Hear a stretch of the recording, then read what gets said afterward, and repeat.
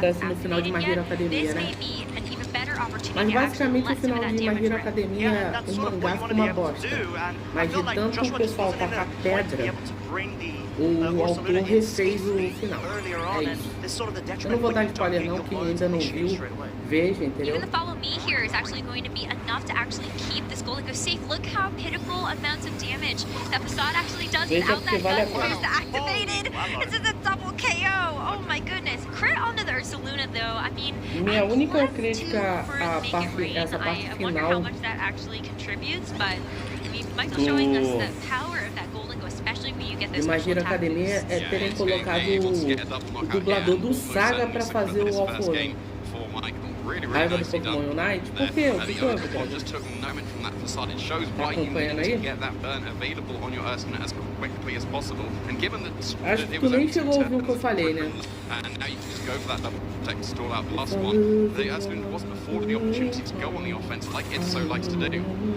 And that's sort of the anticipation Eu volto a jogar of being able depois to de stall mais out, de 2 trick room semanas e appropriately, não but also recebo not give 250 your opponent pontos leeway de and take licença. advantage of setup on your side, because if there's nothing that directly Se threatens tu your colocar Pokemon, o you're very free to be able Ewick to guarantee the following turn 2026, a pelo sweep, menos tu essentially. That's ganha exactly os what we saw emblemas, from o Michael. emblema And, do you know, wrapping Internacional. up that game one quite convincingly, should I say, even though Joshua made some cool plays. Essa é a única recompensa que eu Gain posso tirar. momentum, take advantage of like a passive turn from Michelle to sort of stall Quem an tem additional turn, Switch burn it out. e tem o And Scarlet it just Valley wasn't que enough. consegue He pegar um needed that Typhlosion de Meteor enough, Misui, but then that was threatened by the other side of não the vou field. indo colocando meu celular pra carregar. Falou mesmo, na live aí. Falou, Sati, obrigadão por ter colado aí, cara. Uma boa sexta-feira pra você, até a próxima, cara. Bom dia aí pra você, uma ótima sexta-feira aí, cara. Até a próxima. Obrigadão. Oi? O Zulin aparecendo, porque tem Scarlet Violet, consegue resgatar por código do Liquid Gift e um Typhlosion de Misui. É só colocar o Ewick em maiúsculo e o Ewick, o I do Ewick é um 1.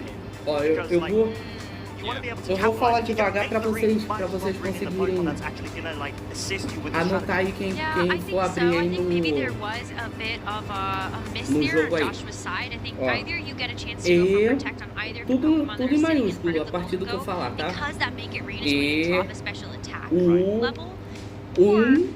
né?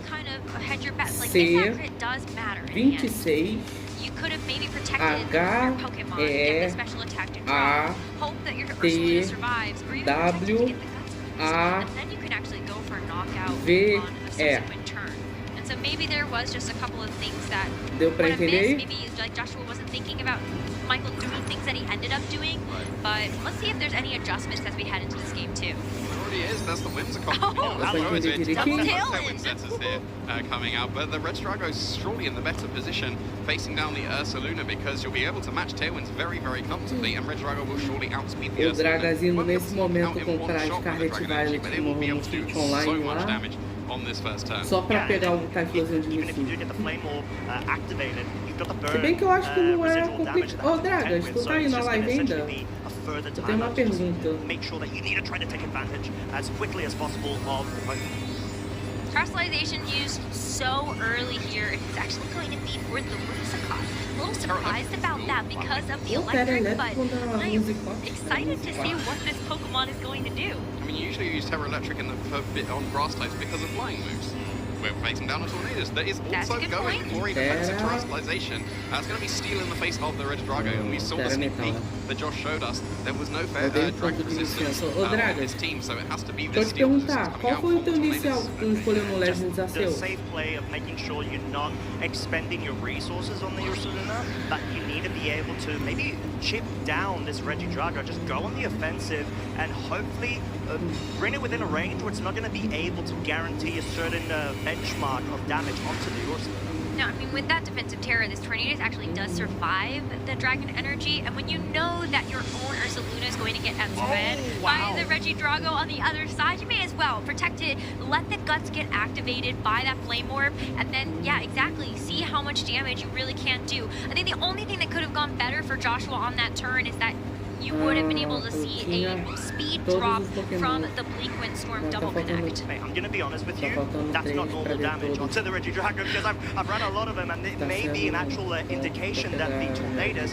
actually has a bit more special defensive investment. Tu consegue depois de algum jeito pegar o Rollet e o Oshawott ou só se você jogasse tudo de novo? Porque acredito que se tem item pra evoluir, shine through is just how much of these Pokemon that get a chance to spit a bunch of these buckets actually do.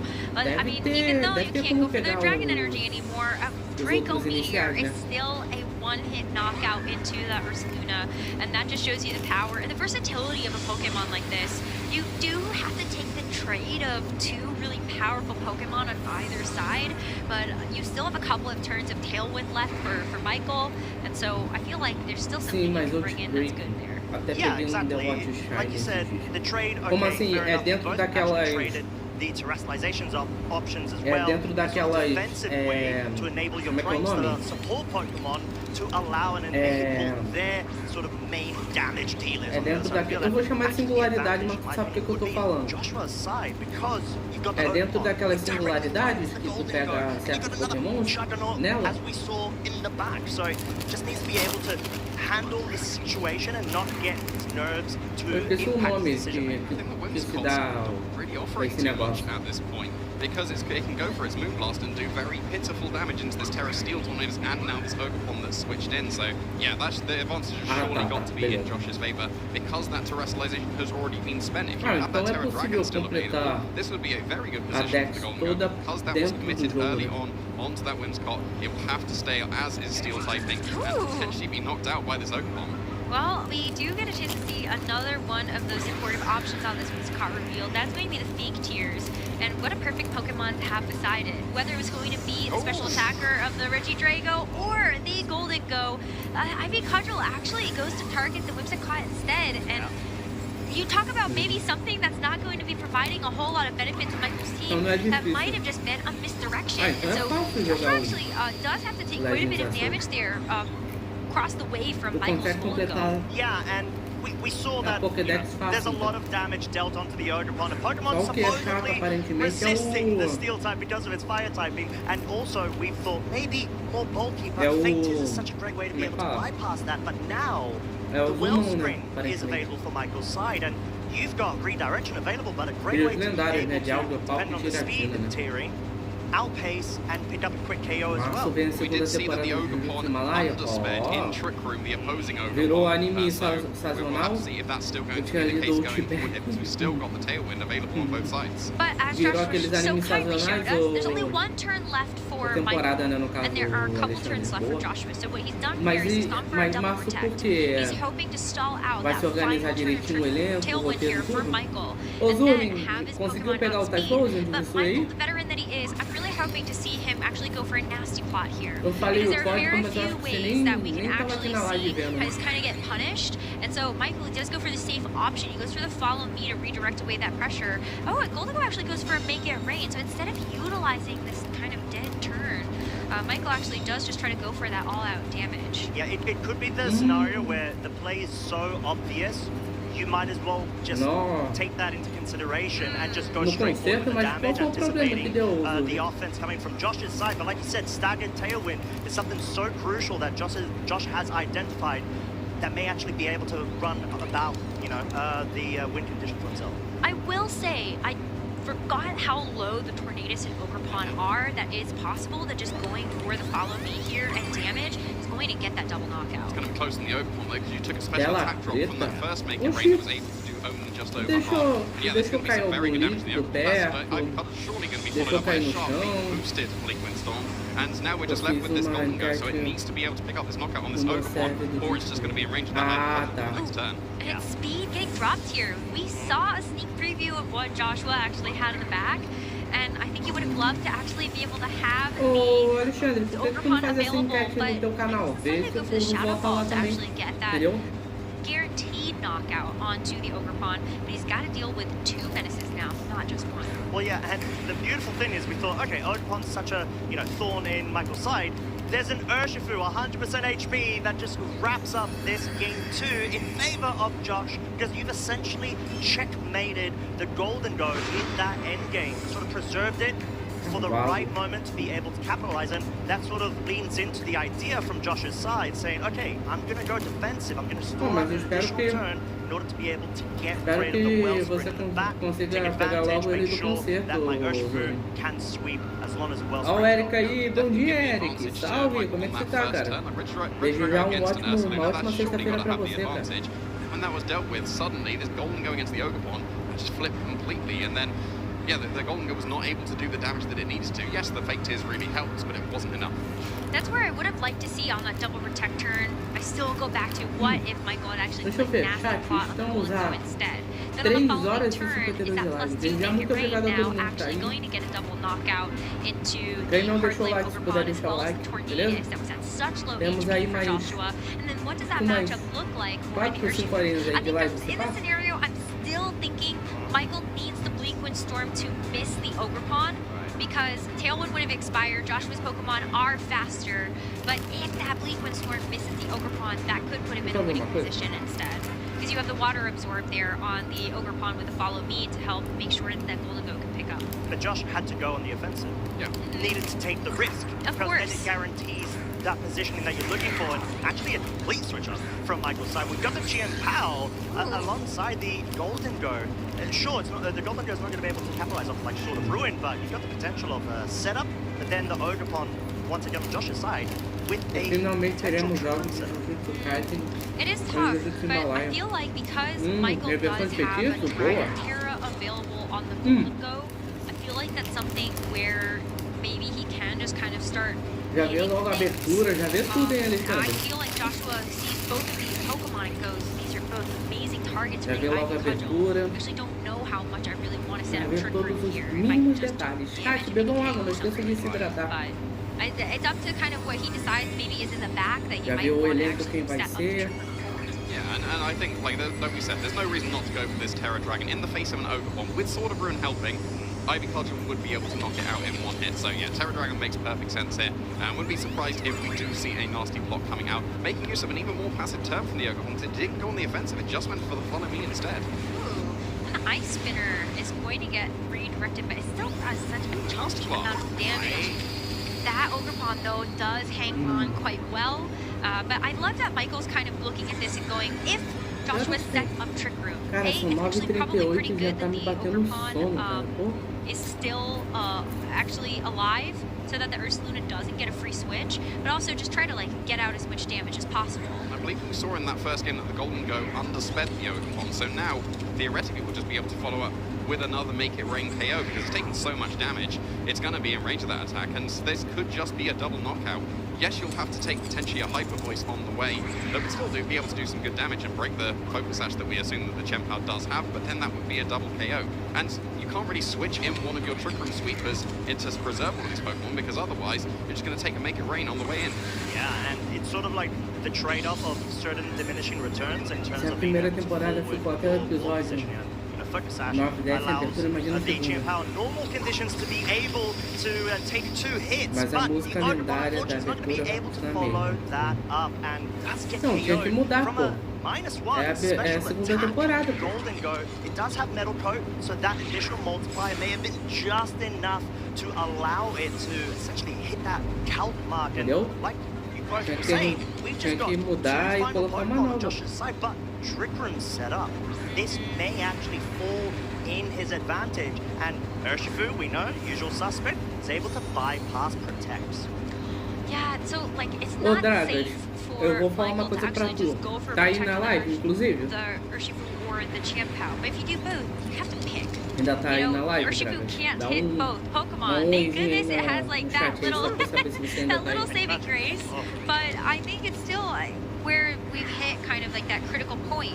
Can Joshua actually utilize these Eu turns in acharam Trick Room outro effectively chat with aí. this Ursaluna, Me especially ajudava if Dex is a activated? música. And how well can Michael actually stall it out? He still has 4 Pokemon, so he actually has quite a bit of wiggle room to actually get through these final turns of Trick Room. Yeah, but it's still 3 turns. Isso aí because só we've pra only quem seen that sabe. first turn utilised. Alexandre And yeah, e we've os seen the seus Golden Go por switch out. algo. It would have probably still been in range of a Headlong Rush with chamado Sword of Ruin helping it, so that's probably why it's a Nobre Whimsicott deve- defensively switching it. We don't usually see Whimsicott waiting in the back. Outra It's coisa almost que vem always pra led so you can get Tailwind straight away, but it's going to Cara, work essa out very música nicely foi when o switching here. I absoluto do really love cinema. this because not only do you have such a great switching of the Ogrepawn, Sério. you need to be able to get the Muito boa. slot correct there, but a ground type, you know, both of the Michael's Pokemon are going to be able to resist it because of the grass typing. Igual aquela da More aventura crucially, bizarra the Urshifu do... doesn't even opt to go for these Surging Strikes, respecting the Wellspring Grin inhibitor. You've just got so much staying power from Michael's Satoru. side. It is completely worth making the hard switch-ins because your Eu end tenho game elas is até clearly going to hoje. be guardadas. Golden Go, you know, and Tanto the a GM Jujutsu power Himalaia to quanto round a things up once Trick Room's do... expired. I think the problem is you still are full HP with both Quanto a of these mistura Pokemon bizarra on que o Joshua's Satoru side, fez. and you still Essa have música those foi turns quando of a Trick série Room remaining. decidiu Ursaluna's ficar going to be boa. able to secure a KO onto either of the Pokemon that Michael has. If he wants to try to make a sacrificial switch, Muita I think gente he foi could de do that, but then you really have to think about how are you nessa actually going to get temporada. through this. If you're using close combat on this Urshifu, though, you are dropping your defenses. Oh, and an Encore! That is a big deal here. Yeah, that's going to force it into headlong rush, and that probably won't be able to pick up a knockout his own. Oh my goodness! It's a very slow opponent, and surely to invest in its defenses, so very, very nicely done there from Michael. It's going to be the close combat to be able to carry the Oakmon, but that would have been extra damage into the Whimsicott. O Yuri, fizer aqui o roteiro, opa, você vai de baixo. Ixi, ferrou. Absolutely calculated play A participação mais rápida de todas. Still being able to preserve the additional slot that would have been, you know, taken out there. And what is it? Is it 2 turns of Trick Room remaining or 1? I think it's 1 remaining, yeah. This is exactly what you want, and especially because of the encore. The Urshifu is not going to be able to, or should I say the Ursaluna is not going Satoru, to acho be que able nem... to Oh, find a Satoru way nunca mais brotou aqui, né? outside Já tem um of, tempinho you know, que just o setting Satoru the não move, aparece maybe mais attack or aqui. something like that. But, you know, at this point, Michael just needs to be able to preserve the game. One extra benefit of this encore is you're forcing the Ursaluna to keep dropping its defenses. And it's going to be in range, as soon as Trick Room's over, it's going to be in range of any attack that the Gem Power would want to go for, or the Golden Go waiting in the back. It's going to surely be in range of those Basicamente, você I think just Michael needs é to find a way imortal to use this até que o Urshifu. roteiro It's still at full defina HP, o and seu Gem ponto Power is not good into Urshifu. And Golden Go is actually not that great into Urshifu, so it's got to be the Whimsicott of all things that's probably going to be able to take care of Urshifu. Still got that last turn of Trick Room. Oh, and Michael's actually just going to go ahead and make sure that the Whimsicott gets a chance to do something on this turn. And with the Sucker Punch available as well, it does do a lot. Sword of Ruin stacked up against those defense drops. And so, yeah, I think Whimsicott gets away with exactly what it wants. On this final turn of Trick Room, Michael has set up the Tailwind for himself once it expires. And I love that he's thought about that in terms of what happens next. Yeah, because now you've got a scenario. Trick Room's over. Okay, sure, your Chain Power's down. Imagina, só canhão de energia massiva indo em cima de você. Caiu, opa, voltei. May well actually be enough to pick up the KO, especially because of that sucker punch. Chat, eu não sei vocês, that was very, very good damage. I think it's actually even -3 on the Ursaluna a bit after the encore. Right, so Ursaluna is definitely in range enough to make it rain. It's just, is the Urshifu going to be? Because it's still a resisted hit, but the -2 drops coming out from the close combat has effectively cancelled that out. So it is the Urshifu able to survive this big rain. That's all this match is going to come down to now, because a close combat might not pick up a knockout, but a close combat definitely would. There's still translation actually for Joshua, so that turn steal might also be able to help out this Urshifu a little bit, but I wonder how much that will actually top 32. I mean, it's still going to be resisted, right? It's resisted regardless. Yeah. It's just, is this going to be able to pick up knockout? Wow, a double KO here. Yeah, I was going to say, is there something that the Ursaluna could have done with the Terra? That was going to be my I think based on just the color that was second round, I think it was Terra Ghost. So that would be able to set right, yeah. Então, né? Tá vendo? O roteiro faz isso, Alexandre. Tá vendo como é difícil ser roteirista de anime barra série? É isso, ó. But then just the foresight set up the tailwind with the Whimsicott, isso que dá, é complicado. That make rain double KO. Very, very nicely done. Well, Michael Kelch is going to maintain his undefeated record heading into Swiss round number 4 after he got a chance to feature that match. And what a crazy opponent I think for Joshua to have to face. But that's what happens at these international championships, is you could be facing up against a previous runner-up at a world championship like Michael Kelch, alongside the rest of his accomplishments being a multi-time regional winner. But we love that. We love having that ability. Honestly, and in order to be the best, you need to beat the best. And Josh, you know, really did such a terrific job in forcing it literally down to the final turn of 3 games worth of the best of 3. It's incredible. Yeah, really, really nicely done. I think the adaptations from both trainers made perfect sense going into their games. I think the reveal that the Ogerpon on Mike's side was slower than the Ogerpon on Josh's side, even though it was a really bulky one. that was really, really big. Like, almost always, you run your overponds max speed because you want to outspeed opposing landerers, for example. You want to at least speed toe with opposing overpond. It seems like, at least from what we saw in this first game, it's a much more bulky approach to the overpond. So, again, is that a potential trend that we could see going into this EUIC? It will all be down to the training in terms of how our competitors are going to get an edge. Let's take a look at our overall standings so far as we have finished up 3 rounds of Swiss so far. Seeing Alex Gomez as well as Michael Couch maintaining their undefeated record. I feel like there are also a couple of other familiar names here. We saw Victor Medina at the top of our day. Paul Chua, a previous EUIC champion, is also going to get started with a heater of a day. Yeah, truly, and it's just so great. Like we said, there's so many various branch lines, timelines that we've been able to sort of follow already, and so many more to be developed, especially with some of our lesser-known trainers, which I would say actually there's quite a bit, especially on that right-hand side of the bracket. Yeah, it's really, really nice showing. And as we've established, this is going to be start of streaks for these trainers as they want to be progressing into that phase 2 with as good a record as possible. I will say, though, there are 2 names on this list that I can remember being good at Trick Room or good at Psychic Terrain. One is Patrick Chang, who actually used a Psychic Seed on Burden Halucha with some really great success at a previous regional. I believe it was kind of like Regulation B. But that was like, when we were first getting a chance to experience that Scarlet and Violet decks. But then Brian Collins, of course, is one of the trainers that I feel like has one of the best edges when it comes to using Psychic Terrain, like hard Trick Room. That's really his bread and butter, and so it's great to see both of them off to the races here. Yeah, and I do need to give a special shout out as well to Brian Collins. He had like a whole document that he released with his very famous hard Trick Room team, where there's just so many great lines to it, and as well as Ben Risma, who did an incredible job with not only having the healing wish on the female Didi, but there was also that meta-style fake out in terms of Covert Cloak being on the Hatterini to sort of say, oh, maybe I'm not susceptible to parting shot. That's Clear Amulets. Oh, it's Clear Amulets. Yes, that's right. Brian went for Covert Cloak, and it was Ben Risma that went for the Clear Amulet fake out, and tricked everyone in the tournament. It was really nicely done because, yeah, everyone assumed you can't parting shot a Clear Amulet Pokemon. But if you try to parting shot with a Clear Amulet Hatterene, Magic Bounce happens first before the Clear Amulet can stop the drops, so you do end up bouncing it instead. So, and we're ready to see what match we're going to be able to feature here in the Ashton Cox versus our previous EUIC finalist in Dill Yeomans. Oh my goodness. I mean, look at the start across the board here when you look at everybody else that's paired up against each other for the Swiss round number 4.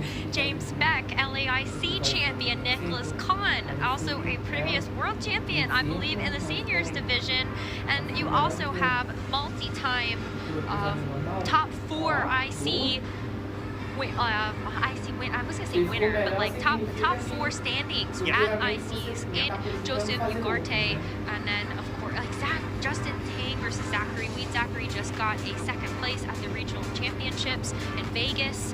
Justin Tang, multi-time regional champion, and then Kerry Tortona is actually the Toronto regional champion from just a couple of months ago. Yeah, a couple weeks ago. Oh my God, it was weeks ago. Feels like months. It does. There's been so many meta development points so far. But yeah, I mean, Justin absolutely stealing a previous season title that Joseph Ugarte, wore on his sleeve in terms of being the #1 NA player. So, and they've got a lot of chivalry between them. They work together in terms of team building, composition, and review. So it's great to be able to see such well-known players as well as lesser-known players too do an incredible job so far. Yeah, and speaking of, Dill was very lesser known going into that previous EUIC we had last year, was made it all the way to the finals, and is now doing a very good showing and facing a previous international champion, 2-time international champion this time in Ashton Cox. So yeah, it's going to be a fantastic match. Yeah, Ashton Cox has found success at LAIC not once, but twice. And it's definitely a favorite when we look at some of our top competitors in North America. But I feel like Dill has definitely started to put together a little bit of that legacy for themselves as well. After that 2nd place, I feel like Dill has already been able to show us, already a Lille top 32 appearance just this season. And even just a couple of weeks ago, Dr. got top 64 before in Birmingham, and that was in regulation too. Yeah, and he was actually able to innovate with Marco Silva in his revolving. I was going to say that! Why'd you steal the... Yeah, they were team partners, and still brought that same revolving team to that tournament. But Marco was able to pilot to that victory. So yeah, even showing innovations and iron treads that we didn't really think would be that viable with the restricted legendaries, and was able to make the finals. So yeah, absolutely did. So can really make those innovations. Make Iron Thorns happen. I'm we not got sure that Iron Treads. We've seen Iron Bundle in Reg F already, even though it wasn't super popular either. The only one that hasn't really seen the spotlight is Iron Thorns. And I think for good reason. No. Well, I mean, you're an expert at Iron Thorns, right? No reason. It's got the stats, but it just doesn't have the time. It doesn't have the so speed. We can go on the list. It's an amazing Pokemon, visually. Yes. And you know, like the typing is actually really cool as well. It's very niche. Rock, electric. There's not a lot of Pokemon that actually share the duality of that. That is true, but that does make it very weak to some very powerful Pokemon in this format. Ursaluna, Bluntuna, and regular. Landorus. Yeah, Iron Treads even. Yeah, you really wanted to do that. Rillaboom will carry high horsepower and one-shot it as well. So no. We've talked way too much about a Pokemon that's not viable. We should bring it back to something that's Well, how about Pikachu? Oh, hello. We said viable, right? Well, I mean... It's got to be one. Someone brought Pikachu, right? Oh, hello, there's Pikachu! Hello. Where is it? There, hello! But no, being able to see all the lovely folks as well on the floor is amazing. You see them all focused right now, going into the sort of next round, the current round that they have been going through. And, you know, we've got a various accolade of course, all 4 of our games, not just VGC, even though, you know, we get a bit biased sometimes, but that's okay. We got the red here, right? Thanks. It's actually really funny that I feel like when we were talking in the pre-show about the different games, we were all kind of bringing up, oh, what are going to be the best Pokemon? I still feel like we take Incineroar. I don't think that I've seen Incineroar be nearly as viable or dominant in any of the other titles, but you look at a game like Pokemon Go, they get to use things that I don't think we'll ever see on our game. Like, they love the middle evolution. I mean, Forest is supposed to be very strong in Go. It is. We never see that in VGC, unfortunately. You know what? We see Sentret more than we see Forest. That is true, actually, because Eviolite is a based item, and we do get a chance to actually see a lot of strategies for that. But yeah, in Go, just kind of the way that the stats work in that game, we see a lot of middle evolutions, or things that are kind of that can reach high levels. Yeah, Primate. Really well. Shadow. They have Shadow Pokemon. It's so cool. Yeah. Like, big throwback to the, you know, Pokemon Coliseum days, which is an amazing game, by the way, and also the first taste that I got of doubles Pokemon. Did you? Yeah. Might be lots of people's first taste of doubles, right? Is it? Well, not mine. I mean, I unfortunately, you know, I really wanted it when it came out. I was like, oh my, what, like free form, you can travel wherever you want, 3D in like a Pokemon game? What's not to love about having Espeon and Umbreon as your first partner Pokemon? Yeah, Umbreon Vou acabar dormindo aqui e vai estar o round passando. Take the mic. Espeon was great. I'm using Espeon. But yeah, no, back then I didn't realise what support was. And Umbreon wasn't doing damage, it was supposed to support, and that wasn't doing damage, so I That's true, okay. I didn't know what I was doing back then. No, but I agree with you. Playing through a Pokemon game, to me, has always been more fun. I'm just doing damage. You know, who else has had that experience? Where it's like, oh, you take out all of the supportive moves, like who uses Fake Out? No, you're just gonna get, you know, your Incineroar and give it Flare Blitz. Do the damage button. Click it. Do the exactly. thing. Throat Chop. Darkest Lariat. Who needs Fake Out or... Well, actually, Intimidate's pretty good. Never mind. Intimidate is pretty good. Intimidate's really good. Not against Side Spam. To be fair. Yeah. Costa can give us a 10. That terrestrializes so it grounds itself. There you go. That's the Slice Man that's going to be Incineroar. Okay, alright. No, just give it an Iron Ball. Even that, yeah, that would work. But then you'd be slower than the Incineroar. But then you can go the Trick Room and then you'd be faster. Yeah. There's a lot of steps in this process. We've got a team of Iron Thorns. We've got a Furret. Okay. And this has been Jamie Boyd's class of innovation, clearly, when it comes to the video game challenge. Listen, I need the second course of this because I feel like I'm taking some good notes for future tournaments. Yes, I mean, maybe not Centred. Well, Centred is good. Okay. Yeah, with Cataric's Ice Rider reward. Yeah, but that makes sense. What about Scraggy? Scraggy, yes. Scraggy in a double restricted format was good. I respect because it got Intimidate and it was really slow. Tomara que eu tenha... And Fake Out and Tomara que eu tenha And energia Intimidate pra... is a good ability. It is very good, yeah, that's true. What other things? I love that you bring up the Rebombi point because I think when we actually do think about kind of like fun Pokemon, maybe we'll get a chance to see maybe some. I don't know if this is going to be the match that we do that, but maybe. Costa, thank you so much for bringing the good and the bad ideas. We will get a chance to actually see you a little bit later, but let's go ahead and home back into our match that we are going to be featuring on the broadcast between Ashton Cox, 2 times LAIC International Champion, and Dill Yeomans, runner-up at EUIC in just the previous season. Yes, in 2025. Yeah, our reigning EUIC finalists. Very nicely done. And using the team that Marco Silva was using in the Birmingham Regional Championship just a couple of weeks ago. And we did mention that they were a team going partner with Marco when they innovated that Rebel meeting. So I wouldn't be surprised if Marco has been talked still once again to get that team going. But for Ashton, known for innovation in previous years, is going to be going, well, I was about to say using the wrong Landorus. And that's such a strange thing to say. If you go back 10 years, Landorus Therian was the most common Pokemon ever, but now it's Landorus Incarnate. But no, Ashton is going with the Therian form instead. Well, it turns out that Intimidate is a pretty good ability. It is a pretty good ability, yes. And of course, Landorus Therian has access to that and is going for even bigger damage with that Choice Band as well. It doesn't have access to its own flying type attacks. That's why it's forced into Terra Blast with a flying type thing to be able to get that coverage going. But it's paired with Heatran, and that's been a very classic pairing in previous formats. You talk about innovation, and I do think that Heatran fits in that bucket in terms of what we have seen so far in this particular rule set. And yeah, it does give a bit of a nod to the historical teams that we've seen in the past where Landorus Therian was at the top of the game as well as Heatran. But I feel like when you take a look at Heatran in this particular format, it is a rarer Pokemon to see. It is, but I am of the opinion it is the best Pokemon in the format. And I know that people never believe me. And Ashton doesn't believe me because he's using Citrus Berry instead of the Zoom Lens Magnastorm that I did think was slightly preferable. But then I ended up missing a load when I played in Birmingham in the last region. Well, Heatwave can miss too. Heatwave can miss as well, but it's going to be able to miss both targets here and make it worse when it misses. But yeah, the Citrus Berry going to be able to make it even bulkier because you can really bulk out a Heatran. It can survive some things that you really wouldn't expect it to.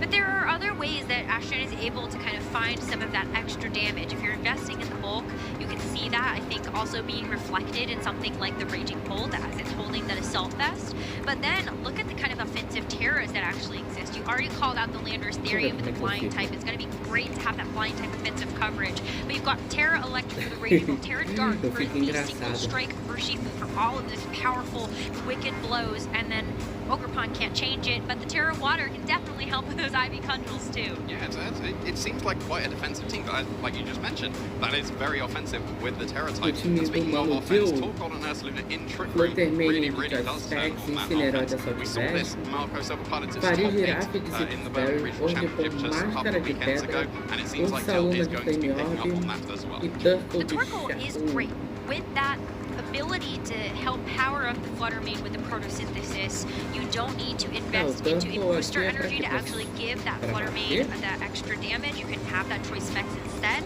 However, this could be a bit of a detriment. If Dill gets this Torkoal in at the wrong time and the wrong place, you could find yourself in a predicament where the Flash Fire on the Heatran is going to negate all of that extra damage the Torkoal can do. Well, I think that Heatran is going to be incredibly important for Ashton going into this game. It's completely immune to the Torkoal, and if you go for that Terra Grass, well, then suddenly the ground type attacks that would be coming out from the Ursaluna are going to be resisted instead, and Heatran is able to survive a facade from Ursaluna if you train it into its defenses. So Yeah, I think that, and look at the rest of the team. If the Heatran resists the Choreograph completely, if the Flutter main wants to be going on full offense, it needs to go for fairy moves, and that's quad resisted by the Heatran. So, yeah, Heatran is going to be incredibly important here, and I think it might be a struggle for Dill to be able to break through that.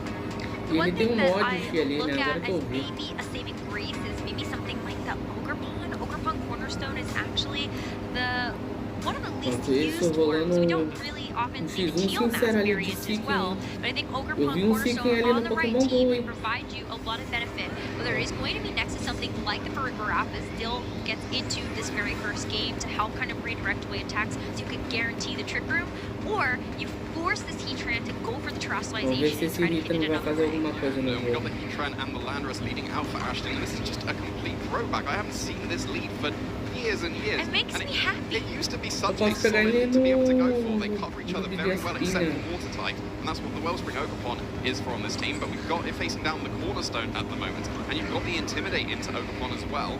And yeah, the Farigiraf could be able to set up Trick Room here, but there could be something just like a U-turn from the Landers to reposition, while also actually doing really good damage to either of these Pokemon with that super effective hit. And the Heatran isn't as threatened, especially because the Ogerpon switching out. There's no threat into the Heatran at the moment, just going to be the Incineroar switching in instead. Okay, so the Incineroar is going to help land an Intimidate drop onto this Choice Band Landers. Will help to kind of put a little bit of the pressure off of that Pokemon, but you're still in a bit of danger.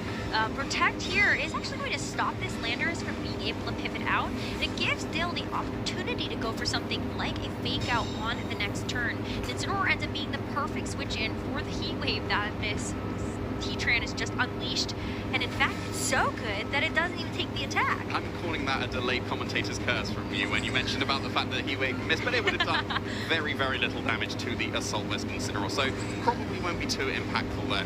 The Incineroar and switching in and Protect is very, very nice because you both get rid of the Intimidate on the Cornerstone Ogerpon, while also seeing what the Landorus did lock into. Yes, it could have gone for a Stomp Tantrum into the Incineroar switch in, but now that you know it's gone for that U-turn, it's not running any damage into this Incineroar. It's going to be just pivoting out. And yes, it's still very respectable damage into that Farigiraf, but it's able to survive that very comfortably. It does, but I mean, that is still going to be a lot, bringing that Farigiraf to basically about half, but just barely out of the range that it actually can't consume the Citrus Berry and get any of that additional HP recovery back. So this follow-up attack from the Heatran actually going to be enough to knock it out. Heatran does go for it, but no, it is going to be safe for now. Farigiraf finally gets a chance to eat that berry, so that will be able to help give it a little bit more staying power as we see the U-turn from the Incineroar get a nice target with the Ogerpon Wellspring that switched in. Yeah, that's going to be some pretty nice chip damage into that. And you've got to assume this is the Ursaluna switching in the face of the Heatran. You can't bring Torkoal on this matchup against it. Yeah, there we go. There's the Ursaluna. And we saw the Incineroar moving before that Farigiraf. That has yet to move, and there is that Trick Room setup.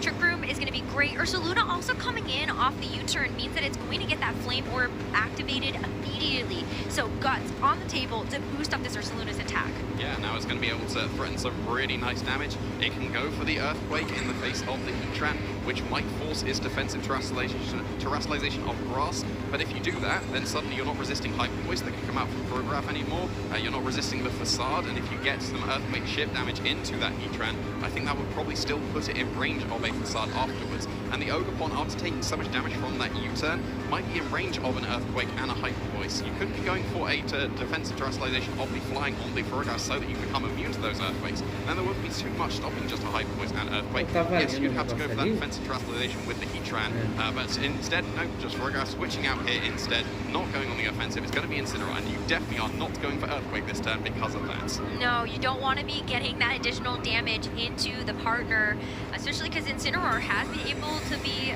pretty effective already, even just being able to help drop the attack stat of this Ogerpon Wellspring. You can see Dill kind of like doing a little nod over there. With that Protect from the Heatran, Ashton's definitely trying to stall out a couple of these turns of Trick Room, and with this Ursaluna being just as big of a threat as it is, we were seeing just Ashton hoping to kind of hedge his bets. Where is this Ursaluna going to target? Can I stall out more turns of Trick Room before I really have to hit full send on the Terra? Can't really stop a Fake Out into Heatran and Facade into that Ogerpon slot. Yes, you did get a tiny bit of chip damage with that Spike Shield. That does always add up when Ursaluna is getting that extra damage before the burn. Blood You can go Moon for a switch in volta a with the seguir. Landorus, and I would assume with Qual the é a Intimidate that lógica? would be able to survive a Facade, but that would be a lot of damage on the way in. The Ogre É a Pond mesma should be in lógica range do of even a Incineroar. -1 Facade, so even if the Landorus switched Líten, in with the Heatran Quadrúpede, instead, that would Torraquete, be in range. Quadrúpede, And so it's Incineroar, probably got to be Bípede. that Landorus switch in for that Qual é a Ogre Pond lógica? to try and stall out these last few turns of Trick Room. I don't hate it though, because I'm kind of taking a look at the rest of what Dill has brought to this game, and I wonder how important this Landorus is going to be in terms of damage in the long run. Ogerpon, if it stays healthy and Trick Room expires, can still do the same type of super effective damage that you would hope for from the Landorus, if not better. And so Ashton sees this opportunity with the Intimidate drops onto both of these physical attackers to go ahead, use that terrestrialization, hoping to get the right call here for damage that Dill has used. That tiny bit of damage from Será que ele vai dar might put the Landorus in range of the Facade, Okay. depending on how key Ashen has trained his Landorus. Maybe you go for full bolt to really benefit from that Intimidate that you can get as well, or maybe you're relying on Intimidate to be fine and then you just go full on the offense. But no, oh wow, it was Earthquake! That's gone totally wrong for Dill. It's going to KO his own Farigiraf and it's not doing too much damage to this now Grass Terror Heatran. Okay then, well that was definitely not what I expected either, because you Trouxe are a Farigiraf sacrificing your pra- own Pokemon, but Dill pra fazer ela must see tomar? something that we don't. Unfortunately though, this Flash Flash Cannon Nossa. is able to find its mark in the critical hit, and you can see both of them kind of laughing about it, but at least Dill can be in a bit of good spirits with what has just happened on this turn. It não was saquei not do very Red much in Rock Dill's não, pô. favor, the outcome that we just saw. Yeah, the reason you go for that is you predict the Heatran not to go for a Terra Grass, expecting your Facades to predict the Terra Grass. That would be the main reasoning by going for the Earthquake. And that would have also been calling that the Ogerpon is staying in, because a U-turn would have done very good damage, and that would have put the Ogerpon in range of an Earthquake. And yes, you're sacrificing your Farigiraf on the way in, but if there is no defensive Terra from the Heatran, and the Ogerpon and Heatran just stay in, then that would have been a double KO. But there were multiple ways that Ashton could have got around that. The defensive Terra of the grass did make perfect sense, and by switching in the Landorus, it would have survived a Facade even if that Terra had been called. So overall, a very safe play from Ashton, and really punishing this really aggressive play that didn't work out for Dill on this turn. But do we call that a coin flip, or do we call that a roll of a d20? Because there were a lot of different factors that went into that turn, but you're right, if Dill gets the call right, that is a game win for Dill. But unfortunately now, a bit of a back against the wall situation. Flare Blitz though is going to be a KO into that Wellspring Ogerpon, so Dill is able to get one Pokemon KO on the board. It's a 3v3 now, as we still see a final turn of Trick Room have to play out. Facade not able to hit its mark, but I feel like with this now, with kind of like lesser options here for Ashton to kind of play around with, Dill has a few more routes that they can actually take. Yeah, with Trick Room stalled out now, we're seeing the Urshifu join the field, and that means you can't go for any protects to try and pivot around and get around this. The Ursaluna is so low that it's in range of any attack that Ashton would want to go for. And we got the Ogerpon waiting in the back. Of course, Trick Room can't be set up if Farigiraf's already been KO'd. So Ashton is always going to have the speed advantage against these two Pokemon. Yes, the Cornerstone Ogerpon could be run max speed and outspeed everything that is available for Ashton's side of the field. I think that given how disastrously on that previous turn went, and the fact that Ashton has now stalled out Trick Room, I don't think there's going to be too much stopping him if he just makes the right offensive plays here to be able to sweep through this first game. One option here is we saw Ashton double target into the Ursaluna. So the way that that works is with Sucker Punch, you kind of hope that that's going to be the thing that actually gets the KO first, and then the attack from the Heatran is going to redirect into the partner that's going to be sitting next to it. So Sucker Punch, a KO. Incineroar is actually going to move first, and it's going to do a good chunk to this Urshifu, but still probably not enough to get Dill back into this game, as Earth Power is going to clean. Almost clean up the rest of that. Yeah, without the assault vest, but it's best to keep yourself safe there. Don't think that particularly matters that too much there. Yeah, the last turn of Trick Room stalled out the Sucker Punch necessary to be able to pick up that last bit of damage on the opposing Ursaluna. And yeah, you've got the Ogerpon now, it's still got its sturdy intact, but the Incineroar's in range of any attack now that Ashton would want to go for. I don't think the Ogerpon's going to be able to take this 3v1, especially with the Landorus waiting in the back, ready to get an Intimidate down onto it. And there aren't many ways that I think Dill would be able to do enough damage to this Heatran. You have Flare Blitz is off the table, you have Knockoff, and U-Turn would be doing super effective damage, but after a while, you are just going to have to find ways to deal with everything else. And you're right, that Landorus is that sneaky ace in the that Ashton has been able to hold on to for the remainder of this first game. That's going to give him the edge to be able to close this out. So we see here, they're kind of like taking their time. They do get the power of KO into the Urshifu, so at least solves one of your problems. You can use the rest of this time to start thinking about what's going to happen for this second game. Yeah, we've seen the Earth Power come out from the Heatran. Nothing wrong with that at all. If the Ogerpon had gone for a follow me to keep it safe, then it would have dropped to an Earth Power and to a close combat combination for sure. So I don't think there was particularly any way out for Dill at this point. I guess that because Ivy Cudgel has an increased hit rate, that's got to be the only thing that can happen now. And I don't think that we've seen the Terra come out from Dill just yet. So you could still go for that offensive rock terrestrialization on the Ogerpon. And I think it would still have to be 2 critical hits though to be able to pick up KO. And if you go for that, then you're making yourself loose or sturdy, and then potentially Flash Cannon will be able to pick up that KO either. Exactly, and I think that no matter what, you're really hoping that you get 2 hits.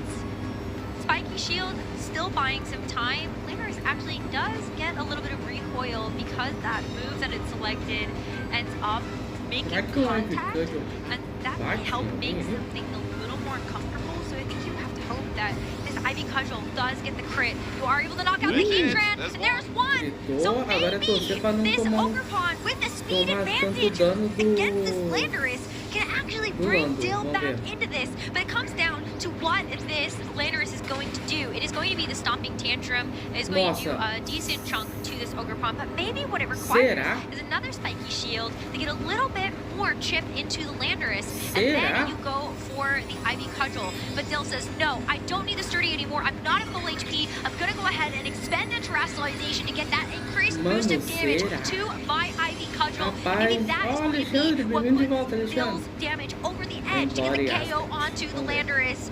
Oh my goodness, fingers crossed, Ivy Cudgel comes out from the Ogerpon, and even when Dill has been so many turns behind, it doesn't get the crit, and so the game still goes Ashton's way.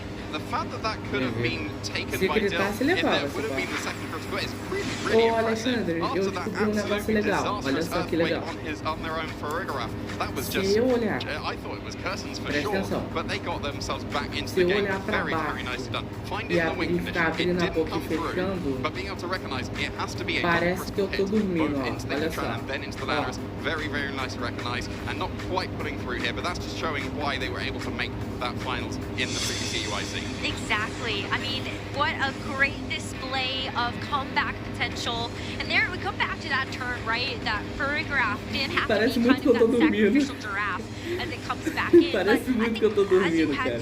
Eu tava olhando pra baixo assim, escrevendo, aí do nada parecia que eu tava dormindo. O olho do meu VTuber tava fechado e parecia que eu tava dormindo. Eu tenho que de algum jeito salvar esse negócio, porque toda vez que eu sair, aí vai sair comigo assim, ó. I think leaving the cornerstone Ogerpon waiting in the back made perfect sense. It was led for Dill, and then was just switched out straight away into the inside. Aí quando eu voltar, eu vou até brincar assim, ó. It outsped every single Pokemon that Ashton had available. Of course, it might speed up with the Ogerpon Wellspring that Ashton does have. But then it did have that option to be able to go for those Ivy Cudgels, and it really came down to the wire. Vai ser engraçado de fazer. Ia ser muito legal se desse pra fazer isso. Eu acho que não dá, mas nossa, ia ser muito engraçado se desse pra fazer isso. Is going to be leading this best of 3 series with that first game win, but Dill, the runner-up in EUIC 2025, has a chance to come back into this. That's why we love having these best of 3 matches. And what do you think might happen for this next one? I'm wondering if there's a space for Fluttermane coming out Dill. I don't think you can bring Torkoal. Like against Heatran, Heatran always wins. It's got its own fight. It's completely immune to Torkoal. Maybe you only bring the Torkoal so that you can boost up the Fluttermane with its photosynthesis, and then that might allow a sweep through the Heatran. Like it's two-shot by Shadow very, very comfortably. And yeah, we are seeing that adaptation. It is going to be that Fluttermane coming out paired with the Incineroar for Dill, and then there is still that Heatran with the Urge for that instead of Ash. Ainda estava escrevendo. O pior é que eu tô escrevendo mesmo. Eu tava aqui olhando pra mesa escrevendo. Aí quando eu tô abaixado assim, parece mesmo que eu tô dormindo.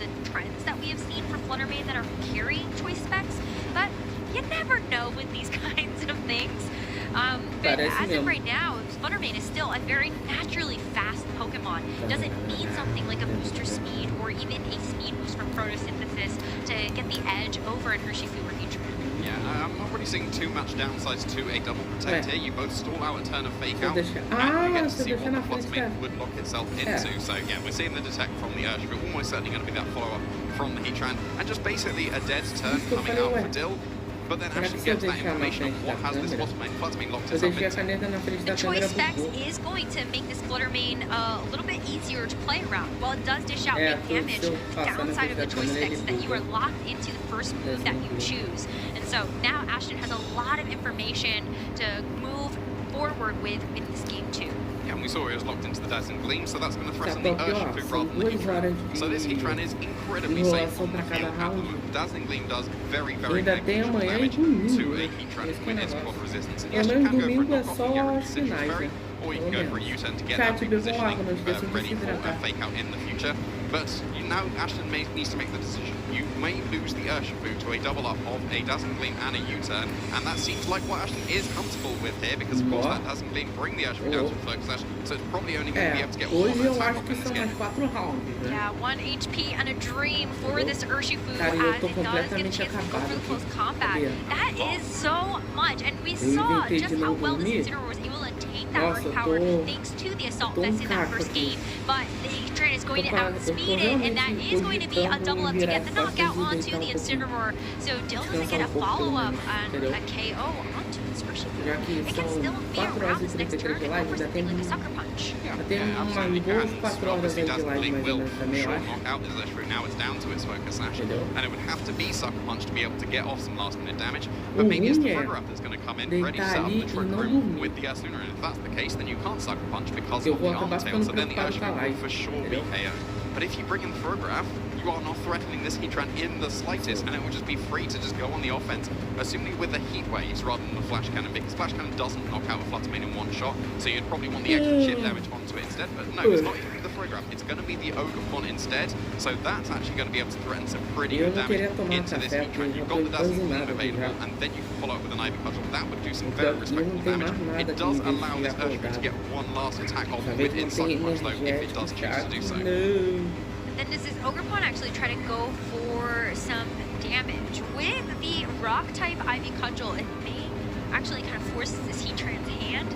Do you want to try to expand the terrestrialization here? Maybe that helps this Fluttermane get a bit more of a cleanup? Or is this something that Ashton says, you know what, my Heatran has actually already done quite a bit in this matchup. Maybe I want to save the terrestrialization for something that I have in the back. But it starts in this game too, Dill getting back on the board with a KO. Sucker Punch is going to be good. It actually gets the crit. And even though it has the sturdy ability, it would have been knocked out. You take a look at this Ogrepon and you realize there is an attack coming out here. Ashton did not go for a terrestrialization. So I have to imagine this is going to be the Ivy Cudgel coming out from this Ogrepon. It's going to be a KO to the Urshifu, a nice chunk of damage into this Heatran to at least get it to expend the Citrus Berry, but it's going to still be a pretty uphill battle here as Heatran is going to follow up this Ogrepon with a Flash Cannon to knock it out. Yeah, not risking the shaky, actually another critical hit. That one was definitely not necessary. That Ogrepon was going down to the Flash Cannon, but yeah, not risking the accuracy. Like we established, Heatran does not care about this Fluttermane in the slightest. It's okay to take another probably 10,000 gleams, so it doesn't need to get that extra chip damage necessarily straight away to be able to KO. It can deal with it whenever it wants in the future, so long as we just take care of this last Pokemon on the other side of the field, which of course had to be the Urshifu. There's no way you're not bringing us against the Heatran, but there's no Trick Room. And well, there was a potential of a Trick Room on the Fluttermane, of course, but it's locked into its Dazzling Gleam now instead. So yeah, this Urshifu, and it's been intimidated, and it's not got its Flame Wall, so it's just not going to be able to do the damage. At least you've got the pin of, well, if you terrestrialize to avoid an Earthquake or a Headlong Rush KO, then you're still going to be taking some very good damage from Dazzling Gleam. I think that's the only saving grace for Dill at this point. But the fact that you've been intimidated, you're not going to be able to do that much damage to the opposing Landorus. It's going to be able to survive a Dazzling Gleam and a Facade for sure this turn. And it's got its choice, man. It might even be able to KO this Fluttermane. You do still have Terrestrialization available. Stopping Tantrum probably wouldn't do it. But find Terra available on the Terra Blast with the Landorus, that would get the extra damage boost, and that probably would be able to pick up the knockout. I'm here for it. I love Terraflying Terra Blast on Bandorus. It is one of my favorite combinations to see, but I'm still thinking about if there is a way, if there is an out, that it might be able to start to work towards. That game one was very close, even when it looked like Dill was really that we've entered into this game too, we see this terrestrialization expended. It is going to just be that Terra Fairy to boost up these dazzling gleams. There was a little bit of glitter the first time onto this Heatran, but it does look like a bit more powerful as the Stomping Tantrum is going to stop this Flutter Mane in its tracks. That is going to be the last dazzling gleam it gets a chance to use in this game number 2. And it might be it for Dill in this game.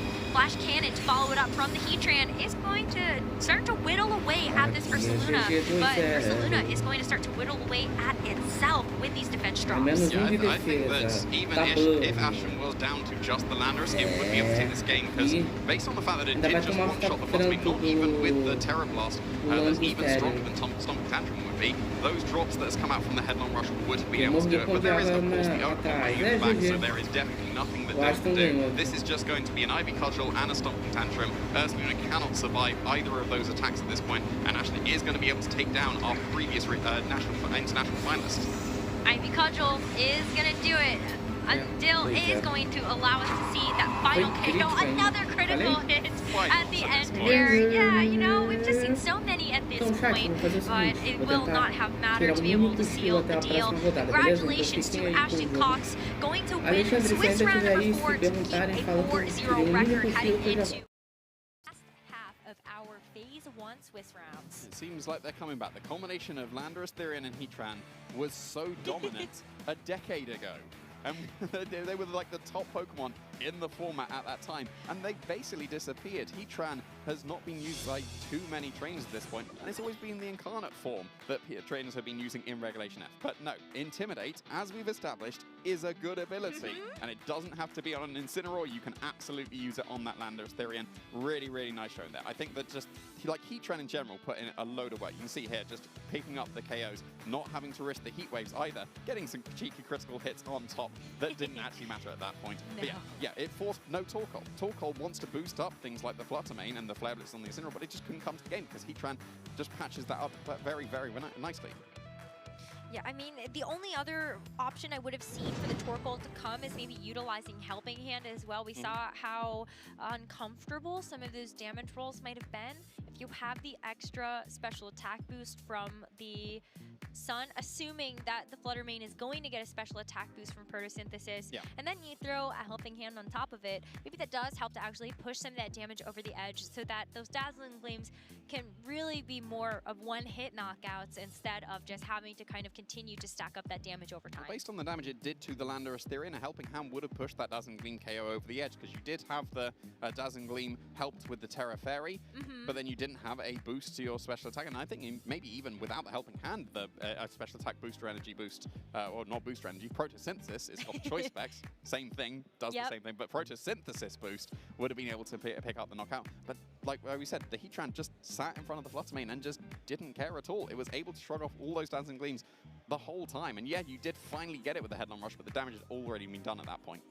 So maybe we should be listening to you about the Pokemon that are My good. main caster pick this weekend is Heatran, and I'm feeling very, very validated. I think it's the best Pokemon in the format, and no one believes me, but Ashton believes me. Ashton does believe you. Yes, he's using the wrong Heatran though. It should be Zoomlands, but but it still put in a very, very nice showing. Yes. Yeah, and it was a great example of how you can use maybe an underutilized Pokemon in the format and catch people off guard, especially because it did take that Torkoal completely off the table. And that is kind of what we are looking at when we see some of these more, I would say, niche picks, like a Roaring Moon, for example. I think that does force a couple of players to have to think twice about bringing something like an Indeedee or an Iron Crown to a matchup, or even something like the Regidrago could get checked by a Flutter Mane if that is available on the other side. So there are definitely a lot of ways you can play around with this, and congratulations to Ashton for finding a way that he can play his own game. Let's go ahead and head over to the stage to hear from Ashton about how he's feeling after this Swiss round number 4. Thank you very much, both. And we are here with your two-time LAIC champion, Ashton Cox, continuing your undefeated streak, my friend. How are you feeling? Honestly, so good. I know you asked me right before this what my tournaments were looking like before this, and I got to admit, I only have top 128 at Latin American Internationals, and I have top 128 at Toronto. So we were off to a much better start here. I'm feeling great. This is the get-go right here for my season. I'm ready. Beautiful, you clearly seen it, and going up against none other than Dill, EUIC finalist from just the last season, in what seemed to be a bit of a precarious matchup, but clearly I think you had a lot of things scoped out, and you know we're going to talk about it, Heatran. At this point, I think we have to say basically a niche Pokemon in relation to the meta, but one that's so viable. So is that something that you've spotted as well? Yeah, so pretty interesting. I ran something similar in concept at Toronto to this, where it was kind of get some speed control, have maybe 1 or 2 choice locked Pokemon where you can just go, and slow the board down in a weird way where your Pokemon might look like they're very offensive. Like Heatran, that did a lot of damage, but he can actually be really bulky. So I've kind of been tinkering with this idea. I've had a couple friends who helped me along the way. Heatran, kind of just honestly a big call because my favorite part about it resists Regidrago and Psyspam, which when they're on the same team, that is killer. So yeah, really, really cool there. And it ends up helping you out in Sun too. Honestly, not my intention whatsoever, but it pays off. That's fair, and as a fellow Psyspam player, I do not like seeing Heatran on the other side of the field. And you raise such a good point because you're able to not only just go full offensive, you have that sustainability with it, and its typing is so good. So let's talk a bit about game 1 then. Matchup-wise, it looked like, okay, it's not 100% clear cut, but you obviously identified that Heatran could put in so much work, and you need to be able to find a way to whittle down, expire the Trick Room turns as much as possible, but take advantage of it. So was it more so trying to keep Ursaluna away, essentially? Yeah, so it's a really interesting part that Heatran just existing made Torkoal just not a factor. And obviously, though I knew that, I still had to be bringing Heatran, as you saw. It still puts in work against everybody else. Now, if they did bring Torkoal, I mean, that's even better. So I was kind of being like, all right, if they bring the Torkoal Flutter is really threatening, so I have to be leading the Heatran. But the idea was, my favorite interaction here, and this comes up against some of those Porygon Trick Room teams as well, if you have the Heatran that can Terra away from an Earthquake and you can redirect, you get at least 2 turns with a double Protect, with a redirection and attack, and then another Protect. That's actually 3 turns out of that Trick Room. So I was pretty confident that, like, even if Trick Room goes up, if I'm able to either take a piece or do a bunch of chip damage like you saw in Game 1, I was raring to get that for a giraffe, but barely missed the KO on the Heat Wave. It was enough damage where I felt like my Urshifu in the back could clean up. And as we saw, Urshifu actually was not the guy who cleaned up, but I was still able to clutch that one out. 100%, because such a clutch endgame as well against Dill with that Ogerpon Cornerstone, having the option of committing with the Terrestrialization, depending on what needed to be done, but obviously Dill had to try to hope for that critical hit into the Heatran. They did get it. I'm sure your heart palpitations started going through the roof, but then there was an interaction where, because the Spiky Shield had come out, the Stomping Tantrum doubled its power. So were you very nervous in that scenario and felt like, okay, there's a clear-cut thing or not to do now? Yeah, I really felt like that was my end game in Game 1 to lose, where there was a pretty funny interaction where if I'm like, oh, I'm so scared of the Spiky Shield, I should target my side slot, and then he actually just attacks. I think that's what that was going for there. Dill recognizing I have an option to throw, they also have an option to crit, so they are going to play to my, either the crit or my throw, and I think they recognized that really well, and at the same time, I recognized, okay, if I don't target this Ogerpon, then I just got crit, and I really don't want to be down 0-1 in this set, I'm just going to target the Ogerpon. It would be Ogre. But yeah, and we saw Game 2 though. Flutter Mane came out from the crack, and in terms of wanting to be such a great Pokemon choice specs, so much damage, but there are a lot of cool interactions of, do you Sucker Punch, do you not, do you Terra, do you not? But it felt like it wasn't able to get as much momentum as perhaps Dill would have hoped. Yeah, so for Game 2, something I was thinking about was, okay, with my previous lead, as threatening as Heatran and Landorus were, if they did go something along the lines of Incineroar and Flutter Mane, they can fake out Fairy Terra Moonblast, and that takes a knockout. Like what do I switch in the Urshifu Dark, you know? So I identified, I said, hey, I really need 2 guys that can protect turn 1. And based on how passive their lead was with the Ogerpon and the Furigiraffe, I said, hey, you know what, if they lead that again, I can actually probably opt into just clicking Heat Wave, as they might just click Follow Me Trick Room, and that would allow me to not take that knockout, thus stalling more Trick Room, thus ruining their game plan. So, you know, that was kind of the idea with switching up the lead there. It's so interesting because you see, like, okay, this is just a lead of 2 Pokemon, but then, like, it breaks down into so many different 50-50 scenarios where you're just gonna have to hope to get the most optimal one in terms of, you know, like, play style and, you know, just reads, essentially, and vibes. But you are currently undefeated. Ashton, doing such a great job, my friend, and having really cool take on the meta at the moment. Let's say obviously, one set at a time. You are two-time IC champ. How happy would you be if you were able to not only make phase 2, not only top cut, but make it all the way through to Championship Sunday, and of course why? Yeah, so little stats about myself. I do have the two-time LAIC win. A lot of people forget about this. I actually have a top 4 at Australia and a top 8 at NAIC. I have nothing here. I've made one day 2, I think. I've been at every single EUIC since the start. I've made one day 2. So the bar's on the floor, and I'm really hoping that if I make day 2, that's enough. You know, I'm feeling great.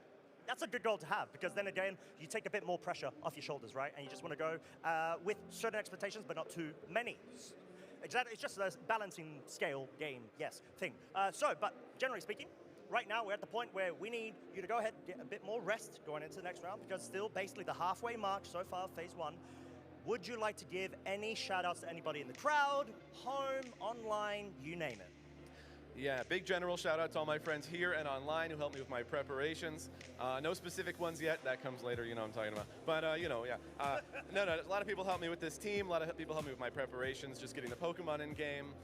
I'm not too good at making Pokemon, I must admit, so I got a couple friends. I don't do terror raids, man, I don't know. I don't know. Okay, so you mean like training as opposed to like innovative ideas? Because I remember your Pheromosa and Tapu Lele, and that was like peak back in the day. Oh yes. No, I got some friends who helped me with the building, some friends who helped me with the building, but the different kind of building. So yeah, a lot of friends who've gotten me here, and my family back home who got me to the airport, got me here on time, all that. So yes, very appreciative for everyone who helped me get not only here, but here. Well said, my friend. And final point, 30th anniversary. Who is your favorite Pokemon and why? Hot take, Electros. I think he's really cool. I think he's got that amazing typing and ability. Super slept on. I tried using him in I think it was Regulation C or something back then, you know, before we had all the Flutter Mains and the other things. He was okay. He was all right, but he is my absolute favorite, even though he's just a silly guy. His sprite is also really small in game. I don't know if you've seen how tiny he is. He's really, really tiny. Very petite, but you know, we've seen with the ZA, it could potentially evolve and develop further. Yep, I used it on my ZA team. It was awesome. All right, well, it's been lovely to hear from you, my friend. Thank you so much for your time, and of course, good luck going into the remainder of phase 1. And with that being said, we're gonna go ahead, cut to a very short segment break, and we'll be back with the next round.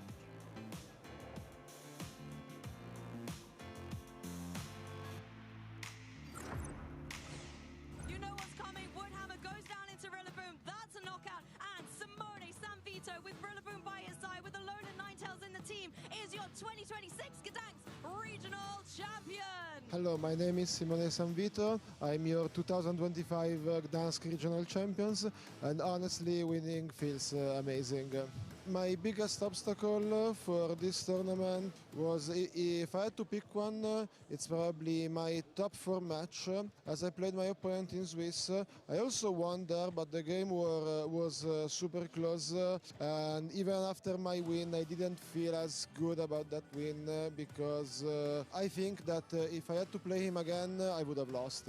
So winning there in top 4 gave me a big confidence boost. To prepare for this tournament, I just tried different kind of teams, and when I landed on this one and when I was practicing, I felt like I could play this team better than the others. So I said, okay, this is gonna be my pick for the tournament, and I went with it. Oh, Ninetales, the Pokemon that helped me in every situation this tournament, despite not appearing in finals, was Ninetales. With Anchor, Disable, and Blizzard, if you get what I'm saying, she bailed me out of a lot of very difficult situations. I just played versus my friends and versus other people just to get a better feeling of the team. Learn how to approach different matchups, how to win them. Also, it is important how to lose them, so you don't repeat those mistakes or those positions in tournament. My advice to one day win a regional champion or even something bigger is to get out there, play, lose, learn from your mistakes, try harder next time. And if you still lose, then try harder the next time, and so on, until at one point you got it. The community is amazing, and Pokemon VGC is a beautiful game. Also the other TCG and Go as well. But I've been a mainstay in the Italian community for VGC for a very long time. For more than 10 years, I saw the community be born and grow, and the community is amazing. I'm happy to be a part of it, and I'm very grateful for that. Kevin Hahn, this is his first year in the seniors division. One game away from being a world champion for the second time. Double KO! Absolutely incredible! My name is Kevin Hahn, and I'm from Philadelphia, Pennsylvania. I'd like to say that my first game was Sword and Shield because my brother didn't play it for me. Not my first tournament. It was more of a family vacation. I got top 8, but it was a 7-player regional, and my only win was the bye. I put that experience on the side. Until 2022, tournaments were starting to pop up again, and my brother really wanted to go to Secaucus, and we made it a family trip. I actually made top 8, and it wasn't a 7-player regional this time. When my brother won NEIC, that's when it really kicked in. I was like, wow, that's so cool. I want to be just like that. That World Championship, my parents convinced me to go. I ended up making it to top cut. I think that was the beginning of my Pokemon era. My brother helped me with every move. But after that, I started to practice on my own, and I kept pushing and pushing, and here I am today. During 2023, I put high expectations on myself. It didn't end up working out the way I expected. I got second at Orlando, which is really good. I was just so focused and tunnel visioned on just winning. I even threw my medal on the floor, which is really, really bad. In the moment, I was just so sad because I was so close. At Worlds that year, I didn't do very well. It was very tough for me. Seeing my brother so happy felt a little weird because I felt like I couldn't enjoy competitive Pokemon like others did. I talked with therapists and family members about it. They all told me to keep going. There's always next year. Try to put less pressure on yourself. And I did. The 2024 season was amazing for me. Don't overwork yourself. Don't force yourself to practice. You should really enjoy it. That gave me a new sense of fun and enjoyment from the game, and then that's what pushed me through. At UIC, NEIC, and even Worlds, I won them all, which is insane to me. My number one goal this season, I thought was pretty ambitious, was to win a regional. After Atlanta, I was like, okay, I can enjoy my first year being a senior. My team has not an amazing matchup spread into most of the field, but it gives you a lot of options, and there's never an unwinnable matchup. You have First Scarf Miraidon, which can make a sort of speed sandwich. You're faster with your Miraidon outside of Trick Room, and you're faster with your Calyrex Ice inside of Trick Room. Kevin Hahn is undefeated, and now just one match away. The energy here has just been electric. My toughest match is probably finals. There's so much nerve up on the stage. He was the junior world champion. So much pressure to come now into this new age group. It's one of the matchups where playing safe doesn't get you anywhere, and it's the easiest way to lose. I had to get a lot of predictions right, and whenever I practiced it with my friends and my brother's friends, I got destroyed. The most memorable moment was when Calyrex picked up the 2 KOs at the end. That is the Glacial Land! Wow! Flawless victory from Kevin! So much noise, so much screaming. It felt unreal.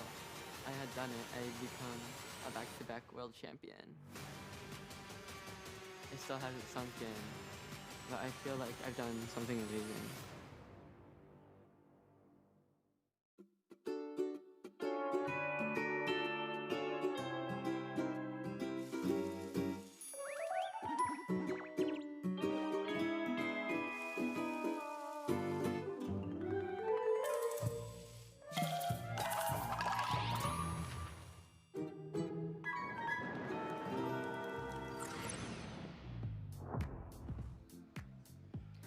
Welcome back, Pokemon trainers. The action is still rolling on here at the Pokemon European International Championships. We certainly hope you're having a good time. Behind the desk, it is Lou and Lee having an incredible tournament so far. I'm very excited to see what our next match is going to cook up. Yeah, especially after that last round, round 4. I mean, two titans of the game coming together, and Ashton are just phenomenal. And Titans of the game? I think we've got... Who have we got here? Wow, a wild trainer appears. A wild gym leader, thank you very much. Oh, I'm sorry, boss. How you doing, Costa? Yes, I'm doing quite well, thank you very much. How are you two doing? I feel like you're very serious. this isn't Costa. Yeah, because... Is it an imposter? This... Costa. Imposter Costa, yes. This may well actually be a test for you two lovely folks, since we've got a bit of time. Okay. It's going to be a test of riddles. You have entered the Costa's Cinnabar Challenge, and you have been directly challenged in terms of your knowledge and your wordsmith play. We made eye contact. That was the error. Trainer's eyes locked. Challenge that was it. Initiated. That's how the cookie crumbles. So, with that being said, I'm going to have a little game for you. Poke, riddle me this. Okay. And we're going to go through and see how well you both cope in terms of your answers. Are you bring ready? prizes? We shall discuss this afterwards, dependent on your performance. So, are you both ready? I think so, yeah? Yeah, we're ready. Okay, we're ready. Even we're if ready. you weren't, I would Let's go. still go through. Are we as a team, or Yeah. are we as individuals? Is it us Yeah. challenge you, or? Individuals. Oh. Oh. I And like you're the still team. against me as well. Oh, what? Oh, wow. Okay. So. I jest. You could go and, you know, teamwork, Okay. brain build, whatever. Team worked up. We're ready, okay? We got this. So, we got this. riddle number 1. Number 1. I splash and flop both day and night. In battle, I'm a useless sight. Yet patience brings a great surprise. A raging serpent will arise. Easy, Who am I? easy. Magikarp? Magikarp. Magikarp. Magikarp. Final answer? Magikarp. Final answer. Lock it in. Magikarp. Yeah, Magikarp. Yeah. It is, in fact, it's Magikarp. It is indeed Magikarp. Okay, all right. Got one, we got one. Good job. Good start. Yes. Just warning, disclaimer, that was the easiest one I am willing to give you. Well, don't take it easy on us, Costa. We're here for serious competition. Yeah. Very well. So, Might regret that. here we go. Okay. Number 2. I move before you even try. I change the speed of all nearby. With windy tail, I twist the field and let my slower allies deal. Who am I? Can you repeat that just one more time? I did try going slowly for you, but I will do it again. Can you write it Thank down? No. Okay. It's got to be something to do with speed control, Yeah, trick yeah, room. trick Okay, room. that's what I'm thinking Or the already. tail. Right. Okay, let's go. Take 2. I move before you even try. I change the speed of all nearby. So, tailwind. Tailwind, trick room, because it's all. Yeah. With windy tail, I twist the field and let my slower allies deal. So it's tailwind. It's the tailwind trick room. Prankster. I don't know if they're like, the only thing that's saying trick room is the twisted. That's what I mean, twisting for all and let my slower friends have a good Yeah, time, or whatever the last line was. But it's the There's tailwind. something that gets trick room and tailwind. Whimsicott? And is a prankster, yeah. Does Whimsicott get trick room as well? We just don't see it, Yeah. but T minus 30 seconds. I think that's a good shout. Whimsicott is the only Yeah. thing I can think of that gets both. Both, yeah. Yeah. Are you locking in? I think we lock in with it. Yeah, I think we lock it's the in best with- we've got. Yeah. All right, I wonder what the Whimsicott. viewers at home are thinking. Have you called the same as us, or have you got something completely different? But Cinnabar Costa, it is going to be a Whimsicott for us. Whimsicott is the final answer you have locked into. I am curious to see what you lovely folks have as well. And I can confirm it is Whimsicott. Yes! Good job, team. Well played. All That was all right. you, Okay, Lou. okay. I'm a You were bit surprised there, Costa, weren't you? Yeah, You I were was. doubting us. Slightly. Okay. Moving on. It's going to get harder now. Again. Riddle number 3. Okay. I bring the rain once I am seen, boosting waters fast and clean. Swift swimmers love when I arrive. Together we outspeed and thrive. Who am I? It's kind of tricky because we've got a few Drizzle users. Yeah, and none of the other clues indicated what that Pokemon is. So it could be Politoed, it could be Pelipper. Could be Kyogre. Kyogre. Oh. But knowing who's creating the riddle. What's the iconic Swift Swim duo? I was going to say Politoed. Kingdra, I would say. Politoed, Kingdra. Back in the day. And Ludicolo. Yeah, Ludicolo. Dance. Yeah. So, okay, can you do it one more time? We think we know, but let's double check. Let's run Politoed through our minds. Yeah, I feel Politoed This one's a mean one. I'd like to call a judge on Costa, but okay, carry on. You're not allowed to. I bring the rain once I am seen. Boosting waters fast and clean. Swift swimmers love when I arrive. Together we outspeed and thrive. Together we outspeed. Could be Pelipper because it gets Tailwind as well. Yes. And Pelipper sometimes. I'm thinking Choice Scarf. Sometimes it's Choice Scarf Kyogre. Choice Scarf Kyogre.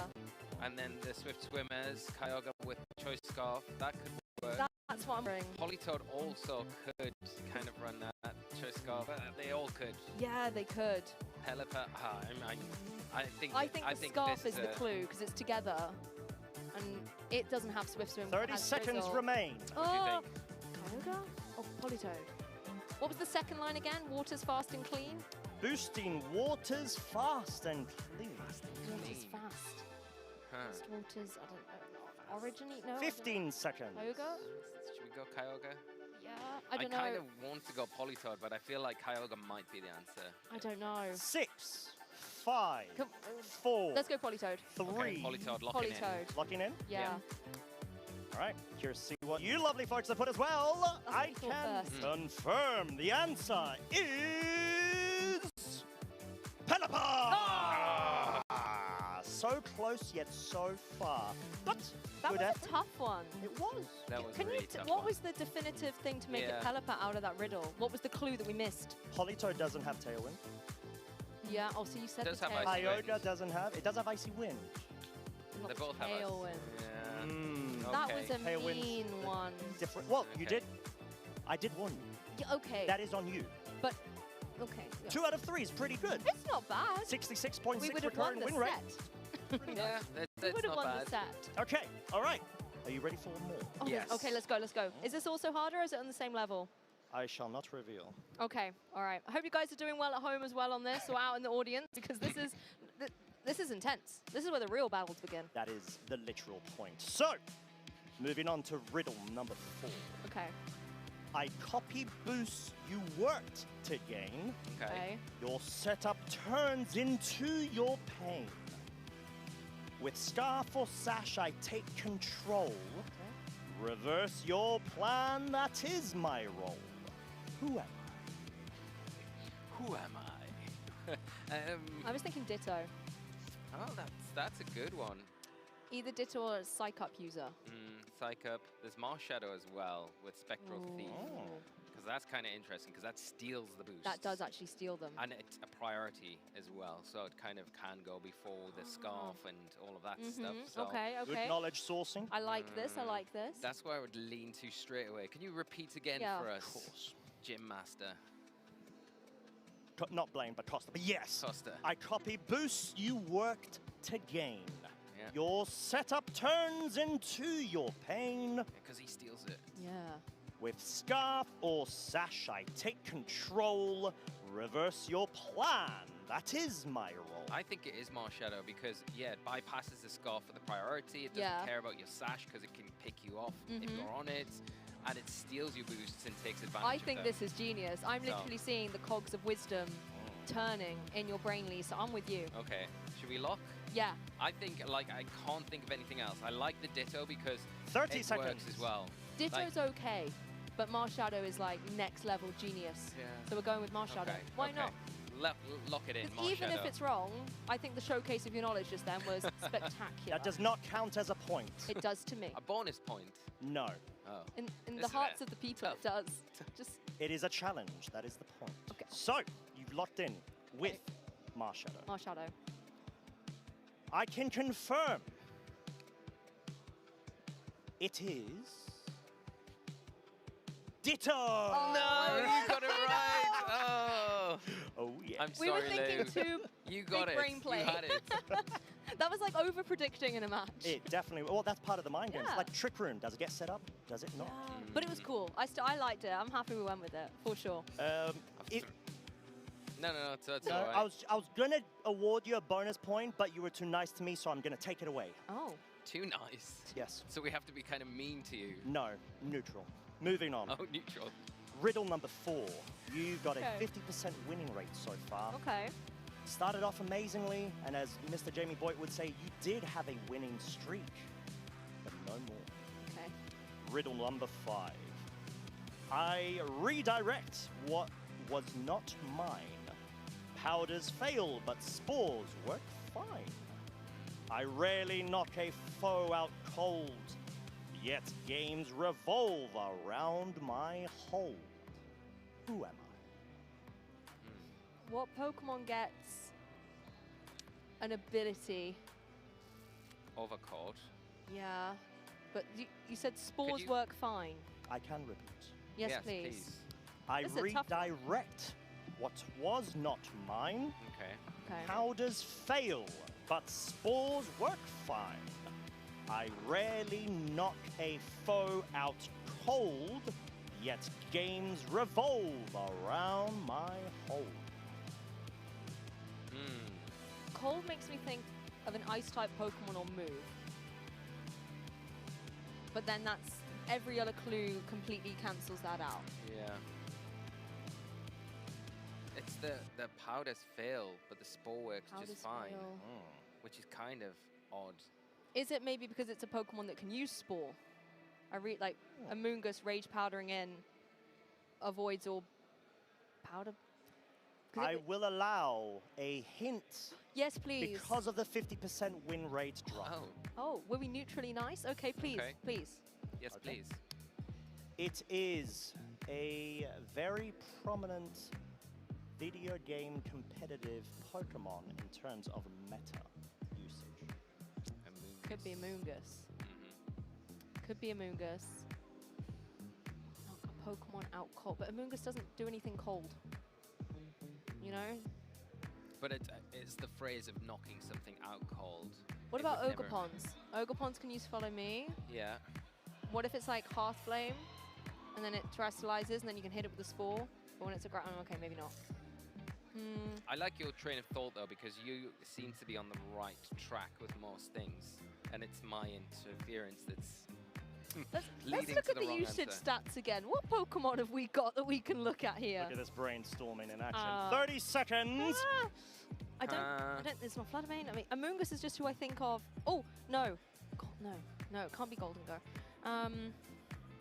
No. Raging Bolt. 20 Dragonite. seconds. I'm just going through Pokemon in my brain. Landorus, Urshifu, Incineroar, no. I would say Amoonguss. Well, Ogerpon 10 might be the better one. seconds. I think maybe Amoonguss. Should we just go Amoonguss? 6. Because it was our first ball. 5. Yeah. Amoonguss. Amoonguss. Final answer? It has to be. Does it? I can confirm the final answer. The true one is indeed Amoonguss! Yes! There we Show go! is not going to be cancelled. Yay! Well played. You have been able to get a positive record, but proud it of could us. have been better. That is true, oh wise one. But I still think it was pretty good, considering the last time at a previous European International Championships, we did a little segment with you with pronouncing Pokemon. We did abysmally, so we've improved. That is true. And I think there was a particular Pokemon that you excelled at. You excelled at. Oh. Not you. Always singled out, aren't I? We did open up that area for criticism there, to be Yes, fair, my yes. bad. But that has been Costa's Cinnabar Challenge. Thank you so much, everybody, for tuning in. And we hope, of course, that you did do a much better job than these lovely two. Although, I'll give you credit, you did do good. But you didn't do the best you could. With that being said, we are going to go ahead and cut to a very short break. And we'll be back very shortly for the next round.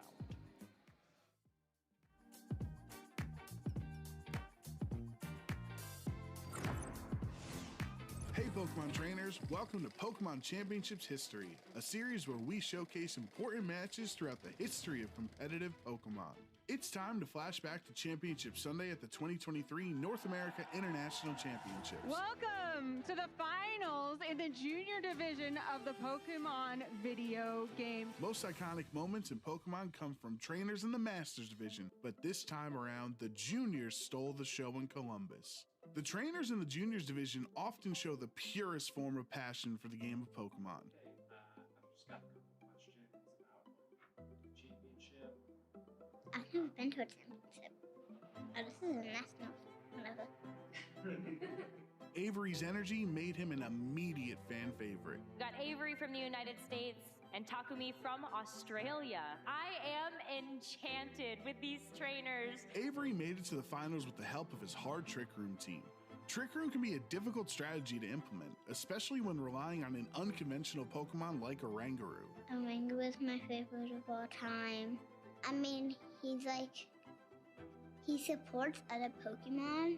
Oranguru is carrying a very interesting move called Instruct. So if you're able to get the Torkoal into position or something that's just going to be a little bit slower, then you can start firing off some big damage that way. Trick Room teams flip the game on its head by having the slowest Pokemon on the field move first. Tell us about your team that you're about to play. It is hard Trick Room. Hard Trick Room game plans can even be difficult for Masters Division trainers to pilot, but Avery was ready to show the world that juniors are wise well beyond their years. For his strategy to work, Avery's Oranguru would need to twist the dimensions. We're going all in with a terastallization on the Oranguru. Well, the game plan is being executed for Avery very, very quickly here. With Iron Hands going down, Avery brings Torkoal onto the field for free. Under Trick Room, Torkoal is one of the strongest Pokemon in the game, with the Sun boosting all fire attacks by 50%, and Oranguru's Instruct allowing it to attack twice in one turn. This Torkoal was ready to erupt. Of this Torkoal across the way as we see the eruption come through, and that's going to help a little bit, but Tinglu still takes a ton of damage on the switch in. With the momentum in Avery's favor, Takumi's savvy defense turns the tides of Game 1 and punishes Torkoal, putting the Australian youngster in a winning position. Despite properly setting up Trick Room, Game 1 got away from Avery. But even if Oranguru didn't work the first time, it was important for Avery to trust the process and rely on the strategy that got him to the finals. This one is going into Game 2 with Takumi up 1-0. After the exact same turn 1 play in Game 2, Avery's Torkoal was ready to take over, which meant it was time for Oranguru to do it again. Avery once again has the opportunity to bring in the Torkoals. Let's do it again! Yep, there's the Instruct. Learning from his mistakes against Tinglu in Game 1, Avery made an adjustment to keep momentum on his side. This was where last game got a little bit different because he went for the overheat into the Protect. Let's see if Avery goes for it again. It is an Earth Power! See you later, Chi-Yu. Although it didn't have a single attacking move, Terrifier Oranguru was the star of the show. The ability to instruct your teammate to attack again would lead to more offense than Takumi could handle. Doesn't hit this time around. It's going to be another overheat from the Torkoal. Avery's confidence was back, taking down Takumi's team one by one. This championship would be decided in Game 3. The crowd became enchanted with Avery and Oranguru. It was incredibly amusing to watch such a simple yet repeatably effective strategy from a junior. With the first 2 games playing out the exact same way on turn 1, there would be no surprise what these 2 trainers would do in Game 3. This is 3 games, 3 identical turn 1s. If it ain't broke, don't fix it. With Trick Room set up, the crowd was chanting, "Do it again," knowing another Instruct was on the way. Avery's bravery, relying on a 90% accurate overheat to connect twice into Chi-Yu, would put him into a commanding position. With Takumi's back against the wall, he would put all his hopes into Terra Water Fluttermane, but Avery's Oranguru had one final instruction: become champion. We know what's coming, and even with that defensive Terra, Avery is getting another bite of the cherry. Avery will be a well-deserved champion, showing a crazy strategy. I think people had forgotten about it too. Avery is immortalized in Pokemon history as a champion, captivating the audience's heart with his charming personality. As for the Oranguru that clicked Instruct 13 times in the finals, Avery summed up its role on the team perfectly. So, tell us about your Oranguru. How do you use it? It It doesn't do any damage. Who knows what the future holds for Avery, and who knows what Iron Hands is going for in all 3 games. But we can be sure that Avery's future will be bright in Pokemon as long as he remembers to do it again. Thank you for watching, and let us know some of your favorite competitive Pokemon moments by using the hashtag #PlayPokemon.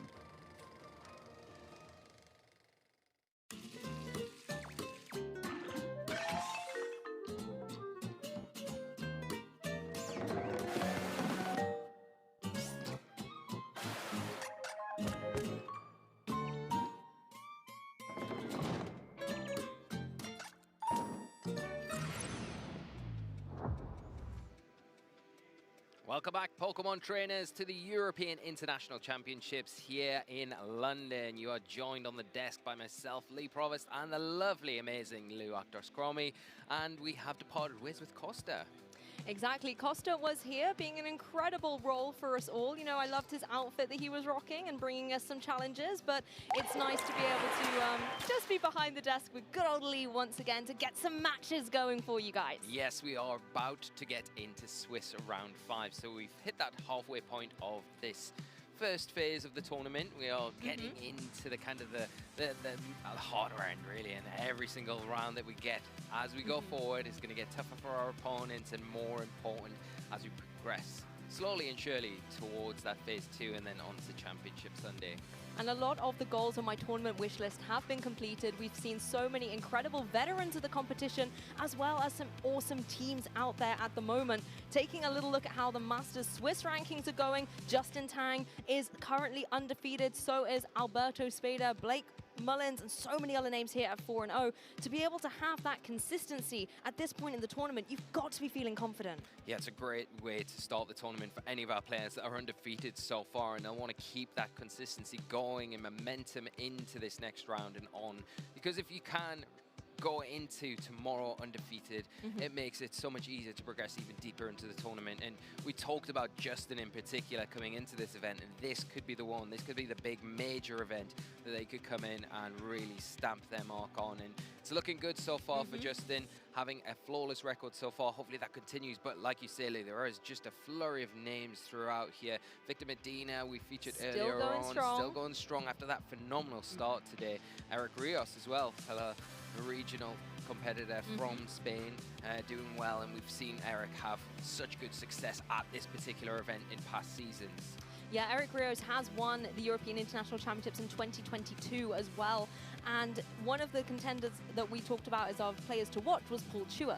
And Paul, again, as you can see, you know, there's a reason why he was on the graphic. We do know what we're talking about from time to time. Paul is currently undefeated. Yeah, and I mean, I talked to Paul earlier, and I think he's just such a phenomenal player that we've had for a long time in the competitive scene of the video game. And I think it just goes to show how good Paul is, because season in, season out, he is always in and around those top circles of players and performing to the very highest levels, always in finals, if not winning things, and then at the regional stage, at the international stage, and at the world's level as well. Well, our next Swiss round is ready to go, so let's have a look at the notable pairings. Oh my goodness, there are some incredible matches coming up here.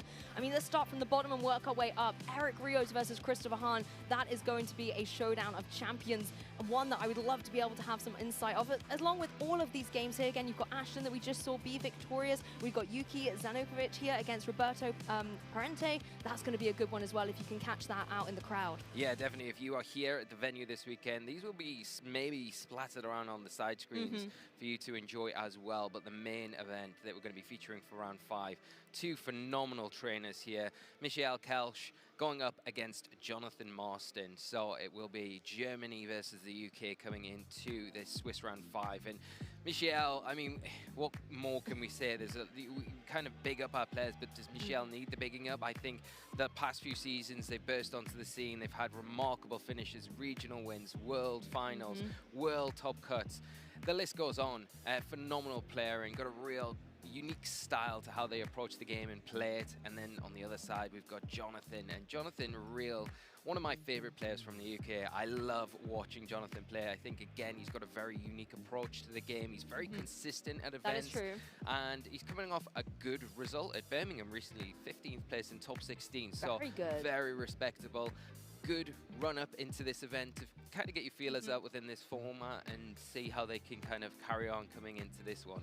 And I think as well at Birmingham, that was one of the tournaments that a lot of trainers were using as their testing grounds for the European International Championships. It was a fantastic opportunity for particularly the Europeans to pit their skills, test their teams against potential opponents they are going to face down here at this weekend. So I'm going to be very interested when we get a closer look at the teams to see whether Jonathan has maybe adapted the team from Birmingham or kept that tried and tested combination. Yeah, that'll be the big question coming into this match, and whether or not they've learned something from Birmingham and then made those adjustments to just improve the team in what they expect to see here this weekend. Maybe there was a few matchups in Birmingham that they thought, it's slightly weaker than I would like it to be. I'm going to make tweaks, and then that can be the difference between sometimes winning and losing a tournament, you know? So, yeah, Jonathan, the sort of player that really does look in depth at these sort of things, so I wouldn't expect it to be the same stamped team that we saw in Birmingham. There will be slight changes, I would imagine, if not a complete even six altogether. But it'll be interesting also to see what Michelle brings as well. Obviously has had a good track record of being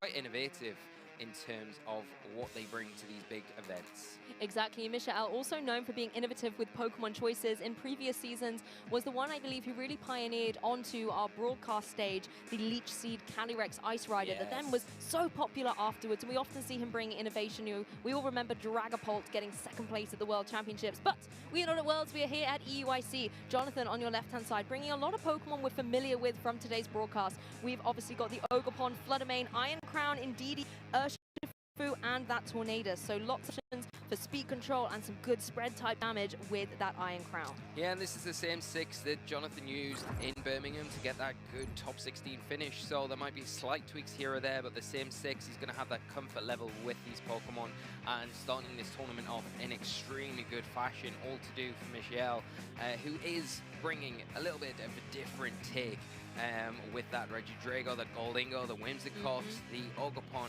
But we'll get into that in a minute, because here we go. We can take a look at the meat and bones, the details of Jonathan's team. I mean, my eyes are immediately drawn to that Tornadus, that prime control for speed with the Tailwind, as well as being able to utilize the Covert Cloak to stop potential fake outs on the opposing side from stopping it in its tracks. You know then on that side of the field, you're really in a position to get your Tailwind up. You can also go for the Rain Dance to really help out that Urshifu Rapid Strike that critically is that Terra Stella. Yeah, that is, you know, taking advantage of all of the attacking options there. The Surging Strike will get a boost for one time plus combat, and I love the iteration of Taunt here. It really can cover a lot of things. It can complicate your game plan. Shut them down, stop Spores, stop Fullerme's Rage Powders, Trick Rooms in particular if you don't want to see that there and then. So a really good tech to have, and you can probably get away with not having the Aqua Jet as well, having that Tailwind support from the Tornadus, which allows you then to just hit before everything else. And you've got the security of that Focus Sash as well. Let's take a look as well at that Fluttermane choice specs. Terra Fairy, we know that it means business when it comes to the Moonblast and the Dazzling Gleam if you want to have that spread option as well. And actually, it's been a really long time, Lee, since I've seen Dazzling Gleam on a Fluttermane. So it's very interesting that Jonathan has opted to bring that into this medical for this tournament, as well as the utility Icy Wind that we're seeing on a lot of Fluttermane at the moment. Some trainers are opting to run them a little bit bulkier, to go for Icy Wind, the Thunder Wave Taunt, for example. But here, we're kind of seeing the hybrid Icy Wind with a very offensively pressured Fluttermane with the choice specs and things as well. Yeah, and when you pair that up with the Indeedee as well, that's a nice board position. You've got kind of immunity from those priority attacks that could potentially come in. Namely in this game, the Chen Pao, if it does have access to Sucker Punch, it could come in useful there. And then it allows the Fluttermane to kind of just move a little bit freer, fire off those helping hand boosted fairy type attacks, especially if you go down that Terastallization route. Well, now that Michelle has got the plushies ready for action on the stage, we can take a look at the team, and there's some very interesting choices here. The familiar faces we're seeing of Ogerpon and the Golden Go as well, particularly that nasty plot variant to be able to be even more threatening if you can find a window to open up opportunity to get that activated, as well as the Entei and the Regidrago. Regidrago, one of my cast predictions. I think it's a really formidable Pokemon when paired up with a priority Tailwind user like that Whimsicott. And if Jonathan gives him opportunity to literally click Tailwind and Dragon Energy, that could spell devastation. Yeah, it's a very threatening combination, that and the Whimsicott, especially when you look at the fake tears on the Whimsicott that can fire that off. It's going to have a hard time getting that move consistently off in this match as long as that Psychic Terrain is in effect, because it will be blocked by that as long as it's active. but you do have Ice Spinner on Chen Pao, which is one way to remove a terrain, and that is going to be crucial for Michelle in this game to just make sure that that psychic spam that we see from the Iron Crown, it's supported by the Ndidi, is disrupted, and that might cause a few problems. I love Golingo here because I feel like it's got a pretty easy time into that psychic call that we see. It can resist the attacks, it's got a nice typing in the terrestrialization of the dragon, and it has the ability to just click that nasty plot at a drop of a hat, set that up, and then become a huge threat, especially when supported again by that fake tears, by that tailwind. And then the Whimsicott on top of that, it's another layer of disruption with the Encore. You cannot get complacent when that move is on the field. I love that catch about the Ice Spinner potentially removing the terrain. The Qian Pao as well can go for that Ice Spinner into the to the Tornadus and even remove it from play. But let's jump into this Swiss round 5. The trainers are ready for action, so let's get there as well. Iron Crown, Tornadus out front and center for Jonathan, whereas Michael has gone for the Ogerpon and the Entei. Yeah, there we go. We've got the Tailwind, which is an option for Jonathan straight out the bat. It will allow, if you go for it, that Iron Crown to get ahead of the Entei. And the one thing that you would say as well, it has got a preferable terrestrialization, can go for that water and then fire off a Terra Blast, but it's quite dangerous at the moment with the Ogerpon on the field. It's got the water absorbability. If it goes for the follow me pulls in that attack, there's no damage coming out, and the Entei going to be in a position where it can pretty freely just get some big damage onto the board. Obviously, Sacred Fire going to threaten the Iron Crown right now, and any sort of thing like Extreme Speed will be hitting that Tornadus super effective damage, but it'll be doing a lot of damage when boosted by that Choice Band. Well, these trainers aren't missing a beat. We're going straight for the terrestrialization, lighting up the stage with this Ogerpon Wellspring. It's going to be dropping its grass typing and becoming this beautiful water type. Going to be getting a boost as well, thanks to the in-body aspect. So going to be able to raise up its special defense, put it into a position against these special attackers. Iron Crown, however, just playing on the defensive, a nice protect, maybe trying to scout out what the Entei wants to lock into with its Choice Band. Tornadus critically not setting up that Tailwind, instead going straight for the Bleak Wind Storms. Entei nimble, able to dodge out of the way, leaving Michael free to still go for an attack. That speed drop's pretty big here as we see a Sacred Fire from the Entei into that Iron Crown. Just protect this turn, so scouting out what it's locked into. Good knowledge for next turn. Yeah, the Ivy Cudgel coming through as well from this Ogerpon. It's going to find its mark down onto that Tornadus, a big amount of damage, but Tornadus able to hang on, potentially in a position to go for a Tailwind on this turn.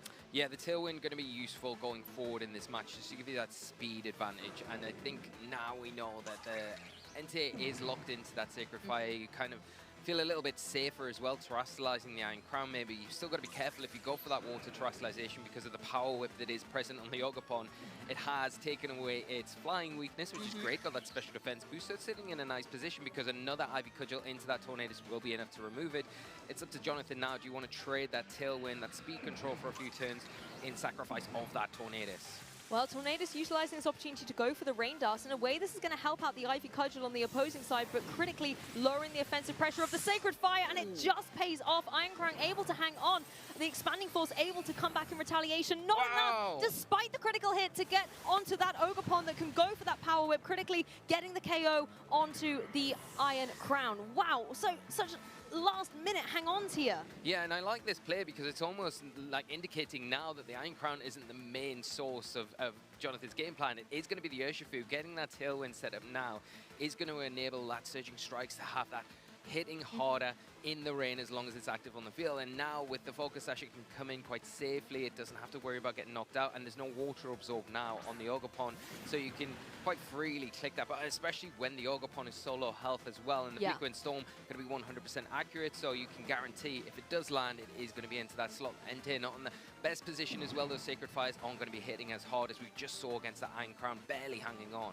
Lee, you're calling all the moments here in this match. That Rain Dance was huge, being able to keep the Iron Crown in the game, and now the Urshifu in a prime position. It's going to be able to get a boost to its Surging Strikes in the rain, but right now, actually saying, I'm just going to go for a Protect, maybe seeing if Michelle wants to switch things up, or allowing this Tornadus to deal with that Ogerpon. The Bleak Wind Storm, 100% accuracy this time, finds its mark on both the opposing Pokemon. Ogerpon goes down, and Michelle loses his terrestrialization Pokemon, and now Entei, yes, it's in a position where it can go for damage, but it is that Sacred Fire. The rain is up.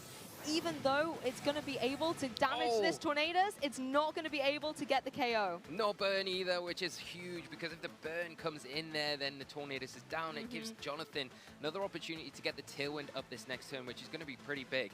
Really unfortunate the previous turn with that critical hit, putting the Ogerpon in range of getting knocked out. And now we do see the Whimsicott come onto the field. The Urshifu has to be careful because the Encore is active there, so that could be into the Urshifu, stop it in its tracks and lock it into that Protect. But the one thing that Jonathan has in the back is that Indeedee to bring onto the field to block any potential disruption through those attacks. But the Whimsicott also offers a little bit of support in the fact of Tailwind to help support that Entei. And maybe you do want to switch it off the field right now. Or otherwise, you might just want to keep it on. If you pick up a sneaky burn onto something like the Urshifu, it can be really useful in slowing that Pokemon down. I'm sure the Tornadus was tempted to go for the Tailwind on that turn, but getting the Psychic Terrain in play to keep the Urshifu nice and safe was critical.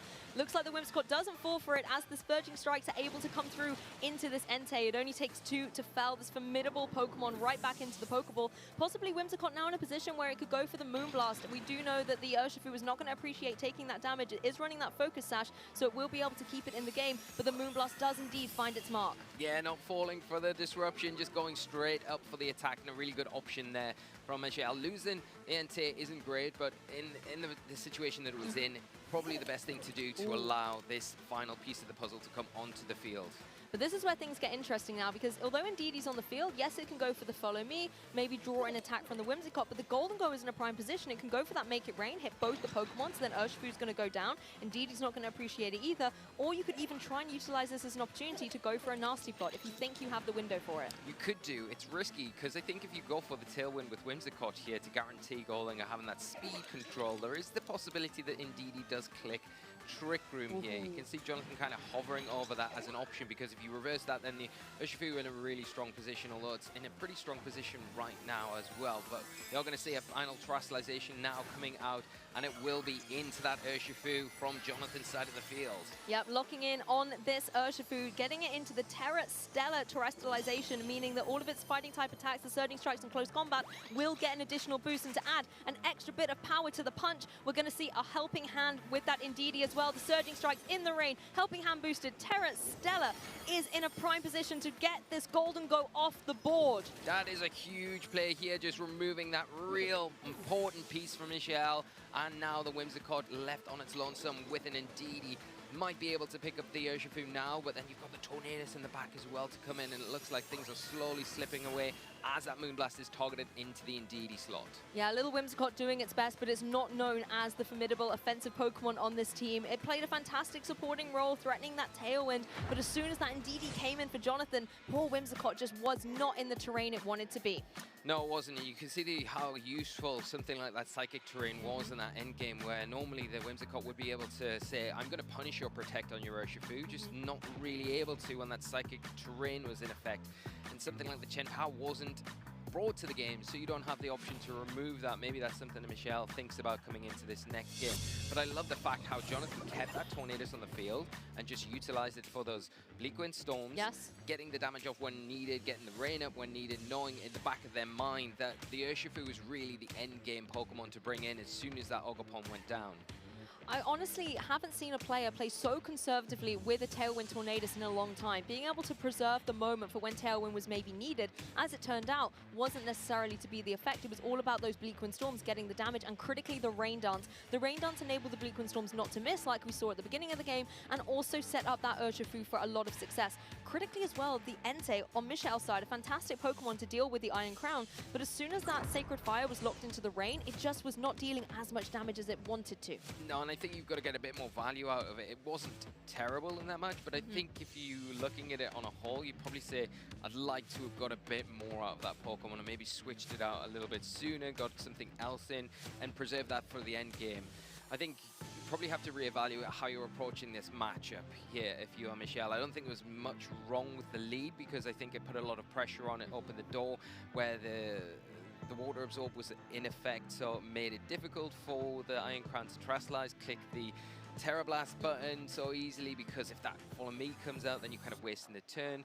And the critical hit onto the Ogerpon as well was very unfortunate. I think if that hadn't happened, it probably would have stuck around a little bit longer and things might have played out slightly differently there. Yeah, it could have given it a bit more longevity in the game, particularly once the rain was up as well. I really wanted to see what power this Ogerpon with Ivy Cudgel could start dealing out. And as you said, you had the power with coverage as well into Pokemon like the Urshifu. So I think it was definitely a key piece for Michelle. Unfortunately, did go down a little sooner rather than intended. But coming into this game too, do you think you're going to see the same Pokemon, or are we going to see some switches, Lee? Well, we're going to find out here. It looks like a little bit of a change-up from Jonathan, but not from Michelle. Yeah, Michelle going, let's just run this back and let's make sure no critical hits come my way this time. Ogerpon, Entei out front and center. Tornadus and Ogerpon for Jonathan. Yeah, here we go. We've got that Bleak Windstorm. It is threatening the Ogerpon once again. Of course, the Entei as well does have access to the Sacred Fires. Without the rain up, it is going to be hitting both of these Pokemon on Jonathan's side of the field pretty hard for big damage. So they have to be careful not to overextend themselves too much here. Again, you've got the Tailwind if you are Jonathan, and you do have the ability to Terrasilize Ivy Cudgel into the Ogerpon. As long as it doesn't Terrasilize, you can hit it for neutral damage, and with that boost, you might be in a position after the Embody Aspect ability activates, you get that attack boost to pick up a nice knockout onto that really awkward Pokemon that you had a hard time dealing with in Game 1. I mean, Jonathan has all the mind game control right now, so many options, and Michelle has to think, is the Rain Dance coming out? Do I want to lock into Sacred Fire, or is it going to be a Tailwind? Tornadus actually completely throwing the rulebook out the window and goes for this Protect. Again, scouting out what the Entei wants to lock into as Ogerpon just goes on the offensive with that Woodhammer. A fantastic adaptation for Michelle, bringing in the Whimsicott, going to be able to eat that up much better than the Ogerpon would have been able to. And Entei using that Stone Edge to remove the Ogerpon from the field. Stone Edge as well as something Tornadus doesn't want to see. Wow, Michelle's not messing about. Yeah, no messing around this time around. The Stone Edge, such a good call here, because like you say, now it threatens the Tornadus this next turn, and now there is no present ability here of a Trick Room. So you can, if you are Michelle, you can go for your own Tailwind here and know that the only way to match it is a Tailwind from the Tornadus. But there's also the fact that you can on-call that Tornadus that has just protected. Even if Indeedee comes in, you'd have to commit your Terrestrialization to ground it to have the effect of that Psychic Drain, and I think that's overcompensating way too much for the situation you're in. So really good play and start from Michelle.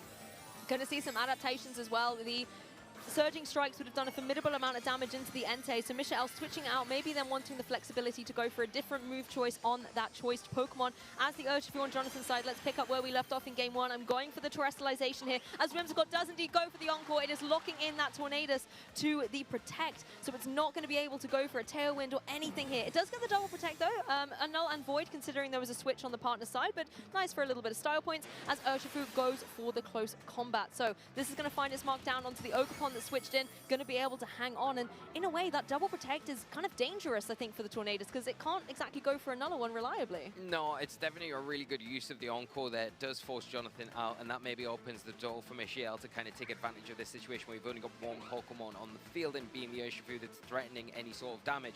Whimsicott doesn't really care about the Surging Strikes, all that close combat, and the close combat's eating that Terrestrialization boost now, which was really well called there by Jonathan, not wanting to commit to that Surging Strike in case the Wellspring came in, and that's exactly what happened. Yeah, because Wellspring would have had that water absorbed, so would have eaten up all of that water-type damage and regaining some health at the same time. Urshifu now going on the defensive Psychic Trains in the field, so you don't have to fear a potential Encore in the next turn, as Whimsicott was trying for that Moonblast. But defensive play from Jonathan really paying off, as well as being able to switch up your ball position. However, Indeedee might pay the price for this adjustment. Does take a critical hit Ivy Cudgel, but it's Natural Bolt keeping it in the game for now. Yeah, a big critical hit there onto the Indeedee, kind of put it in range now of another Ivy Cudgel. It might just have enough in the tank to be able to take a Moonblast, because it then can utilize that Follow Me and then give that Urshifu a little bit of protection. But you've got to really make sure that you are picking up the knockout, and probably more likely going for the close combat into the Ogerpon here. So it leaves the Whimsicott kind of free once again to do what it wants this next turn, whether that be a Moonblast putting on pressure onto the Urshifu to catch out maybe and punish no Follow Me here, or whether I want to go for that Tailwind once again. Well, we're going to see another switch on the board. Tornadus joins to take that Moonblast instead of that Urshifu, but Ogerpon following up with the Ivy Cudgel as well, but Tornado's able to hang on, no critical hit this time, as Indeedee can retaliate with that Psychic, utilizing the Psychic terrain to give it the extra boost to be able to get the knockout on that Ogerpon. Yeah, a really nice knockout there, not wanting to kind of mess around and just take advantage of the fact that Indeedee is out on the field. It does have an offensive pressure, and taking the opportunity when it was there to remove that Ogerpon. Now the Urshifu can perform a little bit easier if it comes back onto the field, if it's got that rain, which you could say that the Tornadoes has the option to set up that rain dance now and really activate that Urshifu when it comes back onto the field. The Gholdengo is in a position, it's not really heavily threatened right now, so it's a perfect opportunity for Michelle to go for a nasty plot, and if that happens, especially with some speed control, it can get very, very sketchy for Jonathan going forward. Well, as the Dark Clouds get out on the stage, Whimsicott bringing a storm behind it as well with that Tailwind as Tornadus matches it. So both of these trainers getting ready to really kick up the heat, getting the speed in play as Gholdengo makes it rain. It is going to rain on Tornadus' parade. It is now down, but Urshifu able to hang on. Yeah, it hangs on. The Tornado's going down for its trouble, setting the Tailwind up, but Michelle in a much better position in this game too here, where the Indeedee is going to come back onto the field, but it's taken so much damage already. A really smart double target earlier on has put it into a position where it is going to be knocked out by probably another Make It Rain here, and if it is doubled into with that Moonblast, and the Urshifu really threatened by the Moonblast as well. So a nice predict there with the Tailwind, just keeping pace and putting yourself in a position where you can really make things very difficult for Jonathan to close this game out and take us to a game 3. The Whimsicott's having a tough time as well in the sense Psychic Terrain's in play and it's got the Tailwind up, so the only move it can really utilize is that Moonblast. I'm just thinking as well, back to game 2, because naturally you always assume that Whimsicott outspeeds the Urshifu, but I believe in game 1 the Urshifu was outspeeding the Whimsicott, so it might be a slower variant. So it'll be interesting to see who acts first in this end, and that could really be a pivotal point in this game.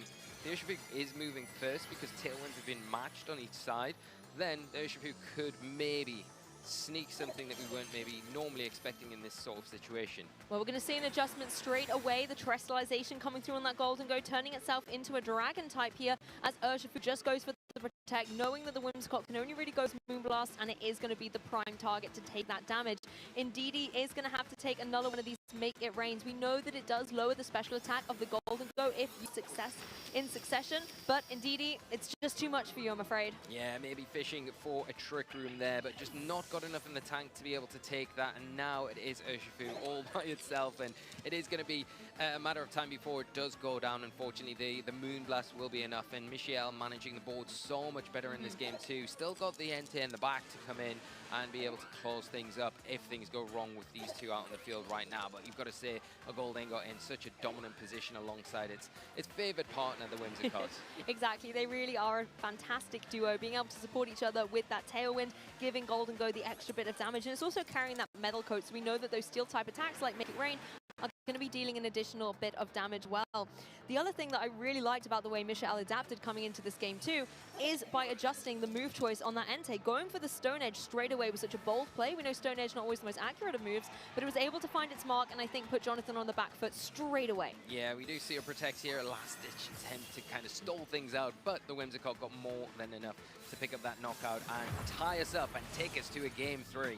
I mean, trainers, if you want to see more Pokemon action, a Game 3 is where it's at. Both of these trainers a match apiece. You can then see how equally versed they are, how their teams operate, and then it's just one game separating them from being a winner and being the loser of the set.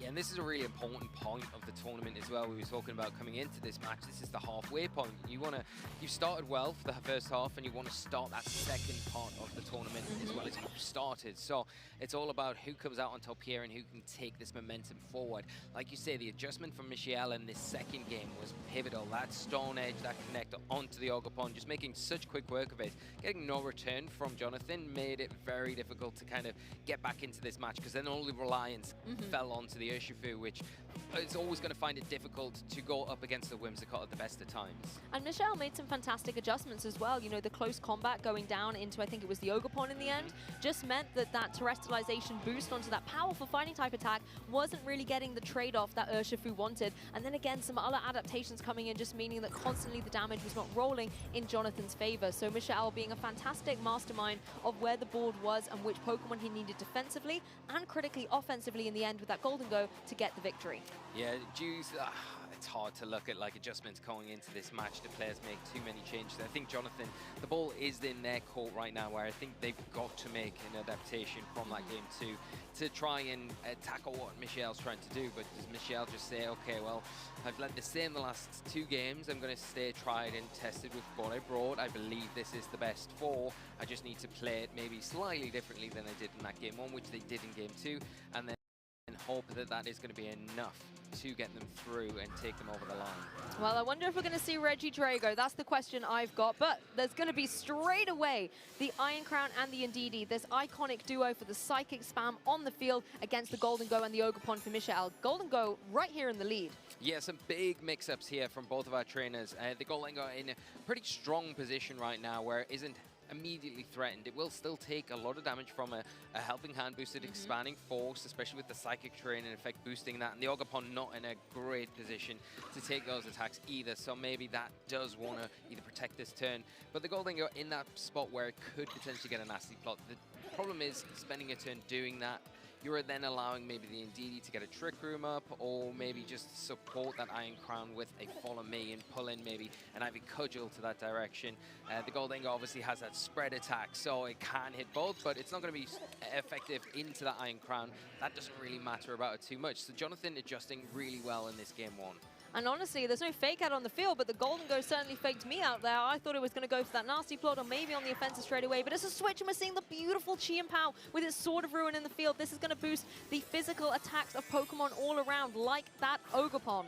Yeah, now this makes sense because you get that special defense boost from Terastallizing, you get rid of the grass typing. That could be a bit somewhat of a thorn if the Tornadus is in the back with that Blick Wind Stone. You don't have that weakness anymore, and now you've got the Chen Pao and brought that to the battle. So if Expanded Force comes out here, not going to be affected by it with that Dark typing, and you have a way to remove the terrain with the Ice Spinner. Well, it is indeed that Expanding Force, so the only target is going to be that Ogerpon.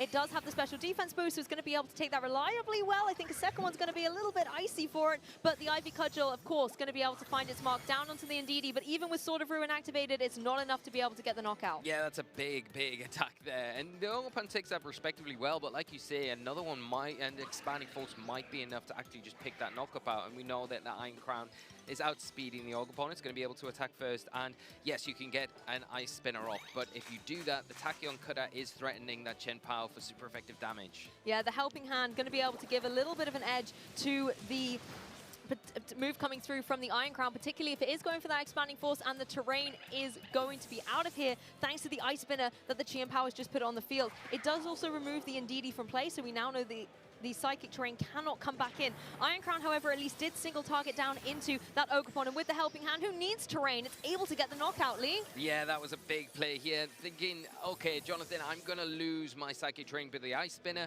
Well, that's fine. I'm going to make up with it with a Helping Hand, and at least Ndidi goes down with some return, and getting rid of the Ogerpon, the Terastallized Pokemon on Michelle's side of the field, is a huge play here. And now, the Iron Crown's still pretty healthy, right? It doesn't necessarily need to rely on that Psychic terrain all that much. We saw the damage there. The Chen Pao has had its sash broken as well with that Rocky Helmet from the Ndidi from getting rid of the terrain, right? So yes, if you've got the Whimsicott on the back, if you're Michelle, you can come in, you can disrupt with the Encore because the Psychic terrain's not an issue anymore. But at the same time, have you got enough in the tank, especially when Jonathan's got a little bit more resource than they've had in previous games? This could indeed be a turn that we reflect on at the end of the set, because both our trainers made that trade, but who's come out the better of it? Chi and Pao, yes, gets rid of the Ndidi and Psychic terrain, but as you said, the Focus Sash is broken, and it's not exactly one of the bulkiest Pokemon out there. It's very vulnerable. Yeah, it is very vulnerable, and the Chen Pao, if that goes down now, then you're leaving the Golden Go in front of this Ogerpon that can Terastallize as well. Remember that Jonathan still has their Terastallization, so that's got to be something that Michelle's thinking about.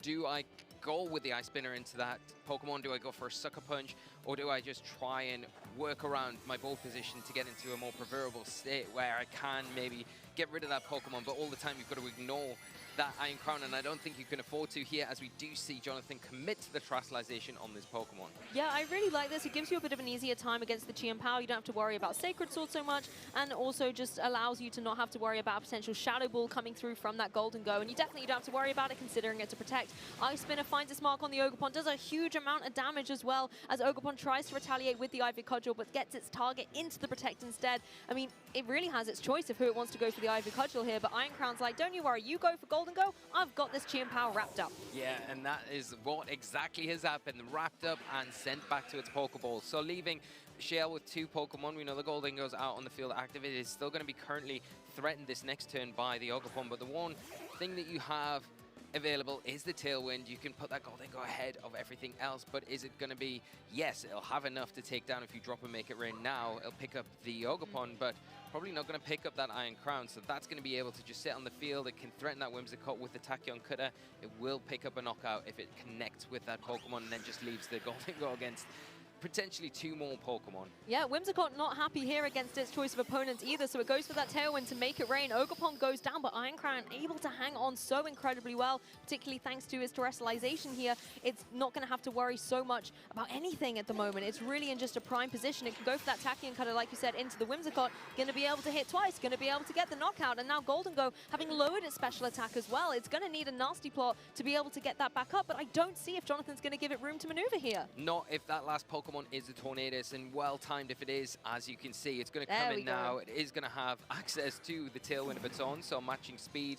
It'll instantly put the Iron Crown ahead of that Goldengo. It has got the Terra Blast, and that could also be boosted by a Rain Dance as well, so the Tornadus in a predominant situation where it can just go for whatever supporting option it wants, leaving this Goldengo in a really, really bad position. And I think talking back to that turn we saw earlier with the trade and the Rocky Helmet on the Indeedee, the fact that then you had such a vulnerable Chi-Pow, yes, Tachyon Cutter is able to hit twice, it does give you that coverage, but it just meant that suddenly Michael didn't have that safety net. Yeah, especially if you were thinking, I can concentrate a bit more on the Iron Crown here and go after the Ogerpon, but we are seeing here the end of the match coming around. It is the Tailwind to get that speed set up and a Terra Blast doing big damage into that Goldengo. Yeah, Goldengo switches things up and goes for the Shadow Ball. It's going to find its mark on the Iron Crown, but Iron Crown able to hang on so incredibly well. Tornadus at full HP as well. It's just a matter of time here. I think Jonathan really wanting to give Iron Crown a proper moment in the spotlight, goes for that Rain Dance to boost up that Terra Blast even further. Yeah, and here we go. Terra Blast, boosted by the rain, boosted by the terrestrialization. Here we go, into the Goldengo. We know the damage from previously, and is enough. Jonathan Marston is our winner of Swiss Round 5 here at the European International Championships. Yeah, the little Golden Go was not able to ruin the friendship between the Tornadus or the Iron Crown there in the end game. A phenomenal set from both these trainers, and Jonathan able to come out the victor. Wow, what a match between both of these trainers. How well Jonathan piloted that Game 3 as well, especially after a really good start in Game 1, and then Michael made really good adjustments Game 2, coming out and making life very difficult for Jonathan to kind of get any sort of momentum swing. But Jonathan, we said the ball was in their court going into that final game, and they reacted and they came out on top. I was so excited to see this Chi-Pow adjustment from Michael, and I could see where the logic was. Having that the Ice Spinner to be able to remove the terrain to help out that Iron Crown was a really good opportunity. But on Jonathan's side, you just had so much more momentum coming through with Pokemon like that Ogerpon, particularly the Fire variant of the Hearthflame Mask allows you so much flexibility over a lot of the Pokemon on Michael's side. You know, Golden Go, Chi-Pow, Whimsicott, none of these Pokemon want to take a Fire-type Ivy Cudgel.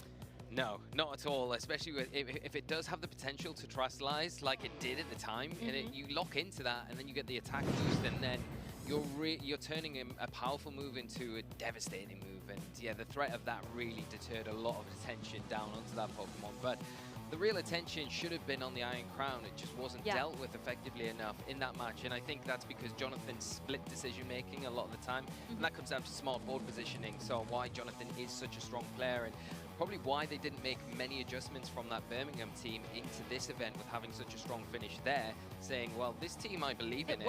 It works well. I think it's maybe more down to me as a player, getting used to it, more comfortable with it, which they would have done naturally after playing so many rounds at Birmingham, having a deep run into day 2, and then saying, okay, well, let's see how we get on at this event, which is testament to the player itself, because it's hard making that commit to not changing your team after you've not won an event but got close, to keep things going and have that confidence and belief in the team to do well.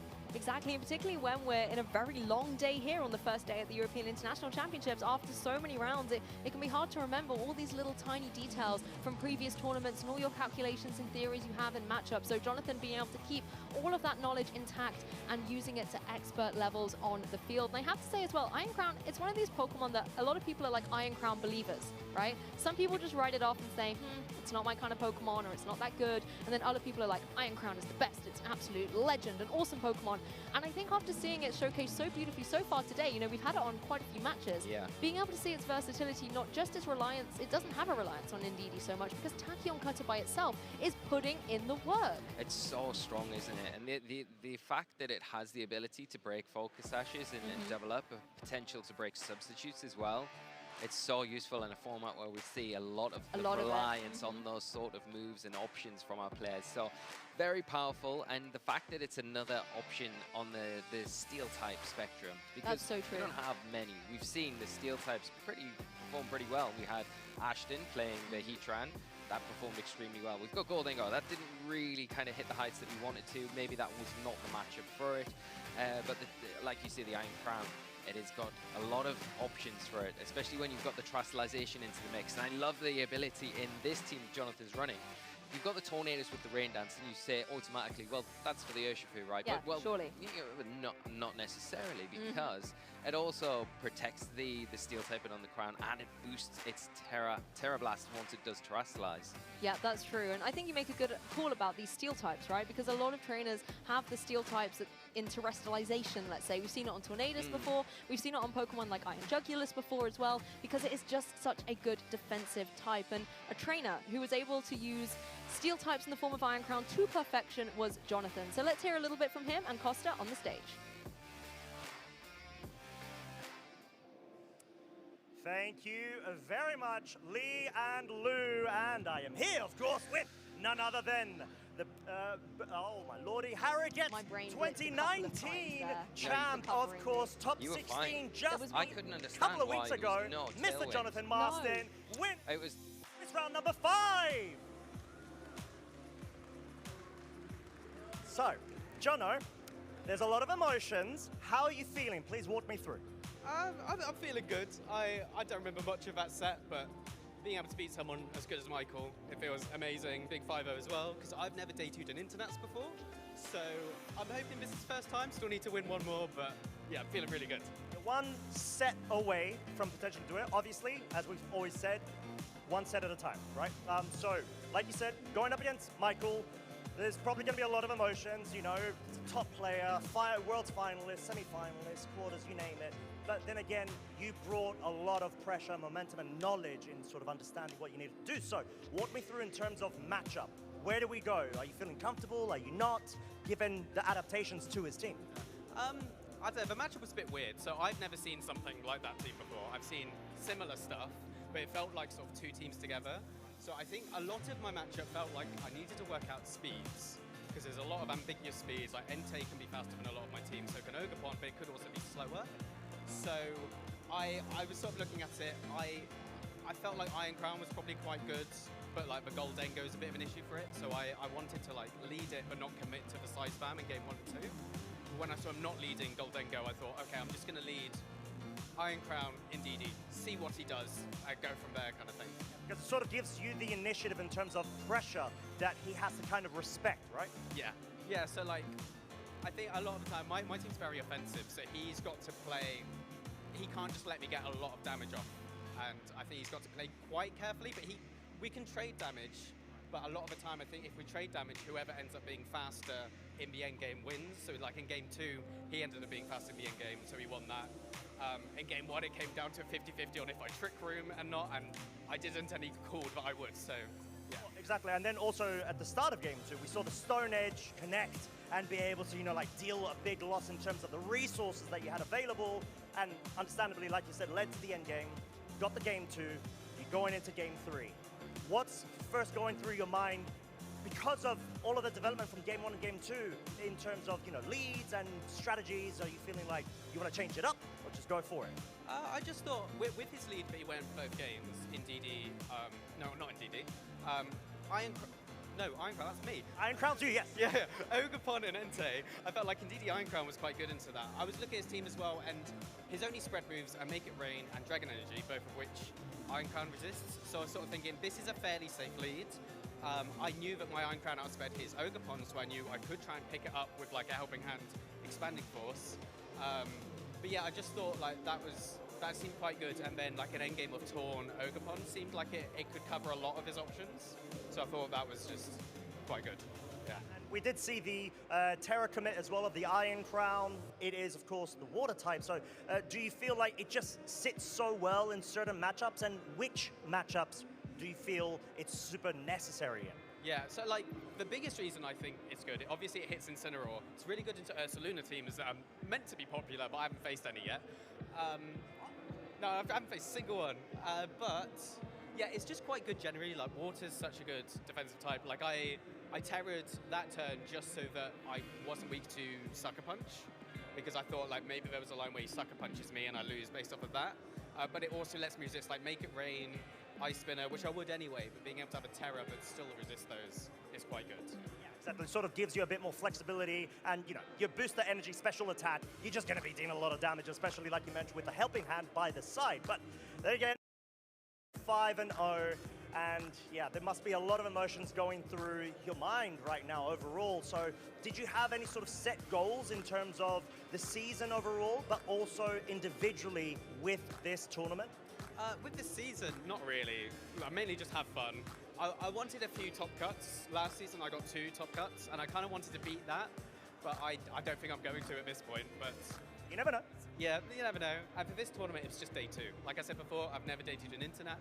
This is my 8th one, and I've lost like 5 winning ins, and yeah, I just want a day 2 because I've never done it before. I'd love to top cut, but I don't think I will. But never say never, my friend. You know, you're already doing so much better than me with 8 around ICs I've done too. But no, honestly, you have been on fire, my friend. Clearly, the form is carrying on from Birmingham, where you were able to get top 16.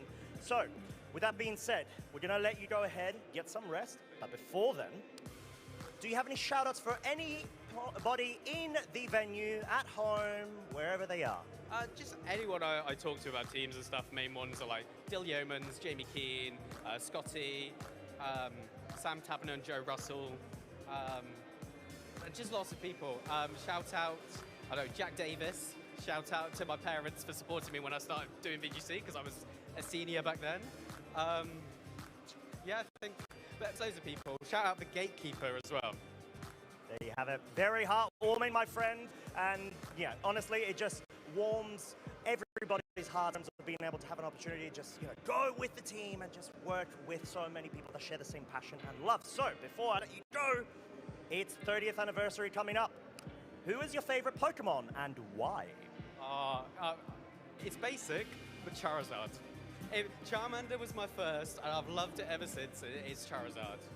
Were you a Red gameplay? Have you started the Pokemon since Pokemon Red, or? I was actually Fire Red because I'm not that old. Still counts. Yeah, but yeah, Fire Red was my first game, and I specifically wanted that one because it had Charizard on it, and I wanted a Charizard. So yeah. Enough said. Of course, we've seen not only Charizard being on fire, that is you as well, my friend. But with that being said, we're going to go ahead and cut to a very short break before we are back for the next round. So make sure you do not go anywhere, or if you do, get some refreshments, because we've got a lot more VGC action for you.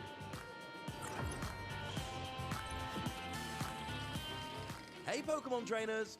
Welcome to Pokemon Championships History, the series where we take a look back at some of the most important and exciting matches in the history of the Pokemon Championship series.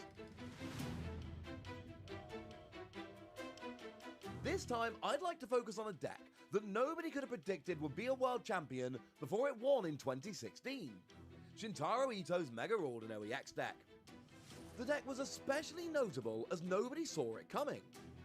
The deck saw no success before the 2016 World Championships and was never played to any competitive success again. In fact, the only other notable finish the deck ever achieved was when Shin Akiyama piloted the deck to a 22nd place finish at the same 2016 World Championships.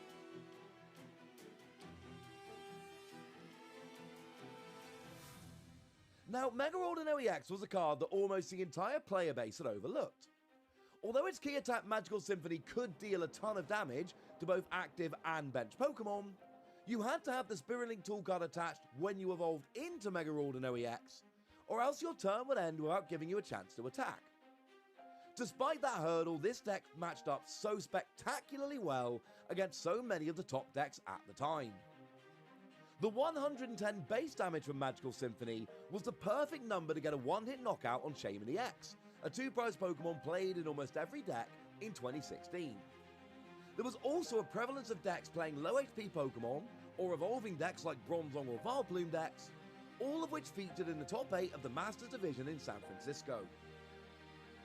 Mega Ordinary X also had a phenomenal matchup against Greninja, as we would learn when we watched Shintaro Ito take on Cody Walensky in the World Championships Finals.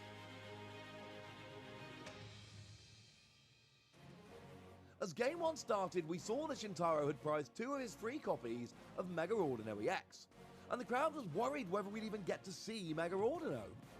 Shintaro had no such worries. A turn 1 Hooper EX to search free Pokemon EX led to a turn 2 Mega Ordino fully charged and attacking with Magical Symphony. So here we do see Mega Audino EX come into play. Cody's going to be under a ton of pressure immediately. After a double KO on turn 3, Cody had seen enough and conceded, putting Shintaro a single game away from becoming a world champion. Shintaro takes game number 1 in immediate fashion. Mega Audino EX absolutely dominates that first game. Game 2 went almost exactly the same. Shintaro was forced to attach or discard all of his Spirit Links on turn 1, giving Cody a single turn to try to find Startling Megaphone and force Mega Ordino to end the turn when evolving. But this was not to be, and we again saw return to Magical Symphony taking a KO. Turn 3 saw Lysander play to take another double KO, and once again, after just 3 turns, Shintaro had taken the game, giving him the World Championships final victory in 6 turns. It's over! This is it! Mega Audino EX! Shintaro Ito came into Worlds 2016 after back-to-back Japanese National Championship top 8 finishes, but left as a household name, something he would only further solidify with a second-place World Championships finish 3 years later. For now, Mega Ordinary EX remains the most surprising deck to ever win a Pokemon TCG World Championship. Thanks for watching, and make sure to let us know your favourite competitive Pokemon TCG moments using the hashtag #PlayPokemon. What's my favorite? My favorite's the one that's got jet black hair. He's extremely fast. Limitless. So cute. She has a 12-octave vocal range. Can be calm. Powerful. Estilo como yo. 닮기도 한 것 같아갖고. He would improvise on the spot. Just always finds a way to make it funny. We both have very fast moves. and can change the world using its mind. Jigglypuff is my favorite. Jigglypuff, Jigglypuff. Every single time you met a new Pokemon, it felt like you met a new part of yourself. He likes to sleep.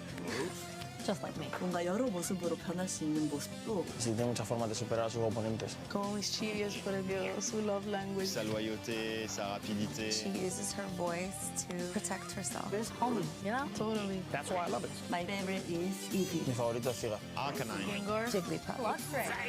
So, what's your favorite?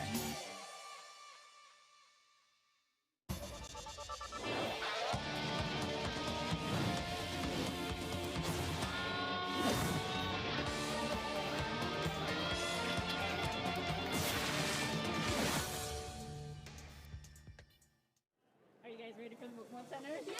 So excited! What are you gonna get at the Pokemon Center? I'm gonna get the Jigglypuff. What are you gonna get? I'm gonna get the Pikachu. Oh, I'm so excited! Okay, let's go! Let's go! Let's go!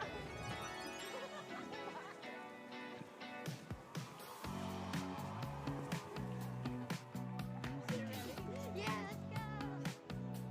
Yes, we need to get these. Oh, this one. Oh, Psyduck.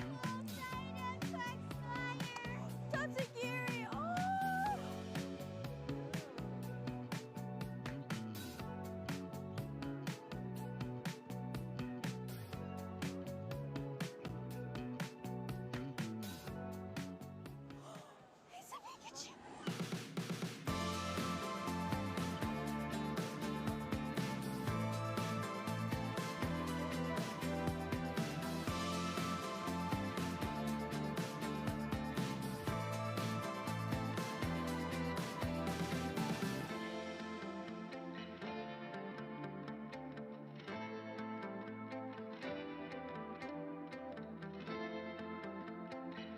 tough choice. Remember, you can only have one.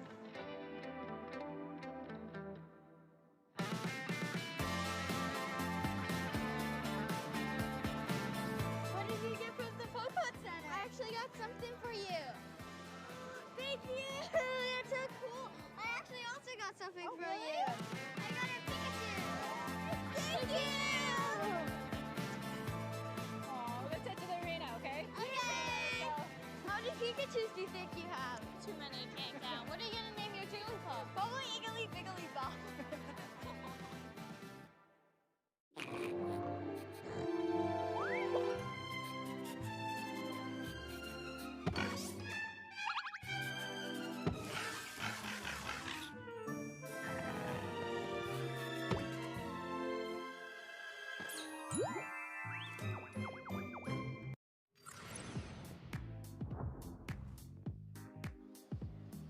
Welcome back, trainers, to the European International Championships here in London. You're joined on the desk by myself, Lee Provost, and the lovely Lou Actos-Chromi, and we are about to head into Swiss round 6 here in the Phase 1, day 1 of the tournament. So far, every single match we've been able to showcase here at EUIC has absolutely delivered. The quality of Pokemon play, the innovation of the teams as well, even in a meta where a lot of trainers think they've solved it already, they know the 6. We're seeing tweaks and hidden dimensions and layers to every single team composition, and I can say I'm inspired. Yeah, I've really enjoyed seeing the trainers come out, and you know, we might have seen some today, but we've seen some really high quality play and positional play as well, which is really making this event shaping up to one of the best EUICs that we've had. And we can take a look at the top 12 Pokemon from Phase 1 of the tournament. So that is today. And is there any surprises on there, Lou? Honestly, there's not too many surprises. I would say for me it's the order that's a little bit surprising. The fact that Fluttermane and Incineroar have actually been dethroned in the #1 spot, they kind of dance about on that podium. The fact that Urshifu was #1 I think is a little bit interesting. The fact that you've got this Pokemon that's so versatile, we see people run it with Choice Band, Choice Scarf, Mystic Water, we even see it running a few other rogue choices, and then the terrestrialization choices are also varied. It does just show how flexible this Pokemon can be. Some other Pokemon I knew we were going to see here, the Raging Bolt, Tornadus, Rillaboom, but interestingly enough, it's like the little grouping of the grass types there. Rillaboom, Ogerpon, Amoonguss, another Ogerpon. Just shows again the consistency that these Pokemon have. Yeah, it does, and it kind of shows that these grass types are definitely pivotal to a lot of the functionality of each and every team, depending on what strategy you go with and what lines you want to lead into the battlefield. But of course, the one thing that I would say really stands out to me is how high Tornadus is on this usage stats. Now, we've seen recently definitely surge in usage of this Pokemon in particular. It offers a lot of support with its Tailwind, and it's got that offensive flying type Liquid Storm that if you kind of look a little bit further down the usage charts, it's super effective against all 3 of those grass types. And it might be an indicator why we're seeing kind of a rise of a Chien-Pao, because it can come in and it can threaten with those ice type attacks along with its buddy up in 4th place, the Raging Bolt, and put a bit of pressure onto that Pokemon. But the one thing that Chien-Pao does a little bit better than the Raging Bolt is it pressures that Landorus Incarnate as well. That it does. And another Pokemon to talk about is this Ursaluna there in #12 spot. It's a Pokemon that has had a lot of success in Regulation F, particularly at the European International Championships as well, paired up with its good buddy Porygon 2. But it's interesting to see it kind of here, still being in the usage, but right towards the end. Maybe a lot of trainers not opting for the same kind of caliber of Trick Room teams. A Pokemon I am missing, though, is Chi-Yu. Yes, yeah, I felt like coming into this weekend, we've had many discussion about it leading up to this event, about especially you, very strong on the Chi-Yu being quite a strong Pokemon to bring in, and I 100% agreed with you. Stole it and put it on my casting predictions for this weekend. I did, I got the edge. I do think because it's so strong that Beats of Ruin is so important, especially when you've got a lot of these big special attackers. mais usado, caraca. And there's others as we go down the list that we can't see on the screen here, but I think that you can't really give too much room to on the battlefield. I think, I mean, you said it already, Chi-Yu and Fluttermane was such an iconic duo together, but then we've seen more recently how effective Chi-Yu can be in maybe even Dondozo teams, where Dondozo's gone a little Tatsugiri is there, a formidable special attacker by itself, paired up with the Chi-Yu does just give you a lot of utility on the field, and any other special attackers are going to benefit from that Beats of Ruin. And at the end of the day, if you can hit, I mean, it's an if, but if you can hit overheat after overheat, like, the damage that you can deal is incredible. Yeah, even on resisted, it's doing so much damage. It's scary prospect to be the front up. You cannot give it the front operate like that. We are seeing, I mean, Marcus Cole was one of the players that had the Dondozo and had a lot of success with that in Birmingham. The GU we're seeing paired up with Dondozo Tatsugiri quite a lot recently in that kind of 2-2-2 team where you've got the Flutsame, the GU classic combination, then you've got the Dondozo and Tatsugiri, and then either the Dragon Ancient Power is another option, or you know, to make up the last remaining two there. But I think, yeah, it's one of those Pokemon when it's paired up in the right situation, in the right position, they can really overcome the opponent and just make it untenable to kind of come back in those games. Maybe though, early on in the tournament, we have got time to still see it, even though it wasn't in the top 12 of those usual stats. But that doesn't. It's always a clear picture, is it? Yeah, it could be a phase 2 option for sure, but the tournament is still going and the round is still going as well. So our feature matches are still being played out, so we can bring a little bit of action for you. We're jumping straight into this game here. This is the beginning of the match between Roberto Parente versus Yuki Zanikovic. So we've got Dondozo, we were just speaking about it, Dondozo and Fluttermane out there, as well as the Ogerpon and the Tornadus. Yeah, really interesting team composition that Yuki with that GU incorporated into the team here. Leaving out the Dondozo and the Fluttermane here, it's quite a nice lead because you're pulling in a lot of attention from the Fluttermane. Can you afford to ignore it? Well, if you tack into that slot and the Tatsugiri comes in, then the combination activates with that Dondozo Tatsugiri, and then it becomes an even bigger, formidable foe against the two Pokemon. One of them not too bad offensively against the Dondozo in that Ogerpon if it's got a grass type attack.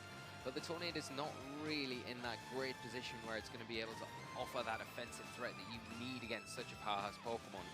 And of course, whenever a Dondozo is out on the field, you have to worry if a Tatsugiri is going to switch in for that Fluttermane and then just get the Commander ability rolling. But we're not going to see any switches straight away. Just a simple protect there on the Tornadus, as Ogerpon also goes for the Spiky Shield. Yeah, just want to scout out, see what Yuki is going to lock into and what their answers are for what Roberto has out in the field right now. We do see the Fluttermane looking like it's going to go for an Icy Wind here, which is blocked, so scout it out. The Dondozo not acting at all other than attack into that Tornadus, doubling up into that slot and not getting any leverage there. So again, we're going to go into this turn a bit of an information gathering turn for Roberto. So can they take that, move into this next turn and maybe get some advantage in this match as we go forward here with these two big threats on Yuki's side?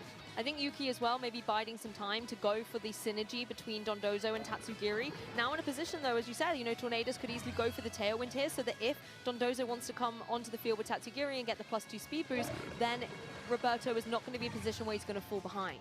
Yeah, and the one option, I think if you are Roberto, you've got to kind of try and preserve this Ogerpon as best possible. So we might see it switch off the field now because it does have access to Woodhammer, and it is one of the better tools to put enough damage onto the opposite side of the field if we do see this combination. This is exactly what we're going to see right here, right now. Yeah, the protective father figure of that Dondozo taking the Tatsugiri in nice and safe, and the synergy amongst them, using that Commander ability to get a +2 boost to all of those stats, putting it into a formidable position, something that the Ogerpon definitely has to watch out for. The Tornadus, again, in a position where it can try and get some damage off, but Ogerpon also going to make a switch here. So Roberto able to take advantage of this, go for the Indeedee, set that Psychic Terrain up on the field. Yeah, and it's nice because you look at the item choice on the Indeedee here. It's probably the optimal switch in if that is the target from Yuki, but we'll see where it goes. Is it into that Indeedee? It is, and it's a huge, huge attack. Picking up a clean knockout. I was going to say an optimal switch because of the Rocky Helmet, but when you're losing a Pokemon for the trouble, it is unfortunate.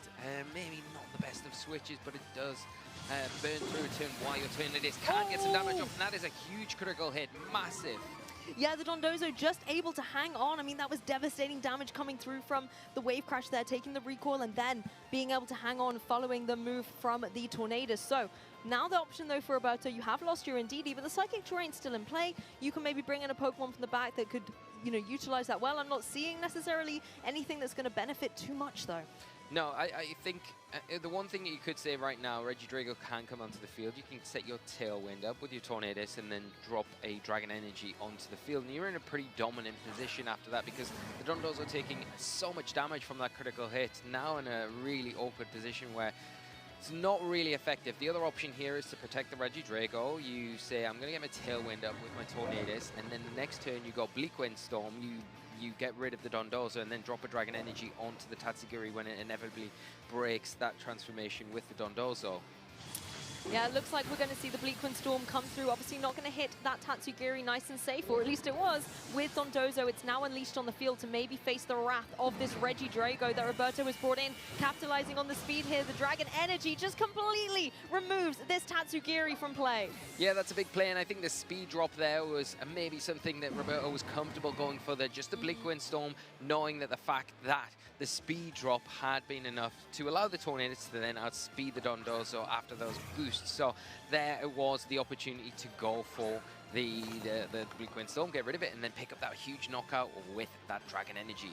I mean, these were two Pokemon we were talking about, and it's actually romantic how good these Pokemon are together. They are a dynamic duo. They are ready to try and get Yuki back into this game. But Regidrago in a position where it cannot go for that Dragon Energy successfully into the Fairy type of the Fluttermane on the opposing side. The Chi-Yu, however, yes, it can get some damage on board, but it's not going to be a huge amount. It's not going to be a huge amount either, and I think the Chi-Yu, Fluttermane, we talked about this before coming into this game, they're a really formidable partnership, and now you have to look at this, and the Fluttermane in a really strong position. That the Regidrago just not in that spot where it's going to be able to do that much damage. But you do have a way out of this. You do have the Tornadus with that Prankster Tailwind, as we see it set up here. The Regidrago just protecting to get around any damage, because the Chi-Yu does have the Sash, I believe, but it will be susceptible to damage from the Earth Power that the Regidrago has access to as well. Yep, Fluttermane just going for the Dazzling Gleam here, trying to get as much damage spread across the board, but not able to connect down into the Protect on that Regidrago. Of course, not being able to be followed up by the Chi-Yu either. So now, once again, turn of pay, slow down. Yeah, and now you've got the option as well. Regidrago, I believe, could still Terastallize here. Oh, that's true. So it's got that Steel Terastallization. It's a pretty double-edged sword, though, because if you go for that and then a Fire-type attack comes up from the Chi-Yu, well, that probably will kind of spell the end of time for your Regidrago. So you've got to be very careful when you time it, because in one side of this, it's extremely good against the Fluttermane, but at the other side, you've got a little fish that knows what it can do against you, if that is what you choose to go down and do. Well, I think there's still Terastallization to be utilized on either side of the field, but first of all, looks like the Earth Power coming through, not going to be able to deal a KO to this Fluttermane, but does put it in a little bit of a vulnerable position to a potential follow-up in the next turns. Obviously, you can't hit it with those Dragon-type moves, so you have to find a way to get the damage out there on the board. Yeah, and targeting into the Tornadus to try and remove that from the field, but it is a Heat Wave. Smartly, Roberto is not went for that Terastallization this time around, so it can resist that attack and then not take too much damage here. Now, you do have the option as well, the Dragon Energy. You can kind of think, well, if I've got one more Pokemon in the back to come in and maybe deal with that Fluttermane, my priority is just getting rid of that Chi-Yu. So you could go Dragon Energy, even though you're not doing any damage to the Fluttermane, and then double up with your Tornadus here to just remove that, and then the game becomes a lot easier to kind of close out. I'm intrigued to see as well when the Earth Powers might start switching towards that Chi-Yu. You can't really go for Dragon Energy anyway. Your health is being depleted, and Dragon Energy boosts up from the amount of HP you have remaining, and Draco Meteor would lower your special attack so formidably. But you can use the Beads of Ruin as well, maybe to try and deal with the opposing Fluttermane, but Earth Power putting it into a good position to do damage to the little fish. Well, here is the time. Terastallization coming out from our trainers now, and it will be the Fluttermane that goes first, and it will be that Fairy Terastallization, boosting the power of those threatening Fairy type attacks. The Moonblast, it's also boosted by the Terastallization and that Beads of Ruin. It is one of the Pokemon from the ancient past, almost like the eldest daughter out here on the field, being able to take that Earth Power thanks to its naturally good special defense, but it cannot take a double up coming through from this Tornadus. It is going to be able to get the knockout. Yuki unable to utilize the beautiful Terastallization of this Fluttermane in play. Yeah, really unfortunate there for Yuki. A smart target there from Roberto saying, okay, well, you've got the Beads of Ruin active on the field. I'm going to take advantage of that while I've got this speed control and attack with the Tailwind. Double up into that, and it was enough. The Bleakwind Storm does connect, and now this Chi-Yu looking in really not the most comfortable spots. Yeah, Chi-Yu, I think, going to have a bit of a difficult time without Fluttermane there to give it a helping hand, particularly as Roberto is able to bring the Ogerpon back in play. Ogerpon's not going to worry too much about what the Chi-Yu can send its way. Heat Waves, Overheats, Dark Pulses, it's going to be able to eat those up. Yeah, now it's a pretty much a close game here where the Ogerpon can come in and it can just, you know, put on a bit of offensive pressure. You've got the Earth Power as well while this Tailwind's still in effect. So I think we're probably just going to see Yuki kind of make adjustments there, but it gives us a snapshot into some of the other games that are going on out in the field while we have our feature matches taking main center stage. Yeah, so it looks like Roberto was able to take that game 1 of the feature match. How the game actually went, we'll have to find out maybe a little bit later. We'll try and get you an update in case you're curious as one of our viewers. But the Swiss round has ended, so we have our next matches coming up shortly. So we're going to have to start jumping into that action very soon. Yeah, well, we can kick off with our standings after that last Swiss round. We're Swiss round on 5. We're going into Swiss round on 6 soon. And you can see that Alberto Spera is out in front from Italy. Just tying up there with Justin Tang, Matteo, Alexander, and Victor as we go down. There's still a lot of 5-0s, pretty much all of them on this page, Lou. Yeah, exactly. And I am getting some insight as well that it looks like it went to game 3 in that feature match, but Roberto was able to come out the victor. So if you're maybe out there in the crowd able to catch that, I'm sure it was a thriller of a set. But some of our remaining undefeated matches, like you said, Victor Medina, who kicked off our tournament in absolute style, set the tone for how competitive our potential champions are going to be, as well as being able to see trainers like Nicholas Khan, Paul Chua, Alex Gomez-Berner that we got to feature earlier, as well as Ashton Cox. These names and faces that you're getting familiar with on our broadcast here are showing exactly why they deserve to be here. Yeah, and these players as well, they're guaranteeing a place. If they can win one more game from this point, they're guaranteeing a place in that phase 2. Very true. Every record that's 6-2 or will guarantee to be moving on to the next part of this tournament. So very close to progressing here. So the pressure on for them the next turn. But I think at this stage you can kind of relax a little bit as well and kind of breathe a bit easier, knowing that I've come into this, I'm performing extremely well, and things are going exactly how I planned at this stage, going undefeated over halfway through this tournament on the phase 1 of it. I think, yeah, you've got to be feeling good about it. Exactly, and you saw Justin Tang's name there as well. A trainee we talked about at the beginning of the show has won 3 regional championships, but has yet to be able to take home an international crown. So maybe another trainer to keep an eye on to be able to go all the way 5-0. An incredible start. Got to be feeling confident. Definitely got to be feeling confident. I think on the performances they've had throughout the season so far, they've probably been, I mean, it's hard because there's been a lot of consistent players, but Justin consistently up there. When we were talking about our players to watch at the start of the broadcast today, I think we talked about all the accolades that Justin's had this season, and it is just top cut finish after another. So yeah, got to feel good coming into this event, and yeah, wouldn't be surprised to see them at the top of the pile come the end of this event. But I think you make a good call as well. You know, moving into Swiss round 6, if our trainers are able to go 5-0 to 6-0, they've locked in that phase 2. Obviously, the more wins you get going into that, the better your phase 2 chances of success to make it through to top cut. But you already have made it through to the next stage of the competition. And for a lot of our trainers, that could be their first time in many ways. You know, we're talking about a lot of our veterans, but a lot of our trainers here maybe are competing for one of the very first times, and who knows, maybe they could make a phase 2. And it's also stories that are great and exciting to follow as well. But we've got our trainers getting ready on the stage right now, and this is going to be another exciting game. 2 extremely good trainers getting ready to get into things here in Swiss round 6, and some interesting team choices as well. Some that we haven't been able to feature so far on the broadcast today. Yeah, we were just talking when we looked a little earlier at the top 12 usage stats for phase 1, and we talked about how Ursa Luna was tucked away in 12th spot. And guess what? Gabrielle is bringing it, but critically, not bringing it with the partners I was expecting. I normally see the Ursa Luna paired up with some very dominated Trick Room teams, particularly with a Pokemon like Porygon 2, for example. But taking a look here, I'm not seeing dedicated Trick Room. I'm seeing a little bit more balance, plus Ursa Luna. Yeah, balance versus Ursa Luna, and I think it kind of goes testament in hand with those usage stats. We see the Tornadus, and when you looked at this top 12, there wasn't a Trick Room setter among them, which made it a bit more leaning towards Tailwind being that obvious speed control method for a lot of our trainers. We can start off with Gabrielle's team though. We can see here the Tornadus, the Incineroar, Goldingo, Fluttermane, and like you said, that Ursa Luna pairing up with that Ogerpon Hearthflame. I think there's sometimes when we see Ursa Luna and it's not in Trick Room, we often do see Goldingo being close behind it, because these two have a nice range of synergy. They can cover a lot of options together and possibly give flexibility to their trainer on the special and the physical offensive side too. Yeah, we've also got, and something I want to just quickly note on is the Sunny Day again on that Tornadus. We've seen it in previous games from other players, but it supports not only the Incineroar with the Flare Blitz there, the Fluttermane with that Photosynthesis, and the Ogerpon with its Ivy Cudgel, so powering up all 3 of those Pokemon there in slightly different ways, but it's such a good supporting option that you can bring, and you don't need to use that Sunny Day option. You can use the Tailwind option for that Goldingo that's really going to love that speed control, and also that Ursa Luna as well, that probably is more on the speedier side of the bears that we like what we normally see.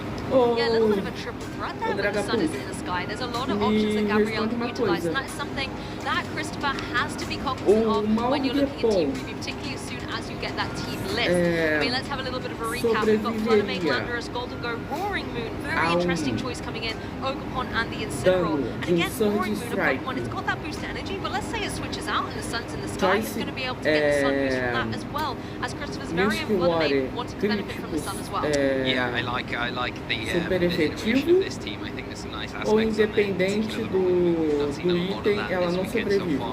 Ogerpon de fogo. In an earlier region this season, which I think is a very strong Pokemon, especially because it gives you not the prankster tailwind, but it gives you the tailwind, and you've got a lot of offensive pressure with that Pokemon as well to put pressure onto things like Flutterman that might not be as speedy as they once were, because the speed maybe didn't feel as necessary, that it was more worthwhile putting Fox, then the Roaring Moon gets a little bit of an advantage that way, so pressure in a slightly different way, but we all know Christopher is a very good player with kind of balanced teams, and this is exactly what this is. Ambos contra Ogerpon de fogo e nenhuma Ogerpon de fogo sobreviveu a 3 Surge Sprites, entendeu? Aí eu não sei se tanto faz o dano, não faz diferença, né? Por ser super efetivo, tanto faz. Choice Band é impossível. Ah, ok. É porque alguns 50% do Choice Band, mais o super efetivo, mais o crítico, né? Enquanto que o Mystic Warrior é o crítico, o super efetivo e 20%, né? Se eu não me engano.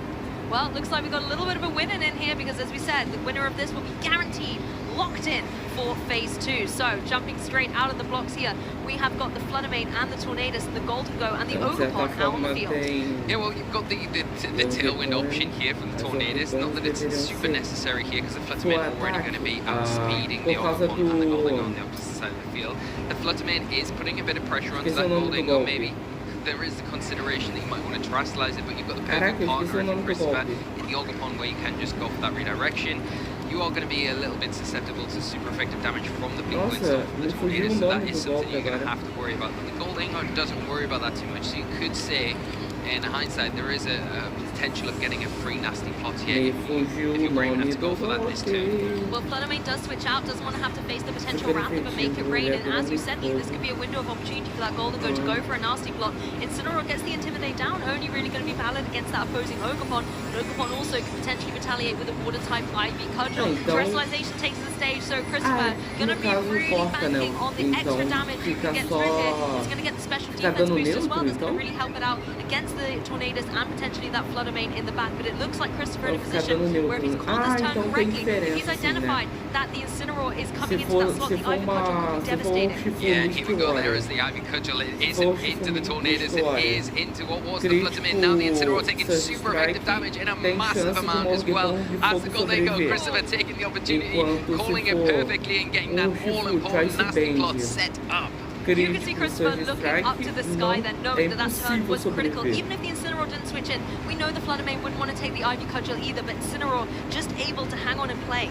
Yeah, and now what do you do if you're Gabrielle, you're in a really tough situation? Yes, you've got the tailwind. Is it going to be enough though with such a low health Incineroar? You do have fake out for this turn, so you can slow down maybe the Ogerpon, but that's only for one turn. That leaves the Golden Go still in the position. If it drops to make it rain, it's going to be enough to pick up the Incineroar, it's going to be enough to pick up the Tornadus, and then you're in a really awkward spot with that Ogerpon still in effect, still being able to support the Floodamane. You need to start making some moves and getting rid of these supporting options, as well as trying to get rid of this Golden Go at the same time. Yeah, and at least you know that the Golden Go on the opposing side can't go for that terrestrialization because the Ogerpon has wrapped it up, so maybe you can utilize your Incineroar to be able to get something like a Flare Blitz off into the Golden Go while it's still in play. Tornadus, however, is going to look in that terrestrialization to become a Steel type to be able to not take as much damage from the Make It Rain. However, the Ogerpon's like, I feel like Golden Go's sitting vulnerable, I'm going to draw in all of these attacks. Tornadus not even going for damage, setting up that tailwind like you mentioned, in order to try and get the Incineroar to have the advantage. Goes for the knockoff, but it's not going to knock off anything. The mask is completely solid on that Ogerpon as the Shadow will follow up into the Tornadus. Oh my goodness, that is a big KO. That's a great play from Christopher. No one to commit. It was so easy to click the Make It Rain, but where you say, okay, I can take both these down with one fell swoop, but no, I'm actually eu falei, pô, só se ele tá aqui, mas eu esqueço que todo o Surge Strike grita, entendeu? Então tava nessa faixa de vida ali, mais ou menos, 62 ou 65 de vida, mais ou menos isso. E aí com o Choice Band levava. Both these Pokemon on Gabriel's side rely on the single target attacks, which is not something you want to be relying on so much when there's a follow me user pretty healthy on the opposite side of the field. What a beautiful play, and particularly seeing that terrestrialization come through, going for the Shadow Ball was absolutely the right move. And as you said, you preserve that nasty frost boost that you've got, you're going to stay at +2. The Fluttermane waiting in the wings on Gabriel's side is going to be breaking on its little ghost boost. O do Choice Band é possível sobreviver, mas do Mystic Warrior tem caía porque a Exorbiepons estava buildada com zíper de ataque, é isso. Se tivesse com um pouquinho de defesa, sobreviveria, pelo menos, é isso, né? Then that is going to be an immediate end to this game. But the pressure there from the Ogre-Pond was enough. So Christopher saying, I don't want to contend with this, I'm taking it out of the fray, I'll keep it for later. Espero que não esteja tanto vento aí atrapalhando na hora de eu falar, porque tá muito quente. Vocês têm noção da o céu tá limpo, gente, tá lindo, mas tá muito calor. Actually catches that Roaring Moon, does some really good, super effective damage into it, meaning that it has not come in as freely as Christopher would have liked, also enabling Gabriel the opportunity to bring this Ogre-Pond back in from the back. That now means that you have the Incineroar at the back to intimidate this Roaring Moon on the next turn if you so wishes. Yeah, and you can look at that previous turn there and you think, why did he switch out the goal? And they go, well, I think Dragapult, tu perdeu aí, ó, alguns joguinhos aí, principalmente o jogo 2, se eu não me engano, onde teve um Rage Bolt mais setando 4 vezes Calm Mind, entendeu? Setando 4 vezes Calm Mind. And now Gabriel's starting to make those momentum swings himself, get himself back into those good positions. But he needs to really take control of this tailwind and make the most of it while it's still in effect. And Fluttermane has the potential to do that. It's rocking the choice band, it's got that dazzling gleam. That's something that the Roaring Moon does not want to take at all. It might have to go for a protect. It's going to be 4 times super effective. So Christopher once again adjusting up his ball position, takes the Ogre-Pond out, protects the partner Pokemon and brings Golden-Go in. Golden-Go, the Steel type is going to worry about taking this dazzling gleam. Vou ter que dar uma olhada na live, mas eu acho que foi ele mesmo que fez, inclusive. Yeah, the dazzling gleam going to be eaten up, soaked up so well by that Golden-Go, despite the critical hit, so that does a little bit more. But the Woodhammer following up as well, going to be resisted. So really nice switch from Christopher. And I think at this stage, if you're Christopher, you're stalling out these tailwind turns. Can you stall them out long enough for you to enable that Roaring Moon to be in a position to get your own tailwind in effect now that the Tornadus is out of play? And nice to see the Citrus Berry. The Golden-Go looks to have borrowed from partner Pokemon that we're more used to seeing on, like an Incineroar, for example, just giving it a little bit of health recovery, because that turn could have gone differently if Gabriel had maybe gone for the Icy Cudgel on that Pokemon. It would have spelled disaster for the Yeah, it would have, and I think it's a really key item in certain scenarios where it probably is just enough to allow you to take a doubler from certain situations, then allows you to get the tailwind dá up pouquíssimo dano quando tem um substituto ali, sub na frente, e o cara que tá no sub, ele consegue se aproveitar muito disso. Principalmente quando tem um terreno do Rilabuna, porque aí ele perde vida para entrar no sub, recupera a vida. Se alguém conseguir quebrar esse substituto, com a vida que ele recuperou no terreno de grama, é só ele usar o substituto de novo, né? Ou seja, bem complicado, né? Aparentemente. Gabriel's like, nope, wait a second, I'm actually the one in the driving seat. That Woodhammer easily able to find its mark. Yeah, and it has done. I mean, it forced out the Roaring Moon there, but at the same time, you left the Golden-Go open, and it does get to make a rain up, but this Fluttermane does just survive. Wow, that is not what I was expecting to see. Fluttermane definitely has some bulk behind his brawl as well, so it's going to be able to hang on from that Make It Rain.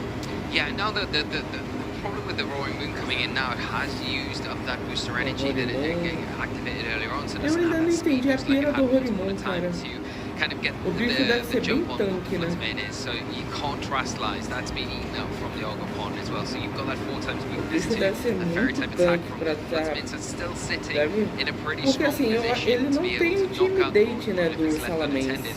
If that happens, then the E a Ogopon lista, can easily e a deal with lista that de Goldingo as well. participantes tá So fixada not aí no easy comentário, sailing ué. here for Chris. A lot to do still, and Gabriel really making the most pra out tá of the tools fixada they've aí got left in na this live, match. se pá. Eu Exactly, deixei and now this fixada, pelo Golden menos. can go for another Make It Rain, try and get the KO onto that Flutter Mane, but with every Make It Rain, its special attack is being lowered and lowered, and at the same time, Roaring Moon, it's just going to drop to a dazzling beam that comes through, so a very wise protecting on Chris's side, coming down to where our speed interactions happen as well, o Wolf can be Glick tá detrimental here. The jogando. dazzling gleam obviously not going to be able Vamos to find ver its se ele vai aparecer ainda hoje. but Ainda... Golden Go going to be able Eu to acho take que ainda this as faltam well. duas. Yeah, we'll be able to take this. The other big Pelo question tempo, acho is, que ainda will faltam be able to take the Ivy dois Cudgel on jogos, if we'll go down. pelo menos. The survival of that Fluttermane is so crucial for Gabriel to be able to close this game out and make things difficult. O show de abertura foi Because if the legal, Fluttermane tocou goes meio down, que then the Roaring Moon can just deal with that tocou meio que a Ogopon trilha way more sonora do effectively. Pokémon But the one thing that you do have in your Fire back Red, pocket if só you're que... Christopher is your own Não, Fluttermane. tocou a trilha sonora do Pokémon Red, mas ao mesmo tempo era o Pokémon Yellow. Ficou muito legal This is going to be isso. a real Foi legal de key assistir. piece of the puzzle here, because if Christopher's outspeeds Gabriel's, it can remove the threat of that Fluttermane, making the Roaring Moon in a much safer position. And it does! It is the faster, so it's going to be able to go for that dazzling beam, blocking the KO against the Fluttermane on Gabriel's side. Not happy to see that indeed as the trainer. Ogopon able to take it really well, but the follow-up acrobatics going to be able to get the knockout, and now just have the Incineroar in the back, but Christopher has such a formidable force with such a healthy Fluttermane as well in play. It is locked into that dazzling gleam. Incineroar is running the assault burst, but it's already in the red zone. Yeah, I mean, that was such a pivotal turn there, because, like you say, if you lose your Roaring Moon there, then the Ogopon becomes a lot more difficult to deal with, and it probably does remove the Fluttermane on Christopher's side as a result. But thankfully for Christopher, there's that sped, and they are the victor there. But you can see how close the margin was. Both players placed exceptionally well in that first game, and it really did come down to the wire. Yeah, Christopher's Incineroar has fallen over with excitement there on the stage, because that endgame was so intense. As you said, it really came down to the interaction of these Fluttermanes, but what a game one these trainers have given us. Nice to see as well the way Christopher was able to protect that Roaring Moon throughout the set, even in the face constantly of the Fluttermane on Gabriel's side. Yeah, Really cleared that Goldingo on leadership. Passou nem ano direito, o cara já tá no Masters. Set up, I mean, take advantage of the protect on the turn one. I think that the problem was when he switched up the Goldingo, when it was the threat would happen, but I think at that stage you'd probably say, I make the most of my Make It Rain. I've got the +2 set up. If I lose my Ogopon as part and parcel of this attack, I'm going to get some big return, and it's worth losing my Ogopon rather than switching up and repositioning. Eu acho legal algumas estratégias de certa forma, mas eu tô vendo que putting the pressure on when they could and then making use of the tools that they had available after was a little bit of a slog. É pra tá fixada aí, ô Eu literalmente só copiei a página e colei, cara. To get the knockout onto that Fluttermane meant that Gabriel had such a firm foot in the corner, trying to be close on that game one. And Assim que você entra na live, tem link fixado aí. But trainers, this is why we play a best of 3 set. Gabriel is still in it. Yeah, definitely still in it. I think para o jogo? Sim, ele jogou, apareceu. Não apareceu a transmissão dele assim, igual a gente tá vendo agora, mas na outra transmissão apareceu. Oh, sabe uma coisa engraçada que eu tô vendo? Não sei se tu reparou, o Dragapult, mas de fundo, no Pokémon GO eu tô vendo o pessoal usando o Seeking. Cara, como é que pode um Seeking ficou tão forte assim pro meta? O meta do Pokémon GO é engraçado, né? Uma coisa também que eu... Sim, no Pokémon GO. Aqui, ó. Eu vou voltar aqui a transmissão aqui, rapidinho pra você, ó. Ó. Aqui. Tá vendo o peixinho aqui, ó, do lado do Spiritomb? Ali, ó, do lado do Spiritomb. É um Seeking, não é? É um Seeking, realmente.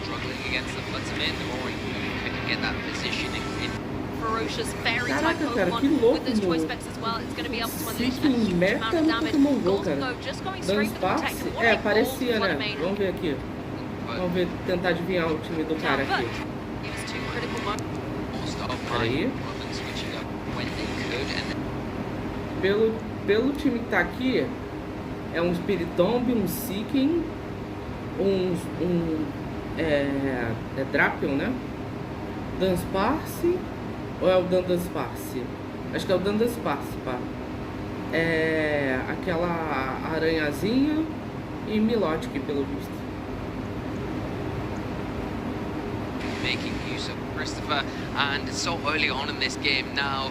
The Ogerpon can come onto the field. Yes, it's got that redirection, and the Fluttermane is going to be susceptible to making a break. Eu tava vendo uma coisa engraçada, o Dragapult. Você sabia?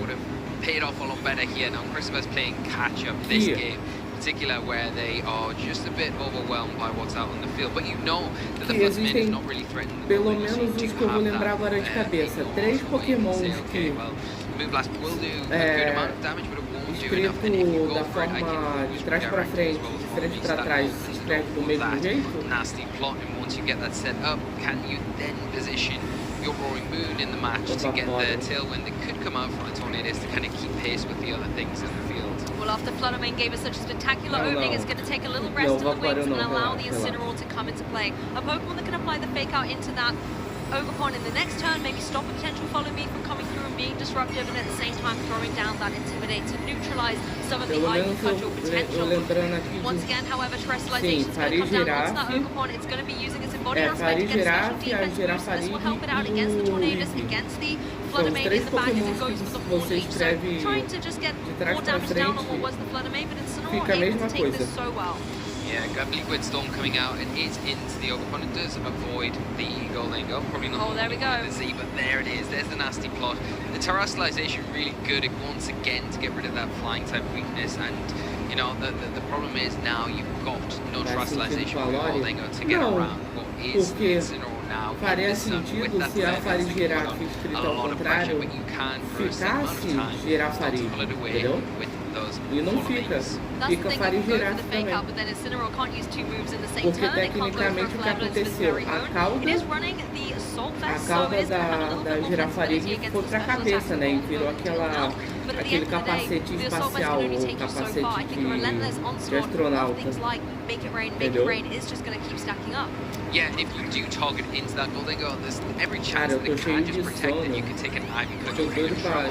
But not saying that this turn you won't see maybe some advantage taken from that nasty block from the previous turn as the tailwind is set up from that Tornadus. Yeah, Tornadus setting up the speed of success, going for that tailwind on the field. Incineroar actually just goes for the knockoff, does a respectable amount of damage. But this is the thing, the Follow Me has enabled this Golden Go to shine bright on the stage once more. It's another nasty plot, Lee. +4 now, and that's going to be extremely hit so hard. I mean, the Incineroar with its Assault Vest, you would like to think it does take jogar ou Pokémon. I don't know. It's going to be very. We might find out this next turn. And Christopher's in a good position where he can go for the Make a Raid and still have the protection from the Ogerpon. Vou zerar um live, o outro eu vou ter que jogar em off. Escolher o gênio oposto do que eu escolhi no da live, capturar ele, tentar transferir ele para a versão que eu estou jogando em live, para a gente tentar ir atrás do Londres. Já estou até vendo o rolê que vai ser. Então eu tenho que ver direitinho qual emulador que eu vou usar para ver se eu consigo fazer, tipo, abrir uma segunda aba, né? Entre aspas, uma segunda aba para fazer essa transferência. You can say, okay, well, I can remove the Tornadus at the right time so that tailwind kind of expires a turn after it goes down, so then it's not an option. Cara, se eu não me engano, o Just Tank, acho que ele ganhou a partida dele, tem que ver, tem que voltar aí no VOD. Now you're gonna have to really go for that follow Ô, Dragapult, tu por um acaso conhece make it rain, but you can afford to do that. You're +4, so you take the special attack drop, but that's not really a bad thing here, especially if you're removing one or even better 2 targets on the other side of the field. Oh my goodness, Gabriel using every second of opportunity to think through these next turns, because when is Golden going to blink and go on the offensive? Looks like we were seeing a double protect come through, but it has failed. Tornadus able to go for the Bleakwood Storm, going to be able to get that little bit of additional damage on the board and critically get the speed drop on that Overcon as well. Incineroar follows up with a knockoff. Golden Go able to hang on in play. Loses his Citrus Berry though, and can't even use that to recover. No, go for the double protect there. Didn't really pay off for Christopher as they do go for an Ivy Cudgel into that Incineroar, and that is really valuable. Now you're in range of Mega Rain picking up the knockup. So much damage. Is it going to have enough in the tank to be able to take Bleakwind Storm from the Tornadus? Yes, aeroporto e tal. Ele falou, acho que é da primeira ou da segunda. Eu falei, mas o Hitra é de Sinnoh. Ele é isso aí de Sinnoh. Aí eu não sei se é no episódio, porque tipo assim, o Ash chega de barco ensinou. Eu não sei se é no porto que ele viu essa... Once again, however, Overcon saying, Golden Go, I've got your back, drawing in this Incineroar. It's not going to be able to get a KO on you and make it one on me. You're now in a position to try and get revenge. Que tem um Hitra, que aparece no anime. Aí eu fiquei pensando, ué, tem? Aí eu queria saber se tu por acaso sabe de onde ele falou isso. But it is going to be, it's still not enough to take down this Incineroar with the Assault Vest and showing how well defensively it is to take this not very effective attack despite the boosts. It looked a little bit like Golden Go was trying to do what Fluttermane on the opposing side did at the beginning of the game, just get a minimal KO, but it was not enough to be able to fell the Incineroar in this turn. Yeah, and now you've got the ability that Protect there allows the Tornadus now to get another Tailwind set up and then keep that pressure applied, and that is the problem here. The Fluttermane coming in for Christmas really have a little bit of a different offensive outlet, but now the Tailwind is set up the Incineroar. Probably it does go down here, which is likely not. Oh, it does go down, so there is the protection there from that Fluttermane now in a bit more of a better position than they were at the start of the turn. Yeah, critically, despite the Tailwind being able to move nice and speedily on that Fluttermane side, did just give it the edge, and the Make It Rain being able to come through and really add insult to injury with a double knockout on the Gabriel side of the field here. Tu tá com teu switch e tu joga de Scarlet Violet perto aí? Ou não consegue ele pegar ele aí ou ter acesso a ele aí por enquanto? Chat bebam água, não esqueçam de se hidratar.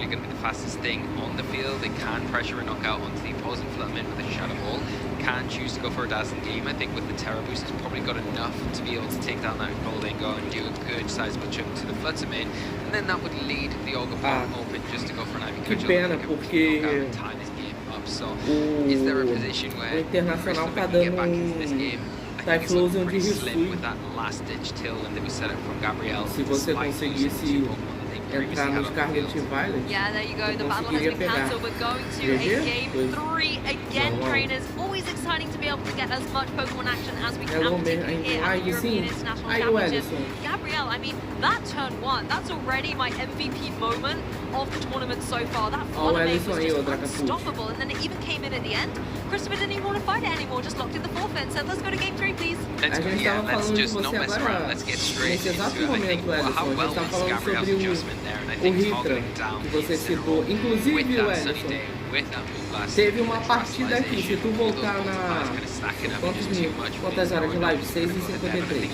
Se tu voltar em 4 horas e 12, 13 de live, tu vai ver que teve um Hitran. Teve um cara que jogou de Hitran aí, ó. Agora eu não lembro, mas eu acho que ele ganhou. Mas teve um Hitran aí no campeonato.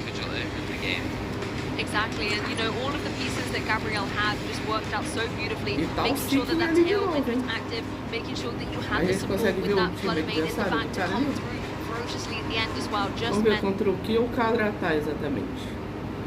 Vamos lá. Exactly, and you know, all of the pieces that Gabriel had just worked out so beautifully, making sure that that Tailwind was active, making sure that you had the support with that Fluttermane in the back to come through. Aí.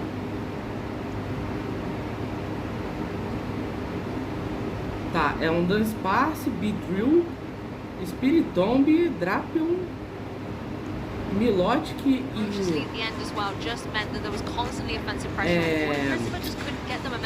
Kindra? É Kindra ali? Well, I wonder if Landers is tucked away in the back. Right now, it's Fluttermane and Ogerpon versus Fluttermane and Tornadus out there on the field for this game 3. Remember, this is our winning in to be able to secure phase 2 as soon as possible.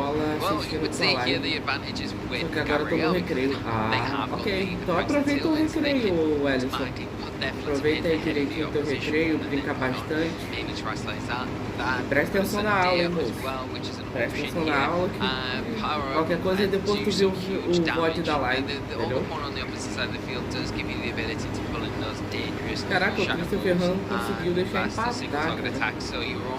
Flutterman on Christopher's side does have a little bit of coverage there and then can retaliate back and potentially pick up a knockout. Não teve aula pra mim, ué, não teve aula pra você? Players decide to do this exact turn. Every single second utilized there on Gabriel's side, building up the anticipation even further for how game 3 is going to unfold. It's going to be a terrestrialization on Christopher's Fluttermane here as the Tornadus just goes for a simple tailwind on Gabriel's side. This means that Shadow Ball is going to be the first to move here. It is going to go down to the opposing Fluttermane, but as it's dropped its Ghost typing, it's not going to be able to get the knockout. Does get the special defense drop, that could be critical in the next turn, but the Moonblast coming through here into the Tornadus is enough for the clean one-hit KO. Yeah, it's a big knockout here and a brave decision from Christopher saying, okay, well, I'm just going to terrestrialize and hope they go for the Shadow Ball. And that's exactly what happened. Following up with the Ogerpon apareceram basicamente estão bem suportizando. Esse eu não sei se é uma... Tá igual, deixa eu só ver aqui. O moveset desse aqui, se eu não me engano, é, ó. Tá, o moveset basicamente dos tornados que estão aparecendo é esse daí mesmo. Protect, Break Windstorm, Tailwind e Sunny Day. Exatamente esse. Indras, adivinha, o meu bem no Brown Stars. Vou te dar 3 dicas, ok. Eu não conheço muito dos personagens, mas vamos lá. The sacrifice of maybe taking over 50% damage on your Fluttermane, well, that's fine because I've got 2 Pokemon in the back I can still bring in. One of them, hopefully, maybe is that Incineroar which is coming right now and it isn't going to be as threatened. Some of the other pieces like the Ezone Fluttermane that's out right now in a tailwind situation, the Ogerpon will be outspeeding it, the Fluttermane going to be outspeeding it, and then you have that reliance on the Follow Me rather than anything else. I think that's a great observation. 1 tailwind you can manage, 2 makes things a bit tricky, so removing it could be the way that Christopher is setting up to win this game. Incineroar joins the fray, the Intimidate only really going to be paying off against the Ogerpon, but now there's no longer a Ghost, it has its pick of the litter when it wants to go for the fake out in the next turn. Not going to face down against the Fluttermane, however, it's going to switch out as Christopher reveals the Incineroar in the back. So an Incineroar piece and an Ogerpon a piece, Lee. Yeah, 1 Wellspring, 1 Hearthfire, which one is going to come out victorious? We are going to see a terrestrialization here, and this is going to be from eu não conheço o Gabriel's personagem side. Brawl Will be Stars that assim, desse jeito, Ellison. That is kind of been undone by that really smart pivot to Incineroar, which is dropping Intimidate onto the field and doing that. The body aspect ability will activate, and the Agriculture will be hitting hard, but Spiky Shield coming out from Christopher, just kind of covering that option. Yes, looks like Ogerpon on Gabriel's side has dodged disaster, but isn't able to connect through here. Got the protect on the Ogerpon on Christopher's side, so a little bit of a null and void turn. Yeah, and now we go into this turn where Christopher has got the active fake out, so that's going to be really beneficial to slow down that Ogerpon for 1 more turn and also get closer to the point where that tailwind isn't an option now for Gabriel to really lean into and use and try and get that momentum swing. And if you can do that cycle out, maybe protect 1 more time and then get something onto the field that can start putting pressure onto the opposing Ogerpon. Now is a pure fire type, like your own Ogerpon with its own agriculture, then you can start really putting pressure on that way and cycling the Intimidate to be against this Ogerpon as well. I think you're right, looking at the way the Incineroars are going to dance about on the field could be the way to set up success for that endgame. Every second ticking down once again. Ogerpon's actually going to be the first to blink his, switching out for Christopher's side as the adaptation means that now you can break the roaring moon onto the field, bringing back that Pokemon from game 1. It brought him success. Is it going to do it again in game 3? It could do, and this is a really good switch here where it comes onto the board when you've got that active fake out. We see because of that spiky shield from the Ogre. But now if you can keep that roaring on the field, it's going to have that booster energy activated, meaning it's going to have the ability to outspeed the Ogre. It hasn't got the item anymore, so that acrobatics is double in power. It hasn't been intimidated. It's got the ability to kind of set up the tailwind for the rest of the partner Pokemon and then put on the damage, the offensive presence that you need to close this game up with the 3 remaining Pokemon that Gabrielle has. That would certainly be a change of pace. You've got rid of the Tailwind loser on Gabrielle's side, and now on Christopher's side, you have the utility to go for one of your very own with the Roaring Moon. You do need to set up a little bit of scope to be able to enable it safely, and that's why you have your own Incineroar. Yeah, that is so right, and I think there is a possibility here where you just protect the Roaring Moon and maybe just utilize the Incineroar if you are Christopher. Take advantage of that parting shot because you know that Ogre has just used the Spiky Shield and can't really confidently use it consecutively here, and there's no reason for it to do that. Where we're seeing the Ivy Cudgel is the option chosen, it is into the Incineroar, maybe expecting a switch there. Not very effective, but the door's open now for that parting shot after a tailwind, more importantly set up by that Roaring Moon. Yeah, Roaring Moon gets up the tailwind nice and free as the parting shot that you mentioned is going to come through from the Incineroar on Christopher's side. This is going to lower the attack and the special attack of the Incineroar on Gabrielle's side, but critically allow Christopher the option to switch up that ball position. You can now bring in your Ogre once again, threatening those water type Ivy Cudgels to both the fire types on Gabrielle's side. Yeah, and now you don't have to worry about Intimidate coming out onto the field, although you do, because a great play here from Gabrielle to kind of cover this. É literalmente esse que tá aparecendo aí, o Ellison. Só pegar exatamente o nome do canal dele aí, ó. Esse @Dragapult70. Entendeu? Você vai na barrinha do YouTube e escreve exatamente do jeito que tá escrito aí. Gabrielle is target for either the acrobatics and then the double up from that with its water type Ivy Cudgel. Particularly as Gabrielle's Tailwind has just expired while Christopher was able in the same turn to get it set up on his side. So you know that Christopher is going to have the speed advantage, the acrobatics.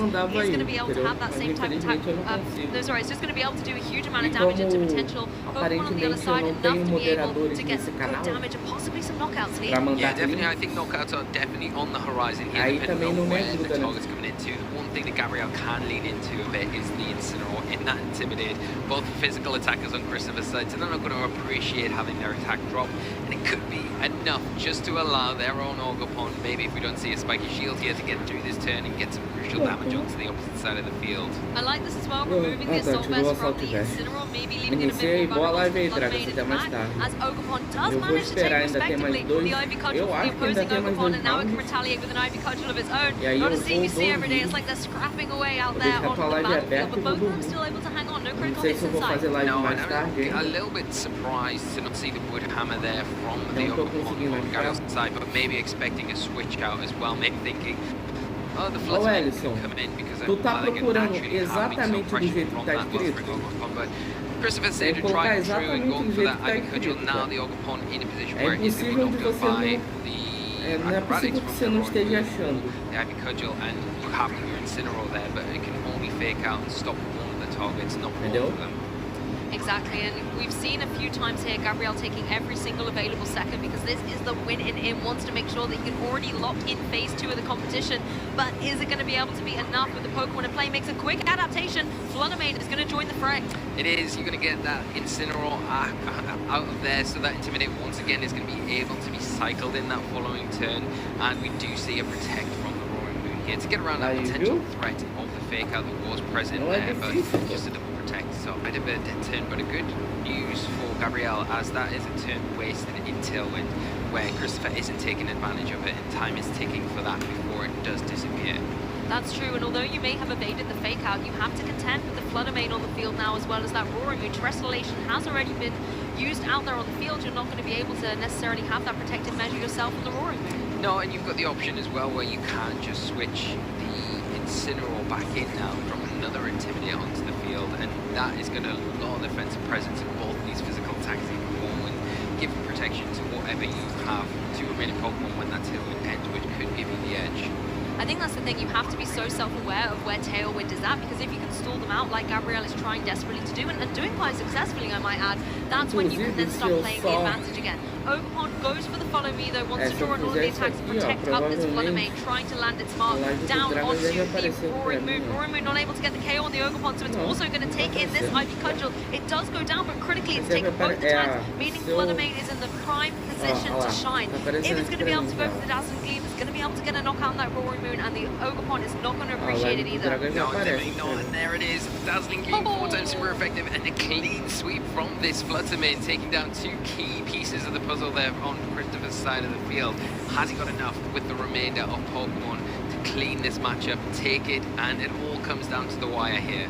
I have to say though, I'd be worried seeing the Floodamain on Christopher's side come back in. We did see in that previous game that it has the edge over the Floodamain with or without Tailwind. It has that terrestrialization. If it wants to go possibly into something like the Shadow Ball, that's going to get rid of the Floodamain on Gabriel's side. Yeah, this is such a tricky situation here where you've got the kind of the fake out active there. You've got the Intimidate. Tá meio que igual agora, né?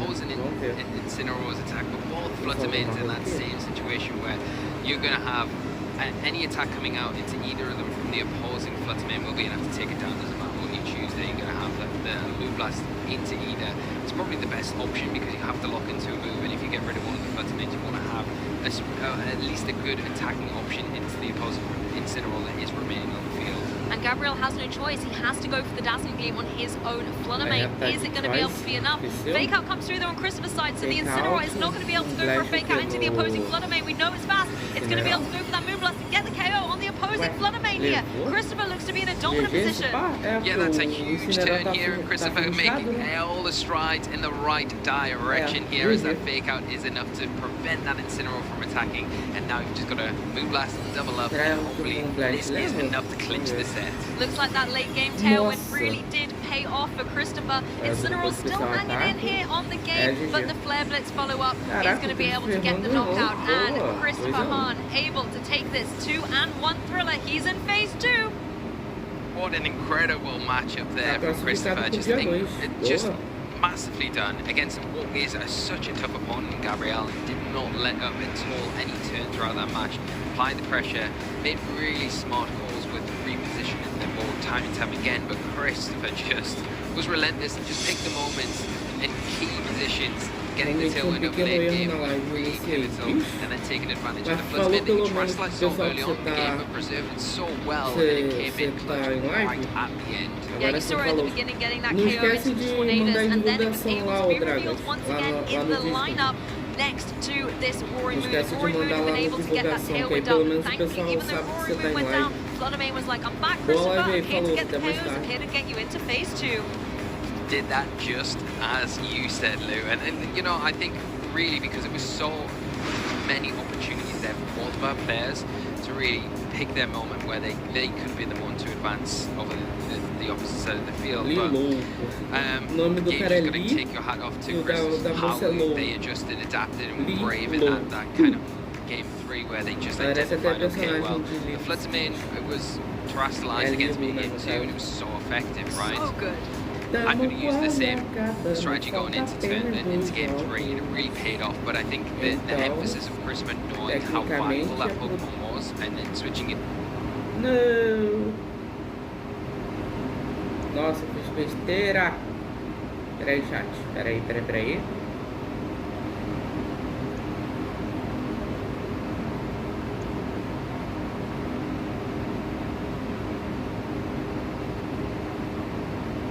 If I can get it critically into that Tornadoes and deny a second Tailwind, you know with the priority of the Prankster it's going to be able to get 1, but if it can't get 2 and then my Roaring Moon can get 1 instead, then you can always completely flip the script and can enable your own endgame win. Yeah, without the Tornadoes there, it really made things so much more difficult for Gabriel. Because not only losing that instant speed was an option when it did end on the field, you kind of limited yourself on your switching capabilities as well and made it a bit more obvious if something was pressured out in the field to give Christopher the Mas o Draga já voltou a ligar a live, o Ellison. Pode entrar lá que ele já tá em live. Makes it very easy for then to wear down that kind of cycling motion and caramba. edge closer and closer each and every turn towards that win. And it's inevitably what happened, even though it was still very close right at the end there. And honestly, whether it was the +4 Golden Go, that formidable Flutter main, or even the really unique choice of the Roaring Moon, I want to hear from the trainer that piloted them to great success. So Christopher and Costa, it's over to you.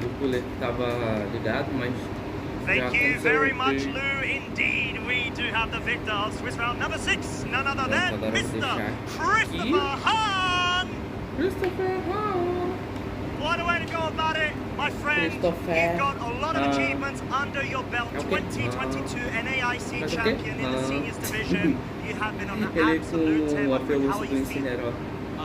I mean, I feel great. Like, you know, Las Vegas, Toronto, I didn't end up making it to day 2. Mano, engraçado no YouTube fazendo. Ok. Mas aqui não sei o que, não sei o que. Gabriel, he was such a good opponent. Like, game 2, he called me on like, his turn 1, you know, he called me out. Eu fiquei com soluço de novo, não. Chat bebam água, não esqueçam de se hidratar. Just to know that, you know, be able to close it out feels really good. 100%, and I mean, going up against Gabriel, I've had the experience myself, he's a very methodical, strategic player that sort of wants to scan your playstyle out first, so he might go a bit passive in the beginning. We saw you take absolute advantage of that in game 1, so were you feeling like, okay, game 1 locked in, it's going to be straightforward, but then you saw the rebuttal from himself, so please tell me, what were your thoughts during the sort of initial game 2? Yeah, so I mean, that game 2, my idea was, you know, you leave Goldenson.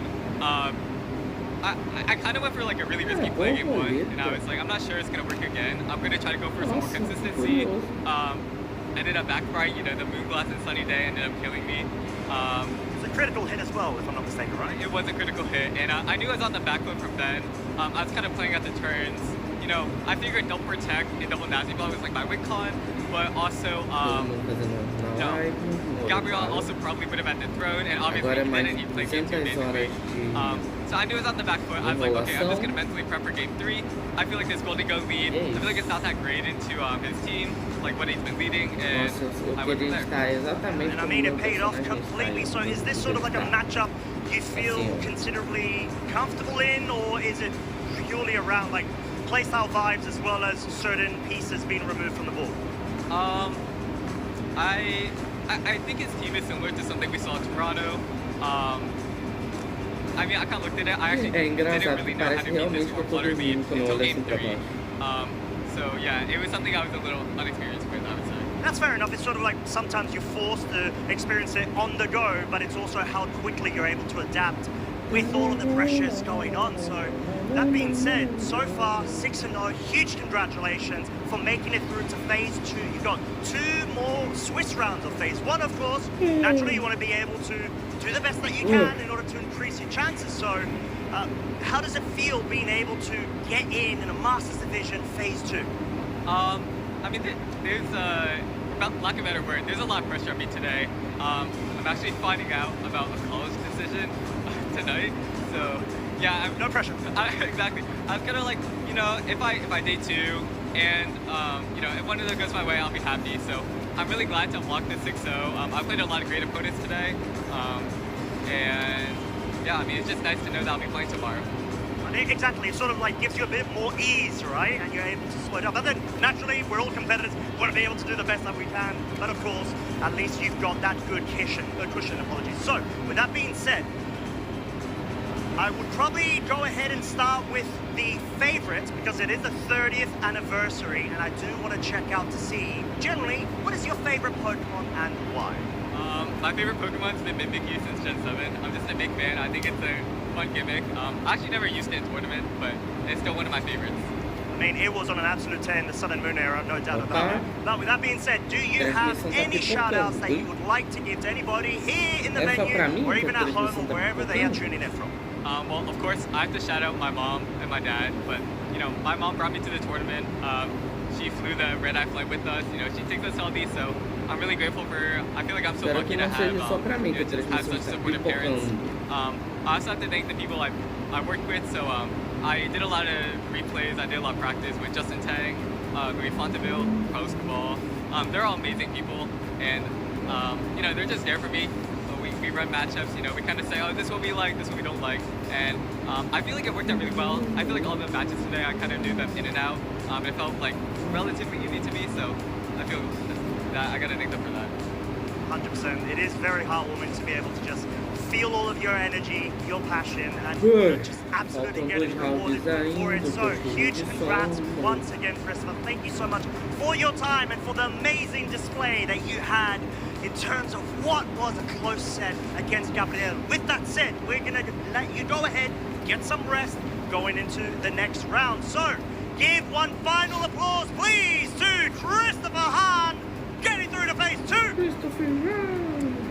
We're going to go ahead, cut to a short break, and we'll be back very shortly for the next two.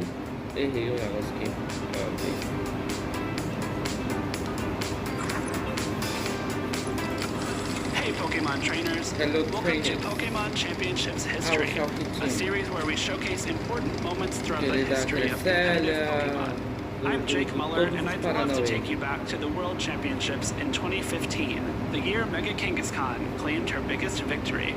But first, we need to go back one more year to 2014.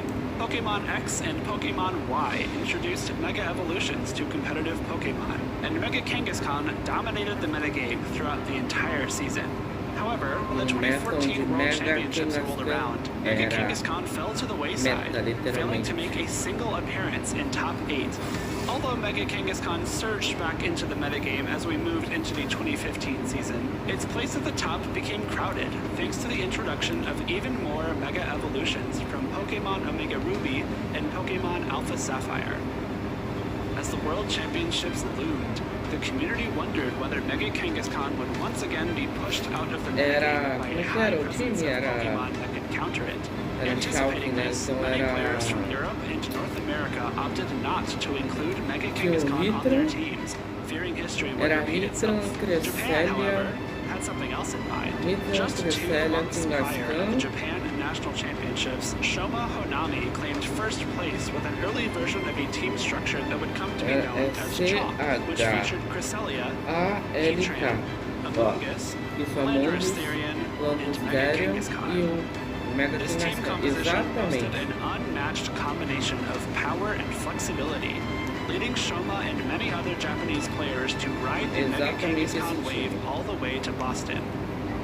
As the 2015 World Championships progressed, it became clear that Chalk was the team to beat, even though the competition was full of teams with outside Mega Evolution picks, like Mega Mawile, does connect with the Garchomp and does pick up the knockout. Mega Charizard X, go for the Flare Blitz here on the Thunders. Mega Salamence, and Mega Charizard Y.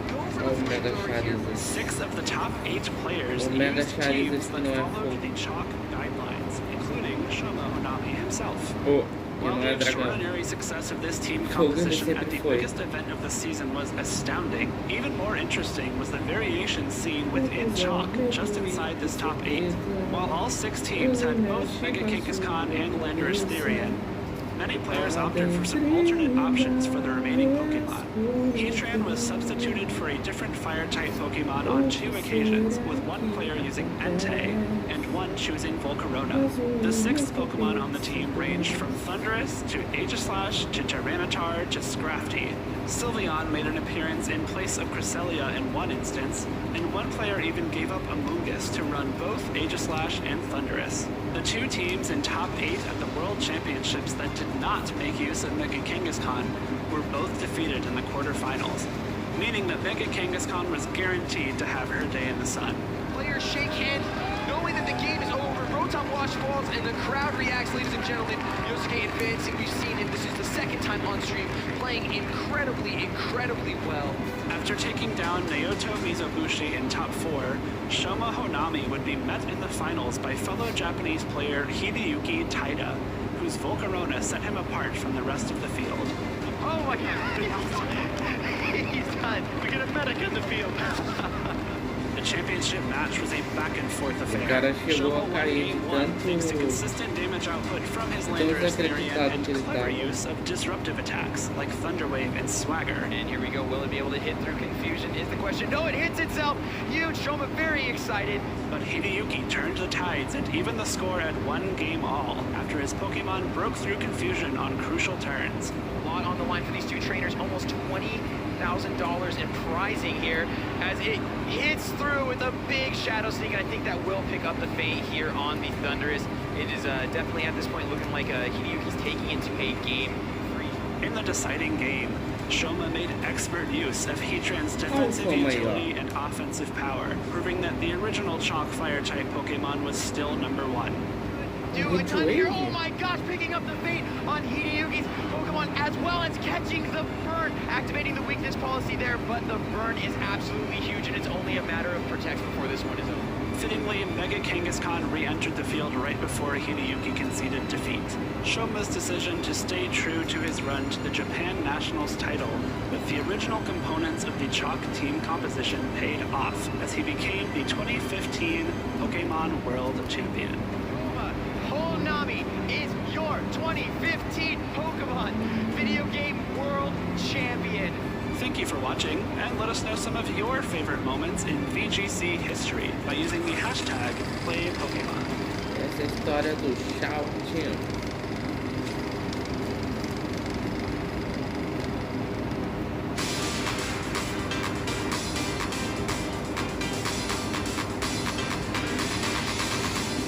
So coming out of a losing position is really difficult, but sometimes you have to play towards your most improbable win conditions, like angling towards your opponent making a mistake that they otherwise might have not been making if they were playing optimally, like using a charge move on improper timing, or throwing energy when they shouldn't be throwing energy. In TCG, to come out of a losing position, you want to make sure that you have your bench full and you can sacrifice a single card up front just to be able to build up your bench and then bring that up and then change the tide of the match. It's a wonderful tactic to use. Honestly, it's good to kind of take a step back, just take a few seconds, reset, look at your team sheet, look at the Pokemon you have left, and kind of see what options you have given the pieces you still have in play. And that's really all you can hope for in a battle. Don't continue the way you're going. You're stuck in a position where the current path is losing, so let's try a new idea. Let's swap back out, try and make a catch. Do something unexpected. Maybe try and do more baiting if you're not someone who's used to baiting. Have a just different play up your sleeve. That way you can just throw your opponent off. And the other thing is, it may seem like a losing position, but a lot of times, by playing a game out fully and being fully invested the entire way, you end up winning in the end in a very close match. So the game is never over until you finally see the win or loss screen. To come out of a losing position, I think you should always think positively and think about what can I do to improve my position. You shouldn't be thinking about what your opponent has, and you should be thinking about what you have and how to better yourself. If you're already losing, you just gotta go for broke, just make a hard read and try to get back into it, and then just have fun and try to win.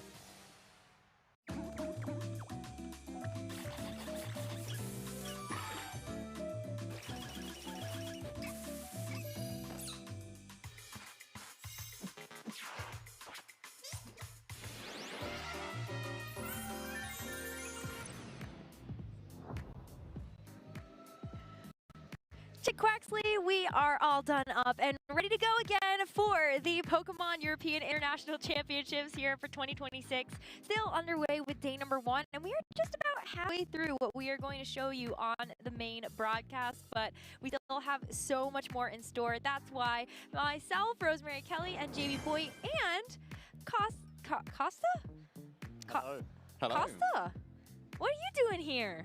Who's No, I am Costa. Hello. Is that Costa? Well, what I'm doing here, Rose and Jamie, is you guys have actually entered my domain now. Because this is a segment of Costa's Cinnabar Challenge, where we do have a couple of fun games for not only you, victims, but also the lovely folks at home, where we're just going to be trying to test everybody's knowledge as well as the sort of level of wordsmithness, if that is a word, which it definitely isn't. But regardless, get ready for some fun if you were not prepared and already having so before, as well as you, folks, where you can also participate.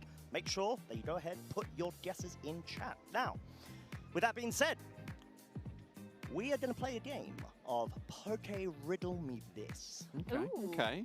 I like puzzles. Yeah, same.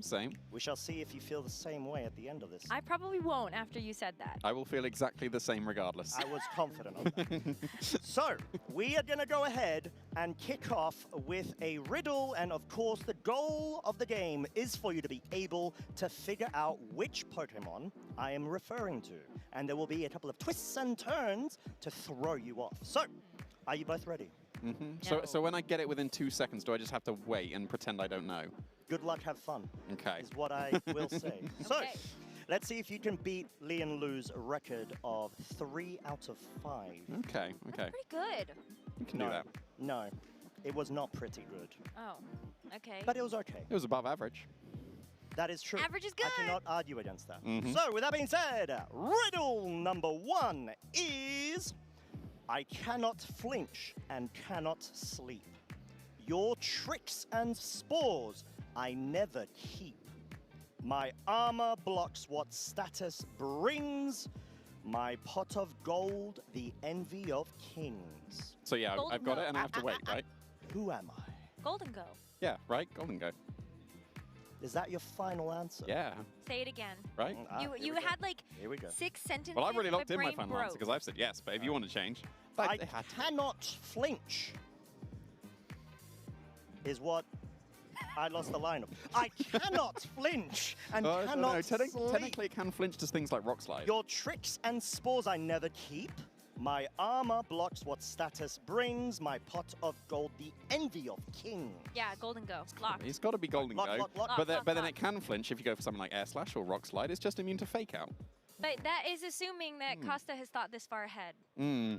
Yeah, and that would be a massive Fake Out on us if that was the case. We'll have to see.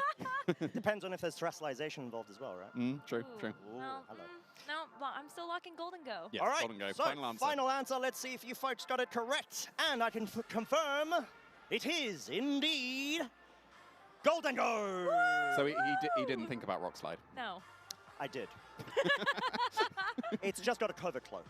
Oh, of course. Oh, there we go. Yeah, okay. You thought I was simple playing. Okay, good. How dare you? All right, cool. So I thought I'd start you all off with an easy one, just like I did with Lee and Lou. Excellent. So, on to riddle number 2. I boost the field with psychic force. Priority attacks lose their course. Protect my ally, let them strike. My terrain stops moves you'd like. Who am I? Indeedy, female. Yeah, indeed, female. I'm just Indeedy, actually, because they both do that. But male doesn't have access to follow me, and it was said about keeping the other partner safe. So it's got to be the female version of Indeedy. You're right. So that's Indeedy, female. That's a Lock lock-in? it. Lock-in? Yeah. All right, cool. So, let's give a moment for chat. Yeah, again, like we said, we need to still... High five! That's not confirmed correct just yet. I asked at the beginning, should I wait when I get it within 2 seconds? And I've got it within 2 seconds both times, and you didn't I confirm said or good deny. luck, have fun. Yes, exactly that. So next time, let's give chat a little bit of time. All right.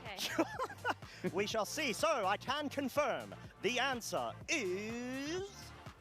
Indeedy female. Very good, very good. Gave you a freebie 2 times in a row, but that will not be the case moving onward. Okay, bring it. All right, cool. Are you ready? Riddle number 3. My power grows with every fall. Defeat my foes and I will stall. Each knockout makes me stronger still. A boosting beast that sweeps at will.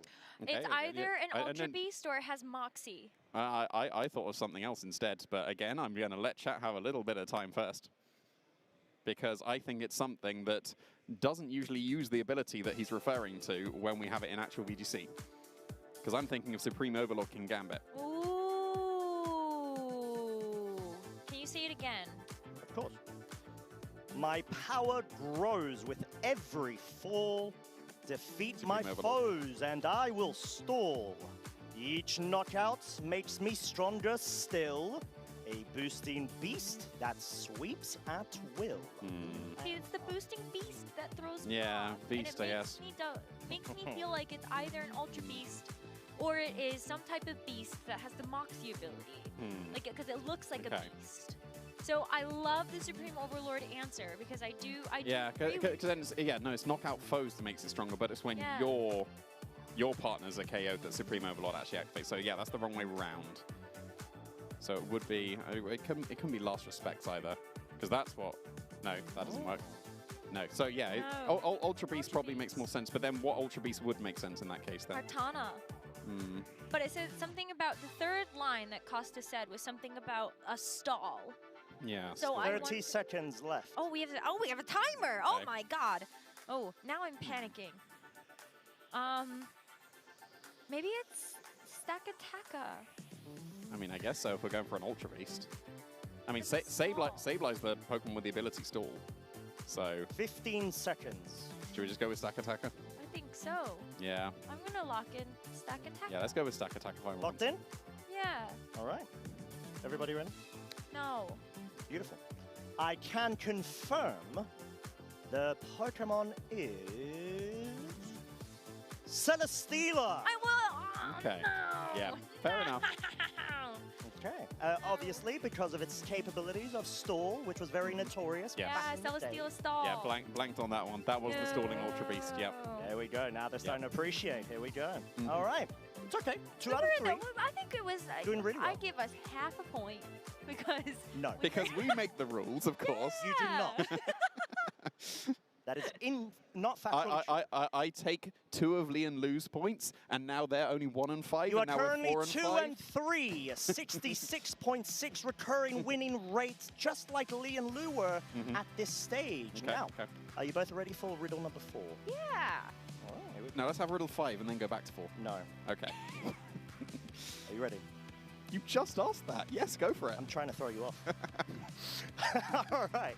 So, I poison foes who dare remain. Monkey Dory. Recovery offsets my pain. Okay, not Monkey Dory. I stall the clock and wear you thin. Endgames are where I win. Poison Heal. Who am I? It has to be a Pokemon with Poison Heal.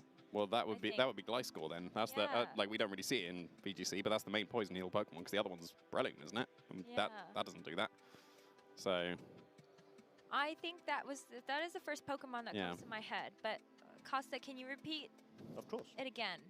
So, I poison foes who dare remain. Recovery offsets my pain. I stall the clock and wear you thin. Endgames are where I win. Or can it be Toxapex? Can it be a Pokemon that has a toxic ability that has recovery? The move recovery. Well, yeah, you'd Baneful Bunker get poisons on with the Toxapex. That would be the main way you would do it. And then you can stall, poison stall. Or is there something else that I'm missing? But I think it has to be, I do not think that the answer is Gliscor. Because I think Poison Heal doesn't fit. I mean, I used Eviolite Golbat back in the day because that was able to stall because it was actually really bulky, but it's not going to be that. It's not going to be that. I do think it's Toxapex. Toxapex probably, I think, makes the most sense given what we've heard so far. Or would it be like Glamour? But Glamour doesn't 30 recover. seconds. Glamour doesn't recover. There's not many poison Pokemon that actually recover. Yeah, so I think Toxapex. I'm going to lock in Toxapex. Yeah, let's go with Toxapex. Okay, final answer then. Right. Let's see if you folks also got it right or not. We shall find out soon. The fake out. Naturally. Now, the correct answer is indeed Toxapex! There we go. So we are no worse than Lee and Lou, at least. Yes! You have been able to outbeat them at the current moment. Yes. And we'll stop there. So we have a 75% win rate rather than a 60%. There at all. We are going to go on to a 5th and final. I love these. Keep them These are coming. great, yeah. Beautiful. Right. I did not ask for your feedback just yet, but it is not appreciated. So, riddle number 5. Get yourselves ready as we have got a doozy. So, I eat my berry when I drop my guard. then suddenly I hit twice as hard. My jet of water strikes with speed. Priority fulfills my need. Who am I? Well, it must be an ability that is like Berserk, where you drop below half, and then you're able to get an attack. There's not many boost of Pokemon. some kind. Like that. That's got to be Aqua Jet. And there's very few non-water Pokemon that get Aqua Jet. And you'd want one that still eats a berry as well. So it'd be very strange if it didn't usually eat a berry, and if it didn't have like Gluttony or something. We are allowed one more reading of the riddle, I shall allow it. as you have previously. Don't tempt me, boy. Be rude to change the rules right now. Don't tempt me, boy. I will shut up now. Good. I eat my berry when I drop my guard. Then suddenly I hit twice as hard. My jet of water strikes with speed. Priority fulfills my need. Need. Who am I? Priority need. It's a berry and then hits twice as hard. So is that like ripen and it eats a lychee berry? There's not many Pokemon that get ripen. Not any water types, at least. Really? It's not like... What other abilities act like Berserk? What am I thinking? Anger Shell, but 30 not really. seconds! Oh my gosh, is there anything that has like Torrent? I guess. A water Pokemon that has Aqua Jet and it can... 20 seconds! Torrent? Oh my god. I'm going to lock in the word that you say after I can confirm that the answer is... No. 14 well. seconds. That's very specific. I don't think we have anything, do we? I've got nothing. I don't know, Veluza, because it hits twice as hard. 7. Veluza? Yeah. 6. I don't know, just 5. came to me. 4. Aqua 3. Yeah. 2. I got nothing, Veluza. 1. Palafin! Ooh. Which will you lock in with? Well, I guess I'm locking... I don't know. No, you're a team. Veluza? No, we're not. Yes, you are. We are a team. Veluza? I trust in my teammates. We are going Palafin, final answer. Oh god, why me? Interesting. Uh-oh. What a development last second as well. Because then I can't be blamed. Wow. That says a lot, but then also not so much. Then I'm going to feel really bad if it is actually Veluza. So, the correct answer is Azumarill. Oh, of course it is. Oh, that's so obvious now that you right? said that. So obvious. Belly drum. Yeah, belly drum. Get the Huge citrus power. berry. Citrus berry. Aqua Jet. The list goes on. Oh, but if you belly drum, you hit 4 times as hard, not twice as hard. So I guess it was a error in the questioning. Oh, well. Individual circumstance is what generates this riddle. I guess huge power does just already hit twice as hard, doesn't it? So, yeah. There it is. Okay. All right. Oh, that was a good one. That was a stumper. That is the plan. So, you guys did really well. But you just said that Lian Lu didn't do Is really what well, and we did Lian Lu exactly the would same as say. them, so... You didn't let me finish my sentence. Okay. Is what anyone except of me would say it was not good enough, but it was still a positive record. So, I hope you both enjoyed it. I hope you lovely folks at home also enjoyed it, and compared to these two and the other two, actually got 4 or more, which is the acceptable threshold. But You should still get half a point for getting the Ultra Beast thing correct. And I'm pretty sure I said, whatever he says after, I can confirm the answer is, and he said the answer, so I got it right. Like, I don't know why he's debating. you did not. Did you call out Celesteela? No, I'm not referring to that. I'm referring to Azumarill. You didn't even call out Azumarill. Yeah, I said, I lock in the word you say after the correct With that answer being is... said, folks, we are going to go ahead and give yourselves an opportunity to try to rebel in your defeat against Costa's Cinnabar challenge, because you Give were another not. one. Ooh. Give more. Oh, okay. I want more. You want an extra. This is cheating, Rose. No, we want to not tie with Lian Lu. Yeah, we you will have to give either us win or an lose. So with you your want to race. do worse? But if we get the next one incorrect, you will no longer be tied up with Lee and Lou. That's okay. We can't just be tied. We need a winner. Yeah. Come on. I need to evaluate this decision. That just means he's coming up with one on the fly. Potentially. All right. I shall grant the request. Okay. Are you ready? There you go. You got a bonus one. All right, my brain's on. Good. That would be useful. So, let's see. Okay, I shall go with this one then. I never sleep, though I should tire. My orb inflicts a burning fire. Instead of weakening my might, it doubles power in the fight. Who am I? That sounded like Ursaluna getting his Flame Orb activating its Gust. It's a Guts Pokemon, though. But it could be any Guts Pokemon, and so it's got to be the first line, and it said it couldn't sleep. Can't sleep. So what Guts Pokemon? Like, well, if you're burned, you can't sleep anyway. Yeah. So... But I'm thinking it could be Hariyama. I mean, that's also got Guts. Yeah. There's Heracross that's got Guts. Yeah. There's probably a couple of other things that I'm forgetting that get Guts because they're not relevant. So... Yeah, like almost all of that just implied a Guts Pokemon. Yeah. And Ursaluna is just the most common Guts Pokemon that we have in the formats. Are we allowed a reading one more time? Yes. Is what I would say if I allowed you the opportunity, because you got a bonus point riddle there. Then merely the first line. Very well. I eat is not the right riddle. Compose. I never sleep, though I should tire. Should tire. I shall allow more lines. My orb inflicts a burning fire. Instead of awakening my might, it doubles power in the fight. Guts is only a 1.5 times boost, so again, if that's referring to Flame Orb, that's an error in the questioning again. There was never an error in any of the riddles. We confirmed. Of course, of course. But it does, like, an orb inflicts a burning desire. Feels like it has to be Flame Orb. It has to be Flame Orb because then it activates Guts. Power would be referring to Guts. It could technically be Drifblim with Flare Boost. Ooh. Now that's an interesting choice. Oh, I don't know. But it's He's like, been hyping up Drifblim this weekend. But the first line says, I cannot sleep, but I tire. I never sleep, though I should tire.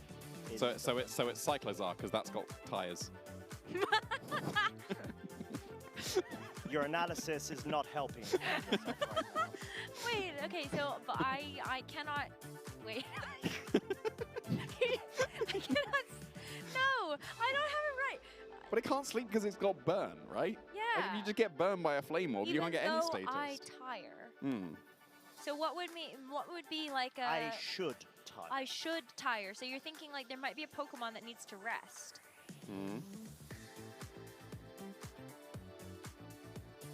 Or it's working so hard that it's tired. Interesting. 30 seconds! I think it's just we are overcomplicating this. We just got to go with Ursaluna, right? Yeah. Lock it. Are we Ship sure? it. Ship? Yeah. Ursaluna, not Blood Moon. Yeah, like the normal one. So the Hisui. Yes. What? Wait. Yeah, Yes. not Blood Moon. Yes. Just regular Ursaluna. I don't even need to try to trip them. Okay? The four-legged bear. The other one has Technically, legs, the other but one it's is as just- well. It just stands on two. Yeah, so the two-legged bear. But what would you refer to? Like, given that Ursaluna has You are four, digging a hole. and it's just standing on two, You are digging a hole you may not recover would these now be legs or arms? No, so it's Like, all-wheel drive. 10 seconds! We've already locked it in. Okay, enough deliberation. Hisui and Ursaluna. The correct answer is Conkeldor. Why? What? Oh, that is a Guts Pokemon. It is, but why? Because it's a fighting type. Yeah, but why would it tire? It's hard at construction work. It was a hard worker. Oh my gosh. There it is. Okay, so you got like half of the reason. Aw, I miss Conkeldor. I miss Conkeldor. It used to be so relevant and it just disappeared, didn't it? Oh, but it was good in Sword and Shield too. Yeah, it was. Well, it won an international. Like back in OCIC, where like Marco Silva won with Conkeldor. Yeah.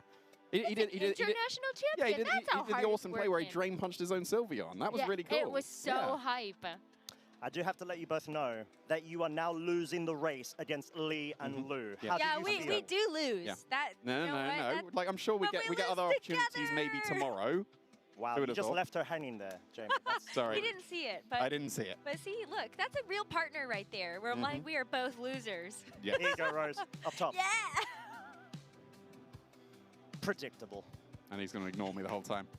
Okay, No fine. chance. Right, so what we're going to do is we're going to go ahead and cut to a short break, and we'll be back with the next round. So get ready, get your refreshments, is what I would say before we go ahead and check the rankings Yeah, of the next round. We've got a round to be able to do, right? We're into the point where we've got some trainers that have guaranteed their way into phase number 2, and we'll be able to see which trainers at the 5-1 record are able to get there. But obviously, all the trainers that we can see on the screen have got that 6-0 record, and they have guaranteed their place in phase 2 of this international tournament. Yeah, what a way to go about it, especially because there's so much on the line at this prestige event, especially to the build-up of later on this season, North America International Championships. And already a couple of notable names, both with balance, let's say, more reliant cores, as well as some innovations on the field. Yeah, it's been really interesting to see what the trainers have been bringing to this tournament, and there's been some small innovations that we've been seeing going forward. Like we saw the Icy win, Chempao win Birmingham Regionals, and then it was able to have a really good showing on stream.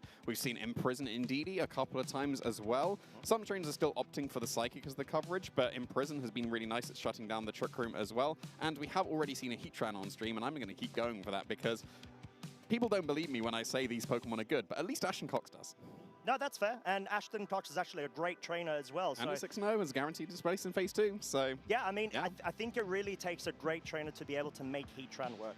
Oh, yeah, it absolutely does. And I believe that Evar is also using a Heatran. Oh, there you go. So, yeah, that's going to be very, very nice. Like, I'm feeling slightly validated. If I can't help prove that Heatran's very good, at least other trainers can help me out. That is true. Because we confirm we're losers now. Like, confirmed now. According to Costa Cinema Challenge, we're just losers. That is true. Yeah, that is true. I'm losing my words because I'm so overwhelmed. You're a different kind of loser. The best. So, moving on. Christopher Hahn, we saw as well, had a great opportunity to be able to feature him on stream on main stage, phase 2, and we've already got our first, or should I say, the stream match for the main stage, Shohei Kimura versus Alfredo Tamayo. Yeah, in some grassroots tournaments recently, Shohei Kimura has been on an absolute tear and is, I think, most people's favorites coming into this tournament, given how well he's been able to do. Obviously, the previous world champion in 2023, currently at the 5-1 record, so this is going to be a win-in match, as we are able to feature in the last round. As soon as you get that 6th win, you have guaranteed your place into phase 2. And for Shohei, this is definitely an important tournament. He is one of those players that can heavily benefit from making it to a top 4 of an international championship. It would secure a direct invite for him to go to the World Championships this year in San Francisco. And that was something we also got a chance to actually talk to a couple of other Japanese players about too, right, Costa? Yeah, exactly. And it's just such a great way to be able to see what kind of innovation these trainers are able to bring to the fore, especially because we've got regional differences between all of the various meta iterations. And obviously being able to have a chat with Shoma Honami earlier on, it was just great to be able to see him go ahead and bring that sort of hyper-offensive style of team, accompanied with, I would say, his very aggressive and amazing identification of board state comprehension. Yeah, I'm going to be really excited to see what he's going to be able to bring here. Because like we said, he's been really, really consistent. He came to Birmingham as well to be able to compete there. And I think got top 16 at that tournament as well. Some would argue he's basically a European competitor at this point. Kind of, yeah. Yeah, he actually frequents quite a few of our events, if I'm not mistaken, 2 or 3 just this season, which is incredible. Yeah, I think there has definitely started to be a group of Japanese players that have extended their reach beyond just competing at nationals and at the international level. But for example, we saw Japanese player Kaito Ari, who like notoriously won Japan Nats with a Talonflame that actually didn't have an item. Yeah, that was really cool. Which was so cool. But it's like that. Players like Kaito who were going to these other regionals, securing those direct qualifications to the World Championships from winning, and of course in the International Championship case, actually being able like Yuma Kinagawa actually winning LAIC, go to Worlds that way. And I love that we're getting a chance to see this international competition. I think it's leveled everybody up, being able to play against these incredible players. Yeah, and sort of why not try, especially when it comes to the international level, where if you get at least top 4, you're able to get that automatic invite into the World Championship. Yeah, for sure. And, whoa, what's this? Costa's using teleport again. I'm going to use Taunt on him to stop him, but unfortunately Costa is oblivious, so he's immune to that and has disappeared once again. So, yeah, we can jump into the game very, very shortly.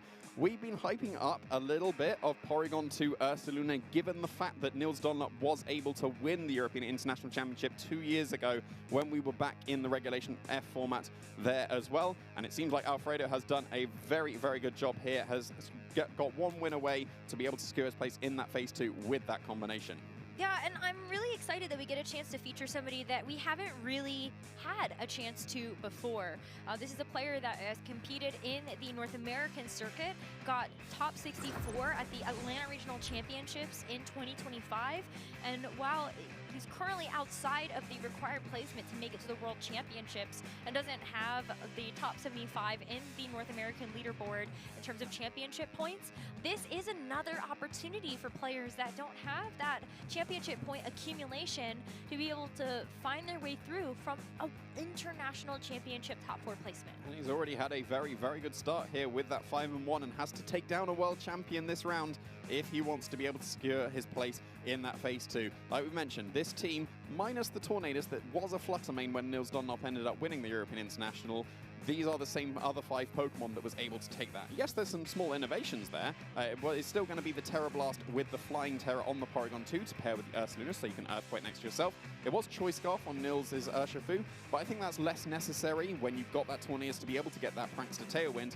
and that's why we've got the very, very offensive item with the Life Orb on the Urshifu. So if you've got that Tailwind going, you've got the Rain Dance, those Surging Strikes are going to hurt. Yeah, and I think this is one of the reasons why a lot of people are looking at the Life Orb versus something like the Mystic Water, is because those close combats are also going to be doing a lot of damage with additional damage modifier. And so I love Alfredo's team being able to play in both the Tailwind as well as the Trick Room and the speed control, but you also have multiple ways that you may not need to rely on that in order to actually find success. We'll get a chance to look at Shohei Kimura's team very briefly as well, our 2023 world champion, and he is going to be bringing another balanced team. This is something that players of his caliber have been so good at. We already saw the positioning game coming through earlier today from players like Alex Gomez, and Eric Rios is also another player that is able to showcase the skill of teams like this at such a high level. But Shohei, of course, is also going to be able to give us a great show in terms of the balanced team that he has put together. Yeah, showing very, very strong consistency. Shohei's a player that tends to gravitate towards the stronger teams in the format and then master them. He's obviously got his personal preferences, as is the case with every single trainer that has opted to go for balance. The main thing is the Chien-Pao.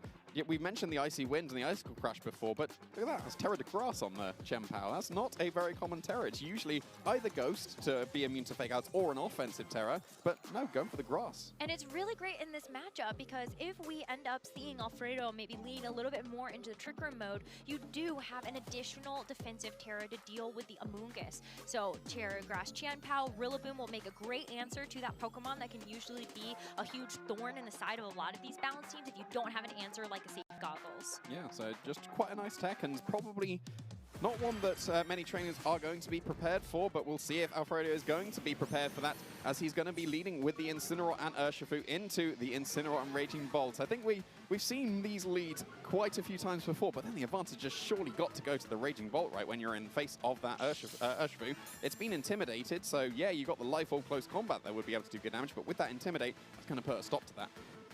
Shohei could use this position to maybe even go for a Protect. Of course, Urshifu can still hit through that thanks to its Unseen Fist ability, but it still would kind of block a move from the Incineroar. Yeah, absolutely would. Like, you got a reasonable opportunity to get at least one of those Calm Minds going. Like, the close combat won't be doing too much damage into the Raging Bolt, and it's got the booster energy as well. And it's not a focus sash on the opposing Urshifu, and given that it's Life Orb, it's almost certainly just completely trained as an attack, so it could be in range of a Thunderclap. So you do need to keep that in mind. Shohei just repositioning on this first and getting that Incineroar out of there. We're going to see the Incineroar changed out for the Rillaboom, and so that's going to set up this grassy terrain, giving Shohei 2 different options to be able to hit this Urshifu with priority damage. Grassy Glide from the Rillaboom, as well as Thunderclap from this Raging Bolt. One of the reasons why Alfredo has not decided to switch this Urshifu off the field, even in the threat of that Raging Bolt's damage, is because he does have this Terra Steel at his disposal. So you got the Fake Out into the Rillaboom instead. That's going to keep this Incineroar safe, and then the Thunderclap, even with this Terra Steel, is still going to do about 70% damage. In close combat, I mean, that is a bulky Raging Bolt. Even with a Life Orb, you are barely getting to the halfway point. Yeah, it's one of the downsides of having to go for close combat instead of Surging Strikes. The Surging Strikes obviously getting those guaranteed critical hits. Ignores the Intimidate that would have come onto the Urshifu from the Incineroar. But yeah, that's going to be a very comfortable 3-shot onto that Raging Bolt. And it did go for the Thunderclap. It was respecting that Urshifu and did kind of force the defensive Terra straight away. But it's in range of any other attack that Shohei would want to go for. And now the Urshifu, yeah, it just because it survived that first Thunderclap, it's in range of another one, and it's forced to switch out. So Amoonguss is going to take its place instead. That's certainly a Pokemon that will be able to withstand either of the attacks from Shohei's current Pokemon on the field, or it will be able to just negate the Thunderclap entirely, since it isn't going to be using an attacking move this turn. But for now, Shohei gets to see the reveal of the Amoonguss, use the U-turn, and find something else that's going to be better suited to deal with the current Pokemon on Alfredo's side. Incineroar on Shohei's side does have the safety goggles, so that would be able to ignore it pretty nicely. If you go for something like a Dragon Pulse this turn, then you could consider just switching into the Rillaboom with the Raging Bolt, and then you'd be completely immune to the spores. Granted, you would have to sacrifice your booster energy boost to be able to do that, but if you just go on the offensive, or maybe even get a Calm Mind, then that could be very nice for Shohei, but it's going to be Landorus joining the field, not that safety goggles Incineroar. The Landorus is going to prove to be just a little bit of a problem, especially when you know that there's going to be that Incineroar at low HP. Even with the Assault Vest, that item might not be enough to actually tank an Earth Power from this Landorus. And you also have the ability to hit things with neutral damage with the Sludge Bombs. Either the Tornadus or the Urshifu wouldn't want to be on the receiving end of that either. Yeah, no, it wouldn't. And we're seeing the debate for Alfredo here. It's actually going to be bringing in the Tornadus in front of the Raging Bolt. Tornadus does not do very well against Raging Bolt at all, and it's going to have to take a Dragon Pulse on the way in. Wow, it's going to put it into the red. And so that is going to be an easy cleanup for either of these Pokemon. I feel like at this point, Alfredo kind of only has the ability to go for something supportive with this Tornadus if he wants to get any value out of it. I mean, the only real offensive pressure that Alfredo brought to this match was that Urshifu. Given that the Incineroar, Amoonguss, and Tornadus, you consider them supportive Pokemon. Yes, the Tornadus can turn on the offense with its Bleak Wind Storms, but yeah, now that the Urshifu's just in range of Thunderclap, how are you breaking through this Raging Bolt? Yes, you can put it to sleep with a Spore, and it's got Pollen Puff, so that wouldn't even get any Sludge Bomb poisons. Like, this Sludge Bomb's going to be able to take care of the Tornadus, but where's the damage into the Raging Bolt now? Yeah, it's going to be uncontested as this Raging Bolt still has so much HP left to work with. Another Dragon Pulse into the Amoonguss. That critical hit is going to make that hurt even more. And so poor Amoonguss here is also going to be on its last legless legs. Yeah, but it is able to spore the Raging Bolt at least, so yeah, there was a lot of damage coming out there, especially with that critical hit. That's got to put the Amoonguss in range of an Earth Power from the Landorus now. And you can bring in the Urshifu again, and you are kind of forced to, otherwise you'd be still with supportive Pokemon. So yeah, that is the Pokemon of choice coming out for Alfredo. And you can go for a Surging Strikes KO into that opposing Landorus, and I would suspect, given the Life Orb, even something like a Defensive Terra might not save the Landorus, given how strong the Life Orb Surging Strikes would be. And without the Intimidates, we saw it do about 40% to the Raging Bolt, so it probably isn't in range of a close combat, even if the Incineroar doesn't decide to switch in. You can ignore it just for now, because it is going to be asleep, so ideally you'd want to be able to maybe Pollen Puff your Urshifu, but if the Landorus is trained as fast as possible, it's guaranteed to outspeed the Urshifu, so I think this turn might just come down to the training of Landorus, because if it's a Life Orb Urshifu, that's got to be probably run as fast as possible.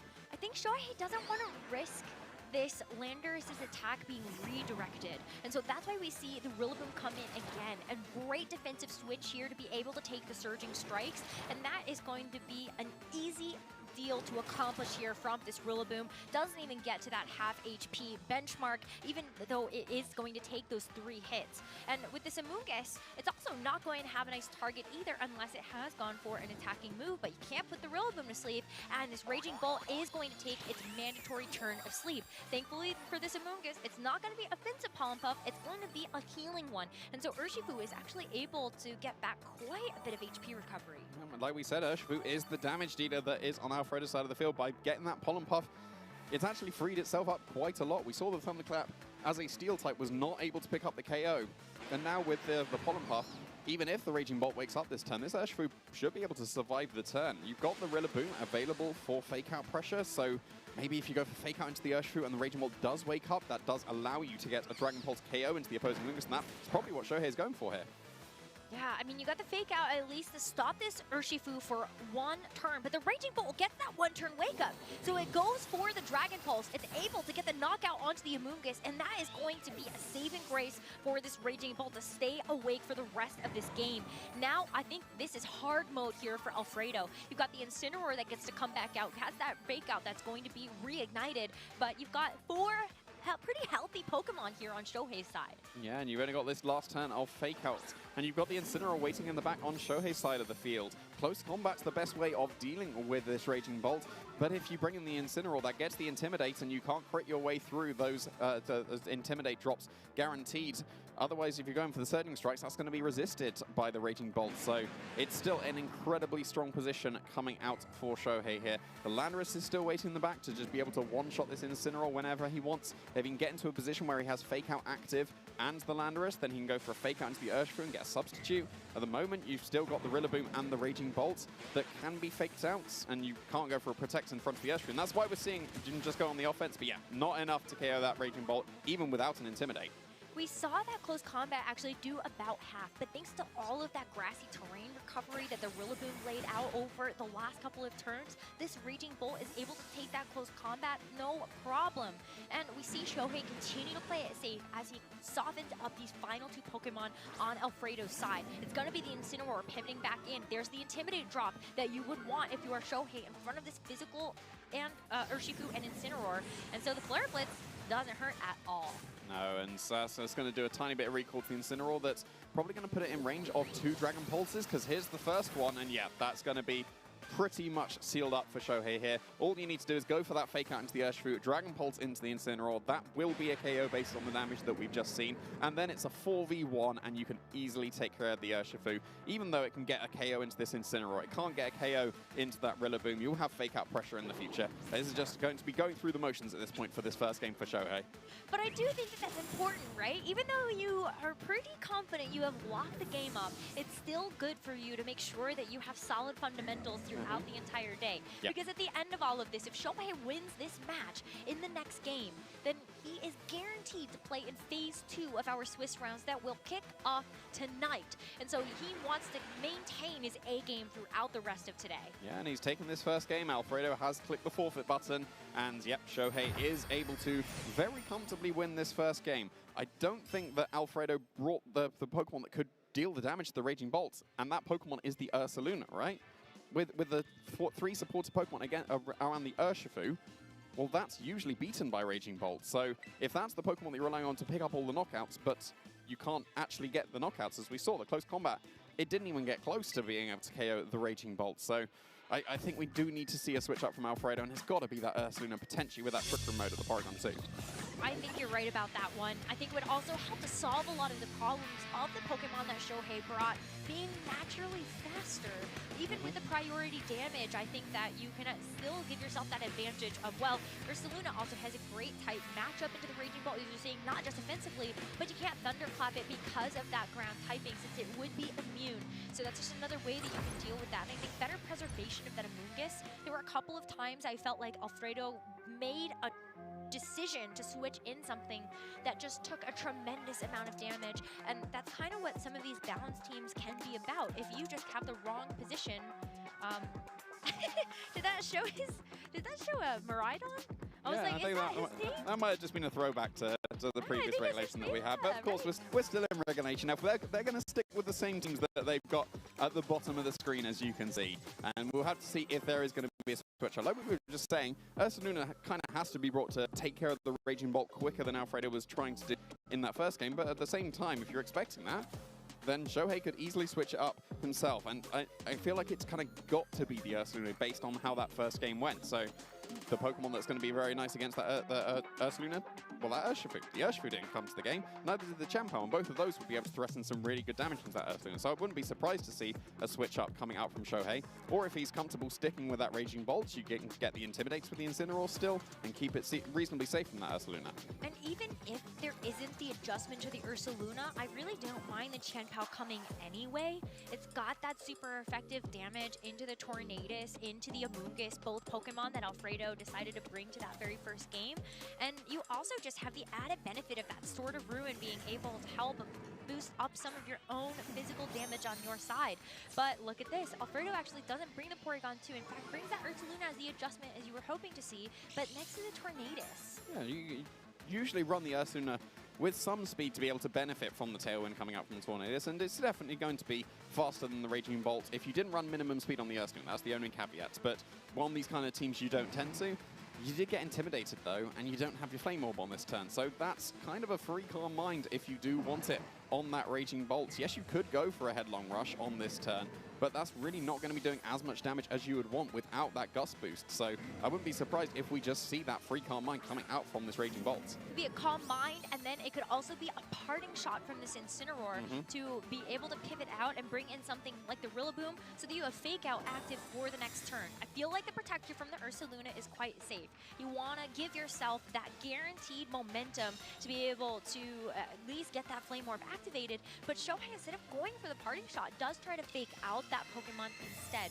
So if you wanted to end up seeing some type of Fake Out present, you would have to bring in that Rillaboom manually on the next turn to help give this Raging Bolt with a Calm Mind boost a bit of support. Yeah, now do you consider the Terrestrialization on the Raging Bolt just to get rid of that weakness to the Headlong Rush? Granted, it is intimidated, but the Guts is kind of cancelling that out, and Ursaluna should still be able to pick up the knockout on the Raging Bolt with a Headlong Rush. And then you've got the awkward mind game of, well, is it going to be just a switch out of Incineroar to Rillaboom and protect the Raging Bolt ready for a Fake Out afterwards? And then if that's going to be the case, then you can go for a Facade into that Incineroar instead. So there is a slight mind game on this turn. Do you Terrestrialize the Raging Bolt? And if you don't, and it doesn't protect, then Headlong Rush is the correct play. But if it does Terrestrialize, or it goes for the Protect, then Facade instead will be what Alfredo would need to go for. Well, I feel like maybe it was a little bit of those mind games. I love Shohei's just kind of jamming out. He's really feeling it. But it's going to be a switch of the Landorus. And so we were talking about Rillaboom being a great defensive switch, but what if you just neutralize the damage entirely and you are immune because you are a flying type? Shohei called this perfectly with the ability to bring in this Landorus in the face of the Headlong Rush. Yeah, that's a very, very nicely done, because that could have been a Facade. And granted, it was intimidated, so it would have been really close if it had picked up the knockout on the Landorus, but it probably would have just fallen short. And now you've got two really offensive Pokemon available on Shohei's side that will outspeed the Ursaluna. Well, I say will outspeed.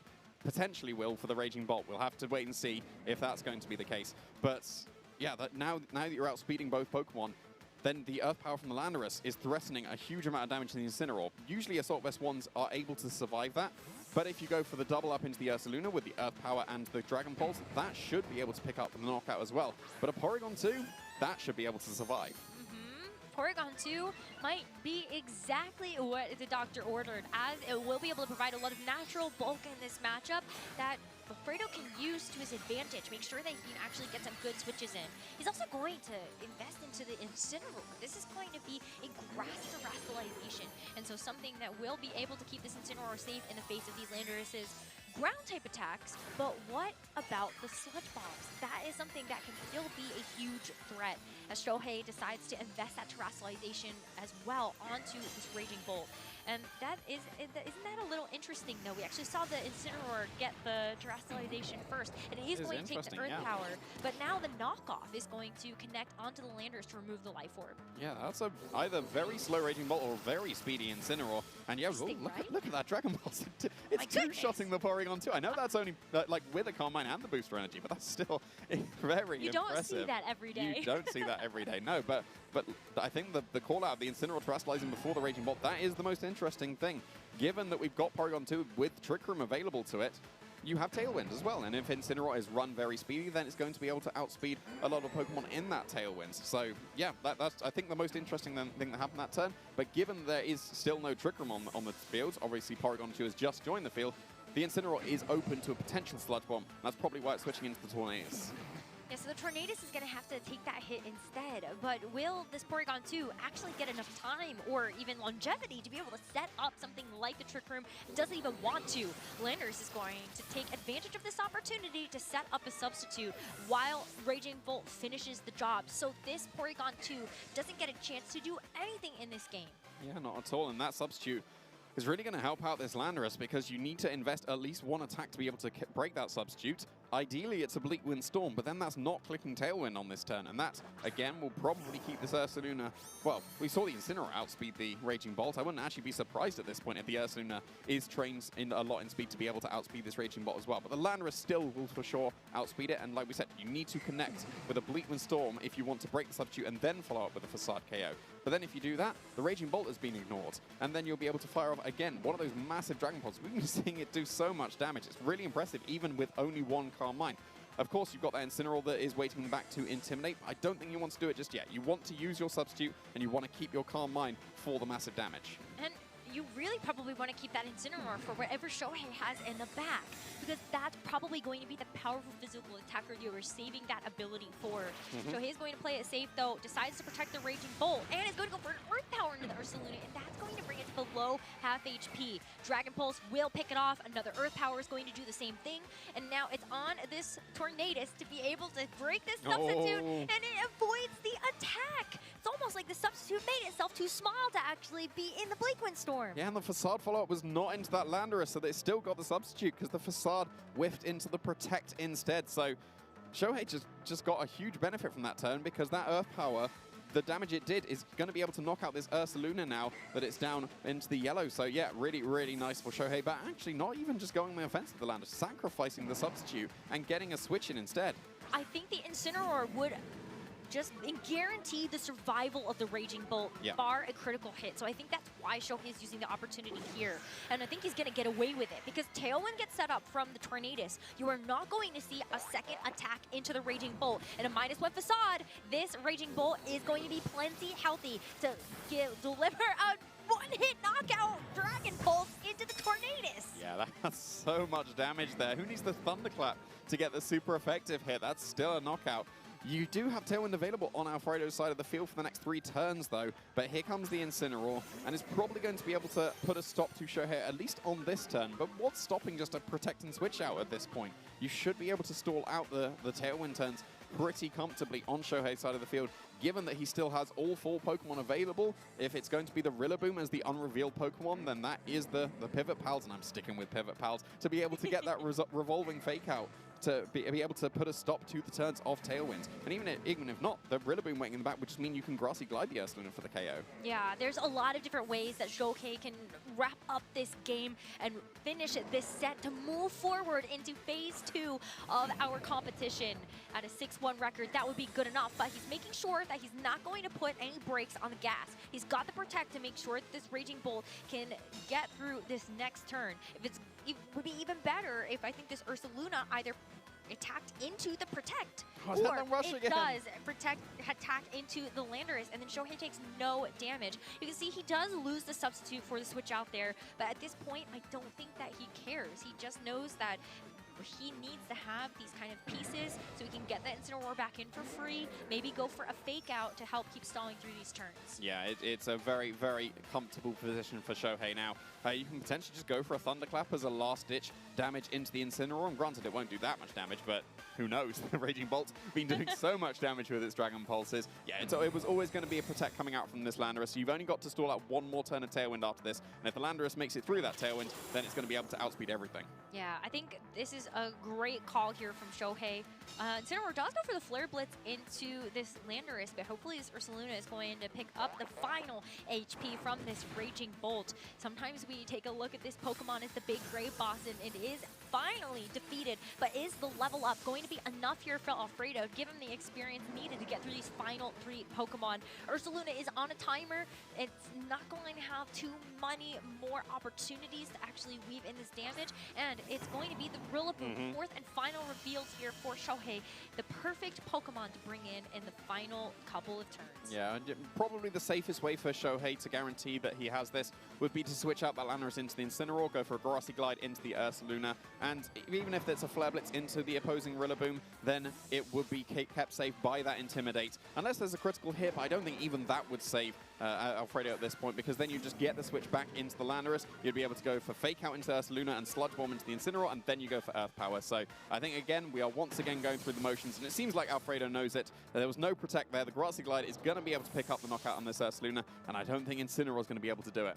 No, I mean, Incineroar can still go for the Flare Blitz into the Rillaboom, but take a look at how much recoil it's going to take from the damage it dished out, and that is just going to make it even easier for Shohei to finish it off. It is just going to be a couple of turns more. Tailwind is gone, and I think Alfredo, though, being a good sport, he's going to play out the rest of this, and I love that because Alfredo, with a loss here, is still not out of it yet.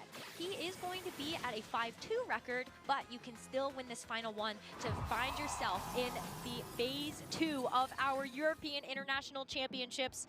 But in this moment, congratulations to Shohei Kimura, our world champion from 2023, moving on to phase 2. Yeah, still showing his absolutely amazing consistency, especially in this Regulation F format, using the team, or at least a version of the team that we expect to bring, and people should be ready for it. But when there's that much experience behind the team that has been shown to be as consistent as it is, then it's no surprise to see it make its way once again into that phase 2, and with such a strong trainer behind it. Yeah, I mean, who doesn't know, I think, Shohei Kimura at this point, after winning the 2023 World Championships, especially when they were in Japan in front of a home crowd. Yeah, hometown advantage, and he got it. Yeah, and he's gone on an international tour since then, going to all of these international championships, so many regionals, both in North America as well as Europe. And I remember I was actually at a regional, and I was sitting next to him at a table, and I went, whoa, like that's like such star power. And he's shown us time and time again why he is considered one of the best in the world, not just as a world champion, but with all of the accomplishments that he's gotten in the international regional circuit. Yeah, and I think he would be a lot of trainers' favorite going into this tournament, just given how he's been doing. Like a few grassroots tournaments over the last few weekends, he's been able to win very comfortably. They were huge too, like several hundred competitors. Yeah, it was very, very impressive. He was able to come over to Birmingham just a couple of weeks ago and be able to get that top 16. So just, yeah, the consistency is still being shown. As we saw there were lots of plays that were just safe, and there wasn't really much that Alfredo could do. I think the adjustment was the correct one, going for that Ursaluna to be able to try and break through the Raging Bolt, but it was still just outpositioned very, very nicely from Shohei. Yeah, what a fantastic job. But I'm really excited to see these newer players get a chance to break out. Yes, you know, definitely. I think before this, and especially when we look at just how big these tournaments have gotten at the international level. And Hannah's now got to the biggest. Right? I mean, what an amazing opportunity, I think, for Alfredo to test himself versus one of the best in the entire world. It is going to be Shohei Kimura that comes out on top in this Swiss round. So let's go ahead and hear from him about how he's feeling moving on to phase 2. Thank you very much, and it is an absolute honor to be able to present the winner of Swiss round number 7 and 2023 World Champion, Shohei Kimura! What a way to be able to do it, my friend Shohei. Please talk to us a bit. How are you feeling? It looked to be a very intense set, but you did such a great job. in getting your phase 2 progression into the next phase of the tournament? すごい試合でしたね。で、Day2 進みなので、今の気持ちを聞かせてください。Day2 嬉しいですけど、今日は優勝しに来てるので、まだ頑張ります。So he's feeling real great now, but he came here to win it all, so the job is not done. Yeah, that is the talk of a true champion, of course. So, let's just dive a bit into the game itself. Alfredo, in terms of his plays, he did a really good job, but the matchup looked to be a bit precarious for him. So what I want to ask you is, when it comes to the matchup, are you very familiar with it? Because you looked very confident in how to handle the different turns. ゲームについてなんですけど、対ポリゴン2がシグマという構築で経験が多いですかって、戦い方がとても、まあ、やりたいことが分かっているようなんですか？いっぱい出し方、選出はあるんですけど、レイジングボルトがすごい刺さっている、レイジングボルトがすごいいいポイントなので、それをうまく使えば勝てると思ってやってました。So there's a lot of different options to play this matchup, but he felt like Raging Bolt is really the strongest and has a lot of threatening potential, so he decided to go with that.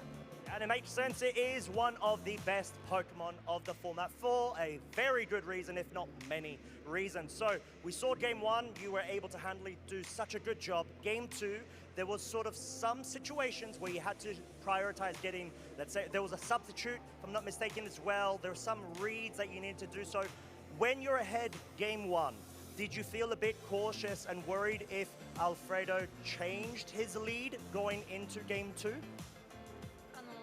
ゲーム1勝ってからゲーム2はアルフレドさんが何かサプライズを出すかって心配しましたか？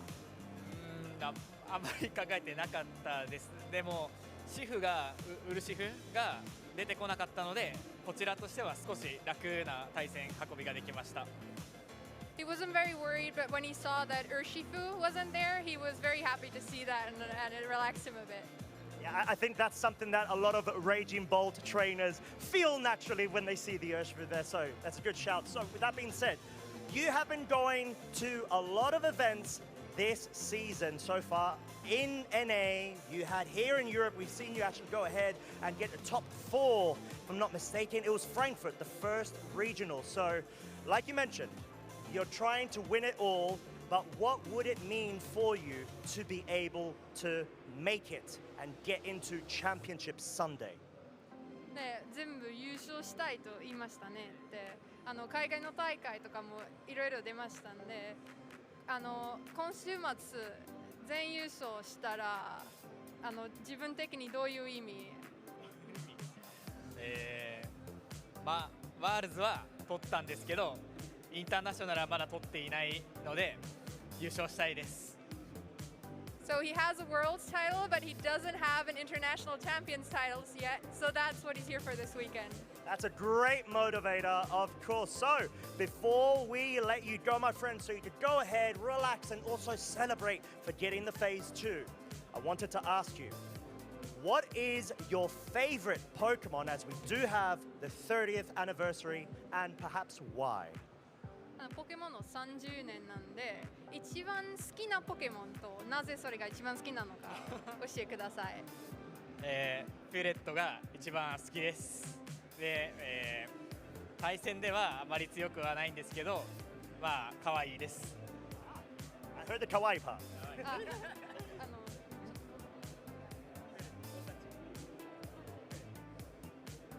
His favorite is Furret. It's not extremely strong in VGC, but it is very cute. There is no doubt about that. It gets follow me as well. It's got some great stuff going for it too, if it was a Centret. But with that being said, that was amazing to hear from yourself. Very quickly, do you have any shout outs that you would like to give to anybody in the venue or at home watching? ここにいる人、ストリーム見る人に何か挨拶したい人いますか？挨拶したい人？ここにいる人？いないかな。挨拶。見てないかもしれない。ああ、応援してきた人。いや、ファミリー。His family. And that's all that is needed. Shohei, thank you so much for your time. We really appreciate it. Congrats, of course, for getting into phase 2. Give one more loud round of applause to Shohei Kimura. Thank you very much, everybody. We have got another round remaining of phase 1. So with that being said, make sure to get your refreshments. You will not want to miss any of the action coming up. And we'll be back very shortly.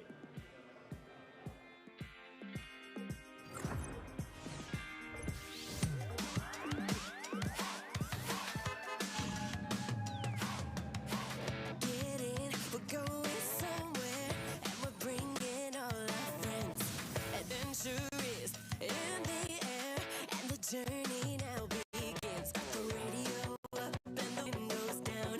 Me and my squad will never back down. Gonna show the world how to get that gold. But first things first, baby, let the good times roll. Are you ready?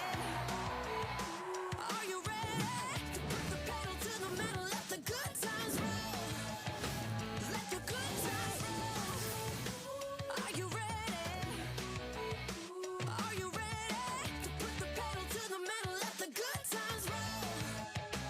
Let the good times roll. We've come such a long way, and we had a real good run. And we're not going anywhere, baby, 'cause we're having way too much fun. The radio up and the windows down. Me and my friends gonna run this town. Time to make our mark, gotta get that gold. First things first, baby, let the good times roll. Are you ready? Are you ready to put the pedal to the metal? Let the good times roll. Let the good times roll. Are you ready? Are you ready to put the pedal to the metal? Let the good times roll.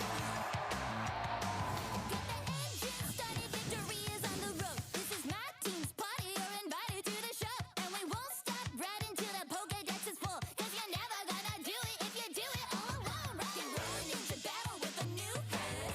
Every round we bout to tackle needs a tune fuzz.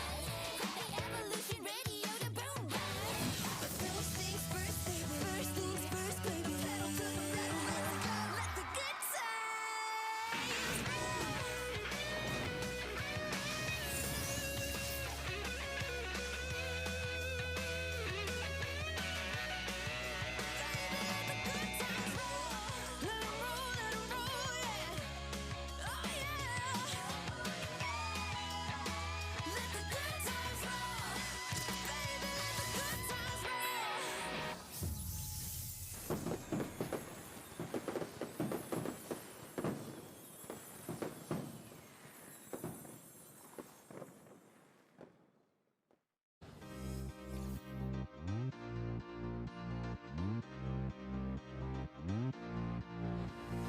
You don't want to be unprepared.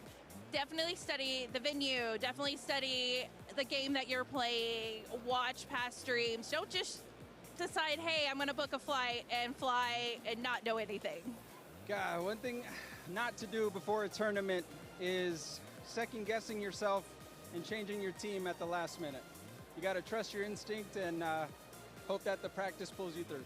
The big advice that I got whenever preparing for this event is to not change your deck last minute. You want to go with something that you're comfortable with, that you know the matchups with, you've been practicing with it for a while. So if you're going to switch your deck, then it's going to be probably last minute and you're not going to know your matchups really well, because at the end of the day, TCG, this is a card game and we're all here to have fun. So go with the deck that you're most comfortable with and the one that you're going to have the most fun with. Two things not to do before a tournament. First, don't leave packing your bag or packing everything up to the morning of. You're going to forget something, you're going to be rushing, you don't want to do that going in. And the other piece is don't go in without any prep. You got to make sure you're prepping, you're taking your time, trust your guts. Also, last minute changes don't always work. I would say just don't stress yourself out, don't psych yourself out, do your prep, but don't be too nervous. Always show up to have fun, have a good time, just go out there, do your best, and yeah, just don't be too stressed. Something not to do before a tournament is not check your deck size. Make sure you have 60 cards. Make sure all your sleeves are fresh. I've heard so many horror stories about people forgetting cards before their round, getting deck checked, and getting penalties from not having correct sleeves. So just be really careful. I don't want it to happen to me. I don't want it to happen to any other players as well.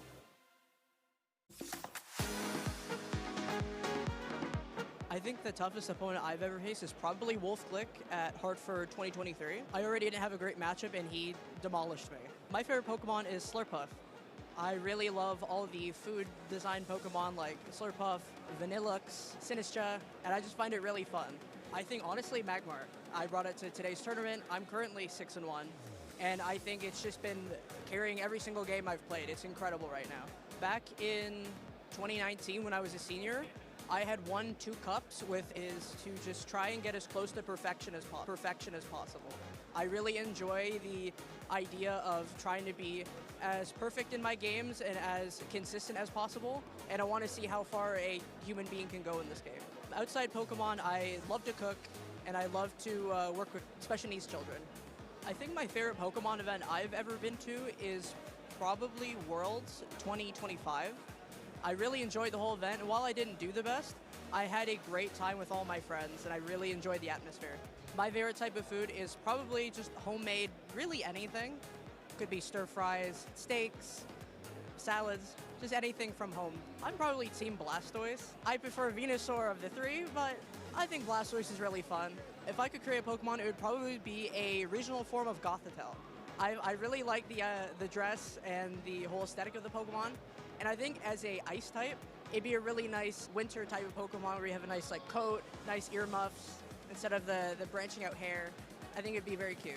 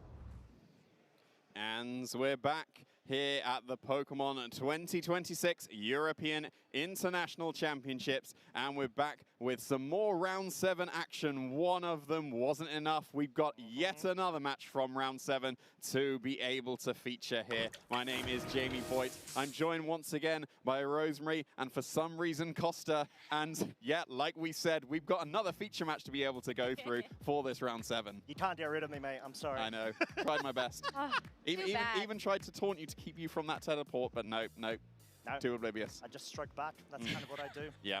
Yeah. Anywho, yes, so we get to show more matches, and obviously we're not on to Swiss round number 8 just yet, but the fact that we've got such quality class in terms of Marcus Coe versus Lorenzo Silvestrini is hype.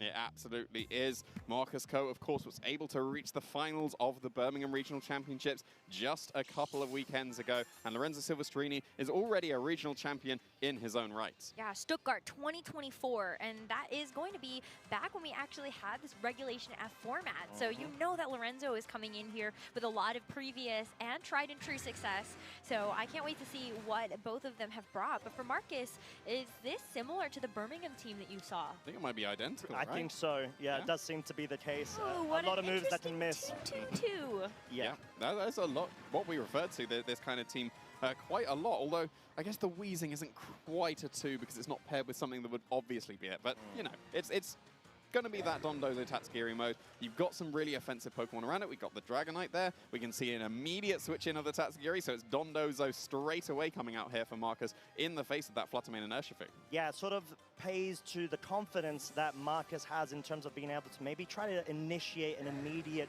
sweep potential, but Lorenzo trying to essentially get one step ahead, brings the Rillaboom in. Not only do you have grass terrain, you're able to take a wave crash essentially to the face, you've got Fake Out available for the next turn. So great foresight from Lorenzo, really.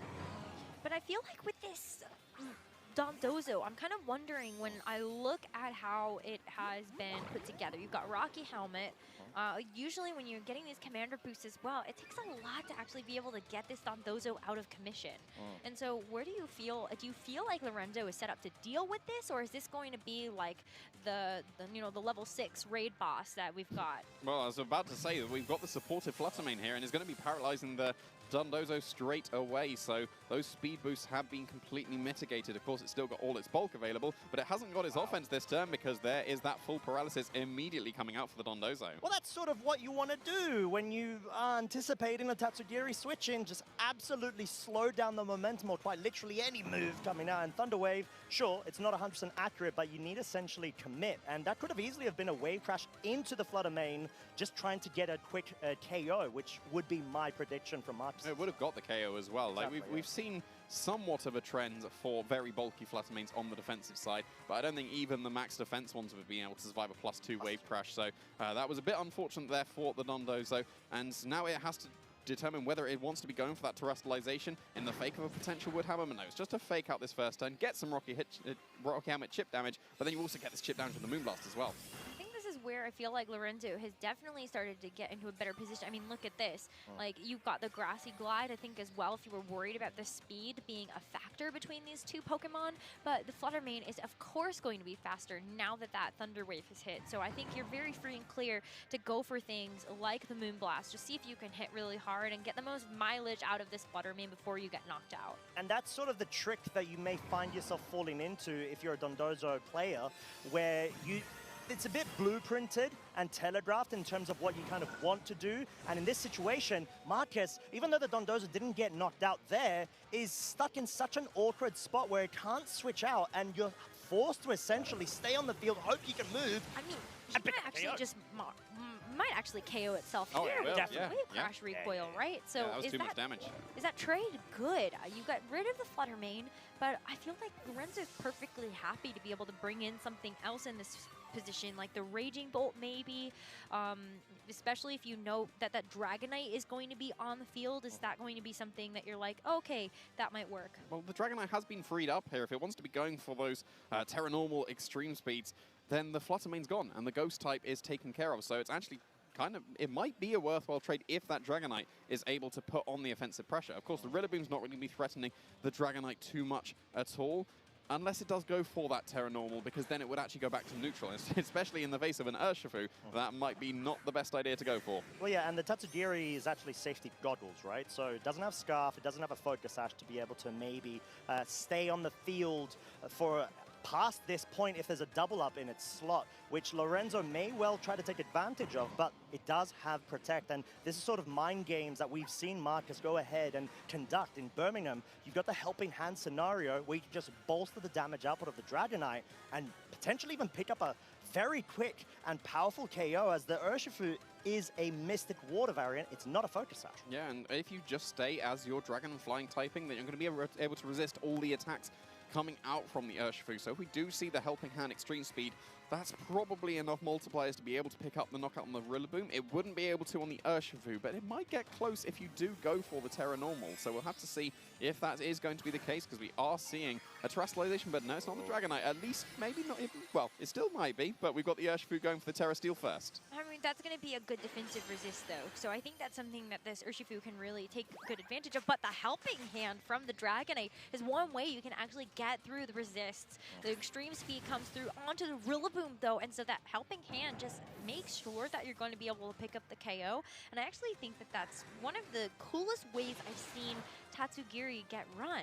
You know that Tatsugiri is an important part of the Dondozo combination and what we often see from these 2-2-2 teams where you're expecting to have these very distinguished duos. But I think with the Tatsugiri being able to provide a benefit in an additional way, and it's not just a Dondozo bot, I think that's really cool. Yeah, truly, and that's the benefit, I guess, of being able to have that utility, since you're not a choice staff, so you may not be able to offer speed control, but then again, this safety goggles, let's not forget. So it may actually be trained to be quite bulky in order to be able to withstand a couple more, more popular moves, such as, let's say, this Ogerpon Hearthflame, where it can try to lash out in terms of Grassy Glide, but surely at this range may only have to get KO'd from a double up of a close combat as well.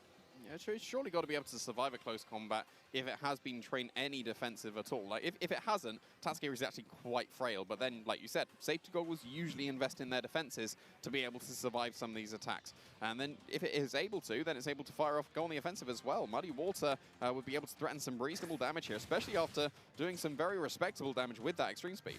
Ooh, and the Ivy Cudgel, actually, to follow up onto the Dragonite. This poor Dragonite is getting bullied. It's got to be close, though. Is it 7? Yes, 3 Surging no, Strikes. Do it. The Ivy Cudgel, and another set of 3 Surging Strikes to knock this poor thing out. Yeah, I mean, to be fair, though, it did a really good job. It sort of forced a 2-shot onto the Ogerpon, and we saw that Tatsugiri hasn't moved just yet, so if it double connects, this might be enough range. I got another? No, I got that as well. Accuracy dropping, like, okay, sure, like Urshifu can bypass protects, but it sort of is a bit stuck against the wall if it can't hit what it targets. Yeah, I mean, like, that Urshifu might need some glasses. I'm not sure. But it is something that I feel like could actually really benefit Marcus in this situation. I mean, partially why we see Muddy Water on these Pokemon is like, you can play for the paralysis for Thunder Wave, but you can also play for the accuracy drops on Muddy Water. I mean, Tatsugiri's forced to run Muddy Water as its offensive move. It does have access to Hydro Pump, I guess, but there's no real consistent options here. It kind of has to be that Muddy Water. Oh, pretty. Very pretty. My favorite shiny. It is shiny so the good. best. Love it so much. The blue flame is so good. Well, it's like it's the blue and the black that do it for me. It's Yep. like the combination of the two together is just so pretty. I think Wo-Chan also has a great shiny. Yeah, and it's about to be knocked out by an Aquajet and an Ivy Cudgel. But that's a shame. Well, you say that. It depends on the speed tiering as well, I would say, of the Urshifu in terms of the training, but also if it can connect with an Aquajet, because it is a -1 of accuracy, right? Yeah, that's true. That is the saving grace, but it's just a spiky shield from Ogerpon. Are we going to see like 3 protects here trying to scout for this Chiyu Protect, which did actually go for it. So if Urshifu protects her, you've burned it out. Yep, there we go. Very nice done from Lorenzo. Well, I was going to say, but hang on, like, what if that Urshifu had actually gone for something like a Surging Strikes into the Chiyu? Yeah. Maybe that was something you could get away with, but I feel like with such a moot turn like this, it does come back to just the neutral of where do these Pokemon fit in the speed tier. You know what that sort of says to me indirectly? That Lorenzo doesn't feel like his Urshifu can outspeed the Chiyu. Because why would you go on the defensive there if, you know, you need to try to guarantee the outspeed? And Chiyu is clearly the Pokemon that could seal this game up if it gets to connect both its Heat Wave and at this point just be able to round up the game, really. Yeah, we'll have to see. I think just whether Ogerpon outspeeds or not is probably going to be the decider here if we're not seeing a double protect attempt. The Chiyu is helping out the Tatsugiri, and it would be able to do some pretty good damage with this Muddy Waters. And yeah, the Terra Ghost is at least going to help the Chiyu, but that probably won't save it from a double up of Aquajet and Ivy Cudgel. And you know what I think? I think that if you're using Shiny Chiyu, that all of your fire type attacks should have blue flames. Yes, it missed! Oh, hello! Okay, well then the ghost typing actually made it just completely disappear from the Urshifu's line of sight. But yeah, look how cool that would be if it was actually blue flames. You get the double knockout with blue flames. That would be pretty sweet, yeah. You need to put a petition in, Rose. I think that's the play, clearly. It's just so cool. No, but I mean, congratulations to Marcus for this first game. I think really showcasing how even if you're running a combination team, right? We often call the 2-2-2s just like you've got these two Pokemon you expect to see on the field next to each other. I think really does show that you have to find other ways to be able to use those pieces, especially when you're missing the Chien-Pao, which I think would be the Pokemon that takes the slot of the Galarian thing, just so you have that additional physical damage that can get through. Like, he has definitely shown us a way that all the different pieces can work together outside of what you just think will happen. And I think the sort of point that you made right there, no sort of ruin, but then again, you've got a Tatsugiri that can assist with the helping hand, right? So maybe that's sort of the trade offset that you think you can evaluate in that Love scenario. But then again, you know, you can also rely on Heat Wave, which seemed to work there. Aquajet did not. Well, I mean, the Chiyu had really big glasses, if you think about it. Well, Right, yes. Ashby needs to borrow Not choice space right? glasses. Like you No, have glasses. Why- no, why- because yeah, it has why- like why the don't you get something the yours beads can around its eyes are like that. Kind of. I don't know what glasses you're talking about. All right, let's go to game 2. Well, then I don't know about losing anything then. So, yeah, going into this game too, we are seeing a slight adjustment coming out from Lorenzo. It's going to be the Rillaboom and the Raging Bolt, but the same leads coming out from Marcus, potentially wanting to go with that Dondozo immediately, but don't do that in the face of the Rillaboom and the Raging Bolt. It's a bit awkward, isn't it? It is, yeah. Yeah, because this would be the big adjustment that we saw from that first game, is this Raging Bolt is going to provide a lot of extra offensive pressure. And when the Dondozo does have that Grass Terra, maybe that is something that can help you kind of get away from that. But yeah, I like the little sneak preview we got of that final Pokemon that might be in the back here for Marcus. Yeah, we've got the inner focus available on the Dragonite, so it can't be faked out to be able to stop it from moving here. So, yeah, if it does want to go on the offensive with the extreme speed, there's not too much stopping that, and it would do very, very respectable damage to the Raging Bolt, while also dropping its weakness to the Dragon type attacks that come out. Yes, it is Draco Meteor, and it's going to be doing a lot of damage, but at least it should be able to survive that. And you know, I really like the switch-up because why would you ever think about faking out a Dragonite that has inner focus? Technically, it's fake-outable now. Well, now it is. Yeah. That's exactly Yeah, it. So no, it's such but- a nice bait. Yeah, exactly. It's Yeah. kind of like, it looks so obvious from that position that it's kind of a safer play to go for just an attack on the Dragonite. But we will see Lorenzo actually go for the fake out, but it was the wheezing. Oh my goodness, I had a moment there where I really did think that Can you Lorenzo imagine? had called that correct. That would have been absolutely bonkers. So much damage. That was a- And this is also so much damage. Let's see. Oh, not enough, no. Yeah, and it's able to out-prioritize both the Rusty Light and the Thunderclap now, so yeah, if you do want to be able to pick up the knockout on that Raging Bolt, you easily can. Yes, it can go for a Protect to keep itself safe, and then you can follow up with a Grassy Glide into the Rillaboom, and especially so, like the Rillaboom is still completely healthy here, it's going to be able to survive an extreme speed that could be coming out from the Dragonite. Yeah, and this could actually be a setup play of Toxic Spikes from the Wheezing in order to be able to sort of negate or at least de-incentivize the switch-in, switch-out scenario of the Rillabooms, and this could truly be a scenario where you can capitalize off of it. And sure, Lorenzo does bring in the Flutter Mane, however, goes for Protect, so this could easily be a Toxic Spikes. Yeah, that's potentially a free one. Obviously, Extreme Speed's going to go into nothing here. It could have been into the Protect the Raging Bolt, but it was into the Ghost type and the Flutter Mane. But yeah, like you said, the Toxic Spikes do go up for free here. That is a goofy animation. So rude, bro. No, it's good because like you think about Galarian Weezing as like the smokestack Pokemon, right? And then I love. What are you talking about? no, that's true actually. It's so funny. Right, Valentine's Day's tomorrow. Hold on. Oh, okay, sorry, my bad.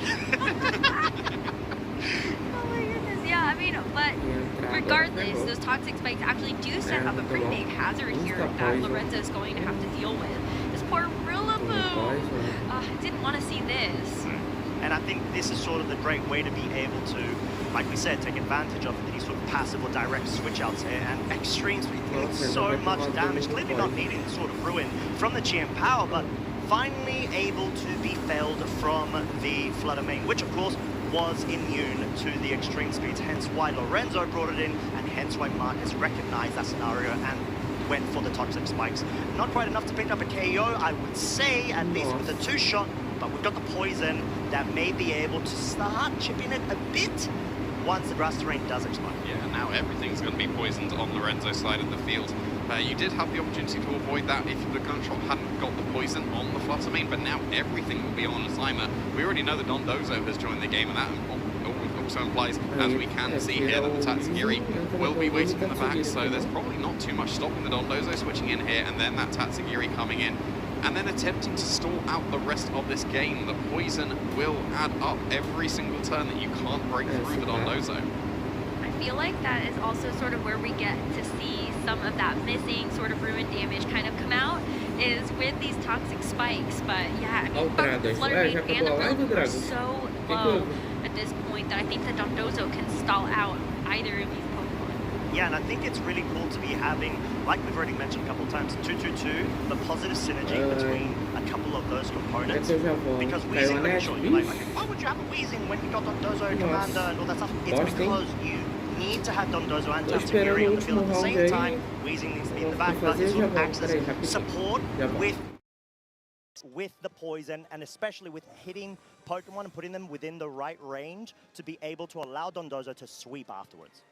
No, it's just a fake out here into the Weezing. The Dondozo went for the Protect. No Tatsugiri switch in on this turn, but basically nothing achieved here apart from stalling out that turn of fake out. The Thunder Wave did go into the Protect, and I guess as well the poison is going to start racking up. That was just an extra turn that the Dondozo didn't get Thunder Wave, forcing the Fluttermane to go for another Thunder Wave on this turn as well. And that would just been another round of poison. Yeah, and do you think then that this may incentivize the Rillaboom to switch out because the grass terrain's about to expire shortly and then be brought back in once it's gone?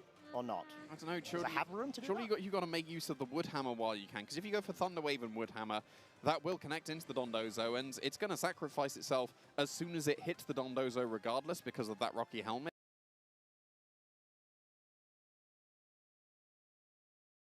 Even if it was Grassy Glide, it would KO itself thanks to that. So yeah, I think you probably need to, and especially surely got to be Thunder Wave and then follow up with the Wood Hammer. Yeah, I agree with you there. I think the biggest problem is like if you don't. Oh yeah, because we saw the speed interaction in that first game. So Rillaboom is guaranteed to outspeed with the Thunder Wave on the Dondozo. So the Thunder Wave has to hit. Yeah. That has to be what Lorenzo actually locked What into. is trying to do here? Like what commentator's curse? Is that what you're doing? I know what commentator's. Look what she's trying to do. Uh-oh. No, She the knows Thunder what Wave's she's gonna miss, doing. isn't it? Oh my gosh, It's no. gonna miss no, now. I'm It's gonna look entirely your away. fault. We see your bias, I Rose. know, right? It wasn't bias. It was just theory crafting. Oh, okay, you're fine. I get to keep. Okay. I get to stay here. No, but so at this point, then, right? The Thunder Wave does limit this Dondozo's speed, and so there you go. Like the final little bit. That was a lot of damage. Final little bit, a final extra. A little bit of over half your health. No, but like you said, paralysis. Oh, no. Yeah. Here we go again. I mean, that's sort of like, you have to accept positive and negative RNG if you're running a team like Marcus's, just generally, because obviously, like we said, there's so many non-100% accurate moves, but then also, if you're put in an awkward spot where you can't essentially get the switch outs and Dondozos are sitting fish, duck, you take it, name it, whatever, then you're susceptible to the paralysis and, you know, being whittled down over time. I think along the same vein, you're looking at these Pokemon that are built to be bulky. You have to expect that they can also be crit. Just the longer that the games play out, it just opens you up to more and more variants. So it isn't just the Thunder Wave. I think it's just the timing of the game. But you get some and you lose some. And unfortunately for Lorenzo, I do think that with how low a lot of his Pokemon are starting to get, this is looking like it's swinging more into Marcus's favor. I mean, you still got to go for just the Protect to stall out the poison, at least on this turn. I don't know, is the Dondozo going to be in range of a Thunderclap given its Life Orb on the Raging Bolts? Well, I guess it doesn't actually matter on this turn because it's not even on the field anymore. It has switched out for Lorenzo, and it's going to be Urshifu joining the field. That's not really what you want to see when it's just Dondozo facing you down. No, exactly, and especially because it's got Rocky Helmet, at least this Dondozo, and if it were able to move, we'd be able to find out what was locked in, but also maybe get any sort of damage that needs to be done. And the Dondozo, the fact that it's essentially being susceptible multiple turns in a row by not getting anything done is, you'd think, really bad for Marcus, but then we've also got on the other side of the field all of the poison status whittling down the remaining resource on Lorenzo's side. At this point, the Dondozo's surely got to be in range of Moonblast and close combat, and granted, you won't be able to do the nice thing where you can KO the Dondozo and then hit the Tatsugiri. It's not going to be in range of that, and well, it's another paralysis here, so that is going to be just a double up. We've already seen the Moonblast not be able to pick up the knockout, but this close combat surely will. Yeah, I mean, I think we expected that Dondozo might have been going for something like the Protect. But, of course, not able to get it, and that wouldn't have saved it from the Urshifu either. Well, it would have meant that now you can Moonblast, get the KO, and close combat hits the Tatsugiri, so I think I'd have preferred not to actually get that Protect from the Dondozo. I guess that makes sense, because in the end of the day, you need to make sure that you're getting as much damage as you can on all of the remaining components from Marcus's side, and we already know the Galarian Weezing's in the back. So as long as you're being put in a scenario where either you try to go for a final T-Wave onto the Weezing, slow it down, or at least get a cheeky little paralysis, you're just able to withstand for enough turns before the poison gets rid of all of your remaining Pokemon from Lorenzo's side. Yeah, and actually stalling out the poison himself with Lorenzo going for the detect there. Moonblast is the move of choice and is not able to pick up the knockout on this Tatsugiri. Got to imply that it's the bulky one, but it is a special attack drop as well. The Draco Meteor's not going to hit into that protect, so that actually worked out pretty nicely for the Urshifu. Now, the Urshifu is going to be able to stay around, but I think this Water Main is not. That is going to be a gunk shot that does finish off its final little bit of HP. I believe that's going to bring Lorenzo down to his final 2 Pokemon. Yeah, just the Raging Bolt waiting in the back. Because it switched in and then just switched out. It's kind of like a bait. But now it's able to turn on the offense now that Londozo's no longer on the field. How awkward is it to have to rely on Gunk Shot when you need to deal essentially, 5–10% worth of damage? That feels horrible. Truly. Because Gunk Shot can miss. Well, why don't you just run Zoom Lens? I don't know. Who would ever Jamie and the Zoom Lens propaganda. I know, right? But Zoom Lens would make it 96% accurate, and that's very true. good. As long as it underspeeds its target. Which it does. Weezing's very slow. Fair enough. Yeah. I rest my case. But what do I know? Like, Citrus Berry Weezing is 5-1 currently, so... Yeah, it is. You know. And I mean, with doing such a great job, and on the verge of being able to potentially lock up a Phase 2 qualifications, but we're actually... this time. Oh, exactly, and the terrestrialization right now will allow Urshifu to actually no longer be susceptible to gunshot focus onto its target, as well as a Draco Meteor focus.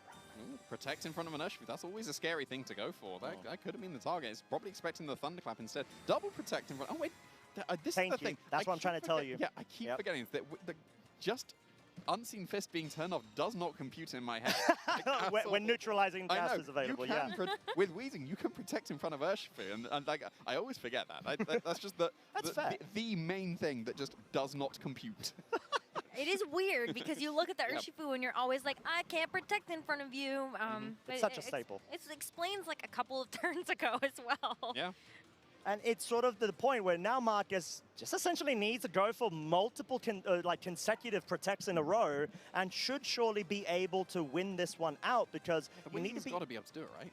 It should, unless there's any sort of weirdness. Gunk shot. Well, even then, like, should you not just commit with multiple protects? I think Lorenzo's out is Marcus misplaying and not just going for consecutive protects. There's a double protect on the Tatsugiri at least. Are we going to see a double-double? Here we go. You get the double-double. Oh, double-double. Double-double. That seals it, surely. Yeah, that's got to seal it, right? That is wild. Are we going to see the triple-triple? Oh my gosh, the triple-triple. What are the odds of the triple-triple? Come on. Maths. It's for a triple, it's a 1 in 27, so it's a 1 in 729 to be able to get the triple-triple. Translate that into human language, please. Really hard. Yeah. Okay, all right, I like it. Really hard and really rare. Yep. Very fair. Go on, triple-triple. No, don't attack. No, don't attack. You committed the double-double. Go for the triple-triple at least. Come on. Wait, he's thinking about it. No, I'm just kidding. This already happened. We're getting a chance to show you this after it has played out. Yes. No, we are seeing this for the first time. Go But for the gunk shot into the steel type. Go for the triple-triple at least. It's going to be okay, Jamie. Oh. It's going to be fine. But we never see the triple-triple. true. Well, close combat comes first, and that is going to finish it made some thunderclappable as well. Yes, Yeah. as we do finally, obviously, get the KO there, but the problem is this Weezing, it's most likely not even going to be able to get KO'd here. It can't, not even a crit, I think, will be able to, surely. Well, Yeah, it actually, definitely it would've done if does it was a crit, look yeah. like the crit would have matched. Yeah, definitely would have done. Yeah, it looks like the Weezing's going to be able to potentially stall this one out. It's got the Citrus Berry keeping itself a little bit healthier. I don't know, is that in range of 2 poisons? Like, because obviously the Gunk Shot's going to do nothing into the steel typing. Was it 2 poisons left? It's It's so not. Oh, no, I think it is. I think it might be. Yeah, that's got to be right. Okay, cool. Although I kind of hope it's not, so we can see another double attempt. Yeah, it's going to be one more.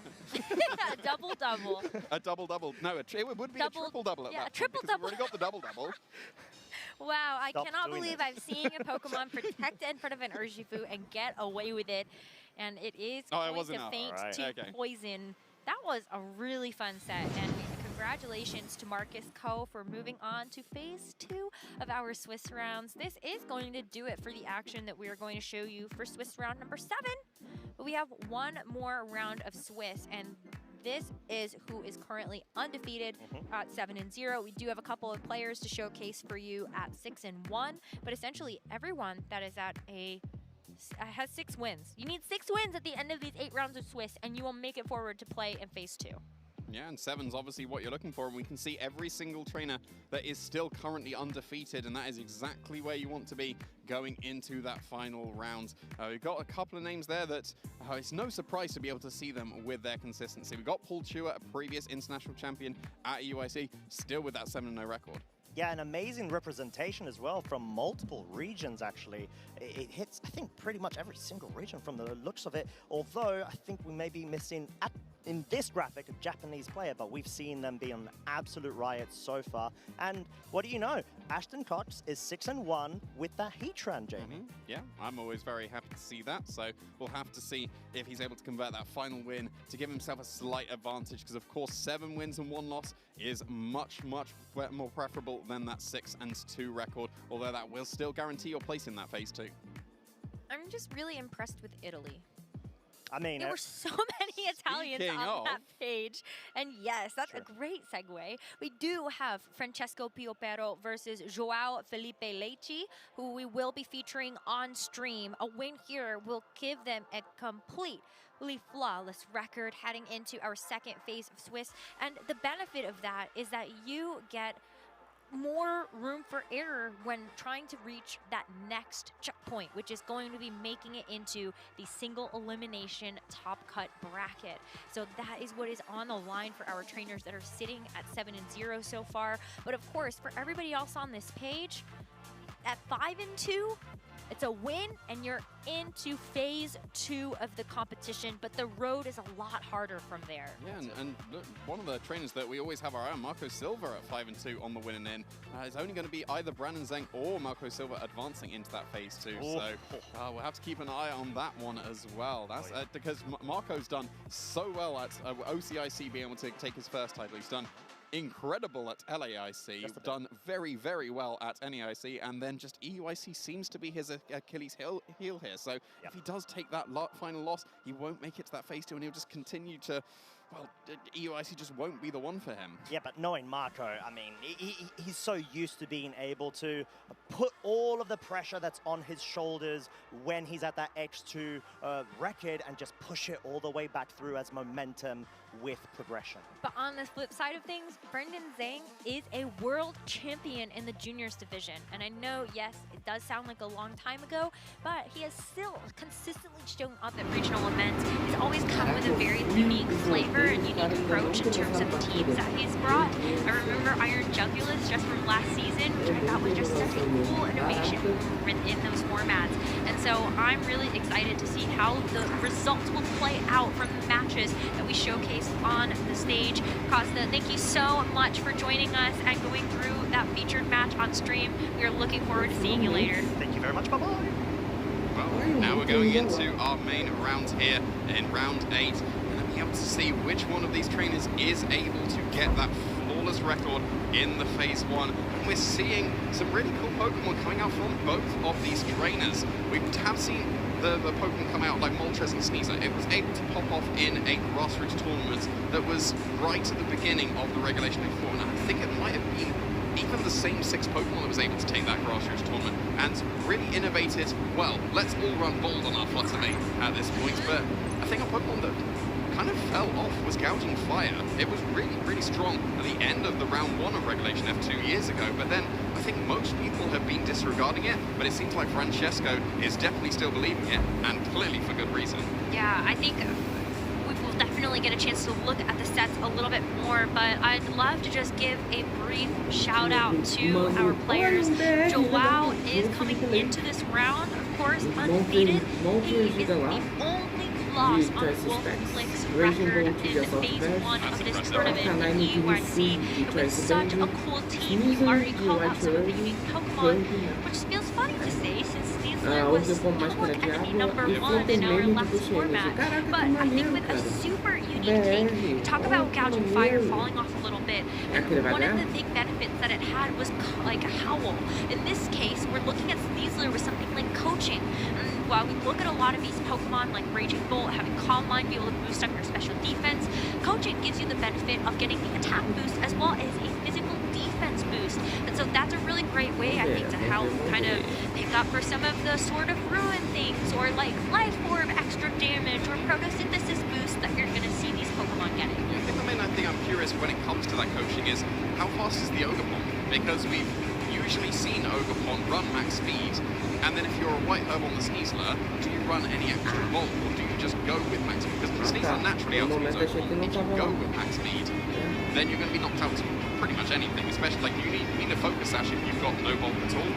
But we'll have to see. Like the White Herb is going to obviously get rid of those intimidates that can be happening. It can be self-activated if you go for a close combat, and then that can activate the Unburden, and then it won't actually matter. It's going to outspeed pretty much everything in the format, even something like a gouging fire that could be boosting its speed here. Yep, and it does have the Howl tech on it that we've seen Gouging Fire just be so well known for. It also comes packing Breaking Swipe and Key Crash as different forms of damage that are going to give the attack bonus. But I think the thing that's going to be the most interesting about this team is the Thunderous Incarnate. What is it doing here? It's really strange where we just got like Landers theory, it used to be amazing, and then just disappeared and now back with Ashen Fox. Thunderous Incarnate was on the team that established the Thunderous and Heatran were amazing. Thunderous himself was amazing in his own right. Why are we surprised to see Thunderous? But we are surprised to see Thunderous here. But it gets a really nice support. It's obviously the only special attacker on Francesco's side of the field. Everything else wants to make use of the Howl and the Sword of Ruin that the Gembo is for. But Thunderous can do its support in its own right. You can't just rely on Gouging Fire to do the support, because all the support is boost up your offense. There's no disruption to the opponent, and that's where the Thunderous will come into play. You can go for the Thunder Waves to get the speed control. You can go for the Eerie Impulses, priority as well, because it's got its Prankster, so that you can put a stop to all the special attackers. So if you've got something like Fluttermane that would just be outspeeding everything and throwing lots of massive choice specs as and queens, well, it won't be as massive once you've got that Eerie Impulse on. Yeah, I think that's going to be a really good benefit when you go look at a couple of these Pokemon, but as a reminder, because it is a Prankster move. Caraca, o brasileiro tá 7-0 também, cara. Que so that maneiro. is going to be interaction we might see play out here, or of course, Francesco is going to need to be aware of looking across the way from this Galarian Moltres. I on their bingo card Thunderous and Tinglu as a lead coming out in this tournament. I certainly Not wouldn't. me. So, yeah, and it's quite interesting seeing the Fluttermane, the like obviously very bulky Fluttermane on this team. At least that's how it was been run previously.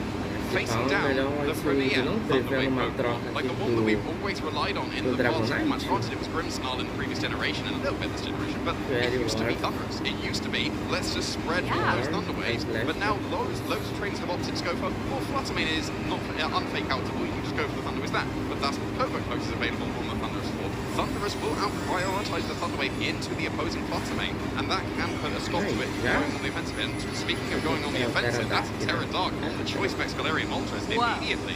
Yeah, I mean, that's going to boost up everything on the Dark Pulse and the Fiery Wrath. And one of the things I love the most about Fiery Wrath is the fact that you get a chance to deal same type of attack bonus damage with the additional modifier, but also you can get a chance to glitch. Might not be super impactful here, but the Galarian Moltres at the very least does actually outspeed the Tinglu.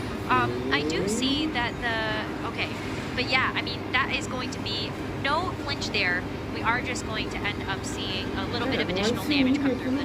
That's not even a Assault Vest on the Tinglu that we've so commonly seen got to ram it as well. So its special defense is slightly weaker than it would be upwards, but that was...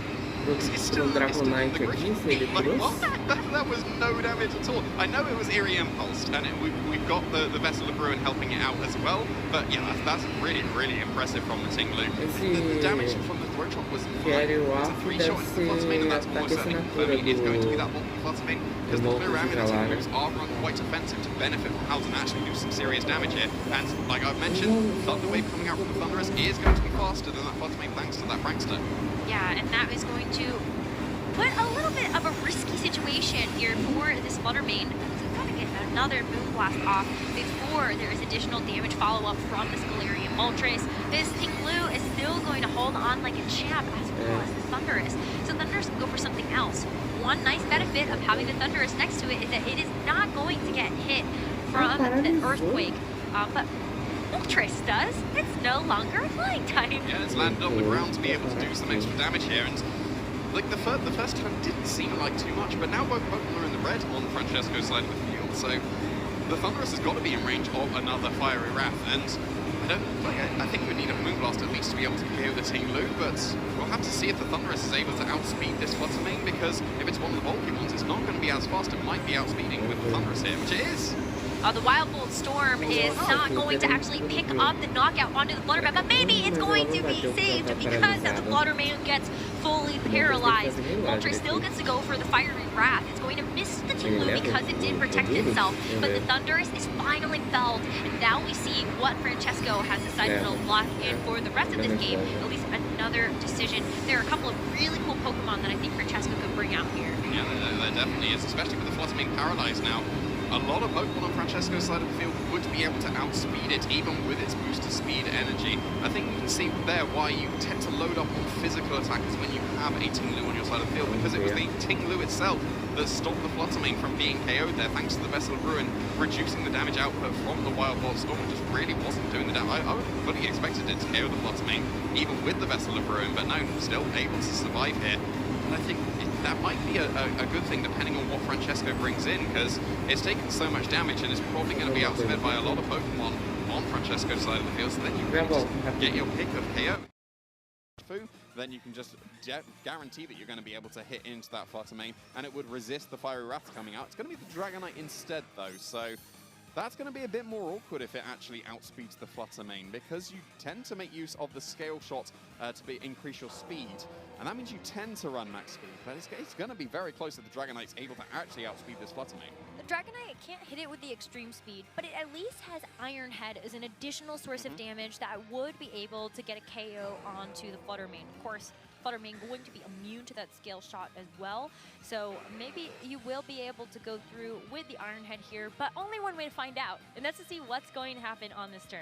Yeah, we'll have to see. Fluttermane's going to be retreating, so going to keep itself safe from the potential KO of that Iron Head. I guess that's technically opened up the potential of going for that Scale Shot into the Moltres to be able to try and pick up the KO, because this is the multi-scale on the Dragonite, not the inner focus. The Ting Lu wasn't intimidated, and what was the Scale Shot? But that's not going to be enough thanks to the Intimidate. Yeah, the Intimidate comes in at the perfect time, but it's actually quite close.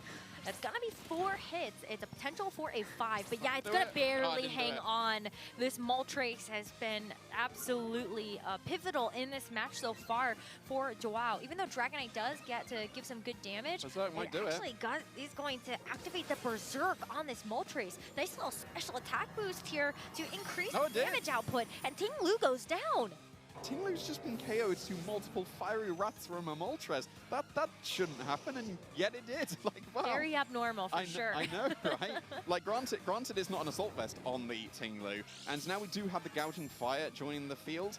That's going to be able to get its booster energy. That's got to be the speed boost. That is what it goes for when we are run on these kind of teams, because then you'll be able to start going for those howls and outspeed everything and get some massive damage. The Arcanine being on the field means that you can potentially just go for something like a Breaking Swipe, get the KO on the Moltres, while also reducing the damage output on the Arcanine. But both Pokemon here are weak to Rock Slide, and the Arcanine has yet to choose its move, and only one of these Pokemon can defensively Terrastallize out of that. It's either going to be a Fairy from the Gouging Fire, or it could be a Steel from the Dragonite, but I think both of these end up actually coming with some really huge downsides. Either one is going to end up getting sort of matchup checked by whatever Joao has brought in the back. For now, it is going to be the Dragonite that gets that Terra Steel, but all of a sudden, you are vulnerable to something like a Flare Blitz from this Hisuian Arcanine that has now switched out and can make that choice later. A Howl, though, is going to increase the attack stat of this Dragonite as it goes for the Iron Head, and it is finally going to hit the knockout onto the Moltres. Another benefit of this Howl is that you get to keep those attack stacks as you go through the rest of this game, since Francesco is locked into this Gouging Fire Fire and this Dragonite, you kind of know what you're going to get here if you're Joao. Yeah, but you get the Intimidate once again coming out from the Arcanine, and we've already seen it's a multi-scale on the Dragonite, so it will be intimidated. So it effectively cancels out that Howl. Now, the Gouging Fire can't go for the Breaking Swipe for the KO into the low HP Fluttermane, obviously, because it is that Fairy type, which is what you would want to go for into the Arcanine to keep the Dragonite safe from the Flare Blitz, because it's got its reduced defense now that it's gone for the Scale Shot. At least it will, for sure, outspeed both the Arcanine and the Fluttermane. But the Arcanine, I don't think, can be dealt with on this turn. The damage is not going to be coming from the Gouging Fire because it's only got its supported Breaking Swipe. P-Crash will do nothing because of the quad resistance. And then the Dragonite, yeah, it can do some pretty reasonable damage here, but I don't think you're going to be able to deal with this Arcanine quick enough. Yeah, because you're not neutral now with the Dragonite, right? So we're actually going to see a Protect. One way out of this, maybe for Francesco, is you can actually Howl through the Protect. Because this Gouging Fire is so fast, you get to protect this Dragonite on this turn, give it an attack boost, actually give it a +1, and then you get to see what this Arcanine has locked into. So it's going to be Flare Blitz was the target to the Dragonite, but it's going to be the Thunder Wave from this Fluttermane to connect onto the Gouging Fire. Now all of a sudden, that booster speed is gone. There is actually no way now for Francesco to remove this Fluttermane. I think I was going to say the Heat Crash would probably have made the best choice there with the Gouging Fire being so fast. That would free up the Dragonite to go for additional damage into the Arcanine. Yeah, it would, but now you've got that Howl boost. You can do some pretty impressive damage with the Iron Head, especially with the Steel Terrestrialization. I wasn't expecting this Fluttermane to be able to get off another attack, and the fact that it was able to get that Thunder Wave into the Gouging Fire could be quite crucial here, because Joao still has an entirely unrevealed Pokemon waiting in the back that could be quite crucial to be able to swing this. But we'll have to see if this Iron Head is able to pick up this knockout on the Iron Head on the Arcanine, or is it going to get the flinch? No. It's definitely not enough. It does need to get that flinch. Oh, it does get the so flinch. pivotal, and you also just see the Thunder Wave paralysis, though, on the Gouging Fire, so it kind of balances out those karmic scales. But at this point, with how much damage that Dragonite actually did to the Arcanine, that's going to be a 2-hit KO, and Joao might have to rely on that final Pokemon to soak up some damage. Yeah, I think you'd prefer to get the flinch in exchange for the paralysis on that turn. The fact that it does two-shot the Arcanine is incredibly important here. That's why we're seeing the Arcanine be preserved. It can get another Intimidate to stop that Iron Head being a KO, and we are going to get the reveal that it is the Ogerpon. So if it is another Iron Head into that slot, then it would resist that very nicely. But really, really nice call coming from Francesco here. Scale shot into that Ogerpon. Will 5 do it? It doesn't look like it's quite going to be, but it's going to put it into a position where Heat Crash from the Gouging Fire will be plenty. Or the Dragonite can follow up with something like an Extreme Speed, and that would also be a huge benefit. This Dragonite is going to drop its defense just because that is what Scale Shot is going to give and take for, but it's not going to matter in front of this Fluttermane, and it's going to be paralyses across the board here for the Fluttermane and the Gouging Fire. Yeah, that's what Thunder Wave can do, right? It's just, we haven't seen Thunder Wave on Thunderous for ages, and here we go. It's paying off very, very nicely for both of these trainers. The Dragonite, I think, is still in a pretty reasonable position after getting that Scale Shot. The Ogerpon might even just be in range of regular old Extreme Speed, and you don't need to risk the accuracy. It'd be pretty close if it is able to. And you can go for a Spiky Shield, I guess, to be able to get some extra chip damage onto that Dragonite. The Fluttermane, it surely can't get off another attack, right? Because the Gouging Fire, it's got paralyzed twice that it could be able to get the knockout. It's surely got to be able to on this turn, right?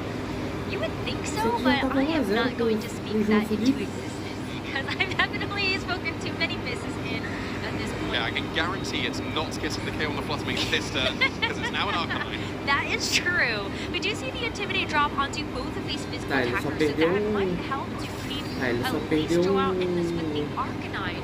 But with the Spiky Shield that can also mitigate something here, is going to be the Scale Shot into the Spiky Shield, since that actually doesn't end up dealing contact damage. You will not actually see the Spiky Shield deal residual, but it's going to be a perfect time here for Francesco to go for Howl. In the face of this Arcanine, you offset that Intimidate. Yeah, we're calling the Arcanine switching in there very nicely. That could have been a Heat Crash into the Fluttermane slot, and that would have been kind of negligible. So yeah, the Howl definitely, like Breaking Swipe would have been reasonable as well, but Howl I think is quite nice here, because we've already seen the Iron Head is a two-shot into the Arcanine, and it wouldn't have been if the Intimidate was able to stick, so getting it back up to the position where it will still two-shot. But of course you can't safely go for that Iron Head on this turn, because you've got the redirection available on the Ogerpon, defense, É yeah, you can 20% go de for a speed a break this menos. way, I guess, into Não é the possível que ele Arcanine. não But caia then aqui. if you go for Follow Me here, you have the potential to Flare Blitz and knock out that opposing Dragonite. It's definitely going to be in range, but it's got -2 defenses, so it'll be easily able to be pick up the KO there. Or do you go for something like the Rock Slide, given that you've got those -2 drops consegue on the usar defense, Protect and ainda, actually cara, não é do some possível. respectable damage? Ooh, it's just an extreme speed though. And so that is going to be a knockout onto the Ogerpon and leave Joao down to just the Flutter Mane. Vai, acerta o Rock Slide. Next to that Arcanine Droga, o as the Golden Rock Fire Slide ainda is vai going to ficar be perto. selected. Now this Dragonite has actually lost quite a few Nossa, o stages Dragonite of não its caiu. defense, but it's still going to be able to hang on through that. And with those scale shot speed boosts that it's received, it will be able to outspeed this Arcanine. Arcanine can no longer, with that choice band, Mano, actually torcer por select Paralyze something do like the Golden extreme Fire speed to aqui. kind of get the upper hand. So A Flopper Francesco, I bateu think, e o will be able to take this away. Well, assuming this Iron Head is still able to do as much damage as previous, it will be able to pick up the KO like it is, and this is very likely to be the win. And I say very likely because there is a paralyzed Gouging Fire currently that still is not able to move with that full paralysis. Is the Moonblast able to pick up the knockout on the Dragonite? Let's see. It is. So Mano, now o Golden we have Fire to break não... paralysis. Yeah, we Nossa, do. eu tenho que torcer pro So Golden this Fire is não a little bit bater dangerous, right? I mean, e the me Gouging acertar. Fire is going to take neutral damage here. Is it range of 2? Probably. Probably. I would think so as Oh, well, doesn't but matter, the right, heat crash is going to be just fine. O And so turno que era there pra you ele go. não Gouging bater Fire is também. able to deal the finishing blow to the Perdeu Fluttermane, and that's zero. game number 1 to Francesco Piobero.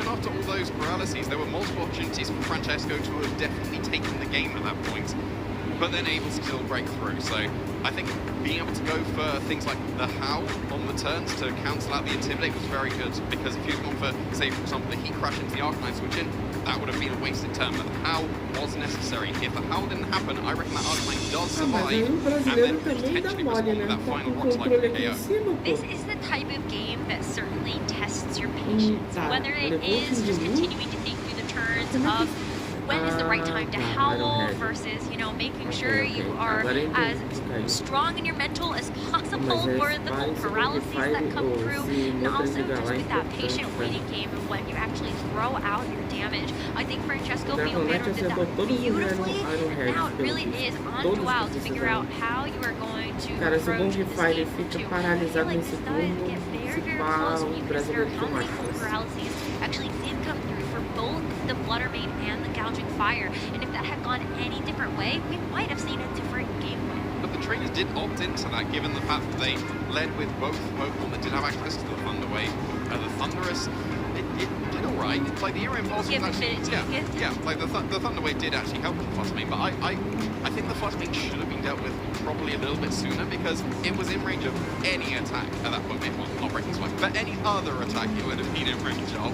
And I guess not the extreme speed either, but any other attack actually not the scale. Really, just the Iron Head. Just the Iron Head and the Heat Crash. Yes. So, actually, fewer attacks than otherwise. But yeah, it was left on the field for a long time, and that allowed paralyses that could have happened. But it is a little bit of a switch up here. Francesco's stuck with the same thing. It's going to be Thunderous and Tinglu still, but it's Ogerpon. Não, aqui é Follow Me, Joao dá instead. pulse, não? Yeah, but it's still going to be kind of a Vai similar terrorizar story. já esse... If you really want to try to full send this damage, we actually saw how much got stacked up over time from this Galarian Moltres, like that Tinglu. I couldn't believe how quickly it was going down. Yeah, well, it was 3 Fire Rats to be able to KO. Granted with a -2 Moonblast to help, but that was still very, very impressive, especially when it got that Berserk to be able to do extra damage as well. I won't be surprised if we see a Terra Dark once again, because yes, it does get the extra damage, but it also removes the weakness to the Barbot Storm that could be coming out from the Thunderous. Granted, it does ground the Moltres, and then that just frees up the Tinglu to be able to go for the Earthquakes that it did like to go for in that previous game. But it is still threatened here by the Ogerpon. You don't need to necessarily go for any follow-me's here. You can go on the offensive into that opposing Tinglu. It might be forced into a defensive translation in the face of that, or it can just go for a Protect to keep itself safe on this turn instead. Yeah, I think the Protect does make a lot of sense, and maybe you allow your own Thunderous to try to kind of chip away at both of these Pokemon. You actually get the paralysis onto the Galarian Moltres, and we've already seen just how much RNG can play a role in this match, where both trainers are opting into those particular roles. This Galarian Moltres is going to break through, though, and be able to actually dish out a fiery wrath into the Thunderous. And so that is going to be a huge amount of damage, a 3-hit knockout. If this Ogre Pawn is also able to get some damage down into it. That Thunderous actually could get knocked out on this next turn too. O jogo não gosta da gente. Contend with the Ting Lu as well. No, the Ting Lu doesn't seem too threatening at this point. Yeah, you can go for the Earthquake, but that won't do too much to the Ogre Pawn, and it'll do okay damage to the opposing Moltres. Do you consider at this point going for a Thunder Wave into the opposing Ogre Pawn, just because then you've got both paralyzed, and then you're obviously being able to potentially get those turns where they don't move when they get fully paralyzed.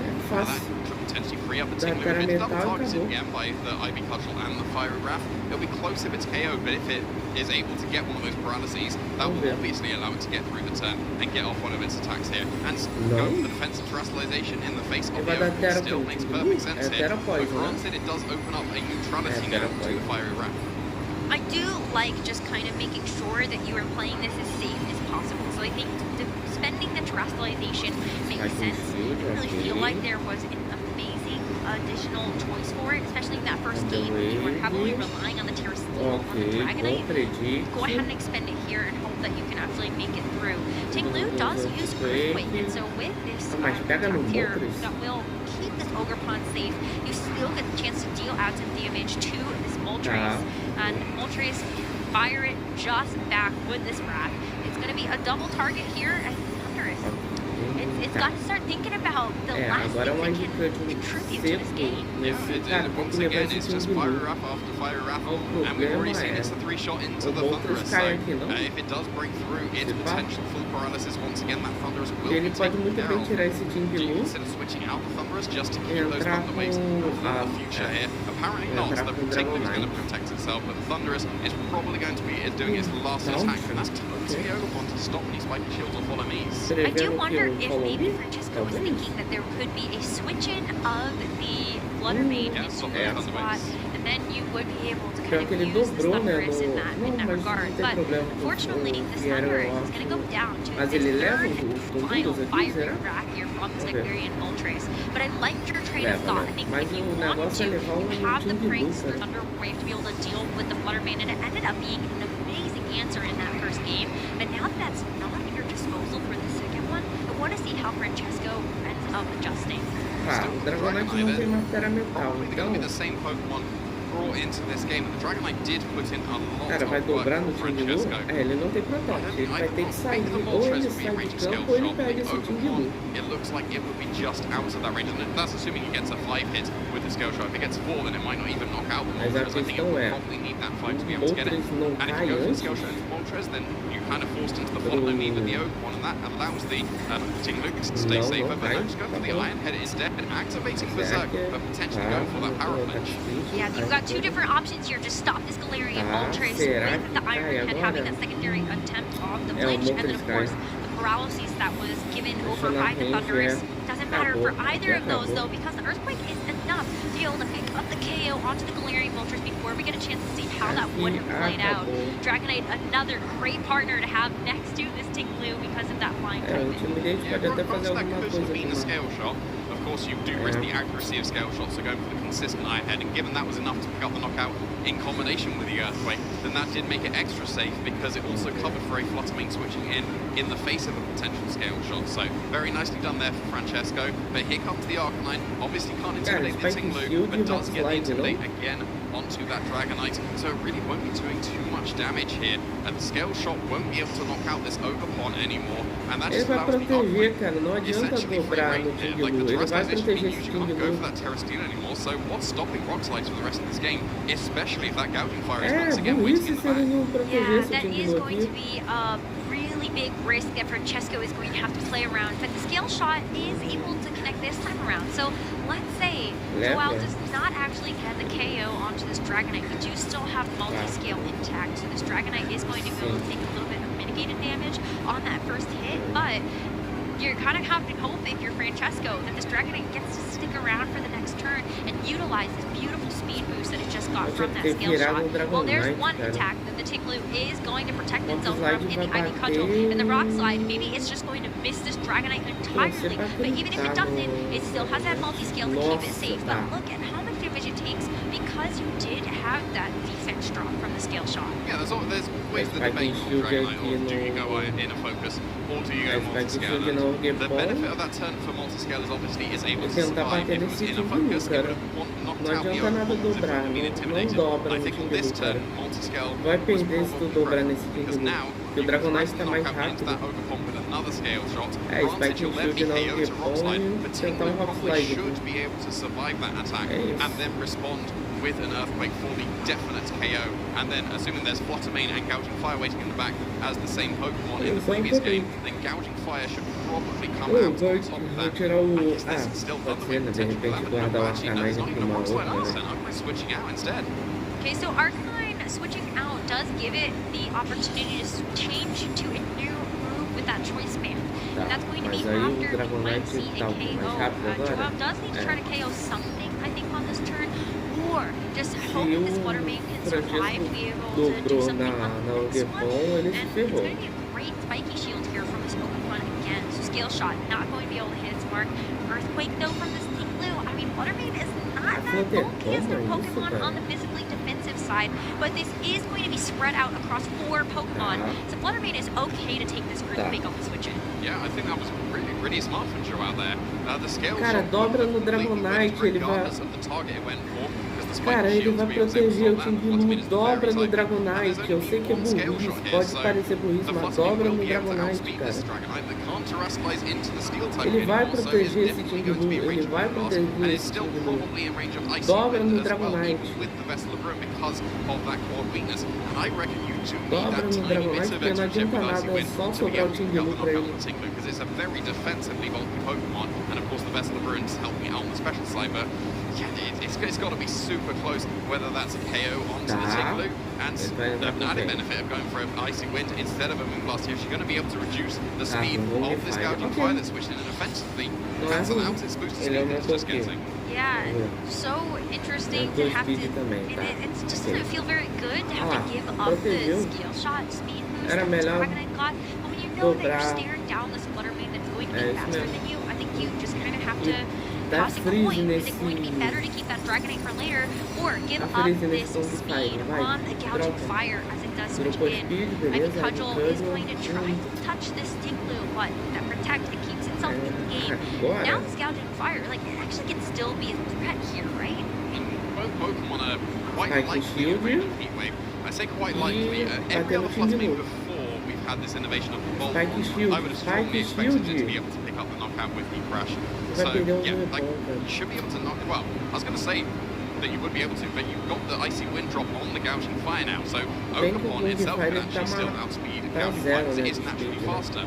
So you could be able to just do some extra damage with that Moonblast to the Gouging Fire, maybe go for the Thunder Wave to guarantee instantly slow the Arcanine waiting in the back. And then do you get that extra damage available with the Ivy Cudgel onto the Tinglu for the KO? If one is a question mark, Icy Wind number 2 will not be. Francesco is going to hedge his bets again by switching out the Tinglu to save it and bringing in this Dragonite. If you expect another Icy Wind to come out here, then you are almost certainly actually going to knock out the Dragonite, but the Dragonite doesn't get KO'd on this turn, and it is going to dodge away from the Icy Wind. Now is going to have to take this Ivy Cudgel, and actually survives it. What an absolute turn here, because the Heat Crash in response takes out the Ogerpon and this Dragonite. This is a pretty big turn here for Francesco. Yeah, that would have been a KO Dragonite for sure. And then extra damage into the Gouging Fire with the Ivy Cudgel.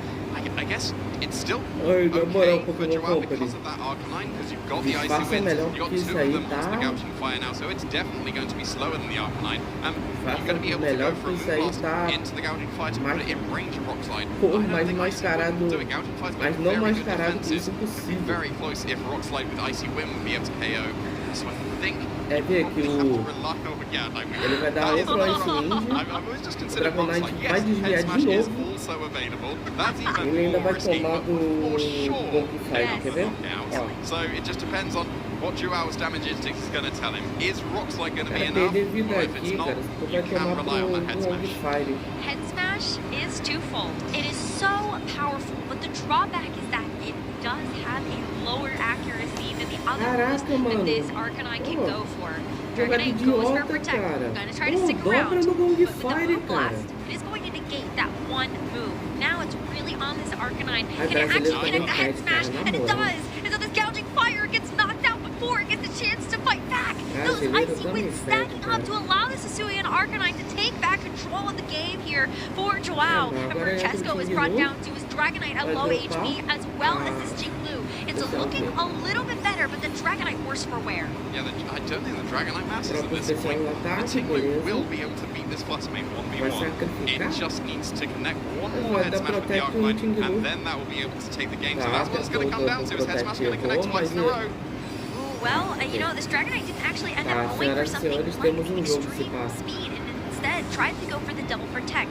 It has to eat the Moon Blast because Só it ver o que failed. que ele usou Now, nesse can Tinglu, it cara. go for the head smash? Oh, And oh. no! The Tinglu is going to Caraca, avoid cara, the não é attack and get a possível. chance to Não fire é off this Earthquake. possível. So that is going to be a KO Olha onto the isso, cara, Arcanine que and maybe ridículo. resist off of this Fluttermane as it is down to a 1v1 standoff in this second game. Francesco, if he wins this 1v1, he will be able to move on GG. undefeated into Pois é. phase 2 of our tournament. But Joao needs this Thunder Wave to do him some justice, to bring himself back into the set. The Caraca, Tinglu mano, breaks como through, isso? Fluttermane Cara, goes não é down, and possível. Francesco Piopero wins this match and continues 8-0 undefeated at the European International Caraca, mano, que Championships. troço ridículo, That cara. was an Sério, na moral. incredible finish coming out there. It was unfortunate for that Arcanine, but that is Olha, the big parabéns, risk that you Pokémon take Company. when you run head smash. Pô, When it parabéns, connects, ó. it's almost Palmas- certainly a one-hit palmas knockout, pra vocês, and when porque, it meu doesn't Deus do connect, céu, cara, that que troço could cost idiota. you the game, O unfortunately, here bicho for Joao. desvia 300 Really, vezes, really mas nicely quando é played na from nossa vez both não of these desvia. trainers.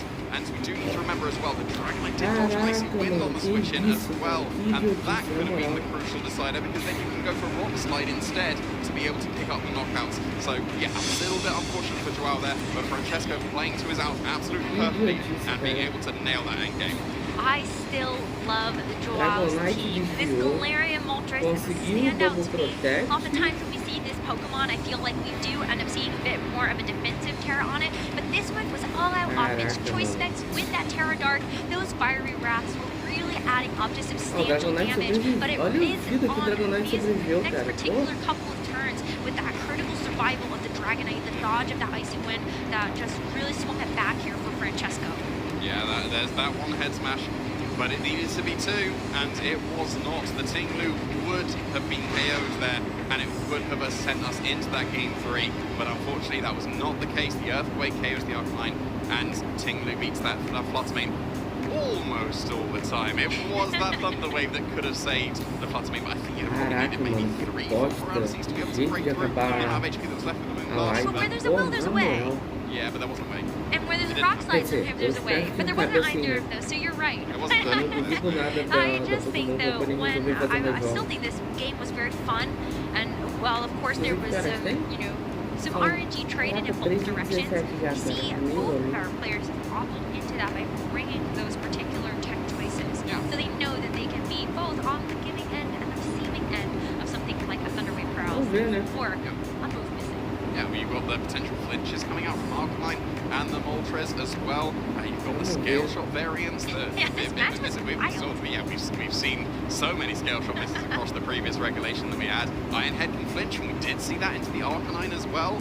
Like that was a crucial one, because if that Flare Blitz would have gone off, then the Dragonite would have been KO'd. So yeah, that's just how some of these games end up going. You've got the potential of the RNG going away, and you've got it going away as well. And in this case, it went to Francesco Piopero, who is going to remain undefeated in this end of phase 1. And I just need to hear how excited he is, because you can always see his Or excitement. relieved. Let's hear his excitement for getting that 8-0. Chat, eu vou pegar um negócio aqui já. To be able to round off our final phase 1 round, Mr. Francesco Piopero still undefeated, 8-0. Please, a round of applause. What a way to go about it, Francesco. Not only have you made it into phase 2, you have not dropped a single set. How are you feeling? Please talk me through everything. I'm feeling amazing, honestly. This is an honor to come to play here again on the stage. Last year I got out on the stage, now I'm back on it, and I plan on staying on it as long as possible. Fighting talk of the next world-class pedigree. And like you mentioned, top 16 last season. Clearly, the goal must be to progress even further. So far, you could not have done better. So, huge congratulations against Joao, which truly, it felt like there's so many back and forths. Game 1, I'm going to be completely honest with you, it felt like it was going Joao's way initially, early to mid-game, but then slowly yet surely, you just brought it back, and that Thunderous was absolute MVP. So is that essentially what it's meant to do, especially in those matchups and being led with Tin Lu? Yes, I usually do that. I've been bringing Thunderous almost every game today, so it's really a revelation. When I saw this version of the team that a friend of mine brought back, shout out to Arash for the team, because I've been playing the archetype all of December, and I tried Thunderous, and then I decided to go back on the older version, and then I just ended up using other stuff, and the team felt a little bit away.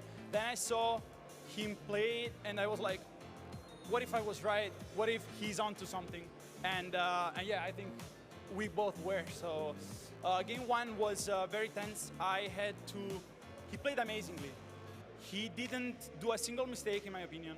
And I had to bring it back with Iron Head flinch. But I think there were so many odds going on in the game that it had to happen eventually to something to go off. And I was able to bring it back by also reading some of his plays, and was very, very cool. The way game 2 went was pretty similar. Both of us were playing our odds, and yeah, it turned out to be a really good set. Honestly, and I think everybody in the crowd were going absolutely wild. There's so many back and forths, and sort of like we were saying, game 1, it felt like, okay, you came back in such a great way, and then game 2, it felt like it was reversed initially, where it's like, oh, okay, Joao's coming back right now, but then it really came down to the crucial sort of final turns there. The Icy Wind miss, it felt pretty big, I'm not gonna lie. So what were your feelings when you saw that interaction play out? So how it played out is that Icy Wind missed the D-Knight. That meant that the Ivy Cudgel went onto the D-Knight and not the Gouging Fire. So what that meant was that essentially his Arcanine decided to go for Head Smash. I think it didn't change too much at the end of the game. I think maybe we would have had like scenarios where his Arcanine would have gone for Rock Slide, single target, because my D-Knight was going down with an Icy Wind, and like I would have protected my Pokemon, and that's, I think, what it changed it. I don't think the Icy Wind mattered too much, but I think like some of the, definitely like the choice of Joao to lock onto Head Smash was correct, but it also meant a huge risk on his end, and that's like how it went. I was like praying it would miss, and it did, and yeah, I'm glad it did, honestly. I didn't want to go to a game 3 against such a good player and a really, really dangerous team. 100%, and sort of that's all the smallest of details is what matters. Like you said, that could have influenced the decision between Rock Slide, Focus, or commit with the Rock Smash. And, you know, in the end of the day, the Head Smash apologies, we saw that you're able to get through. You're 8-0, Francesco. It must be an amazing feeling. So I do want to sort of tap into your general overall goals. We already discussed the whole journey right now. The only thing going in your mind was first phase 2, tick, you've accomplished it. Now must be top cut next, but you have literally put yourself in the best spot. So what does it take to be able to stay calm when you're so far ahead in terms of your record and not get overwhelmed or sort of lead your mind down a path where you sort of drop your guard, per se? So what you said is correct. I worked a lot on my mindset. This is the 3rd time I go undefeated in a phase 1 of an international. This is the 3rd time in 2 years. Cara, 9 horas e pouca de live, não é possível, cara. Like, I've been playing this game for so long, and I think I grew so much as a person, like you see me on the stage. And yeah, you've been seeing me grow because I've been the same player, but after 4 years of competing, I am a very different person. I had to learn, I had to grow, and my emotions are a huge part of me. So what I did that unlocked my potential, I think, was not try to suppress them, but to fuel them, to embrace them. To embrace them and use them to fuel me. I'm a huge, like, emotional person. Some people can play cool and have an advantage at the beginning on the big stage. So I had to Eu work acho que mesmo com essa derrota, o brasileiro passou pro dia 2, né, pelo menos. Along the way, I may have, had some troubles with the people around me. Maybe I disappointed somebody, and I worked on me to be back here and to be a better person. So, thank you, Austin. If production would allow me to mic drop, I would, but they definitely do not. But I'm personally very proud of you. What you're sort of tapping into is something so real that not everyone sort of comes to terms with, and it's a true value of personal growth, and some would say, forgive the pun, evolution, in terms of your own progress. So, I'm gonna let you go ahead, get some rest, but right before we do, we've got 2 very quick topics. Do you have any shout-outs you would like to give to anybody in-house, at home, anywhere on the globe? Yes, so I first want to shout out my mother and my father for always supporting me along the way and believing in what I was doing, even if they didn't know what I was really doing. I want to shout out my brother Luigi and my brother Andrea. They are right here cheering for me, came all the way from Italy with me. So my family, my group, GA Paradox group, my team, Team Aqua, of course, a huge part of my development through the years. My university friends that I met along the way and that been supporting me through the tournament. You're amazing guys. And Arash again for the idea of the team. And I have to make a shout out to Pado because he helped me and believed in every idea I had, and we could really use that and be a really successful couple in VGC. And so our team group was amazing. And yeah, I think, guys, I'm Francesco Piopero, I'm a VGC player, I'm a person, I'm a friend, a brother, a son. I want to thank you, everybody. Beautiful, beautiful words. Thank you so much, Francesco. 30th anniversary. You know I've got to ask you, what is your favorite Pokemon and why? My favorite Pokemon is Omanite. Because it was given to me. I didn't choose it because my friend says that we have the same clicks in our eyes, which is nothing. Okay, well, that is very polite of your friend as well, but I'm sure you take that in your stride, as always. Omanite all the way, you heard it here, folks! One more last round of applause for Francesco. For that, Francesco, you have got this, my friend, and what we're going to do is, we're going to be giving a bit of breathing space for everybody to be able to get your refreshments as we prepare to be able to get some phase 2 action going. So don't go anywhere, and we'll be right back.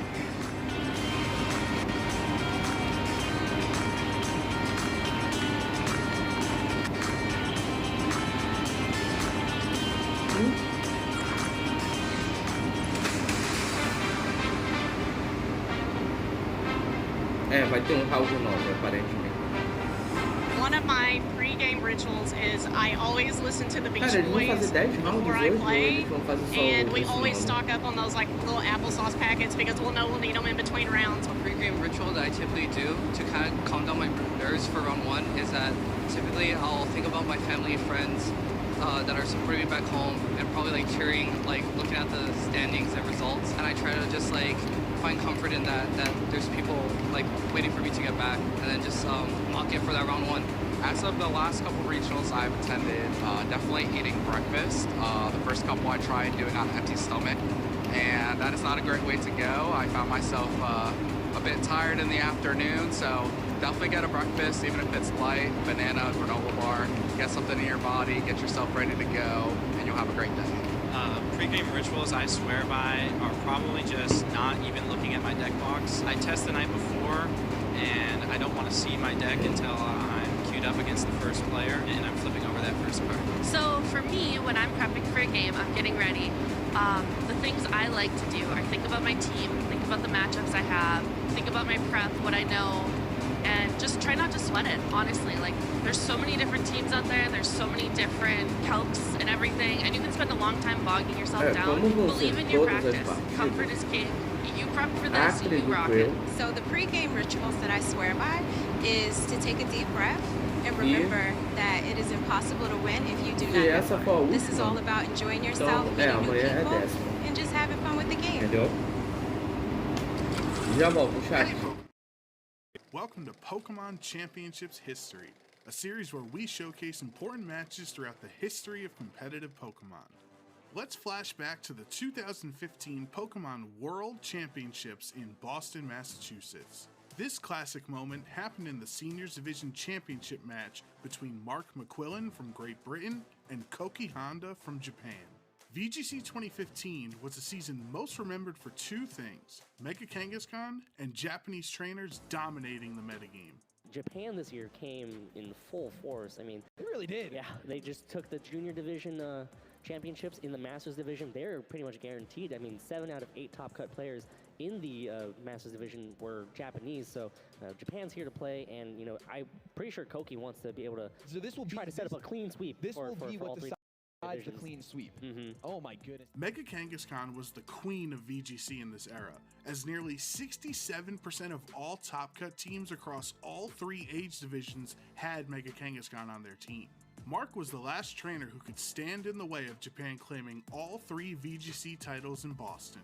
Mark was also aging up into the Masters division for the 2016 season, so this would be his final match in seniors and his final chance at redemption. Mark had been on the world stage before. At the 2014 World Championships, he fought through the tournament only to lose in the seniors finals match. So with the weight of the world on his shoulders and the fear of finishing second 2 years in a row, Mark had to find a solution for Kangaskhan, and his answer was Machamp. But before Game 1 could start, the casters had one simple question. Mark M, does that M stand for Machamp? Question. Mark felt incredibly confident in this matchup. He even winked at the camera when he correctly predicted a Landorus switch-in.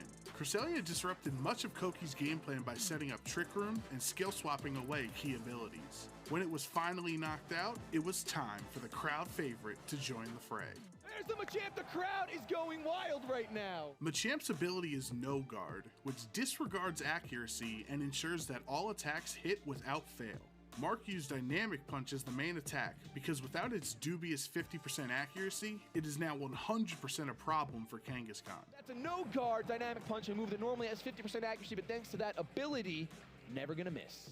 Mark finished up Game 1 in convincing fashion and was now 1 win away from fulfilling his dream of becoming world champion. The crowd was captivated by Cresselia and Machamp, realizing they were the ideal queens and brawn combination that was capable of defeating Kangaskhan. Acabamos de ser roubados pela Pokémon Company, mas fazer o que, né?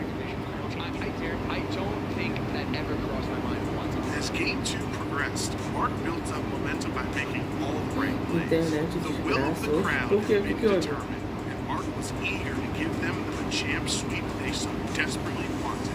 We're gonna see Dynamic Punch into that same slot! Ladies and gentlemen, will it pick up the knockout? It picks up the knockout! It's a crit! That is a critical hit! Roubados, sim, fomos roubados. Lost his parental bond and now lost its will to fight. Dynamic Punches! Teve brasileiro que entrou agora contra o Francesco Piopero. Os Pokémons do Francesco desviaram de tudo e acertaram tudo em cima do brasileiro. E quando era pra gente desviar e pra acertar, a gente errou e não desviou. Basicamente. Resultado 2-0 seco pro Francesco Piopero. Num jogo que basicamente o brasileiro, nos 2 jogos, conseguiu de certa forma dar uma certa dificuldade para ele. Entendeu?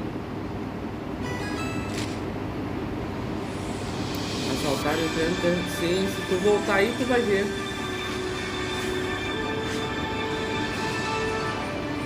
Se voltar um pouco a live tu vai ver. Parada festival? É esse o nome da coleção? Olha o Mimikyu X.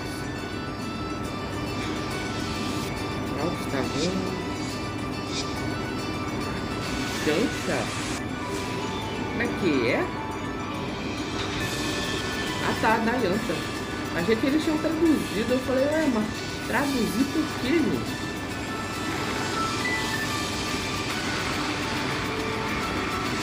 Total Force, né?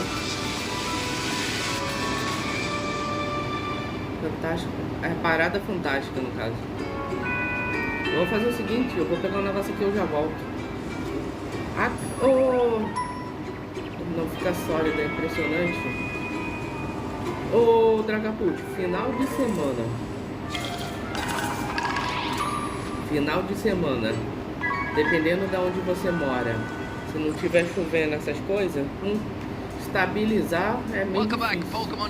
Mas enfim, eu já volto, tá, gente? Eu vou pegar só um negócio aqui e eu já volto. Pleasure to be joined behind the desk for this next feature match. Before we get into the Swiss round 9 of this tournament, Leo Actros Komi, lovely, and Costa Dynamos has joined us as well. Hello. How do I keep on ending up here? I don't get what's going on. Like, I keep trying to look for, like, you know, the chill room, but the lights are sort of like a beacon to me I can't ignore. You're just attracted to them. This is the chill room. This is, yeah. Sorry, you're right. I mean, we enjoyed now our that time there's no so challenge much going. with you last time. You know, we were like, we're going to bring Costa back on again. Hey! We get to do a bit of a feature match as well, which is great. So we haven't had the opportunity to do one with you yet, so. The honor is all mine, and I'm absolutely pumped for it, as we have got a firecracker of a set between Luca Paz and Brian Collins. Oh, right. I love seeing Brian's team here. I think, Costa, you're very excited as well, because this looks like a stereotypical hard Trick Room team. Ndidi and Hadarine are a perfect duo to be able to set up not only the Psychic Terrain, but a potential Trick Room too. That's a bit of a throwback combination. Yeah. Haven't seen in a long time, especially that Hadarine there that is going to be able to have that easy setup of the Trick Room. We know that the fake out from the Incineroar is not going to be a thing to shut this operation down, but the one Pokemon on the opposite side of the field on Luca's side that will enjoy that Trick Room is that Ursaluna, because it can, if Trick Room does get set up, there is the potential of just throwing out an Earthquake. I know the Flame Orb hasn't been activated, but you can get that initial damage on the field while this setup is going, or you could kind of go for the Protect, maybe risk Trick Room not setting up, and hope you can get a big attack off next turn. Yeah, exactly. And something that's very interesting on Luca's team, there is no Trick Room enabler, actually. So it could both well be clearly Ursaluna being like Turbo Ursaluna to take advantage of the Tailwind, be faster than the average sort of Tail Room Ursaluna, but then also a great way to be able to counteract the hard Trick mode, any sort of Trick Room modes. Yeah, I mean, Ursaluna is a great Pokemon to be in Trick Room, as you said. Incineroar wanting to get out of there, though. It can't obviously utilize its Fake Out with the Psychic Terrain on the field. So Luca just adjusting up the ball position, maybe having to concede and say, hey, Trick Room might be going up. So let's not just have one, but let's have two amazing Trick Room Pokemon. And you honestly couldn't get a better combination. Amoonguss lives to be in this environment. Indeed, he doesn't even go down to the double up either, as Hadarine gets up that Trick Room. Yeah, it does look like the Ursaluna is faster than the average bear there, and probably not going to be the slowest thing in this Trick Room environment here. The Hadarine definitely going to be underspeeding and putting a lot of pressure on that Amoonguss now with the expanding force, especially when supported by the Psychic Terrain. So, you look at the Amoonguss, what's its Terra type here? Could it go for that Fairy Terrestrialization potentially? And then maybe start to disrupt that Ndidi in particular with a Spore, because the Hadarine Magic Bounce, it's not going to work. Yeah, and the fact that female Ndidi doesn't actually have Helping Hand to be able to maybe guarantee a KO onto the Amoonguss if it does go for the Terrestrialization is quite key here, as it is Imprison, Follow Me, Healing Wish, which we've seen Brian pretty much popularize in previous formats, and clearly giving it a go again. But the Terra Psychic reveal on the Hadarine may well actually put it within that multiplier range to just absolutely get a raw KO because of the Life Orb too. Yeah, that's going to be formidable going down into the Amoonguss. So Amoonguss actually going to shake things up a little bit here. It turns into the Fairy type, so it's going to be able to have a little bit of breathing room against that Psychic, and Incineroar's going to, you know, not worry about it at all.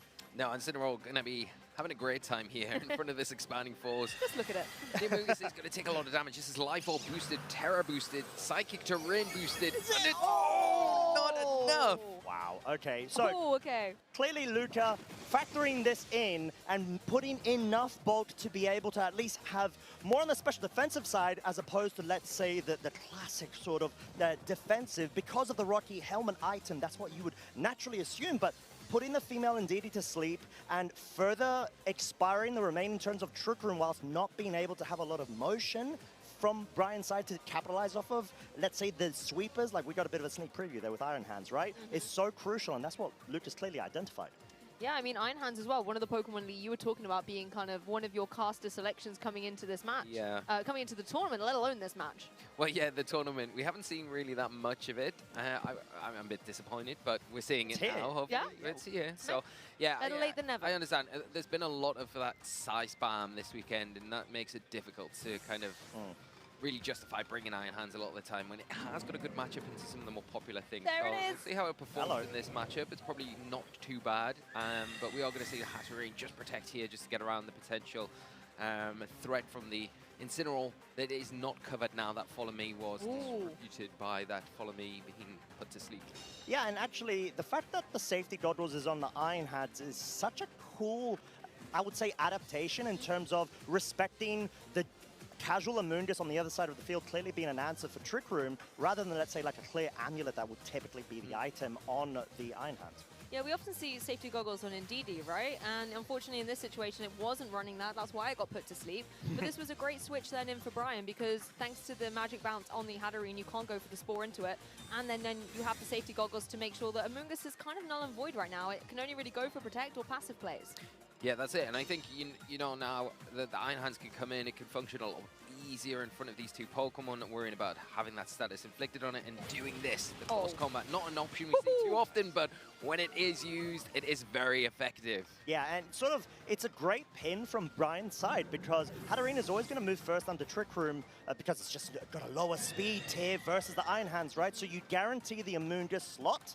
The safety goggles helps you counteract the Spore for disruption, so it essentially means it's a lovely little pin to force the KO onto either the Incineroar or the Ursaluna because it hadn't teared out of its weakness to the fighting side. Yeah, this is another Pokemon Iron Hand wants to see, and it wants to just go, I think, for another clean, close combat down into that Ursaluna. But again, if you're Luca, you know that that's going to be the temptation, right? So you might want to play defensively, go for the Protect on Ursaluna, and try and find a way to deal with this Iron Hands before it's able to go through the Ursaluna. But I don't know what Amoonguss can do in this position. Yeah, I think it's a tough situation for Luca because you probably, like you rightly said, you want to protect the Ursaluna, get through these remaining turns of Trick Room here, and then you're in a position to really threaten everything on Brian's side of the field, especially now you've got that Guts activation with the Flame Orb, you've got the Earthquake, the spread damage, and as you can see, Brian got the Torkoal in the back, and not a Pokemon that really wants to come in on an Earthquake either, so I think preserving the Ursaluna is a really good idea, but you probably are quite happy at this point to just allow that Amoonguss to go down, burn another turn of this Trick Room. Yeah, because obviously now you're at a point where the Trick Room's going to be expiring as well as the Psychic Terrain by the end of this turn.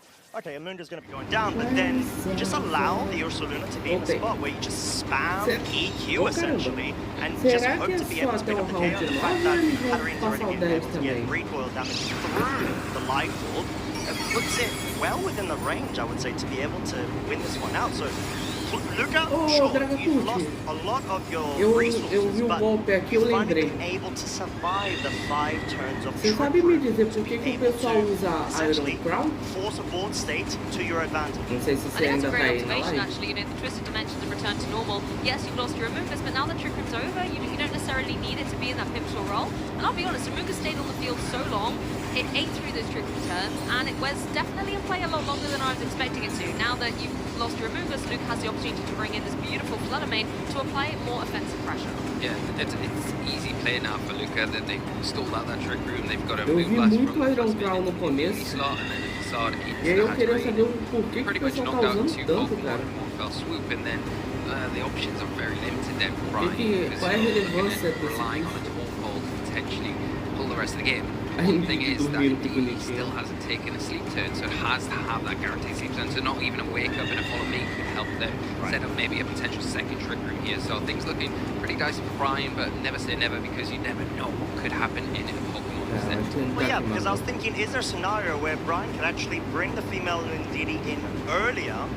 Let's say, for example, the fact that Safety Goggles Iron Hands on the field, never go for Spore into that turn, in order for you to be able to set up a Trick Room, and reactivate full 4-5 turns worth of Trick Room, just the turn where the Amoonguss actually went down.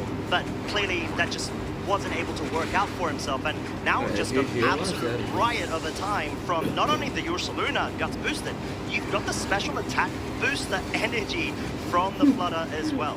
Olha o Saloma querendo comemorar o Burn tirando o barato dela. It's not going to appreciate taking that damage at all. The Iron Hands coming back into place. Again, it's going to be in a difficult spot against that Flutter main, and it's going to be tempting to go into that Ursaluna. Yeah, Ursaluna is such a formidable spot. The fake out slows it down, but then Flutter main is still completely open. Yeah, you can see the Shadow Ball comes down to whether the Hatchery can survive it. Actually not with that. The boost to the attack, it's just too much to take, and you can see that Trick Room has slipped away, unfortunately, but the Iron Hand's still not in a bad position here. It does threaten the Ursaluna. The only problem is it's probably slower, so without that Trick Room, it is going to be susceptible to taking those big attacks, and like we've already said, if an Earthquake is up before, then its new little partner that's just arrived on the field is not going to enjoy that either. The best little buddy, but not the right one for this scenario, I would say, because you surely just go for Protect on Flutter main and just spam EQ. The choice specs means the Torkoal can't go for Protect. The Iron Hands, okay, sure, it, you know, is very bulky, but it doesn't have Protect either. So this is just sort of a clean sort of wrap-up of this game one, where there wasn't Terrestrialization option to be able to allow himself a bit more room from Brian's side because you weren't able to pick up the necessary KOs under trigger conditions with the Hatterene. I mean, this Ursaluna has been incredible throughout this game, whether it was with the Facade, going through Trick Room turns, now being able to get that big damage with the Headlong Rush. I mean, it's certainly been eating its honey. It's got a lot of energy to go through this set. Yeah, it definitely has, and I mean, this end board position here is perfect for Luca. I think they were very patient throughout the game. The threat of Trick Room was something they probably couldn't initially prevent, so let's just ride the storm and get through that. And once I can, I know I've got the tools in the back that I can bring in and set up this board position like we can see here with the Ursaluna, pretty healthy, and that Flutter main to just really overcome these big threats that were brought by Brian. Yeah, you know what I'll probably like to see? Obviously, a way to be able to capitalize off of Trick Room turns, no doubt, from Brian's side, but there's a nasty plot for Rigoraph, by the way, in case anybody wasn't aware. Yeah, so that could be very threatening. Psychic Seed allows special defense +1 stage, which is terrific when you've got Female DD by your side, but you want to be able to just get the mode going with the immediate damage as soon as possible, and maybe then bring the Torkoal in, just click the eruption button, which it loves so much to do, and then force a scenario where Luca just has no out. Because, okay, Amoonguss, it is weak to fire types, but the fact that it's Terra Fairy, it's not water or fire or anything like that means it actually will probably get knocked out from that eruption if well placed against it. You just want to see Torkoal shine, don't you? Obviously I do. What are you talking about? Well, when do we get into game 2? Maybe see if it is going to go for that eruption and make Costa's day behind the desk. Trick Room mode looks to be activated though. I mean, I'm seeing the Indeedee Hatterene lead once again, but this time Luca's like, I'm calling it straight away. I'm bringing my threats. Yeah, I mean, we had a similar situation with the Indeedee, the Hatterene in game 1 when they were there to set up that Trick Room, which is probably what is likely to happen here, but there is the question that you've got to ask. If Brian decides to maybe not go for the Trick Room here, and then leverage the expanding force in this situation, saying, well, you're probably going to try and spoil my Indeedee if I switch it out, just sacrifice that and just get an expanding force off. Would you commit to the Trick Room? I feel like there was a play that Brian may have been considering. Go for Healing Wish onto with the Indeedee, force a Spore into the magic bounce of the Hatterene, bring it back, set Trick Room up, have Torkoal to be brought from the back to be able to capitalize straight away. That wasn't the play at the moment that we did see. It was follow me, just wanted to play safe and make sure that maybe there's a possibility to like a critical hit or a double up of Sludge Bomb into that. That would have been kind of wild, seeing the Healing Wish come through. That would have been awesome. Unfortunately for Indeedee, it may wish all it wants, but it's going to have to wake up first. Trick Room is at least active, but my question really is now looking to who's going to be able to utilize the turns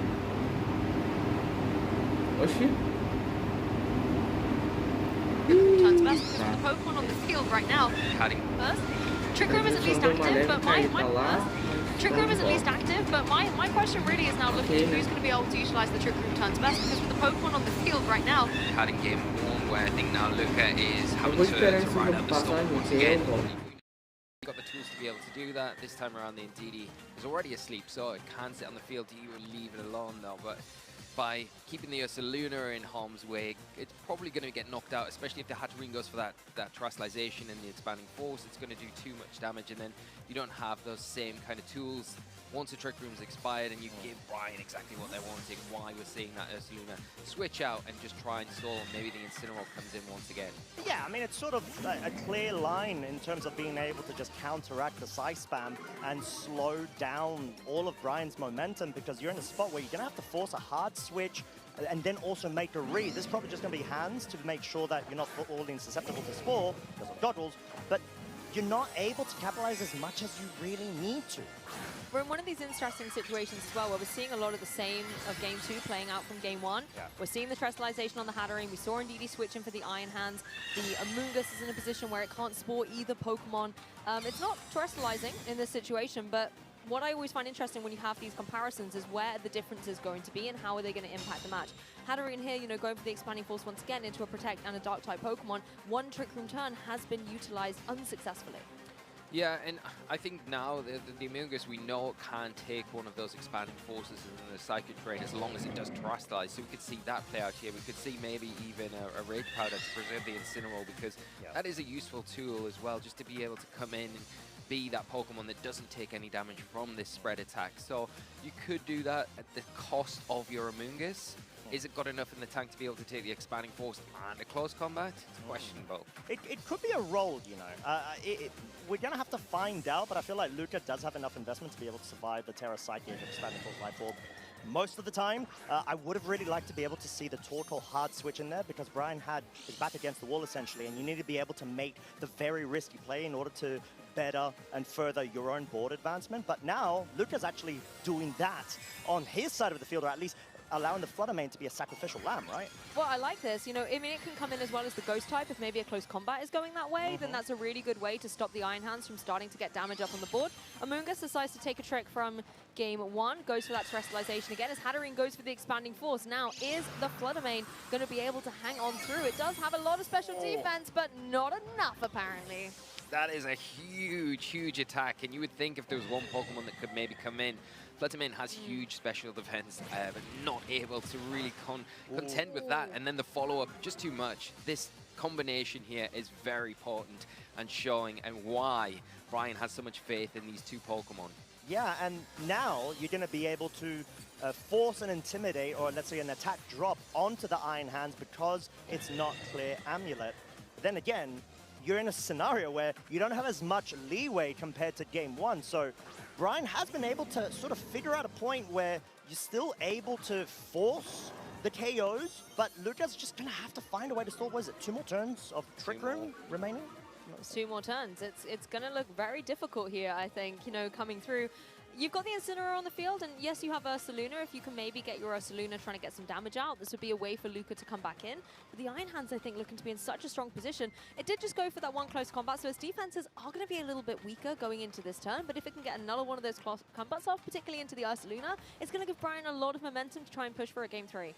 Yeah, I think that looks as though how the game is going to play out here. I think Luca just kind of not getting the turns right to stall out this Trick Room, and all credit to Brian for being able to kind of dominate here from the start. You can see Ursaluna does want to try and get through these turns, avoiding any damage here, but if the close combat comes out into the Incineroar like this thing, we've seen the damage before, it is going to be enough, and now the bear is on its own in this Game 2. Yeah, definitely not what Luca wants, and Brian clearly being able to bring all of that fire momentum back, and, you know, the frustrations of having your Trick Room being expired in Game 1, now going and forcing Luca's hand essentially in this Game 2, and just being able to say, right, I'm allowing the female Ndidi to be able to get put to sleep, but I need to be able to bring that immediate momentum going. So he was still able to do that, and clearly it proved to be a good reason. Yeah, and I'm sorry to break your heart here, Costa. There's no Torkoal in the back there, I'm afraid. You know, maybe I'm okay with Urshifu. Okay. Urshifu. You'll take Urshifu. I'm happy with that as well then. You're not going to abandon us because we brought you the wrong Pokemon. But particularly as well, this single strike variant of Urshifu, not something we're seeing every day at the moment. You know, Rapid Strike tends to be #1 on the usage stats at the moment. So Urshifu coming in, again, a Pokemon that can apply a lot of physical pressure into that Ursaluna with something like a close combat. Yeah, you can see that Luca was able to get that double protect off there, but just, you know, I think it's going to be a turn too late as we do have that close combat coming out into the Ursaluna. Can't protect through that, so game is over, but we are going to a game 3. Yeah, we are. More Side Spam, please, as well as Hard Trick Room, the best dish and recipe there is. It's like we planned it just for you here as our special guest. Yeah. We wanted to give you a good show, and hopefully the viewers at home are agreeing that it is a very good show. Oh, they probably won't. We've seen so much Side Spam today. I don't think they're fans anymore. This is different, you know? You might think, oh, Side Spam, I know that. It's got Iron Crown in it. Well, where's Iron Crown now, you know? It's not there. Not right now. Not in this match. Not in this match. If you're just joining us, trust me, Iron Crown has been around a lot today. Honestly, truly. And we get to see more action from Game 3, so I'm quite curious to see if there's going to be a scenario where there's a healing wish play from the get-go, because there's so many different mind games, probably going to be the same leads from both sides.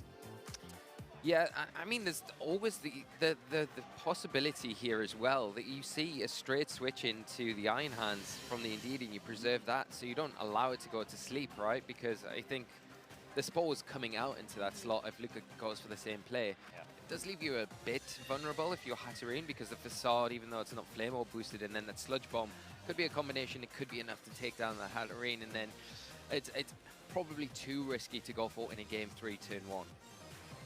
And I think there is the play of Terra Psychic that could essentially lower, let's say, the damage that the Sludge Bomb would be able to deal, but you still have to sort of allow the Hatterene to only have, let's say, 1 or 2 more turns remaining of life, or because the recoil damage did not self-KO it, but we actually see the Ursa switching out straight away for the Incin. Yeah, that's interesting, not utilizing the Ursaluna in play here. Looks like Brian's going to kind of go with the same script here, using that Follow Me to draw in the Spore. Poor Indeedee really taking all the hits here from the little Mushroom. Going to be taking a Null Nap here in this Game 3, but of course it does free up Hatterene to go for that Trick Room. And now that you don't have to contend with the Ursaluna on the other side, it's really just the Amoonguss you have to get through.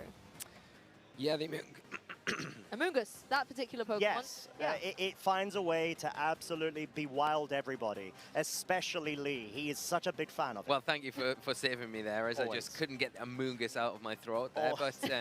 The Spore's got to you. The Spore got to me instead. Powerful Pokemon. I relate to Indeedee. Everywhere you look around. Yeah, I think this situation is slightly different and more beneficial for Brian, because the Indeedee now hasn't taken any initial damage from the Ursaluna, so it's a lot healthier. So it's going to have maybe later on in this game, if the situation arises, the chance to wake up, because we do see that switch out now, the Iron Hands coming in. It makes sense. You're going to take advantage of it in this Trick Room environment. It pressures the Incineroar a lot better than what we've seen any of the other Pokemon on Brian's team be able to do. And we could actually see a knockoff into the hands with the Protect from the Amoonguss in order to be able to allow a Spore into in the subsequent turn. But no, it's actually going to be the U-turn going for the straight pivot. Now you get to enable the Flame Orb, right? Yeah, that's true. You could bring the Ursaluna in, get that Flame Orb Guts Boost activation in play, and at the same time, you're then free to go for another Intimidate on the Iron Hands a little bit later on. So I think this is a fantastic pivot coming through from Luca here.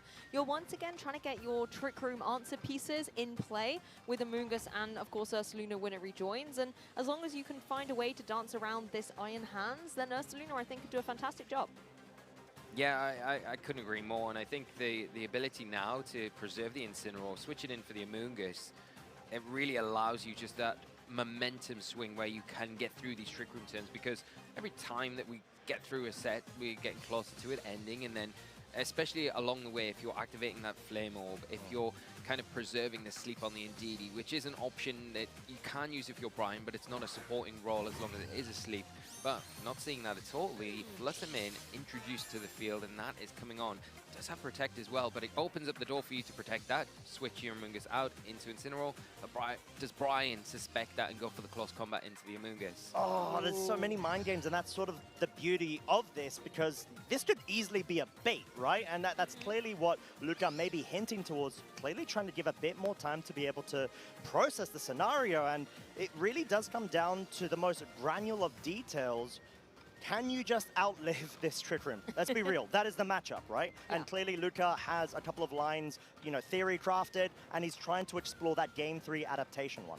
I mean, Luca has generally played really well through the Trick Room. I think in Game 2, just the fact there was also the Urshifu in the back that had that extra offensive pressure made it difficult, even outside of Trick Room, to be able to gain momentum.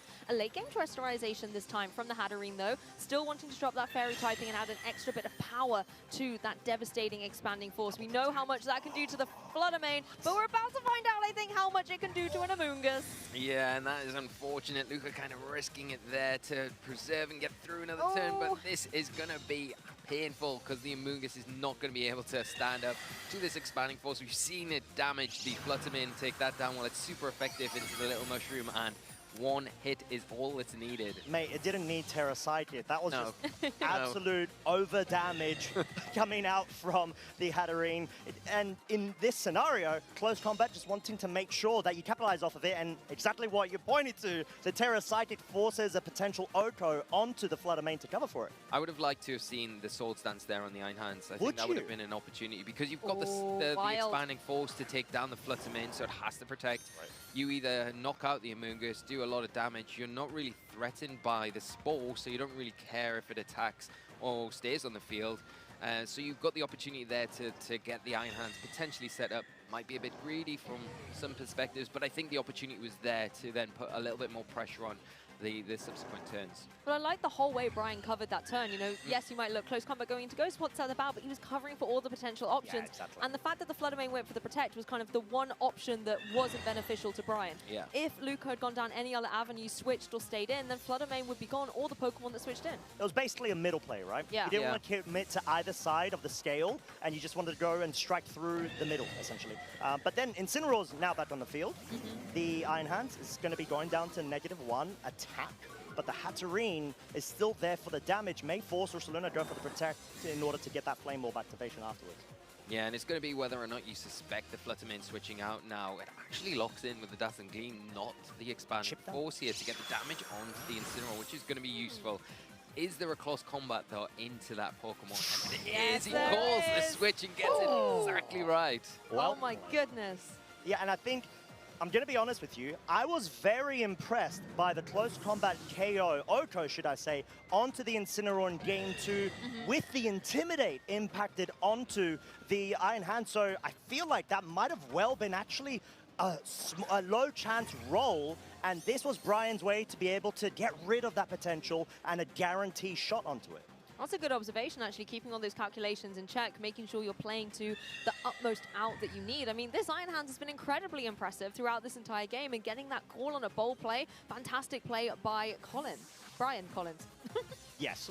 Yeah, and I mean, the way that Brian is able to preserve the Hatterene, I mean, games 2 and 3, it's just been phenomenal, really. You look at the damage that it's taken is only from the Life Orb recoil. It's really given Lucas such a hard time because of how threatening it is. There's the Protect there. Is the Ursaluna going to be able to take? I think that was the double Protect, Double Protect on the Ursaluna? No, on the Flutter. I think it was double Protect on the Flutter, right? Because it didn't go for an attack before, because, or was that a Moongus? It switched out. Yeah, and then it There's too much Trick Room psyching me out. Wishful thinking, perhaps. Would have been extra hype in this game, but Twisted Dimensions have gone, and the weirdness has gone as well. All of that setup that Hatterene and Ndidi did right at the beginning of the game are now no longer in play. I mean, okay, Brian has got very healthy Pokemon. I was just thinking that. All the HP is full. He does. Pretty much. But then he's got some very hyper-offensive Pokemon capable of chaotic damage on the other side of the field, and there's no Trick Room in hand. So this puts Brian in such an awkward spot, because which Pokemon do you try to bring in at the right time? Because the Urshifu is directly threatened by the Flutter, the Ursaluna threatens the Hatterene, so where do you go from there? That's a really good question. I mean, Flutter Mane going for a Protect there. You kind of predicted it there, Costa. But the double Protect in this case does indeed fail. Hatterene kind of maybe rubbing a little bit of momentum there, going, I can go for a Protect. Ursaluna does not fall into the KO range here. It's able to retaliate with a Facade, but it lands into the Protect. That could have been an open damage onto the Urshifu. Yeah, really could have there. A bit of a missed opportunity. And yeah. We're back in the kind of same situation. The Ursaluna just in a way worse spot than it was the previous turn here. Yeah. You know, the Flutter Mane now, could it be an indication that the Sucker Punch may pick up an Oko onto the Flutter main since it's more offensive because of the choice band? I think so. And that's why Luca opted for the double protect, right, rather than going on the offensive. And then cover the Hatterene with the Ursaluna. So a really smart play there from Brian to go for that Sucker Punch, which now is threatening the knockout onto the Ursaluna and really limiting those options. Now, do you revert and go for the Flutter main now, saying, well, I think your back's against the wall, you're probably going to have to attack with it? That's the thing, the Sucker Punch is indeed locked in, but you've got to get your target right. We've seen this a lot in priority endgames. Fluttermane does go for the protect. Urshifu checking where it's going to be targeting, goes for the Sucker Punch, finds his mark on Ursaluna, and Ursaluna is out. Fantastic play by Urshifu and by Brian. Yeah, and it's sort of the scenario where Brian actually doesn't want the psychic terrain on the field in order to be able to utilize the Sucker Punch with its +1 priority. And it's just such a great way to be, you know, show so much flexibility when it comes to the different modes. And we see him absolutely locked in there with such a big love of mine, Hard Trick Room. And he's just one of the very best trainers to be able to guide that archetype, and clearly still making innovations with that safety goggles Iron Hands. Yeah, honestly, I loved being able to see a Hard Trick Room team in action, because throughout all of today, we've had a lot of balance. We've had some of the other Pokemon in the top 12 usage stats being showcased so beautifully, but Hatterene, that was a blast from the past, and I was delighted to see it. Well, yeah, Hatterene is not something we see that often, but hopefully we see more of it in Phase 2 of this tournament. And talking about Phase 2, we can actually have a look at how the tournament is shaping up in regards to Phase 2. Our players have progressed on, and what changes have we seen? Looks like the Urshifu has dropped down. We were talking about how in Phase 1 it was in the #1 spot, but Incineroar is like, I'm back, people, okay? You thought I was gone, surprise! And Incineroar is once again #1 usage stat. The other thing I'm noticing is the grass types have been broken up in the bottom. Yeah, the Amoonguss has went up slightly. The Wellspring's fallen down. Hot Flame stayed where it is, right? And Rillaboom moved down slightly, I think. Yeah. Which is interesting, as well as Landorus falling down. Right. But Tornadus making its way even further up the board. So clearly they're not able to convert as much. And I'm curious to see, obviously there's just so many variables to have to take into consideration, but do we feel like Psychic Terrain, or let's say Psy Spam, whether through Iron Crown or maybe even some forms of Hard Trick Room, may have been a sort of factor in these sort of slight differences? Potentially, I think so, yeah. And why we're probably seeing a kind of Chin Pao's keeping its position here. But it is useful for that Psy Spam. Obviously has that immunity to it. Ice Spinner as well to get rid of the terrain. And maybe why we're seeing that archetype do so well this weekend when we have had it on the broadcast. Yeah. I mean, these are the Pokemon, but what about the players that we're seeing in Phase 2 as well? So many familiar names from this broadcast alone, but some others we haven't even been able to feature yet. Wolfglick, for example, our reigning EUIC champion, already locked into Phase 2, a fantastic contender. I'm not surprised to see him there, along with a lot of these trainers. Yeah, clearly here to be able to keep the title intact, and what a champ to be able to do that. And like we said, so many trainers we've already featured. There are some that we haven't, like for example, Flavio Del Pibio, being able to actually be a previous EUIC champion. If I'm not mistaken, was it 2019? Yes, 2019 for Flavio. Yeah, and clearly, you know, bringing all the heat once again. Yeah, an incredible array of players, and you know, there are more players that will be moving into Phase 2 that we're featuring just on this overlay here, but you can see the big names that we've got, and these are the players that we're following. Like more, we've been able to feature a lot more of these throughout the broadcast today, and you can see like players like Juan Solano. Yeah. We knew coming in off that hot streak of Santiago Regionals, has managed to get to Phase 2 of this tournament, which is great to see. Haven't featured them on the broadcast yet, but that's something that we can look forward to as we get move forward in the matches. Well, #1 in the world right now. #1 global leader. He's broke 2,000 CP benchmark, which not a lot of trainers throughout VGC history can make a claim on. Exactly, but they're not the only trainers in Day 2. We can take a look at some of our, in Phase 2, in our Swiss round rankings, we can have a look at some other names that are up there. I mean, again, Justin Tang, one of the trainers that we've spoken a lot about, having got regional victories, but is still just falling short of getting the international crown. Jonathan Marston, we're able to see it take a victory over Michael Kelch earlier today as well on that 7-1 record. Incredible. Yeah, truly. And I think this is such a great way to be able to evaluate the scalability of how each of these tournaments keep not only becoming more competitive and difficult, but also more in terms of player attendance, because I'm not sure if you both have noticed, we've got 6 trainers that are undefeated going into phase 2, and I think that's purely down to how many trainers we've had overall rock up in day 1.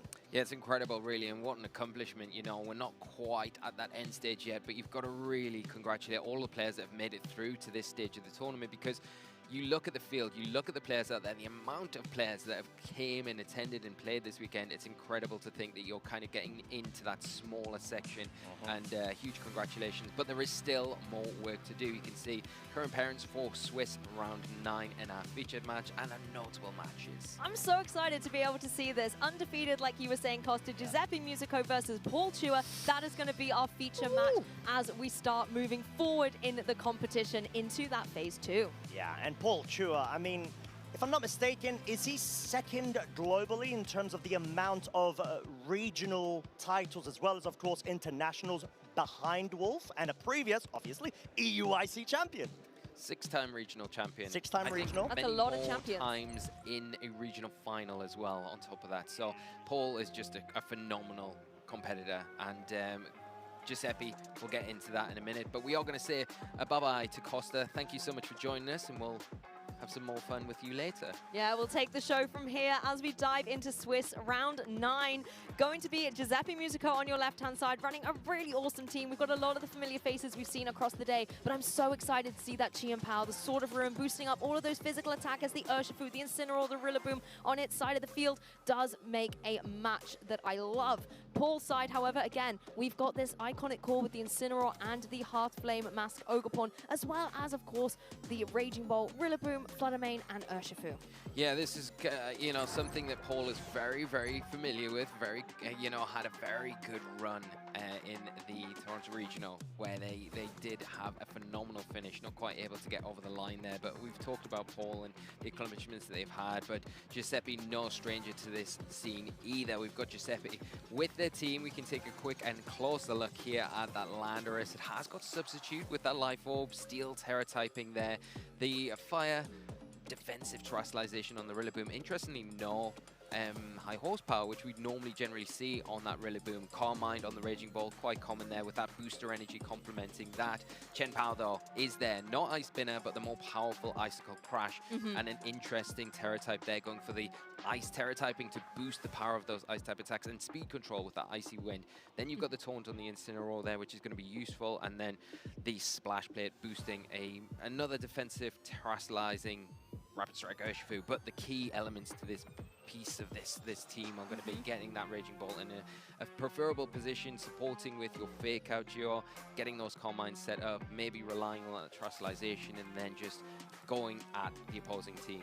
I wouldn't be surprised to see the day 1 tournament close out very similarly to how we opened it, with Victor Medina going for those Incineroar, Rillaboom switches, constantly supporting up the Raging Bolt, and that's exactly what Giuseppe has the potential to do as well. But he's first of all got to get through a formidable opponent in the form of Paul Chua.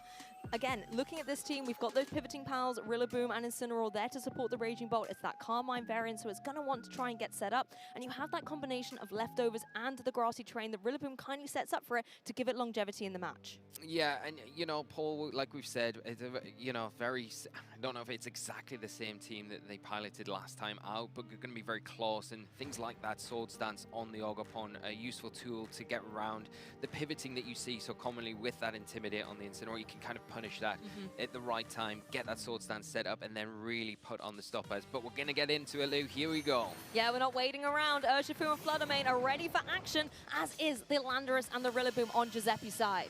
Yeah, the Rillaboom in a nice position now where it can put on a lot of pressure, especially onto the Urshifu. It's not going to be sitting happy right now with the Fake Up potentially going to disrupt its ability to move here, or the Grassy Glide or the Wood Hammer that can do devastating damage. And that's not the only thing that's going to be worried about those grass type attacks. The Fluttermane has to be wary of those as well, especially alongside the Landorus now that is sitting in a decent position where it can threaten some big damage onto that Fluttermane, especially with those Sludge Bombs boosted by that Life Orb. That's the thing, though. If Paul plays a little passively, Giuseppe could capitalize on this and go for the substitute on that Landorus. That gives it a little bit more breathing room to stay offensively pressured with those sludge bombs, like you said, into something like the Flutter Mane. The critical thing for the Urshifu, however, that Paul has is that focus sash. You're going to have to find a way to hit it twice to get the knockout. Yeah, and I think not wanting to commit to that terrestrialization early, it makes sense to switch the Landorus out. Could have went for that because of the threat of the Icy Wind being so prominent there. That's why we're seeing the Incineroar come onto the field and put an all-important Intimidate onto that Urshifu. Yeah, Incineroar, the Serene, gracing us with its presence here in Swiss round 9. The Flutter Mane on the opposing side just playing defensively, as is the other partner Pokemon on Paul's side. Most critically, I think, for the Urshifu, this is to avoid taking a potential fake out, but Rillaboom was like, I'm not faking out today, I'm here for action. The Wood Hammer was going to come down into that Flutter Mane, so a fantastic defensive play on Paul's side and a nice ball position switch for Giuseppe.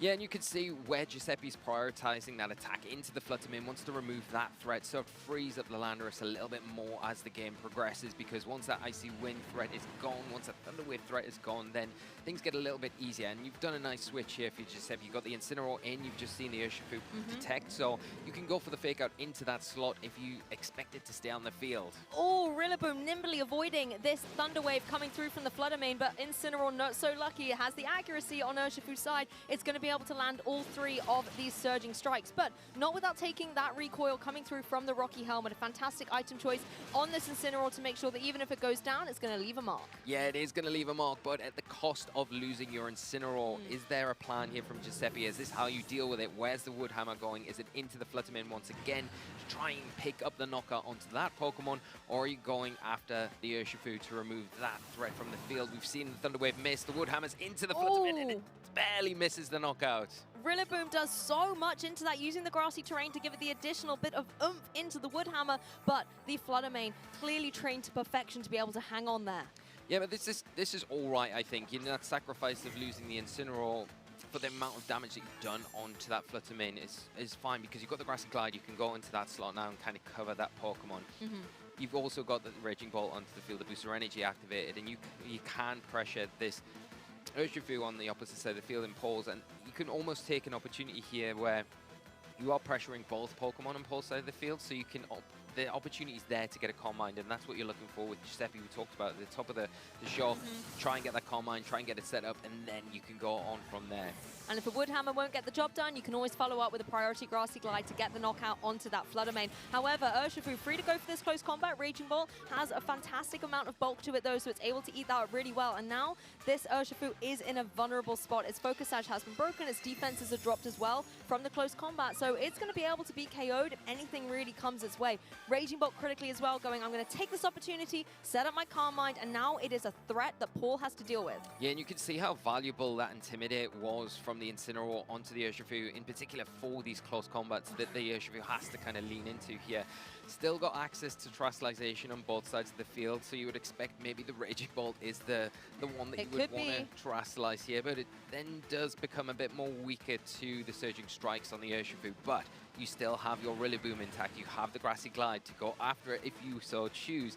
And also now you're a little bit further ahead than Paul at this situation because you've got that Calm Mind already set up. Paul's having to play a little bit of catch-up if you want to go down that same road. That's the thing, you've got to count the Calm Minds as we go. But while Terrestrialization isn't in play, both the Raging Bolts are going to be vulnerable to a potential Dragon Pulse. So as you said, Lee, I wouldn't be surprised to see Terrestrialization come through because both of these Raging Bolts are running that Fairy typing. It means it's going to be immune to opposing Raging Bolts, immune to these Dragon-type moves, forcing potential Thunderclaps into that direction or using a partner Pokemon to remove them from play. We're going to see another close combat. It is a last-ditch attempt to go for that Rillaboom. We haven't seen a Grassy Glide fight out here, so that is interesting. It is going to be more likely a Wood Hammer or a U-turn, which is, we're seeing, just want to preserve that Rillaboom for later, which is probably a smart choice as well. Preserve the grassy terrain that is on its last few turns before it does disappear.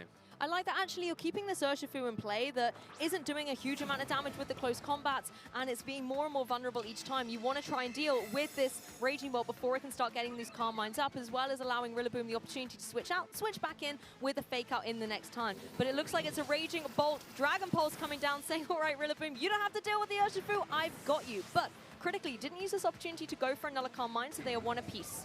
Yeah, one apiece, and the Terrestrialization is still available for Giuseppe, which is a big advantage here, even though the Raging Bolt on Paul's side is pretty healthy. It's terrestrialized. It's in a good position now to start putting out its own damage onto Giuseppe's side.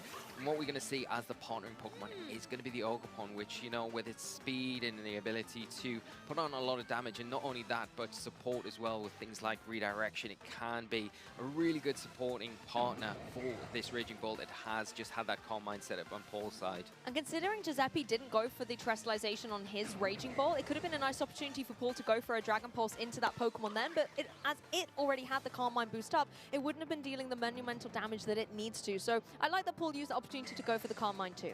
Yeah, I think you had to kind of play catch-up then. With the threat now that the Ogerpon's on the field, it has went for the Spiky Shield, probably to get around the Sludge Bomb here that is coming out from this Landorus now, and you can see it dodging that. But this Raging Bolt's still going to be susceptible to Dragon Pulse, but not going for it. Paul opting to go for another Calm Mind. Paul is just driving up the anticipation for when we're going to see this Dragon Pulse fly. That's a second Calm Mind, and Giuseppe's done the exact same thing. They're almost playing mind games with each other about Calm Mind Terrestrialization. I love it. Yeah, because on one side, you're kind of baiting Paul. You're inviting him to go for that Dragon Pulse into your Raging Bolt. But you've got to get, it's risky, because if you don't Terrestrialize and you kind of, it comes out, you're going to get, well, you're taking a lot of damage. I don't know if it will pick the knockout up, but it's going to be damage unnecessarily taken here. So I think the choice of Terrestrialization would be wise to go into the Raging Bolt, but if you do that, then you become susceptible to that Life Cudgel if you can't deal with that threat first. And if you're not going to go for the Terrestrialization, you might as well go for the Protect. Maybe scout out what Paul is thinking. The Ice Cudgel is already coming into the Raging Bolt slot, and a Sludge Bomb is what Landorus can do in retaliation. Look at that! That is a one-hit KO. Poor little Ogerpon, not able to do too much in this game because Landorus is able to fell it with one attack. Look at that though, Lee. Paul did go for the Dragon Pulse in this turn, so he's decided to switch on the offensive. Could that be information Giuseppe uses going into this next turn? Yeah, that's it. And I think, you know, Giuseppe really doing so well in these previous turns where you have baited Paul into the full sense of security that I'm going to go for the double up here. I'm going to get some sort of reward here. I'm either going to get the Ice Cudgel, good damage into it because you're not a Dragon type anymore, or I'm going to get the Dragon Pulse and pick up potentially a knockout, but taking full advantage of the Protect there and using that Landorus, leveraging it to get rid of that big and only threat that Paul's got now to 3-1 situation. Yeah, Sludge Bomb coming through into the Fairy type Raging Bolt on Paul's side, but there's a third Calm Mind coming through. This is going to be a +3 special defense. That's going to make it harder for these Sludge Bombs to get the damage done. It really is, and both of these special attackers are on Giuseppe's side, so you can see Giuseppe saying, well, if you're going to Calm Mind, I'm going to Calm Mind as well. You've got to remember that there is a Rillaboom in the back for Giuseppe, so they do have the advantage with numbers here. They do have access to Fake Out, so they can come in and kind of pressure that turn where they can prevent the opposing Raging Bolt on Paul's side from moving, but at the same time, the Rillaboom doesn't really offer too much offensively. Well, there we go. There we are. Outside of the hammer, I was going to say.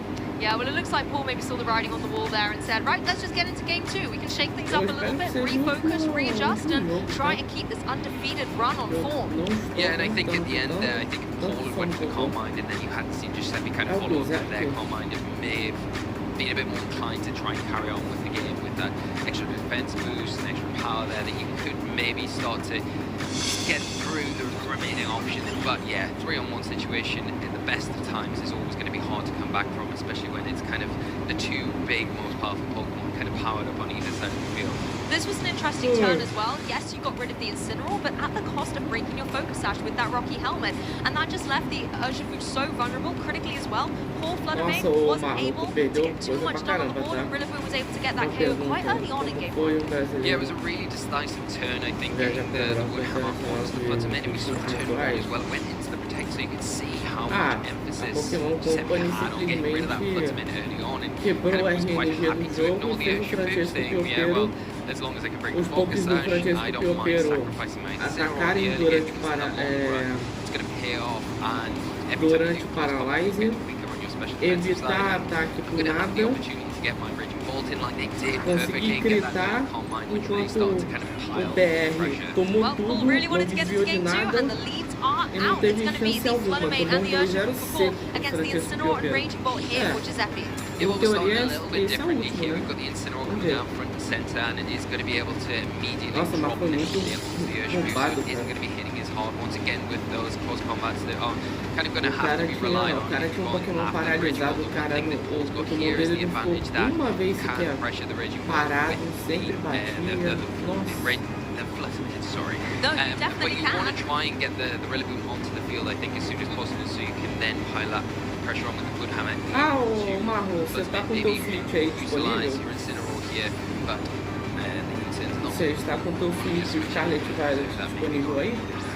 I think that's a great point, though. The Fluttermane applying a lot of pressure to the Raging Bolt right now, so you have to make the adjustments here on Giuseppe's side. That Rillaboom is back in action as Raging Bolt just plays defensively, going for protect, not wanting to have to take any unnecessary move blasts from the Fluttermane, and that's exactly what Paul was locking on for, going very offensive straight out of the gates here in Game 2. Urshifu still free to move, and it can go for those surging strikes, but it finds its mark down to the Rillaboom. This is a Pokemon that does not mind taking these all day long. At least this time, however, Urshifu keeps its focus as intact. Yeah, there was also risk there, the close combat double up into the Raging Bolt there, but, you know, I think at the same time, it's probably worth going after that Incineroar, and where Paul wants to get rid of that Incineroar as soon as possible. So nice switch in Giuseppe. Got access to that fake up for a turn here, but he got access to that Wood Hammer there. Rillaboom not immediately threatened by a knockout from either of these Pokemon. It's pretty safe right now. Raging Bolt still going to be threatened by that Moon Blast, but if the Moon Blast comes there, o Victor Medina hoje usou. Sacrificing the Fluttermane. Ele setou 4 vezes o Calm Mind pra usar o Raging Bolt, cara. Caraca, o cara, o adversário dele simplesmente deixou ele setar 4 vezes, cara. Medina, sim, o Victor Medina jogou hoje, foi o segundo jogo, se não me engano. But instead, we're going to see Raging Bolt straight away go for that pressurization, so it can breathe a little easier in the face of that Fluttermane. Doesn't have to worry about a super effective move blast coming across the field towards it, as Fluttermane actually goes straight for the protect. So if Giuseppe has tried to target down this Pokemon, this turn is not going to be able to deal the damage it wanted. No, protect me. Oh, it's a Dragon Pulse protected me. Oh, knockout! Honestly, the Raging Bolt on Giuseppe's side, its head is firmly in the clouds amongst the overlight sky it has created, and that is incredible damage coming through with the Dragon Pulse. Fantastic call, catching Paul completely unawares. Yeah, that is massive there. He's saying, going, I'm going to go for the fake out, because if the Urshifu stays in, I can stop it from moving, but if anything else comes in, I'm going to catch it with this Dragon Pulse, and exactly what happens.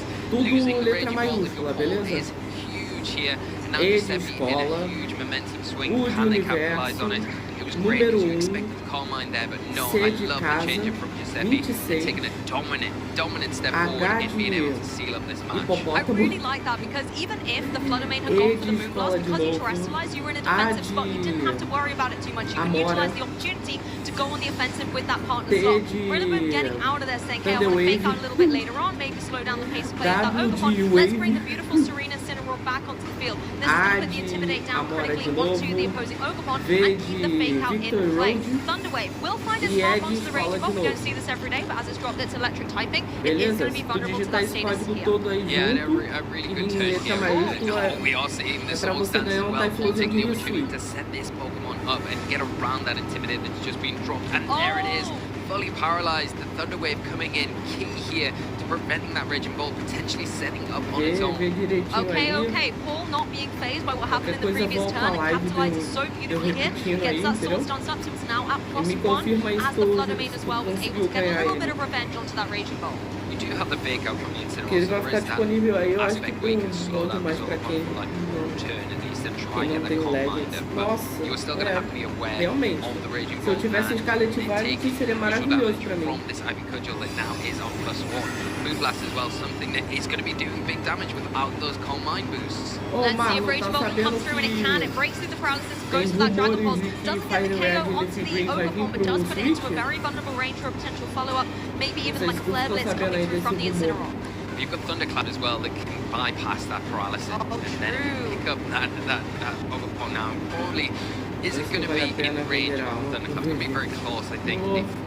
If it goes for that, so that's something eu teria que comprar uns 4 cartõezinhos para comprar esses jogos. That's the question.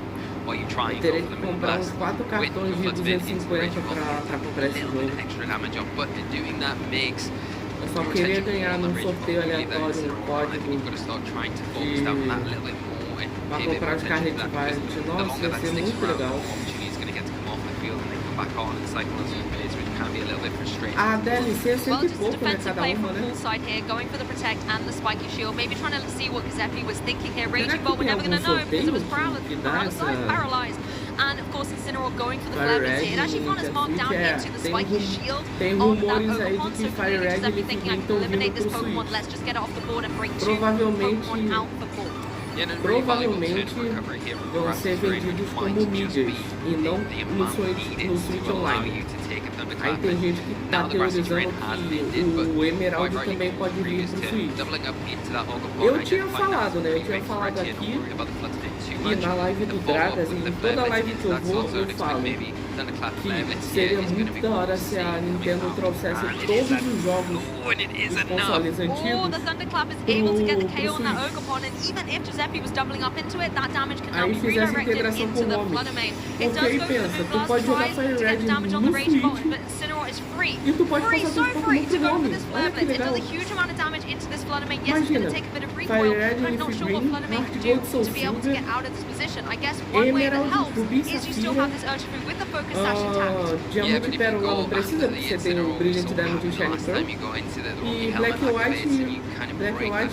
White 2, basicamente. XY também, imagina. Que legal que ia ser. A Lola, né, no caso. Já pensou, todos os jogos dos consoles antigos no Switch? Caraca, ia ser muito bom. E faria assim, aí seria ainda mais legal jogar o Pokémon Champion, né? Que você poderia começar uma jornada hoje no Emerald. Já pensou? Pegar um Rayquaza lá. This is nice considering that there was the Rocky Helmet paired next to it, so this way you're not going to take that recoil, and in this case it would have been a KO because it's on 1 HP. Yeah, the really nice switch there from Giuseppe once again. You're kind of happy at this stage to let that Raging Bolt go down because it's done more than enough here to allow for switching to something like the Rillaboom. We can bring that Grassy Terrain back on the field, it can pressure with those priority attacks. Aí eu não sei se... that Flutter Mane as well. Now you've got the fake out. O que seria melhor, Marlon, na sua opinião? Se eles transferissem, se eles colocassem no Switch Ruby, Safira e Emerald, ou colocar Omega Ruby e Alpha Safira? I feel sorry for the Urshifu who now Rillaboom is going to have the utility to go for fake out, or if that doesn't work, you can always go for that Grassy Glide. The priority is just going to remove from play. Paul says, I'm not going to play out this endgame. GG's Giuseppe, you have been able to take this match. What a phenomenal play, and what a game by Giuseppe, and done in such fashion, you know, but controlling the positions of all of their Pokemon. É porque primeira geração, né, o Marrom, não tem integração. Eles vão ter que fazer mó rolê. Parece que está mais certo o Fire Red e o Leaf entendeu? O que faria mais sentido, né? But in game 2, Giuseppe really went on the dominant force, being able to catch the Raging Bolt coming in on poolside, and that's when the momentum started to swing into victory. Yeah, that was really unfortunate for Paul. You can see what they're trying to do, get their Raging Bolt onto the field, but just getting pulled out with that switch. And you've got to give all credit to Giuseppe in that situation for você também perdeu catching Raging Bolt. Pokémon de fogo tomando 3 Surge Strikes, Choice Band de Urshifu, tá? De dano cheio ao ponto de 2 Surge Strikes deixar o Pokémon de fogo com 62 de vida e o terceiro só simplesmente levar porque sim, entendeu? Sim, o Urshifu de água de Choice Band teve. You saw Giuseppe use it masterfully in that game, and I mean the pivoting there at the right time, it wasn't too much, it was just the right amount, and I think teve essas coisas. Utilizing the tools that they had in Flutter Mane, you saw was quite impactful. Obviously, it's a great answer to something with the Raging Bolt, but it just wasn't quite hitting enough. And then the Ogerpon, what a great call with the Swords Dance on the Intimidate switch in, but again, you were really able to leverage it as much as you wanted because of that disruption with the fake out there, and it really was just played so well by Giuseppe, and then leveraging the landers. Eu perguntei pro Dragapult e ele simplesmente sumiu e acabou não me respondendo. Mas você sabe por que o pessoal tá usando tanto Iron Crown aqui? Tipo assim, já vi uns 5 ou 6 Iron Crowns sendo usados aqui. Eu não sei por quê, qual é a tipagem dele e por que o pessoal usa tanto esse bicho. But Giuseppe know on the right time, even in different situations, when to lock in with it. Horas de live, cara, 10 horas de live, wisdom is all I can tell you, because no, but in that game 1 we saw Giuseppe hold on and on to that terrestrialization. Bait in pole in that situation and didn't do that in game 2, yeah? Exactly, in game 2 it was more like, no, clicking that button straight away, we're going to get that terrestrialization in play. And that was such a contrast to how he played in game 1 that actually I think it led to a good momentum swing into that game 2. Particularly as it was a case of, hey, I can just ignore this floodway right now and just not have to worry about it. It wasn't so much about having the terrestrialization to be immune to a Dragon Pulse, it was used for a different effect. Eu tô achando que vai lançar só em abril. Não seria ruim, né? Seria legal lançar no mês do meu aniversário. Seria um presentaço da Pokémon Company pra mim. You're going to have that opportunity again, and then you see Giuseppe not terrestrialize again, go for a second Calm Mind, and then pulls in that mind frame. Well, you just not terrestrializing this Pokemon because it is threatened. The last 2 turns, we're going to lock in now, and then Giuseppe's like, got you, got you. And then it's too late because you wasted a turn. Vamos saber finalmente se pá, daqui a alguns dias, né? Hoje é 13? Hoje é 13, né? Daqui a I did like the Ogerpon Swords dance as well. 14 dias saberemos. As the Intimidate came in, it's like, you think that affects me, I'm going to boost myself up. And yes, it only goes to +1, but +1, particularly with an Ivy Cudgel, if por isso então que o pessoal tá usando Indeed com ele However, it just looked like on Giuseppe's side, particularly as you had, you know, Pokemon that could deal well with that opposing Ogerpon, particularly once, sorry, the Ogerpon, particularly once it was in a more vulnerable state. There was a lot of priority on the field with the thunderclaps and everything. It just wasn't Ogerpon. Yeah, it wasn't, and I think as well, it was quite smart Giuseppe to lead with the Incineroar as well, and then switch it straight out to Preserve it, as we saw in game 1. Não, daqui a 14 dias é o Pokémon Day, pô, que eu falei. Daqui a 14 dias é o dia 27. Put it in position where it was easily picked off. But in this game it was more important to keep it. O pessoal tá usando esse e o ataque assinatura dele, que ele dá 2 chifradas, né? Ele dá uma chifrada, depois dá outra chifrada. Eu acho que é o golpe assinatura dele, acho que é Doutor alguma coisa, não lembro o nome do golpe agora. Also gives me that fake out support, but gives me the alleviation from that sword stance that could potentially be that big threat. So all angles covered, really. So Giuseppe just making life very, very difficult in that match with Paul to kind of operate, but just controlling it from start to finish. Don't forget, both these trainers were undefeated in the tournament so far coming into this match. And although the undefeated run is no longer there for Paul, he's still in phenomenal form throughout phase 2, and I wouldn't be surprised to maybe see both these trainers making their way to top cup. I want to see rematch. I want to see a rematch. Really great if we can see that later on in the tournament. But yes, do not write Pikachu off yet. I think that's one match. It's been a long day, of course, for both of our trainers. So things can change when we go into the phase 2, deeper into the tournament, of course. But both players do phenomenally to get here. But on that note, we have Giuseppe waiting over at the stage with an interview. Metal psíquico. Tá aí, ele é um cobalho, né? Porque o Virígio não tem, acho que só tem o Terráqueo. Não, tem sim, tem o Iron Leafs. O Iron Leafs eu acho que é o Virígio. Acho que tem um trio, né? Só não tem o Keldel, né? Se eu não me engano. Mas o cobalho, o Virígio e o Terráqueo tem, né? Se eu não me engano. Os três tem a versão futurista, né? Se eu não me engano. Ah, isso mesmo. Só não tem o Keldel mesmo. Engraçado, né? Do passado são os cães lendários, os gatos, né? Os gatos lendários e no futuro é o trio da Espada da Justiça. É a Espada da Justiça, né? Eu acho o nome. E é o trio, né? Literalmente os três mosqueteiros, né? Atos, Orcus e... Eu nunca lembro o nome dos três mosqueteiros.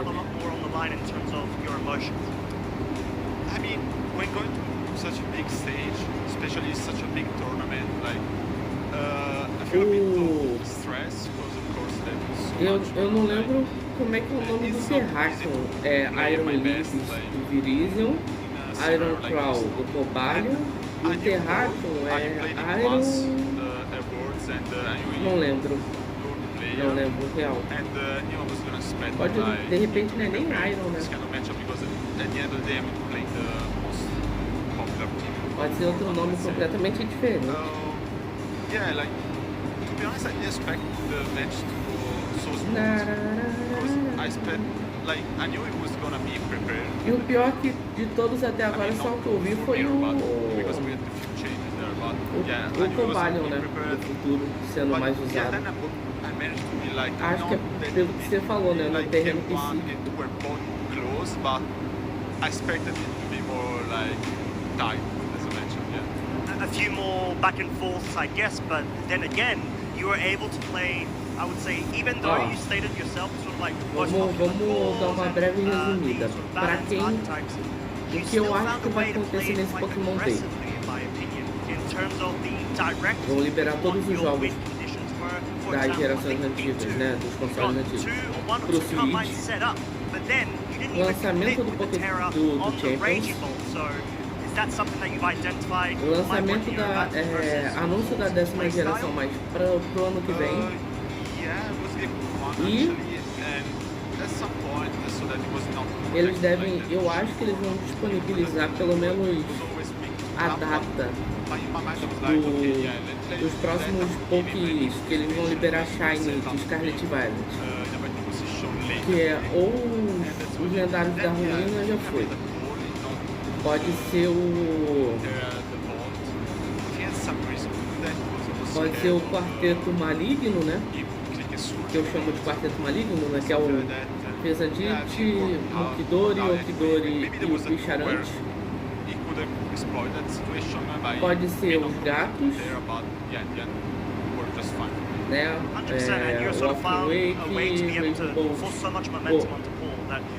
Walking Wake, Raging Bolt e Golden Fire. Eles também não têm, o trio futurista também não tem, né? Versão Shine. E a Algrepon, né? Provavelmente. Falta esses Pokés ainda pra liberar Shine. Eu acho que eles vão falar. Eu acho que eles devem liberar isso aí pra setembro ou outubro, eu acho. Talvez. Oh, mas eu vou rir muito, tá? Porque tem gente falando com 100% de certeza. Ah, a Gen 10 vem aí, eles vão anunciar a Gen 10. Cara, eu não descarto da Pokémon Company falar sobre a Gen 10. Mas ser esse ano eu acho muito difícil. Aí eu acho que a Pokémon Company vai anunciar esse ano a Gen 10, mas vai falar assim, ó, gente, é pro ano que vem, tá? É pro final do ano que vem.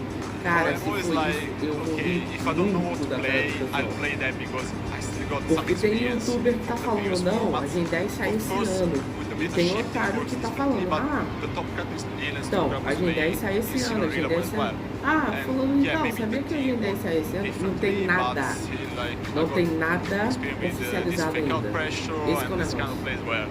Yeah, maybe I have the fake out, they can double protect, but I can just click fake out and attacks, because they could predict also me switching the second fake out. Like, there's always that pressure on my games where do I click fake out or switch the other fake out to do that the next turn, you know? Cara, eu vou chegar em 10, 11 horas de live, peraí que eu não I've been playing like that for years, you know. It's playing to your strengths, right? Which is so crucial, and for you to allow more room for errors or flexibility depending on momentum stuff. But then again, like we said, it was great and fantastic to be able to see you do so well, but it's not yet over. However, I want to make sure you get some really good rest going into tomorrow. We're going to be continuing phase 2. Just 2 final quick topics. First off, do you have any shout-outs you would like to give to anybody, whether in the venue, at home, or wherever they may be? Yeah, shout out to El Server, my team. Like, when there is big events like this, we always like every day on call testing, even though like, yeah, the last 2 weeks I've not been testing this team, but I was playing so many games that I think I actually improved with the other guys as well. Playing other teams, seeing like what other people tend to do in such matchups. And yeah, that's working out. Like, so in particular, I want to shout out to Stefano Greppi, who made this team. First, he won last regional with this team. Sambi as well, in Alful, of course, and yeah, Sean, It's not from server, but English friend as well. Yeah. And that's it. Well, there you have it. That is really good to hear. Like you said, Stefano was able to just go ahead a couple of weeks ago and pick up Birmingham Regional, which was so hyped to see. And now the final one. As you know, 30th anniversary is coming up. What is your favorite Pokemon? Or who and why? So it has to be Mega Gengar, because I like the design, but I actually won my first and only regional back then, 2018, with Mega Gengar, so it has to be that.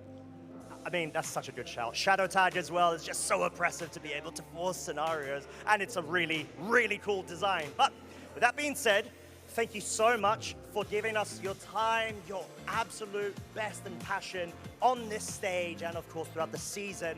We're going to make sure you get some rest, as we're not yet quite finished with the show. However, we will be tossing back to the cast desk in order to be able to wrap things up. So, if you had a great time, make sure to stay online, and of course, later on, tune in for more action tomorrow. So, with that being said, we're going to throw it back to the casters, but thank you so much, Giuseppe, and everybody in attendance.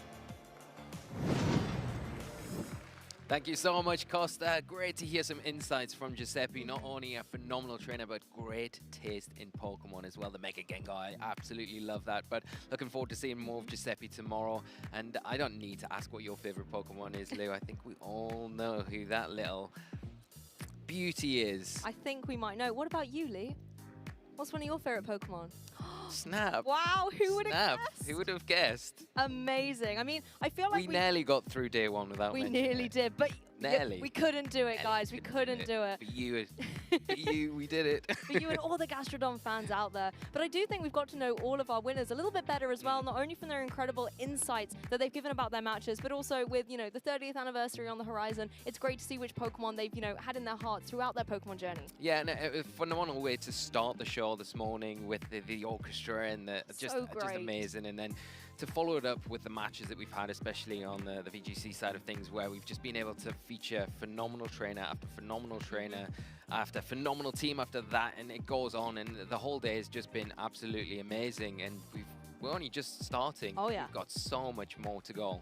And there's so much to get excited for tomorrow as well. I mean, when we talk about video game history, if we take a look at trainers who are going to be here battling out tomorrow in phase 2 of the competition, we've got a bunch of European International previous champions and reigning champions to be as well. If you want to make sure that you're there for the action, though, do make sure to tune in tomorrow. We're going to be kicking things off at 9 a.m. local time. You can do the calculations of what that means for the time zone that you are in, but we will be here at 9. I'll set my watch. Yes, we will be here, ready to go and continue on with Swiss Round 10 tomorrow morning, which is going to be phenomenal to get into. I really can't wait because we've just had such a great day, and we've had a lot of different teams featured on the broadcast today, a lot of different players, but nothing that's jumped out to us too.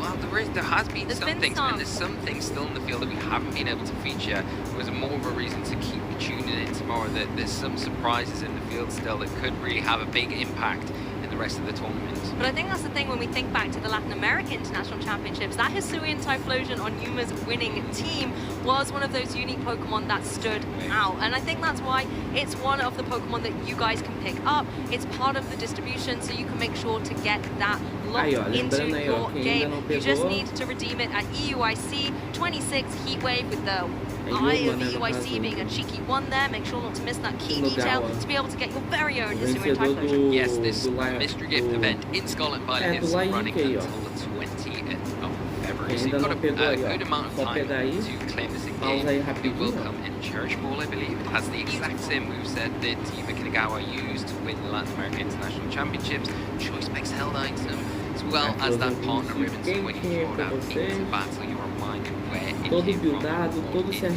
from in celebration of. Exactly, but there is a timer on that. It all expires on Friday, 20th of February, so do make sure that you get it before that time. You don't miss out. No, you don't want to miss out. And I love these distributions that we have at these international championships. It's such a great celebration of our champions. You know, we've had so many in Scotland Violence, so many favourite ones. I think back to even, we just featured Paul Chua. I mean, we got Paul Chua's shiny Arcanine from when they won back in 2023, which is incredible, you know. So we've had so many along the years as we come and go from these events, and I'm sure we've got lots more to look forward to. But whose Pokemon will be the next distribution, maybe custom event further down the line. Who knows? We've still got to have all these matches to play out and decide who our champion is. And speaking of champions, as I was saying earlier, there's so many previous EUIC champions battling it out still in competition. So I've got a small list. Lee, count them with me, right? So we have got Flavio Del Pidio, who won this tournament in 2019. We've got Eric Rios, who won this tournament in 2022. We've got Paul Chua, as you just mentioned, from 2023. Nils Dunlop from 2024. Wolf Glick from 2025. So many trainers who have won this tournament before, still in contention to potentially win it again. I'm excited for that tomorrow. Yeah, that's not even counting the other international championships that are coming on, and we've got them still in the tournament as well as world champions as well, which is, wow, a stacked event to say the least. But what's been your standout from today, Lou? Before we wrap up, I would love to know. If I had to pick one highlight moment, I mean, there's just so many, but I think for me, it's being able to see a lot of the innovation that these trainers are bringing. I love being able to see Shoma's Whimsicott, for example, in a format that is dominated by Tornado, seeing a different tailwind setter. You know, really piqued my interest a little bit. What about you, Lee? I would have to agree with you. I think one thing that's really stood out to me today is just how impressive our players have actually been on a kind of a base play level. Oh, caramba. But actually being on a kind of a base play level where how the outcomes of matches have been played, how all positions have been cultivated in games, really awkward situations. Meu Deus do céu!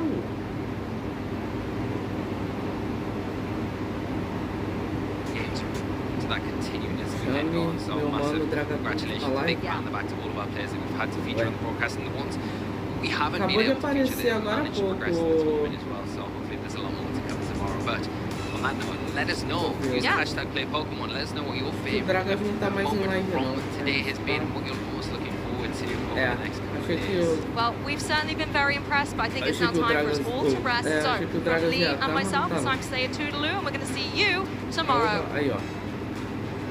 Bom, gente, eu vou ficando com a live por aqui. Valeu, Marlon, valeu, Dragapult, todo mundo que colou na live hoje, beleza? Nos vemos amanhã, por volta das 4 da manhã, ou 15 para as 5, enfim. Amanhã estamos de volta com o segundo dia, beleza? Eu vou ficando por aqui. São 11 para as 5. Eu vou tirar um cochilo.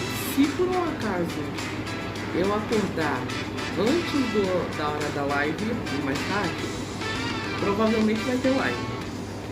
Se não, não vai ter live. Mas desde já,